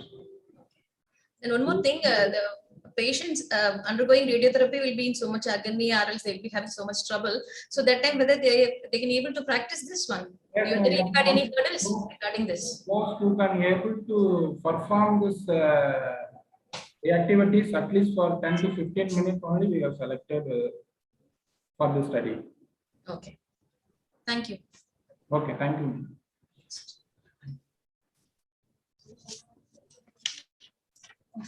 Thank you, Dr. Selvaraj. And the next paper presenter is Ms. Bhavani. Yes. Yes. That is one you are using prefix doctor is still not completed. We just. But we have received your this one like doctor. That's why we are using. No, madam. That I was saying not mentioned anything. Okay, Selvaraj. This is Kavita from this side. Okay. Your batchmate. Yeah, my classmate is there, and Janardhan is our student. Okay. Thank you. Thank you, Mr. Selvaraj. That's the end of this paper presentation. Next, I call upon Ms. Bhavani S., Associate Professor, College of Nursing, PIMS, Pondicherry, to present on quality of life of children with hemophilia. You can present it. Yes, thank you, ma'am.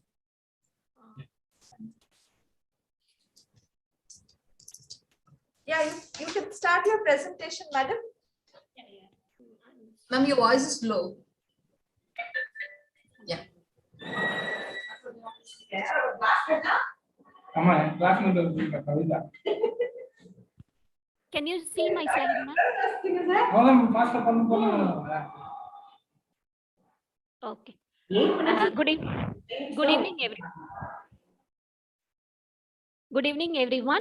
The title of the study is Quality of Life of Hemophilia Children. And I'm Bhavani, PhD scholar, 2017 batch. Can you hear me, ma'am? Yeah, you're audible, madam. Oh, yes, ma'am. I'm doing under Pondicherry University, presently working as associate professor in College of Nursing, PIMS. My guide is Dr. Namanita Yam, head of the Department of Community Health Nursing. Clinical guide is Dr. Nalini, professor, founder, and former president of Hemophilia Society, Pondicherry chapter.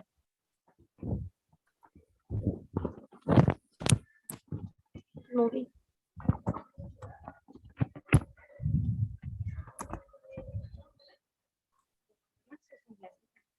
My slide is moving.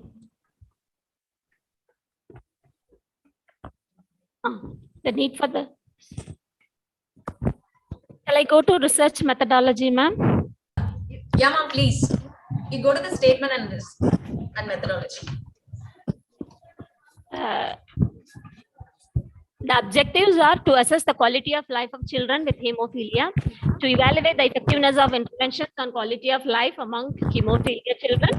The third one is to associate the quality of life with the selected study variables. The hypothesis is there will be a significant difference in the quality of life in hemophilia children. The methodology research approach is a quantitative approach. Research design is one group pre-test, post-test, prospective cohort study design. The setting is Hemophilia Society, Pondicherry. The sample are hemophilia children. The method is sampling technique is census method. The method of data collection is hemophilia questionnaire for 2 people. 4 to 7 years of age group 1 and 8 to 6 years of age group another group. The intervention given was session on hemophilia, exercise demonstration, and IV factor infusion demonstration on simulation. The important variables of children were collected are education, health status, type, severity of hemophilia, number of bleeds, infusion given by whom, suffering of hemophilia, and the membership. And the parents' demographic variables are gender, age, education, their occupation, family income, and the place of residence. The sample size is 10.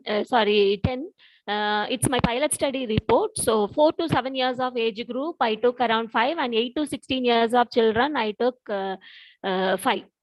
So the dimensions I have included in this study in quality of life or physical health, feeling, view of himself, family, friends, other person, school, treatment, sports, dealing with hemophilia. So these are the dimensions.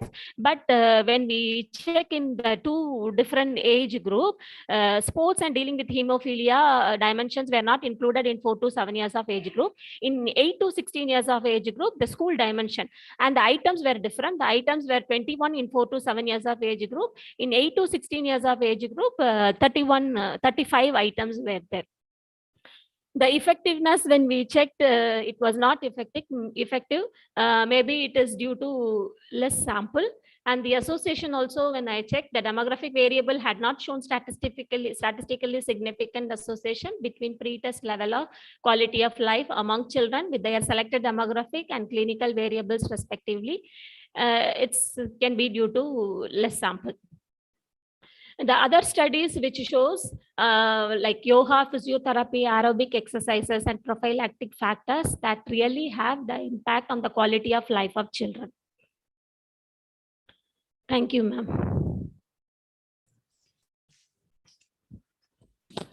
Thank you very much for presentation, ma'am. The sample size was too small to comment, I think, since it's a pilot study.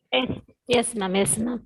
Because the total sample size is 100, so 10% of the sample I have taken 10, and the children registered also. Only children I am taking, so the children registered in the Hemophilic Society is also now it is coming only 80. Okay, ma'am. Whether you are involving the parents for concern and other issues? Yes, ma'am. Like about 10 years of age group, I'm taking ASAN. below 10 years of age group, I'm taking the information from the parents only because they are too small. They cannot respond properly to our questions. So parents are taking. So the tool is parental version actually for 4 to 7 years of age group. Whether you're getting cooperation from the parents since they are actually. Yes, ma'am. Yes, ma'am. Yes, ma'am. Definitely, because most of them are, under poverty line, so they cooperate very well. Thank you, ma'am. Good luck for your main study. Thank you. Thank you so much. Thank you. Thank you, Ms. Bhavani S. Next, I call upon Ms. Satinder Kaur, Assistant Professor, UConn, BFUHS, Faridkot, to present on the assessment of post-COVID-19 vaccination symptoms among nursing students, a descriptive study. Good evening to all. Am I audible? Yeah, good evening to all. Yeah, good evening. You're audible. Good evening, ma'am. I'm going to present my topic on assessment of post-COVID-19 vaccination symptoms among nursing students. This is a descriptive study. Okay. So the introduction, firstly, coronavirus or COVID-19 is RNA virus that can cause respiratory, GI, and neurological diseases. COVID-19 infection in symptomatic cases becomes fatal, results in the acute respiratory diseases. So it resulted in a lot of morbidities and mortality and became the pandemic around the globe. Thus, the government decided to found or initiate a vaccination against this infection around the globe. People started to find out the vaccination, and then in India the vaccines like Covishield and Covaxin were approved by the government as well as the WHO. So India finally launched the coronavirus vaccination drive on January 16, 2021. However, it was.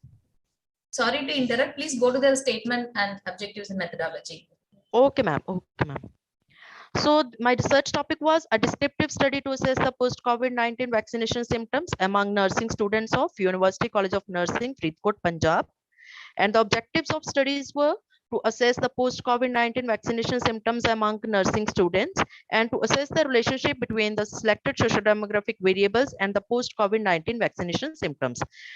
Material and methods includes a quantitative survey approach was used to carry out the descriptive design among the BSc Nursing second year and fourth year students of University College of Nursing, and I used the convenient sampling technique to collect the data from 100 students. Research tools were divided into two parts. Part A were included the socio-demographic sheet, and the variables were age, gender, present stay, as well as the habitat of the students. And part B was comprised of self-structured questionnaire related to post-COVID-19 vaccination side effects, and the method used to data collection was self-reporting. Score interpretation for the data collection regarding the symptoms through Likert scale was divided into mild, moderate, and severe. 1 to 3 symptoms reported included under the mild, 4 to 7 included under the moderate, and more than that, 8 to 10 included under the severe cases. So ethical consideration was considered, and permission to conduct study was obtained from ethical committee and principal of University College of Nursing, BFUHS, Faridkot, as well as the written and informed consent were obtained from the study subjects. Results included, firstly, the distribution of subject as per socio-demographic characteristics, and as the results revealed that maximum students, that is 75%, were under age group of 18 to 19, and most of them were females, that is 91%, and were student of second year, that is 70%. Most of the students were residing in the hostel, that is 85%, and more than half students were vegetarian, that is 55%, and maximum students were belong to the rural habitat. Next is the distribution of subjects as per the general symptoms reported by the students. So more than half students, that is 66%, reported the mild symptoms after receiving the first dose of the vaccination, and the duration was intermediate, that is more than the symptoms reside for more than 1 week, that is reported by the 82% subjects. Whereas after second dose, intermediate duration was reported by the subjects, that is 57% for the symptoms, and the symptoms were also laid between the mild cases, mild range among the student subjects, that is 69%. And side effects, already we have categorized into mild into 0 to 3, moderate 4 to 7, and severe 8 to 10. And the duration we have divided into immediate, intermediate, and prolonged as per the lasting of the symptoms. That in immediate we considered under from the time of dose receiving up to 2 days, and for the intermediate we considered from day 1 to up to day 7. And if symptoms persist more than 7 days, we consider those as a prolonged symptoms. Then next is the distribution of subjects as per specific side effects of post-COVID-19 vaccination. As the results revealed, most of the subjects reported fever up to 99 to 103 degree Fahrenheit, and most of the subjects reported that they were having pain and swelling at the injection site, that is 92%, whereas 82% subjects reported that they felt general weakness and fatigue, whereas 70% reported the amenorrhea after receiving the both doses of the vaccination. And other symptoms reported as nausea and vomiting 37%, behavioral changes 70%, and less than half subjects, that is 46%, reported that they did not experience any sort of side effects after receiving the both doses of COVID-19 vaccination. Then the last is relationship between post-COVID-19 side effects and socio-demographic variables. As per age, only age, gender, present stay of the students, dietary habits, all these variables did not show any sort of significant effect on the post-COVID-19 vaccination side effects, whereas the year of study shows the highly significant effect on the post-COVID-19 vaccination side effects among the nursing students.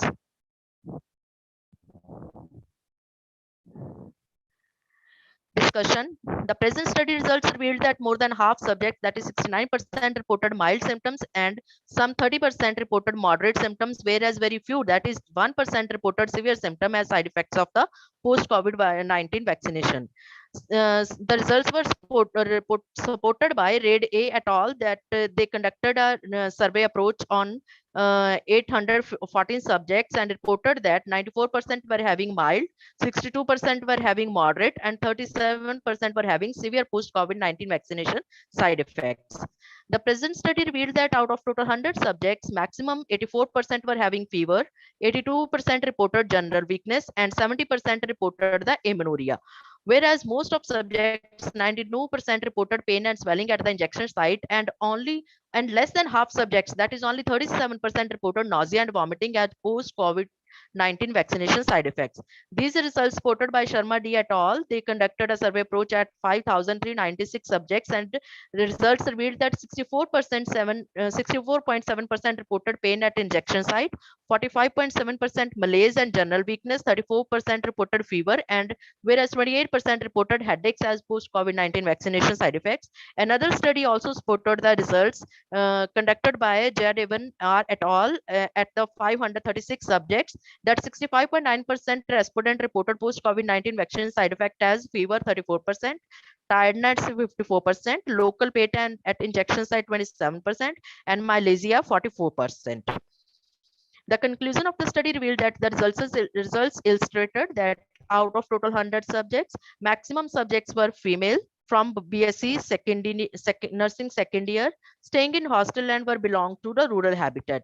The results also revealed that more than half subjects reported mild post-COVID-19 side effects with intermediate duration, that is side effects persisted for up to 1 week after first and second doses of the vaccination. Out of total 100 subjects, maximum subjects reported fever, general weakness, amenorrhea, and nausea and vomiting as post-COVID-19 vaccination side effects. The results also revealed that the year of the study put highly significant effect on post-COVID-19 vaccination side effects, whereas all other socio-demographic characteristics did not show any significant relationship with the post-COVID-19 vaccination side effects. Thank you. Thank you, ma'am. It was a nice presentation. I had only one doubt that fever is expected as a result of vaccination. Yes, ma'am. Yes, ma'am. One query we have that is expected due to vaccination, no? Yes, ma'am, but still we have reported this as we have gone through the review literature. So it was reported among maximum subjects. So we felt need that we should reported it. Okay. That and it was highly related to the duration, that how long it related over there and how much effect it put on the body's other functions.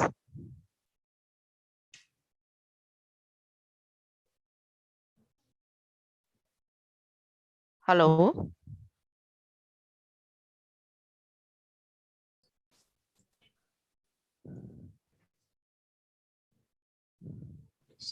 Hello, ma'am. Hello. Thank you, ma'am. Thank you, ma'am. Thank you. Thank you, Dr. Kavita and Mrs. M. Lakshmi Prasanna ma'am for moderating the session. Now I invite Mrs. S. Angeline Mary Sheila, Tutor, College of Nursing, JIPMER, and Mrs. K. Kanimuri, Tutor, College of Nursing, JIPMER, to moderate the session.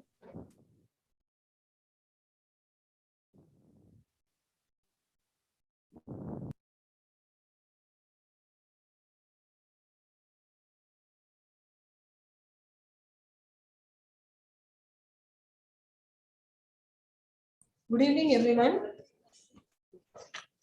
Now I call Ms. Priyadarshini A from Department of Childcare Nursing, Savita College of Nursing, to present her study on effectiveness of interventional package on knowledge and attitude towards prenatal HIV testing and mother to child transmission among antenatal mothers.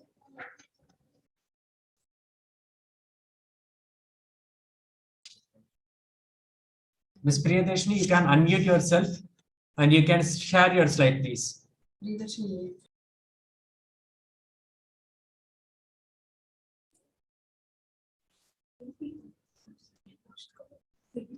Now I call Ms. Priyadarshini A from Savita College of Nursing to present her study.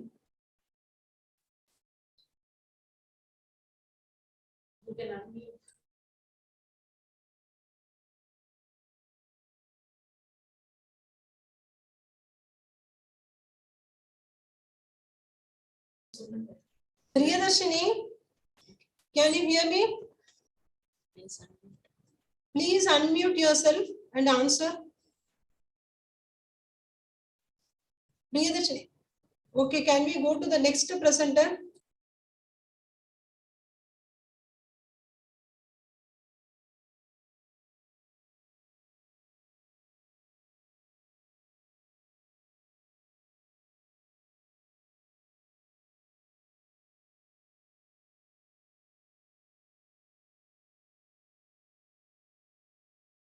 Yeah. Mr. Unnikrishnan, are you ready now? Yes, ma'am. Yeah.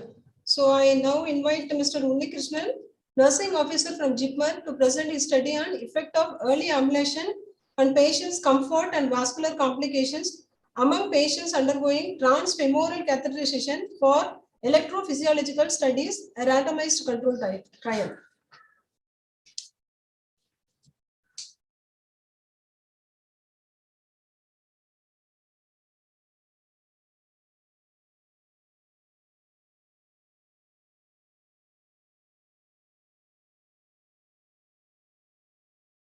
Is it visible, ma'am? It's visible. Okay, you can start. Good evening, one and all. My study is effect of early ambulation on comfort and vascular complication among patients undergoing transfemoral catheterization for electrophysiological studies, a randomized control trial. Electrophysiological studies are diagnostic as well as treatment modality for cardiac arrhythmias, especially the supraventricular tachycardias. EPS is usually performed through a Unnikrishnan, sorry for the introduction. Sorry, you just directly skip the introduction and go to the status and the methodology. The study was a randomized controlled trial. The independent variables were change of positioning and early ambulation. Outcome variables were comfort and vascular complication. A total of 74 patients who had undergone transfemoral catheterization for electrophysiological studies at JIPMER hospital were included in the study. Our objectives were primary objectives to assess the effect of early ambulation on patient comfort, to assess the safety of early ambulation on vascular complication. Secondary objectives were to associate the effect of early ambulation on patient comfort and vascular complication with the participant clinical characteristics. The sample size was 74. A convenient sampling with the block randomization was used. Patients aged 18 years and above undergoing electrophysiological studies through transfemoral venous puncture were included in the study. Patient with history of clotting, bleeding disorders, history of spinal problems, back pain, urinary retention were excluded from the study. EPS done under deep sedation or general anesthesia, hemodynamic instability, and heparin usages 4,000 of international unit or more, or accidental arterial puncture were withdrawn during the study. The intervention for control group were standard care what we are doing in our ICU, that is supine position with leg extension with no head and elevation for 6 hours, and patients were ampulated at 6 hours. For intervention group, it was supine position with the procedure side leg extension for first 2 hours, then 30-degree head and elevation, and then patient was allowed to move on the bed, and at the end of 3rd hour, the patient was ampulated. Both the group were assessed for vital signs, groin pain, back pain, bladder function, satisfaction, and vascular complication at the 6th and 24th hours following the procedure. The tool used has 3 parts. First part was the clinical and demographic parameters. Second was the comfort, and third was the safety. For comfort, we assessed the back pain and groin pain by using a 10-point numeric rating scale. Urinary retention was assessed by observation, palpation, and patient reporting method. The patient satisfaction tool consists of items that determine patient's perception about the duration of bed rest, pain, and other complications. For safety, we assessed the bleeding and hematoma. For bleeding, we assessed any visible bleeding from the puncture site or any further manual compression to achieve hemostasis after 3 hours. Then a two-dimensional ruler with 1 centimeter square precision was used to measure the hematoma. The borders of hematoma were identified by palpation method. Then it was measured with the ruler. A total of 76 patients were assessed. From 74 were included in the study by using a block randomization of varying block size and used to allocate the patient among the interventional and control group. All 37 patients were, the intervention was given 6th hour and 24th hour. The data were collected and data was analyzed. Coming to the result, the both control and experimental group were homogeneous in terms of their gender, age, BMI, diagnosis, comorbidities, platelet count, and the use of antiplatelet agents. First objective was the comfort of the patient. For that, we assessed the back pain. The back pain, median value of back pain at the 6th hour in the control group was 3, which is 1 in the experimental group. The same at 24 hours is 1 and 0 respectively. For the groin pain in control group at 6 hours, it was 3, and in experimental group it was 2. At 24 hours, it was 2 and 1 respectively. It shows that among the experimental group, the back pain and groin pain was significantly low. Next, we assess the bladder function. In the control group, 7 patients were not voided, which is significant. In experimental group, no patient complained any urinary complications. Then we assess the patient satisfaction. 81.1% of the experimental group were satisfied with the duration of ambulation, whereas it was 35.1% among the control group. The 83.8% of the control group complained back pain, 91.9% of the patient complained groin pain, and 16.2% of the patient in control group complained urinary problems, whereas it is significantly low in the experimental group. For safety, we assessed bleeding and hematoma. 2 patients in the experimental group developed bleeding. within 6 hours after the procedure, whereas no patient in the control group developed any bleeding. At 24 hours, one patient in the control group developed bleeding. No patient in both the control or experimental group developed any bleeding. These values were not significant both statistically and clinically. Further, we check the relation between back pain and groin pain with age, gender, and BMI. However, there is no association between the back pain with age, gender, or BMI, same groin pain with age, gender, or BMI. Further, we assessed pain with the vital signs and bleeding with the use of antiplatelet agent and platelet count. However, we couldn't find an association with that also. Coming to the discussion, the back pain at 6 and 24 hour and groin pain at 6 and 24 hour is significantly reduced in the experimental group. Because of the prolonged positioning, imposed positioning, there may be pain, there may be spasm in the dependent muscle, especially the lower back muscles. That is the reason for back pain. The early ambulation helps to reduce the pain.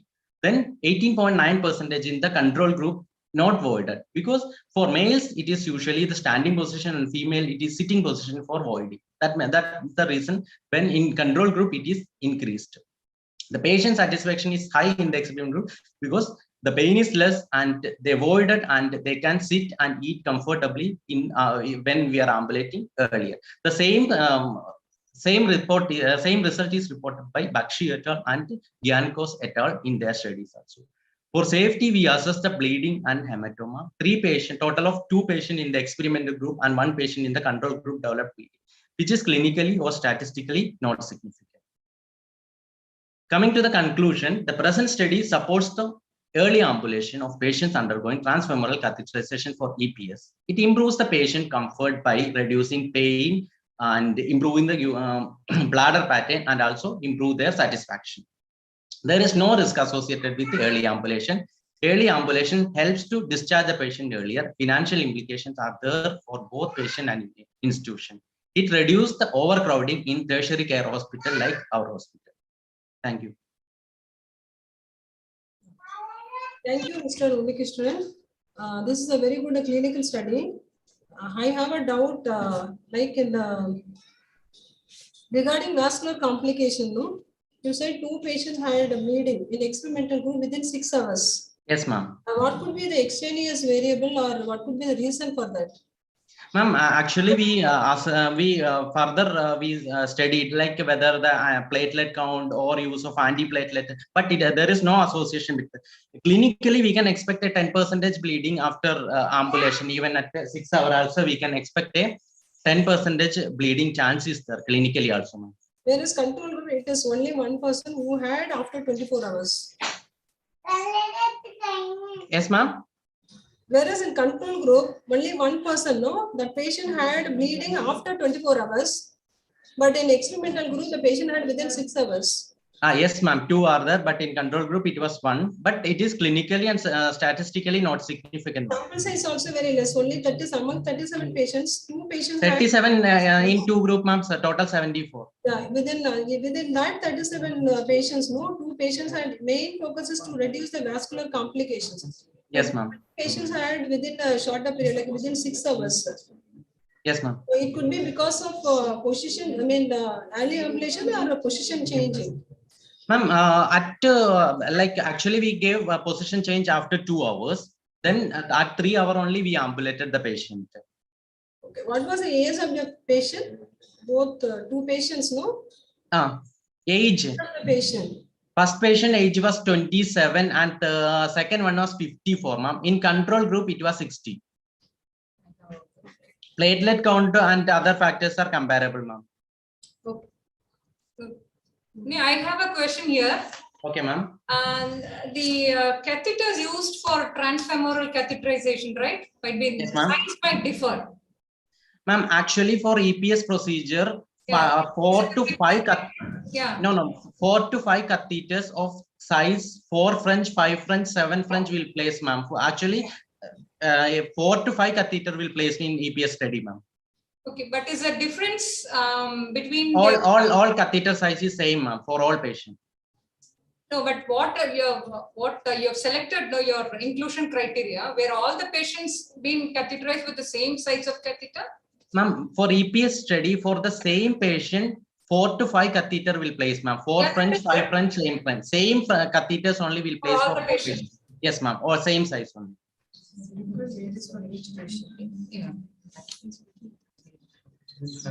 Any other doubts? I have a question. Okay. Mr. Unikrishnan. Yes. Actually, you have concluded stating that this early ambulation is effective, right? Yeah. Yeah. For patients who are undergoing transfemoral catheterization. And is this, I mean, like after this study, like did the findings get implemented here in JIPMER? I mean, like did we start early ambulation of patients who are undergoing this EPS? Ma'am, sir, this study, like this 74 sample size was completed by last April, and the study was continuing. So by January 1st, we completed 100 samples, sir. And this is after that we are doing that only by 3 hours we are ambulating nowadays. You have started ambulating at 3 hours. Yes, we completed 100 by this January, and now it is implementing. And like we are doing that 3rd hour only, sir, ambulation.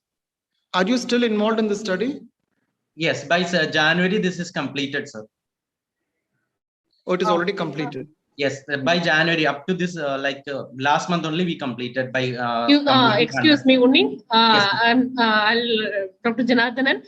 Actually, Yes, this study was presented in Department of Cardiology with all the consultants. The actual practice is 6 hours immobilization, but now because we also thought the sample size is smaller, so I have requested nursing superintendent to post the Unikrishnan in a cardio block. So she also agreed. So he is still continuing the study now.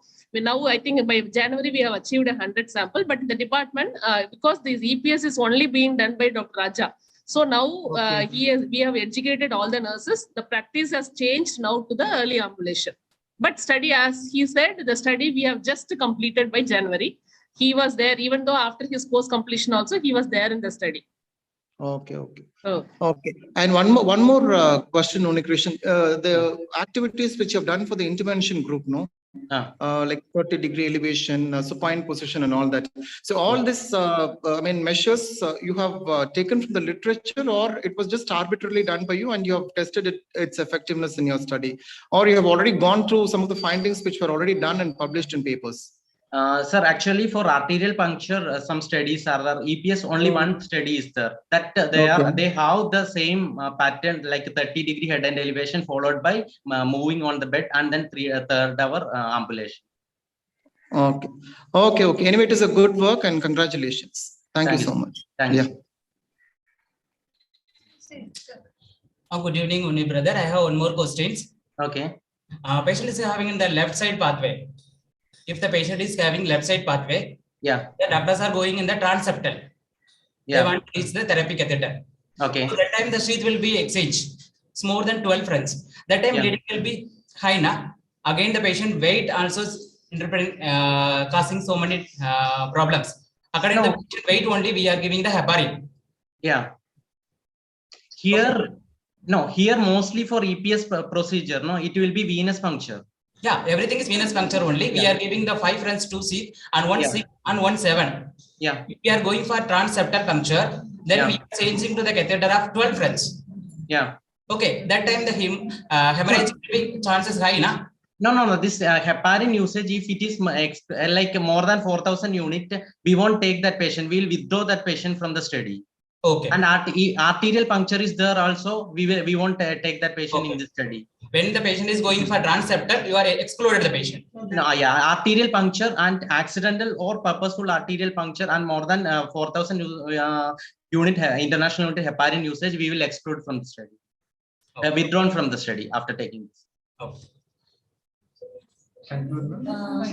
Okay, thank you, Mr. Unikrishnan. Shall we move on to the next presenter? Nursing officer from JIPMER. I just invite Mr. Srinivasan to present his study on psychiatric morbidity among HIV test seekers attending the interactive counseling and testing center facility of tertiary care hospital.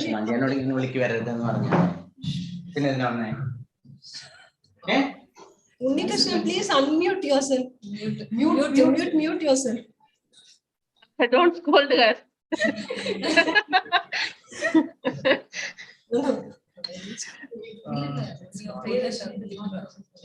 She'll be doing it tomorrow and tomorrow. I don't know. That's what I said. Mobile phones just gets used.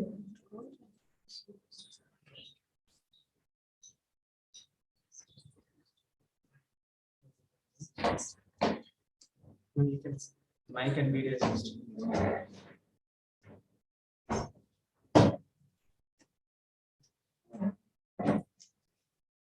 Good evening, ma'am. Good evening to Honorable Heather here. This is for the presenters and all the faculties. And first of all, I would like thank to Dr. Padmavati Nagarajan, who lead me up to this stage. He is a guide and he is a motivator. It's a part of our dissertation, MSc dissertation. I'm going to present as a data. Next.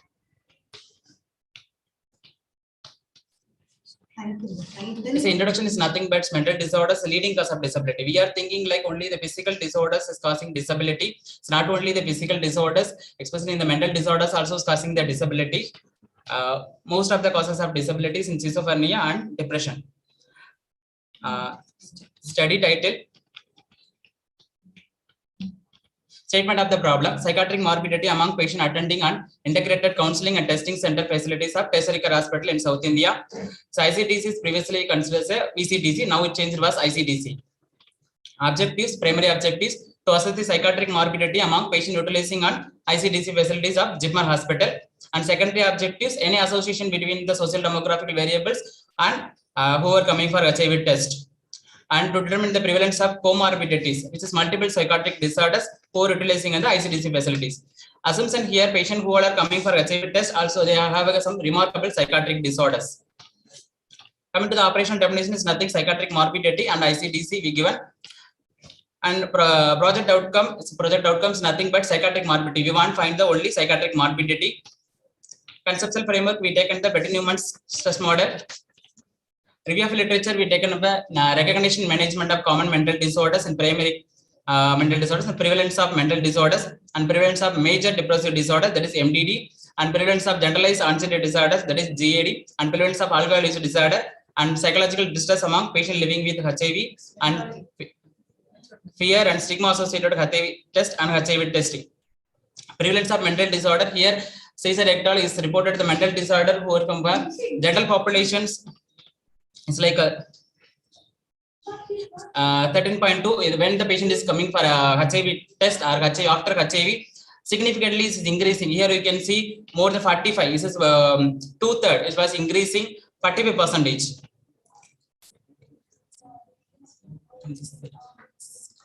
Prevalence of major depressive disorder, that is MDD. Here also general population MDD was 34.5. The patient is affected after the HIV. The patient psychiatric morbidity was significantly increasing 13.9%. Coming to the prevalence of generalized anxiety disorder, here also general population psychiatric generalized anxiety disorder was 5.4. After the patient is on HIV, that GAD was increasing 13.3.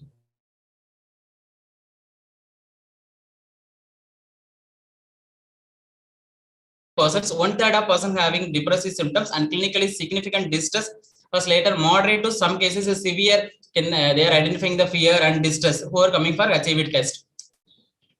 So Seema et al., one of the Indian study also spotted 150 HIV test seeker. They are also mentioned anxiety and depression and distress was increasing when they going for HIV test. This is known fact only. Even though we want to find after the patient is affecting with HIV, before they are coming for HIV test, they have a psychiatric problems, because yearly detection is giving the better treatment. Undetected we consider as untreated. That's why we taken that project. Research approach is quantitative approach, and research design is cross-sectional descriptive design, and variables is social demographical variables, this is age, gender, and education status. Outcome is psychiatric morbidity. Research setting is integrated counseling testing center, that is ICDC. Population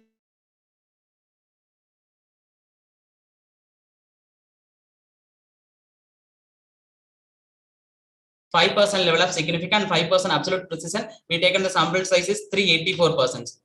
Data collection instrument is a structured clinical interview. It's a mini, is an international neuropsychiatric interview. It's a structured, it's defined questionnaire. It consists 16 models, that is A to B. Each model having beginning diagnostic screening questionnaire. Once the patient is fulfilling the screening questionnaire, we are going below the questionnaires. Otherwise, it's not fulfilling any screening question. We are skipping the entire model. We are going for the next model. Pilot study we conducted with 10 patients for understanding the feasibilities. And data collection procedure, participants who are recruited time of attending the ICDC facilities and meet the inclusion criteria, we taken the subject, and participants are recruited in the study after willingness and get the consent.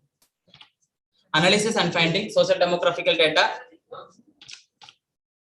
Coming to the social demographical data, most of the participants are from the male patients, 254 out of 384%. This is one third of participants are from male only. Coming to the marital status, here also most of the participants from married only, 287, that is 74.7%. Coming to the employee status, because I'm skipping the education status, employee status also here 275, that is more than 75% of people they having the employed. Coming to this main part, psychiatric morbidity, what we find from this study. Here, exactly you can see the pie diagram showed that 384 participants. We taken the 384 samples. Out of 384 participants, 91, that is 24% of people, they have affected psychiatric illnesses. They have, and 293, that is 76% not having any psychiatric illnesses. Psychiatric comorbidities. Comorbidity is nothing but more than one psychiatric morbidities, like major depressive disorders along with suicidality, or mania with suicidalization, or alcohol use disorder or major depression. Like we taken major depressive disorder, that is frequency and percentage 64, suicidalization is 34. Most of the person they having a major depressive disorder, because uncertainty of the report. Here multiple psychotic disorders, already I mentioned that this bar diagram reveal out of 384 patients, distribution of single psychiatric morbidities, that is 62, and multiple to more, at least remaining person they have two psychiatric comorbidities, that is alcohol use disorders with the depression. Association, we here we didn't find any association with social demographical data with a p-value of 0.05. Coming to the main point, that is discussion, social demographical variables, that is study, mean age was 40 years. Between the age of 18 to 40. Similarly, as a factor also HIV testicles, mean age was 39. One of the major study we found is National Mental Health Survey, that is 2016, conducted by one of the leading institutions, that is NIMHANS. Here also they mentioned with the mean age of participants is 40 years only. Coming to the study, observed prevalence of psychiatric morbidity among samples higher expected given known about the prevalence of psychiatric morbidity among general population. Already mentioned general population, they have only in 20 to 21. Here we find the who are coming for HIV test, they have most psychiatric morbidity comparing to the general population. Example, National Mental Health Survey report I given, that is alcohol use disorders 4.7 and psychiatric morbidity is 10.6 only. But our study also is more than significant, is coming like 24%. Coelectal is an Indian study also, psychiatric morbidities compared to asymptomatic HIV patient who are HIV seronegative control. They also found psychiatric morbidity was increasing 24% comparing to the general population. That is irrespective of HIV status. Many studies are recruited sample after they had diagnosed with the HIV test. But our study, they want mainly find out who are coming for HIV test irrespective of HIV status. Because so many studies are revealed that after the patient is HIV positive, they're going for more depressive and suicidal ideation because of the disease condition, and that everything is alignment changes.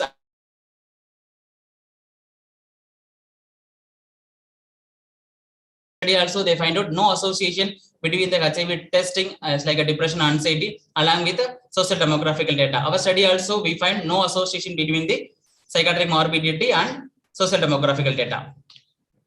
Coming to the summary, already I explained, out of 384 patients, we find out only 24% of people, they have a psychiatric morbidity.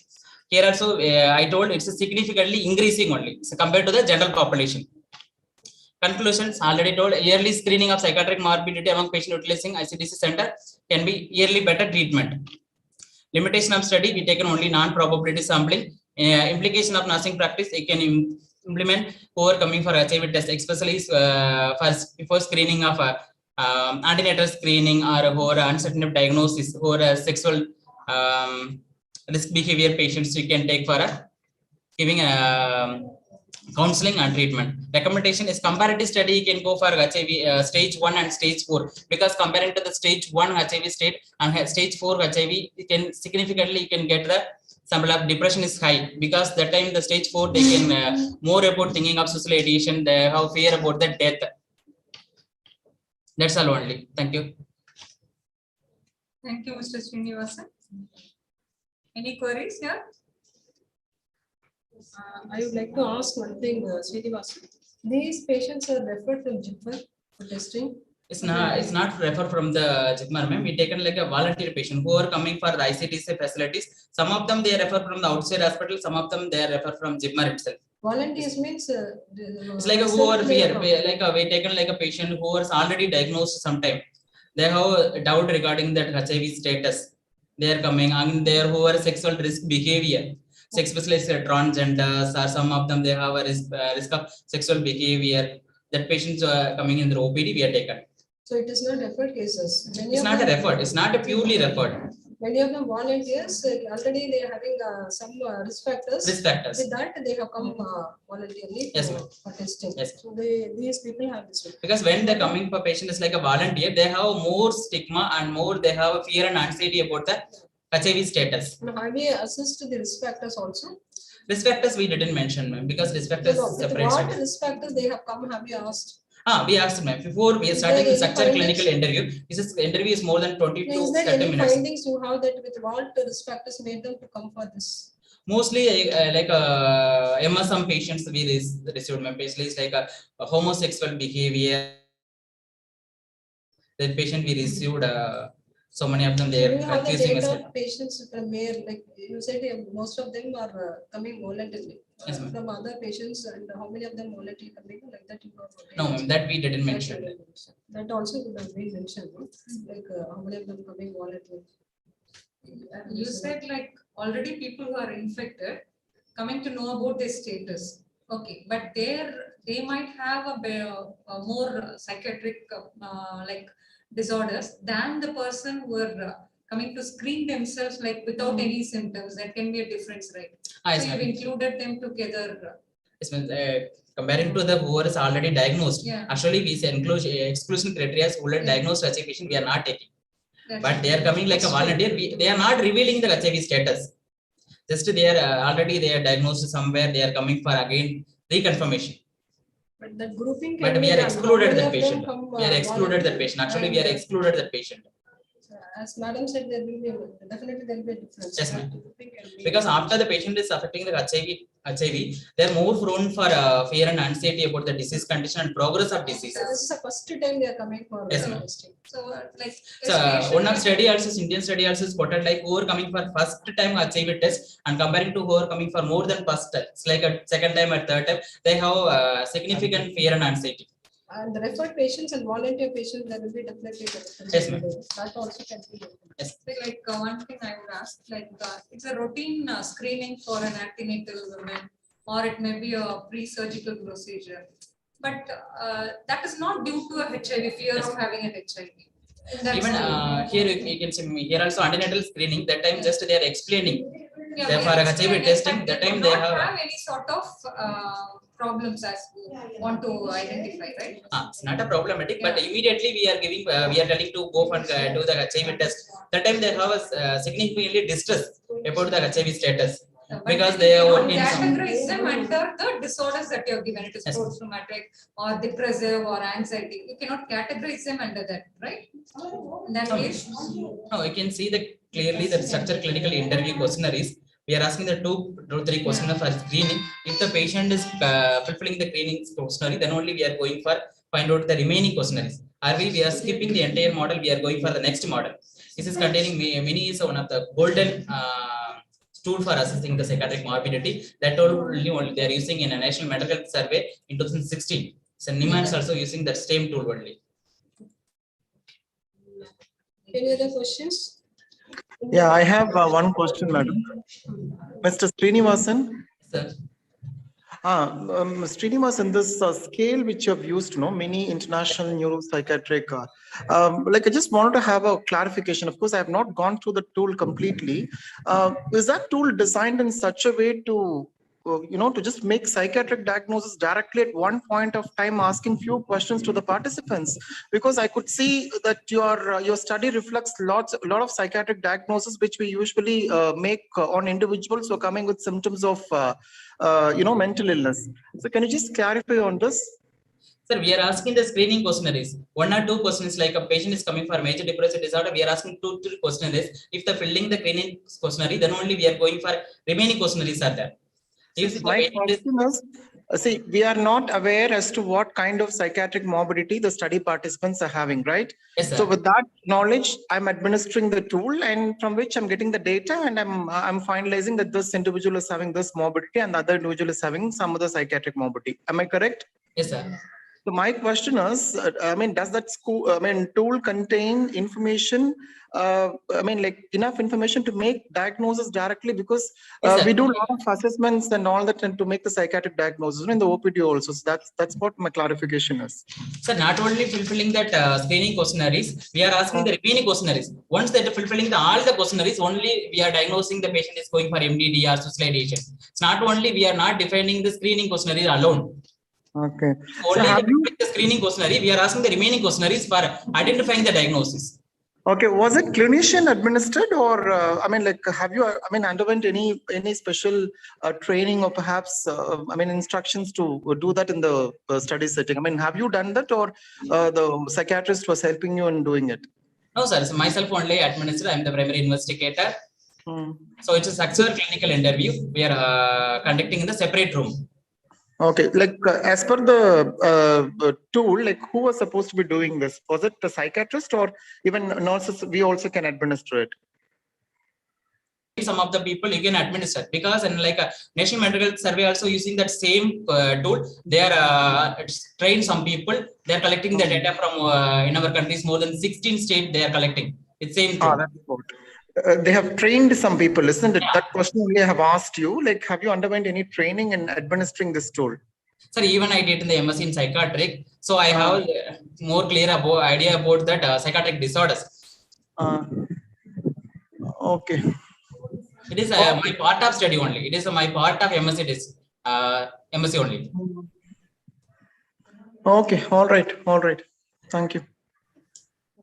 Is there any other clarification? Okay, thank you, Mr. Srinivasan, for your good presentation. Thank you, ma'am.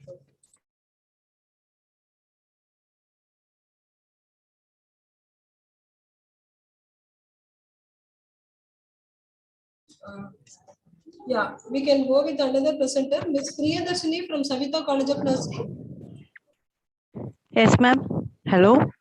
Now I invite Ms. Priyadarshini from Savita College of Nursing to present her study on effectiveness of package on knowledge and attitude towards prenatal HIV testing and mother-to-child transmission among antenatal mothers.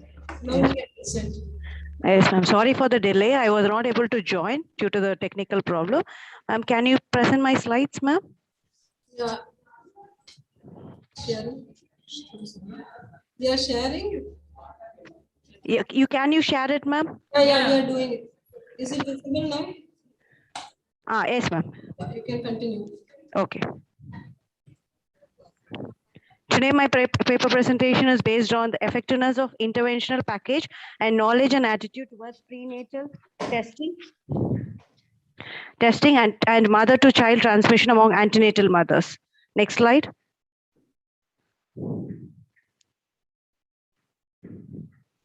Next slide, ma'am. Ma'am, hello.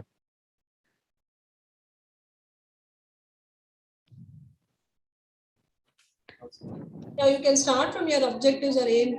Then Okay, ma'am. Okay. My aim is based on the focusing on reduction and overall risk of HIV infections through interventions such as providing knowledge via structured teaching module and providing booklets for references. Next slide.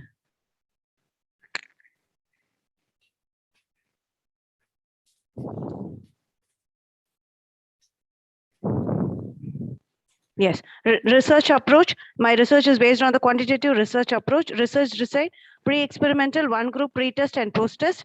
Setting is ICH hospital. Samples, they are all pregnant mothers who met all the inclusion criteria. And sampling technique, purposes sampling technique was used, and sample size 60 pregnant mothers were selected for this study purpose. Previous slide.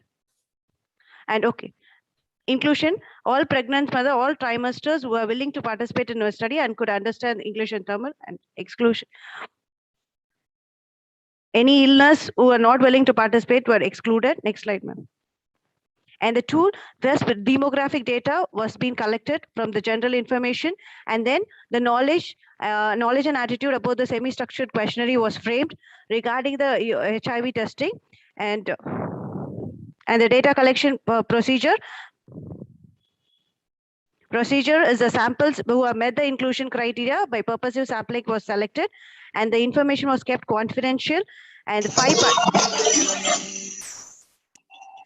3 to 5 participants were selected in a day. A particular day, we selected 3 to 5 samples, and then the period was extended for 4 weeks. First pre-test was conducted for 25 minutes, and then the intervention package was supplied to the participants who have given there, and 45 minutes using Flipkart and booklets were provided to the mothers and taught them about the HIV testing. After 7 days of intervention, the post-test was again conducted when they come for the antenatal checkup. When they again come for the checkup, again the post-test was conducted, and the knowledge and attitude of the was rechecked again regarding the prenatal HIV testing and the parental transmission. Next slide. And the data was analyzed using descriptive and inferential statistics. Previous slide, ma'am. Chi-square test was used to associate the post-test knowledge and attitude for the attitude of pregnant mothers regarding the prevention of MTCT of infections and prenatal testing with selected demographic variables. Next slide. The results were seen that inadequate knowledge was there for the in the pre-test, and moderate knowledge and inadequate knowledge was there. And that after the post-test, it was found that all the mothers have gained knowledge about 47% and 78% they have gained knowledge in the adequate knowledge, and attitude in the pre-test 21%, and moderate knowledge 35%, and good attitude of 4%. And after the post-test, after the intervention of giving booklet and Flipkart, the knowledge has been increased. So this is the overall description, overall knowledge, how this overall thing, how the knowledge and attitude has been increased. Next slide.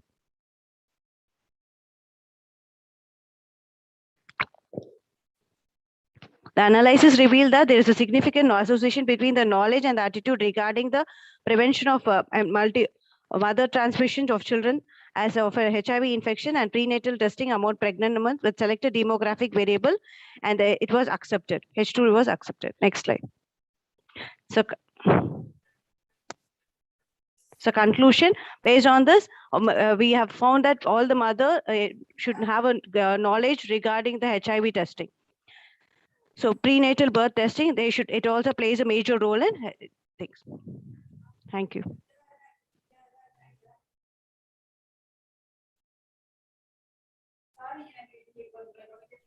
Thank you, Ms. Priyadarshini. From all the trimester. Am I audible to you, Priyadarshini?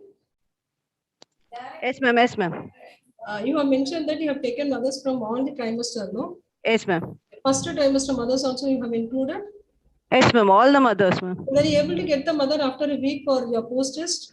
No, ma'am. When they come for the next visit, I've noted down the dates of when they come back again. And then first trimester mother usually come in the next month only, no? But you have mentioned after a week you have conducted the post-test. No, ma'am. When they come for the first visit itself, I have for a few mothers, when they come after 7 days, I've taken the list. And those who are not coming, when they come back again, I've done the investigation. Given instruction before itself, they have to come for post-test after a week. Yes, ma'am. I've given them the instruction. We have given instruction already for the first and second trimester mother also. Till 36 weeks, we'll be getting mothers either monthly once or monthly twice. No? Like Through last phone calls, trimester, through phone call or through phone call, I've collected, ma'am. I've given the data through phone calls also and by WhatsApp. So by sending them through WhatsApp. yeah, that's what. So it is not mean uniform for all, isn't it? Yes, ma'am. What you Yes, get ma'am. WhatsApp. After 7 days, if they are not present, I've sent them the messages, and through the WhatsApp, I've got the data, ma'am. Any other queries? I have a question, madam. Yes. Ms. Priyadarshini, yes, sir. As I can see, I think in inclusion criteria, you have not specified the age group of mothers. Am I correct? I mean, pregnant women. Yes, sir. I have not mentioned. Which means what? Like you've included, I mean, like all different age groups of women who became pregnant. I mean, both primary and multi. I have selected primary mothers only, sir, but I have not mentioned it because second mother, they might have knowledge because after testing only they've gone for the pregnancy. But I've selected only primary mothers, sir. But I have not mentioned it. I'm sorry for that. In your presentation, hence Yes. I had a doubt on that. Yes, And yes, you sir. said that after 7 days, you have done the post test. Am I correct? Yes, yes, sir. Yes, sir. Was there any reason for that, or since I mean, like 7 days minimum gap should be there? Because since there should be a minimum gap, and then we have given them a booklet so that when they go home they can read more informations and they can have informations after that. If we give, it will be more effective, I thought. Okay. Okay. Thank you. Any other queries from the participants? Okay. Thank you, Ms. Priyadarshini. Thank you, ma'am. I thank Mrs. Angeline ma'am and Mrs. Kanimuri ma'am for moderating the session. The scientific paper session has come to an end now. Thank you so much. I thank all the participants. Like, hope you had enjoyed the whole day with us. Like, we are to start our next session in the morning tomorrow at 8:30. Connect with us at 8:30 sharply. Let's start early and finish it in time. Thank you so much for joining with us. Thank you.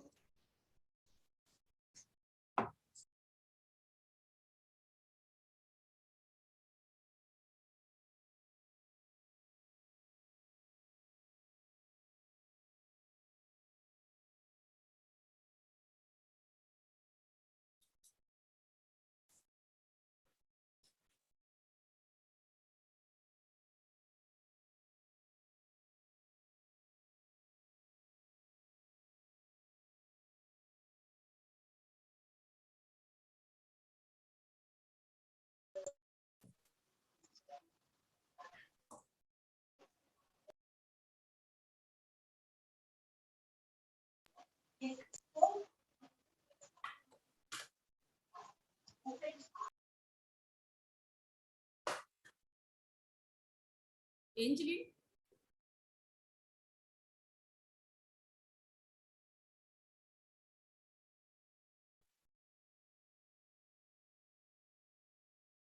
Angeline? Am I audible?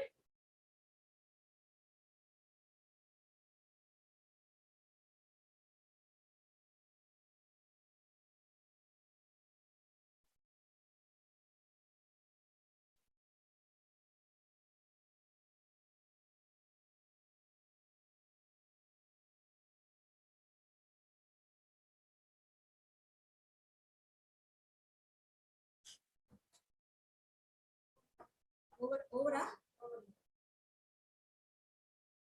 Meeting end பண்ணிட்டாங்களா? Leave ஆயிடுச்சு சொல்லியாச்சா? Okay, should I leave? Okay.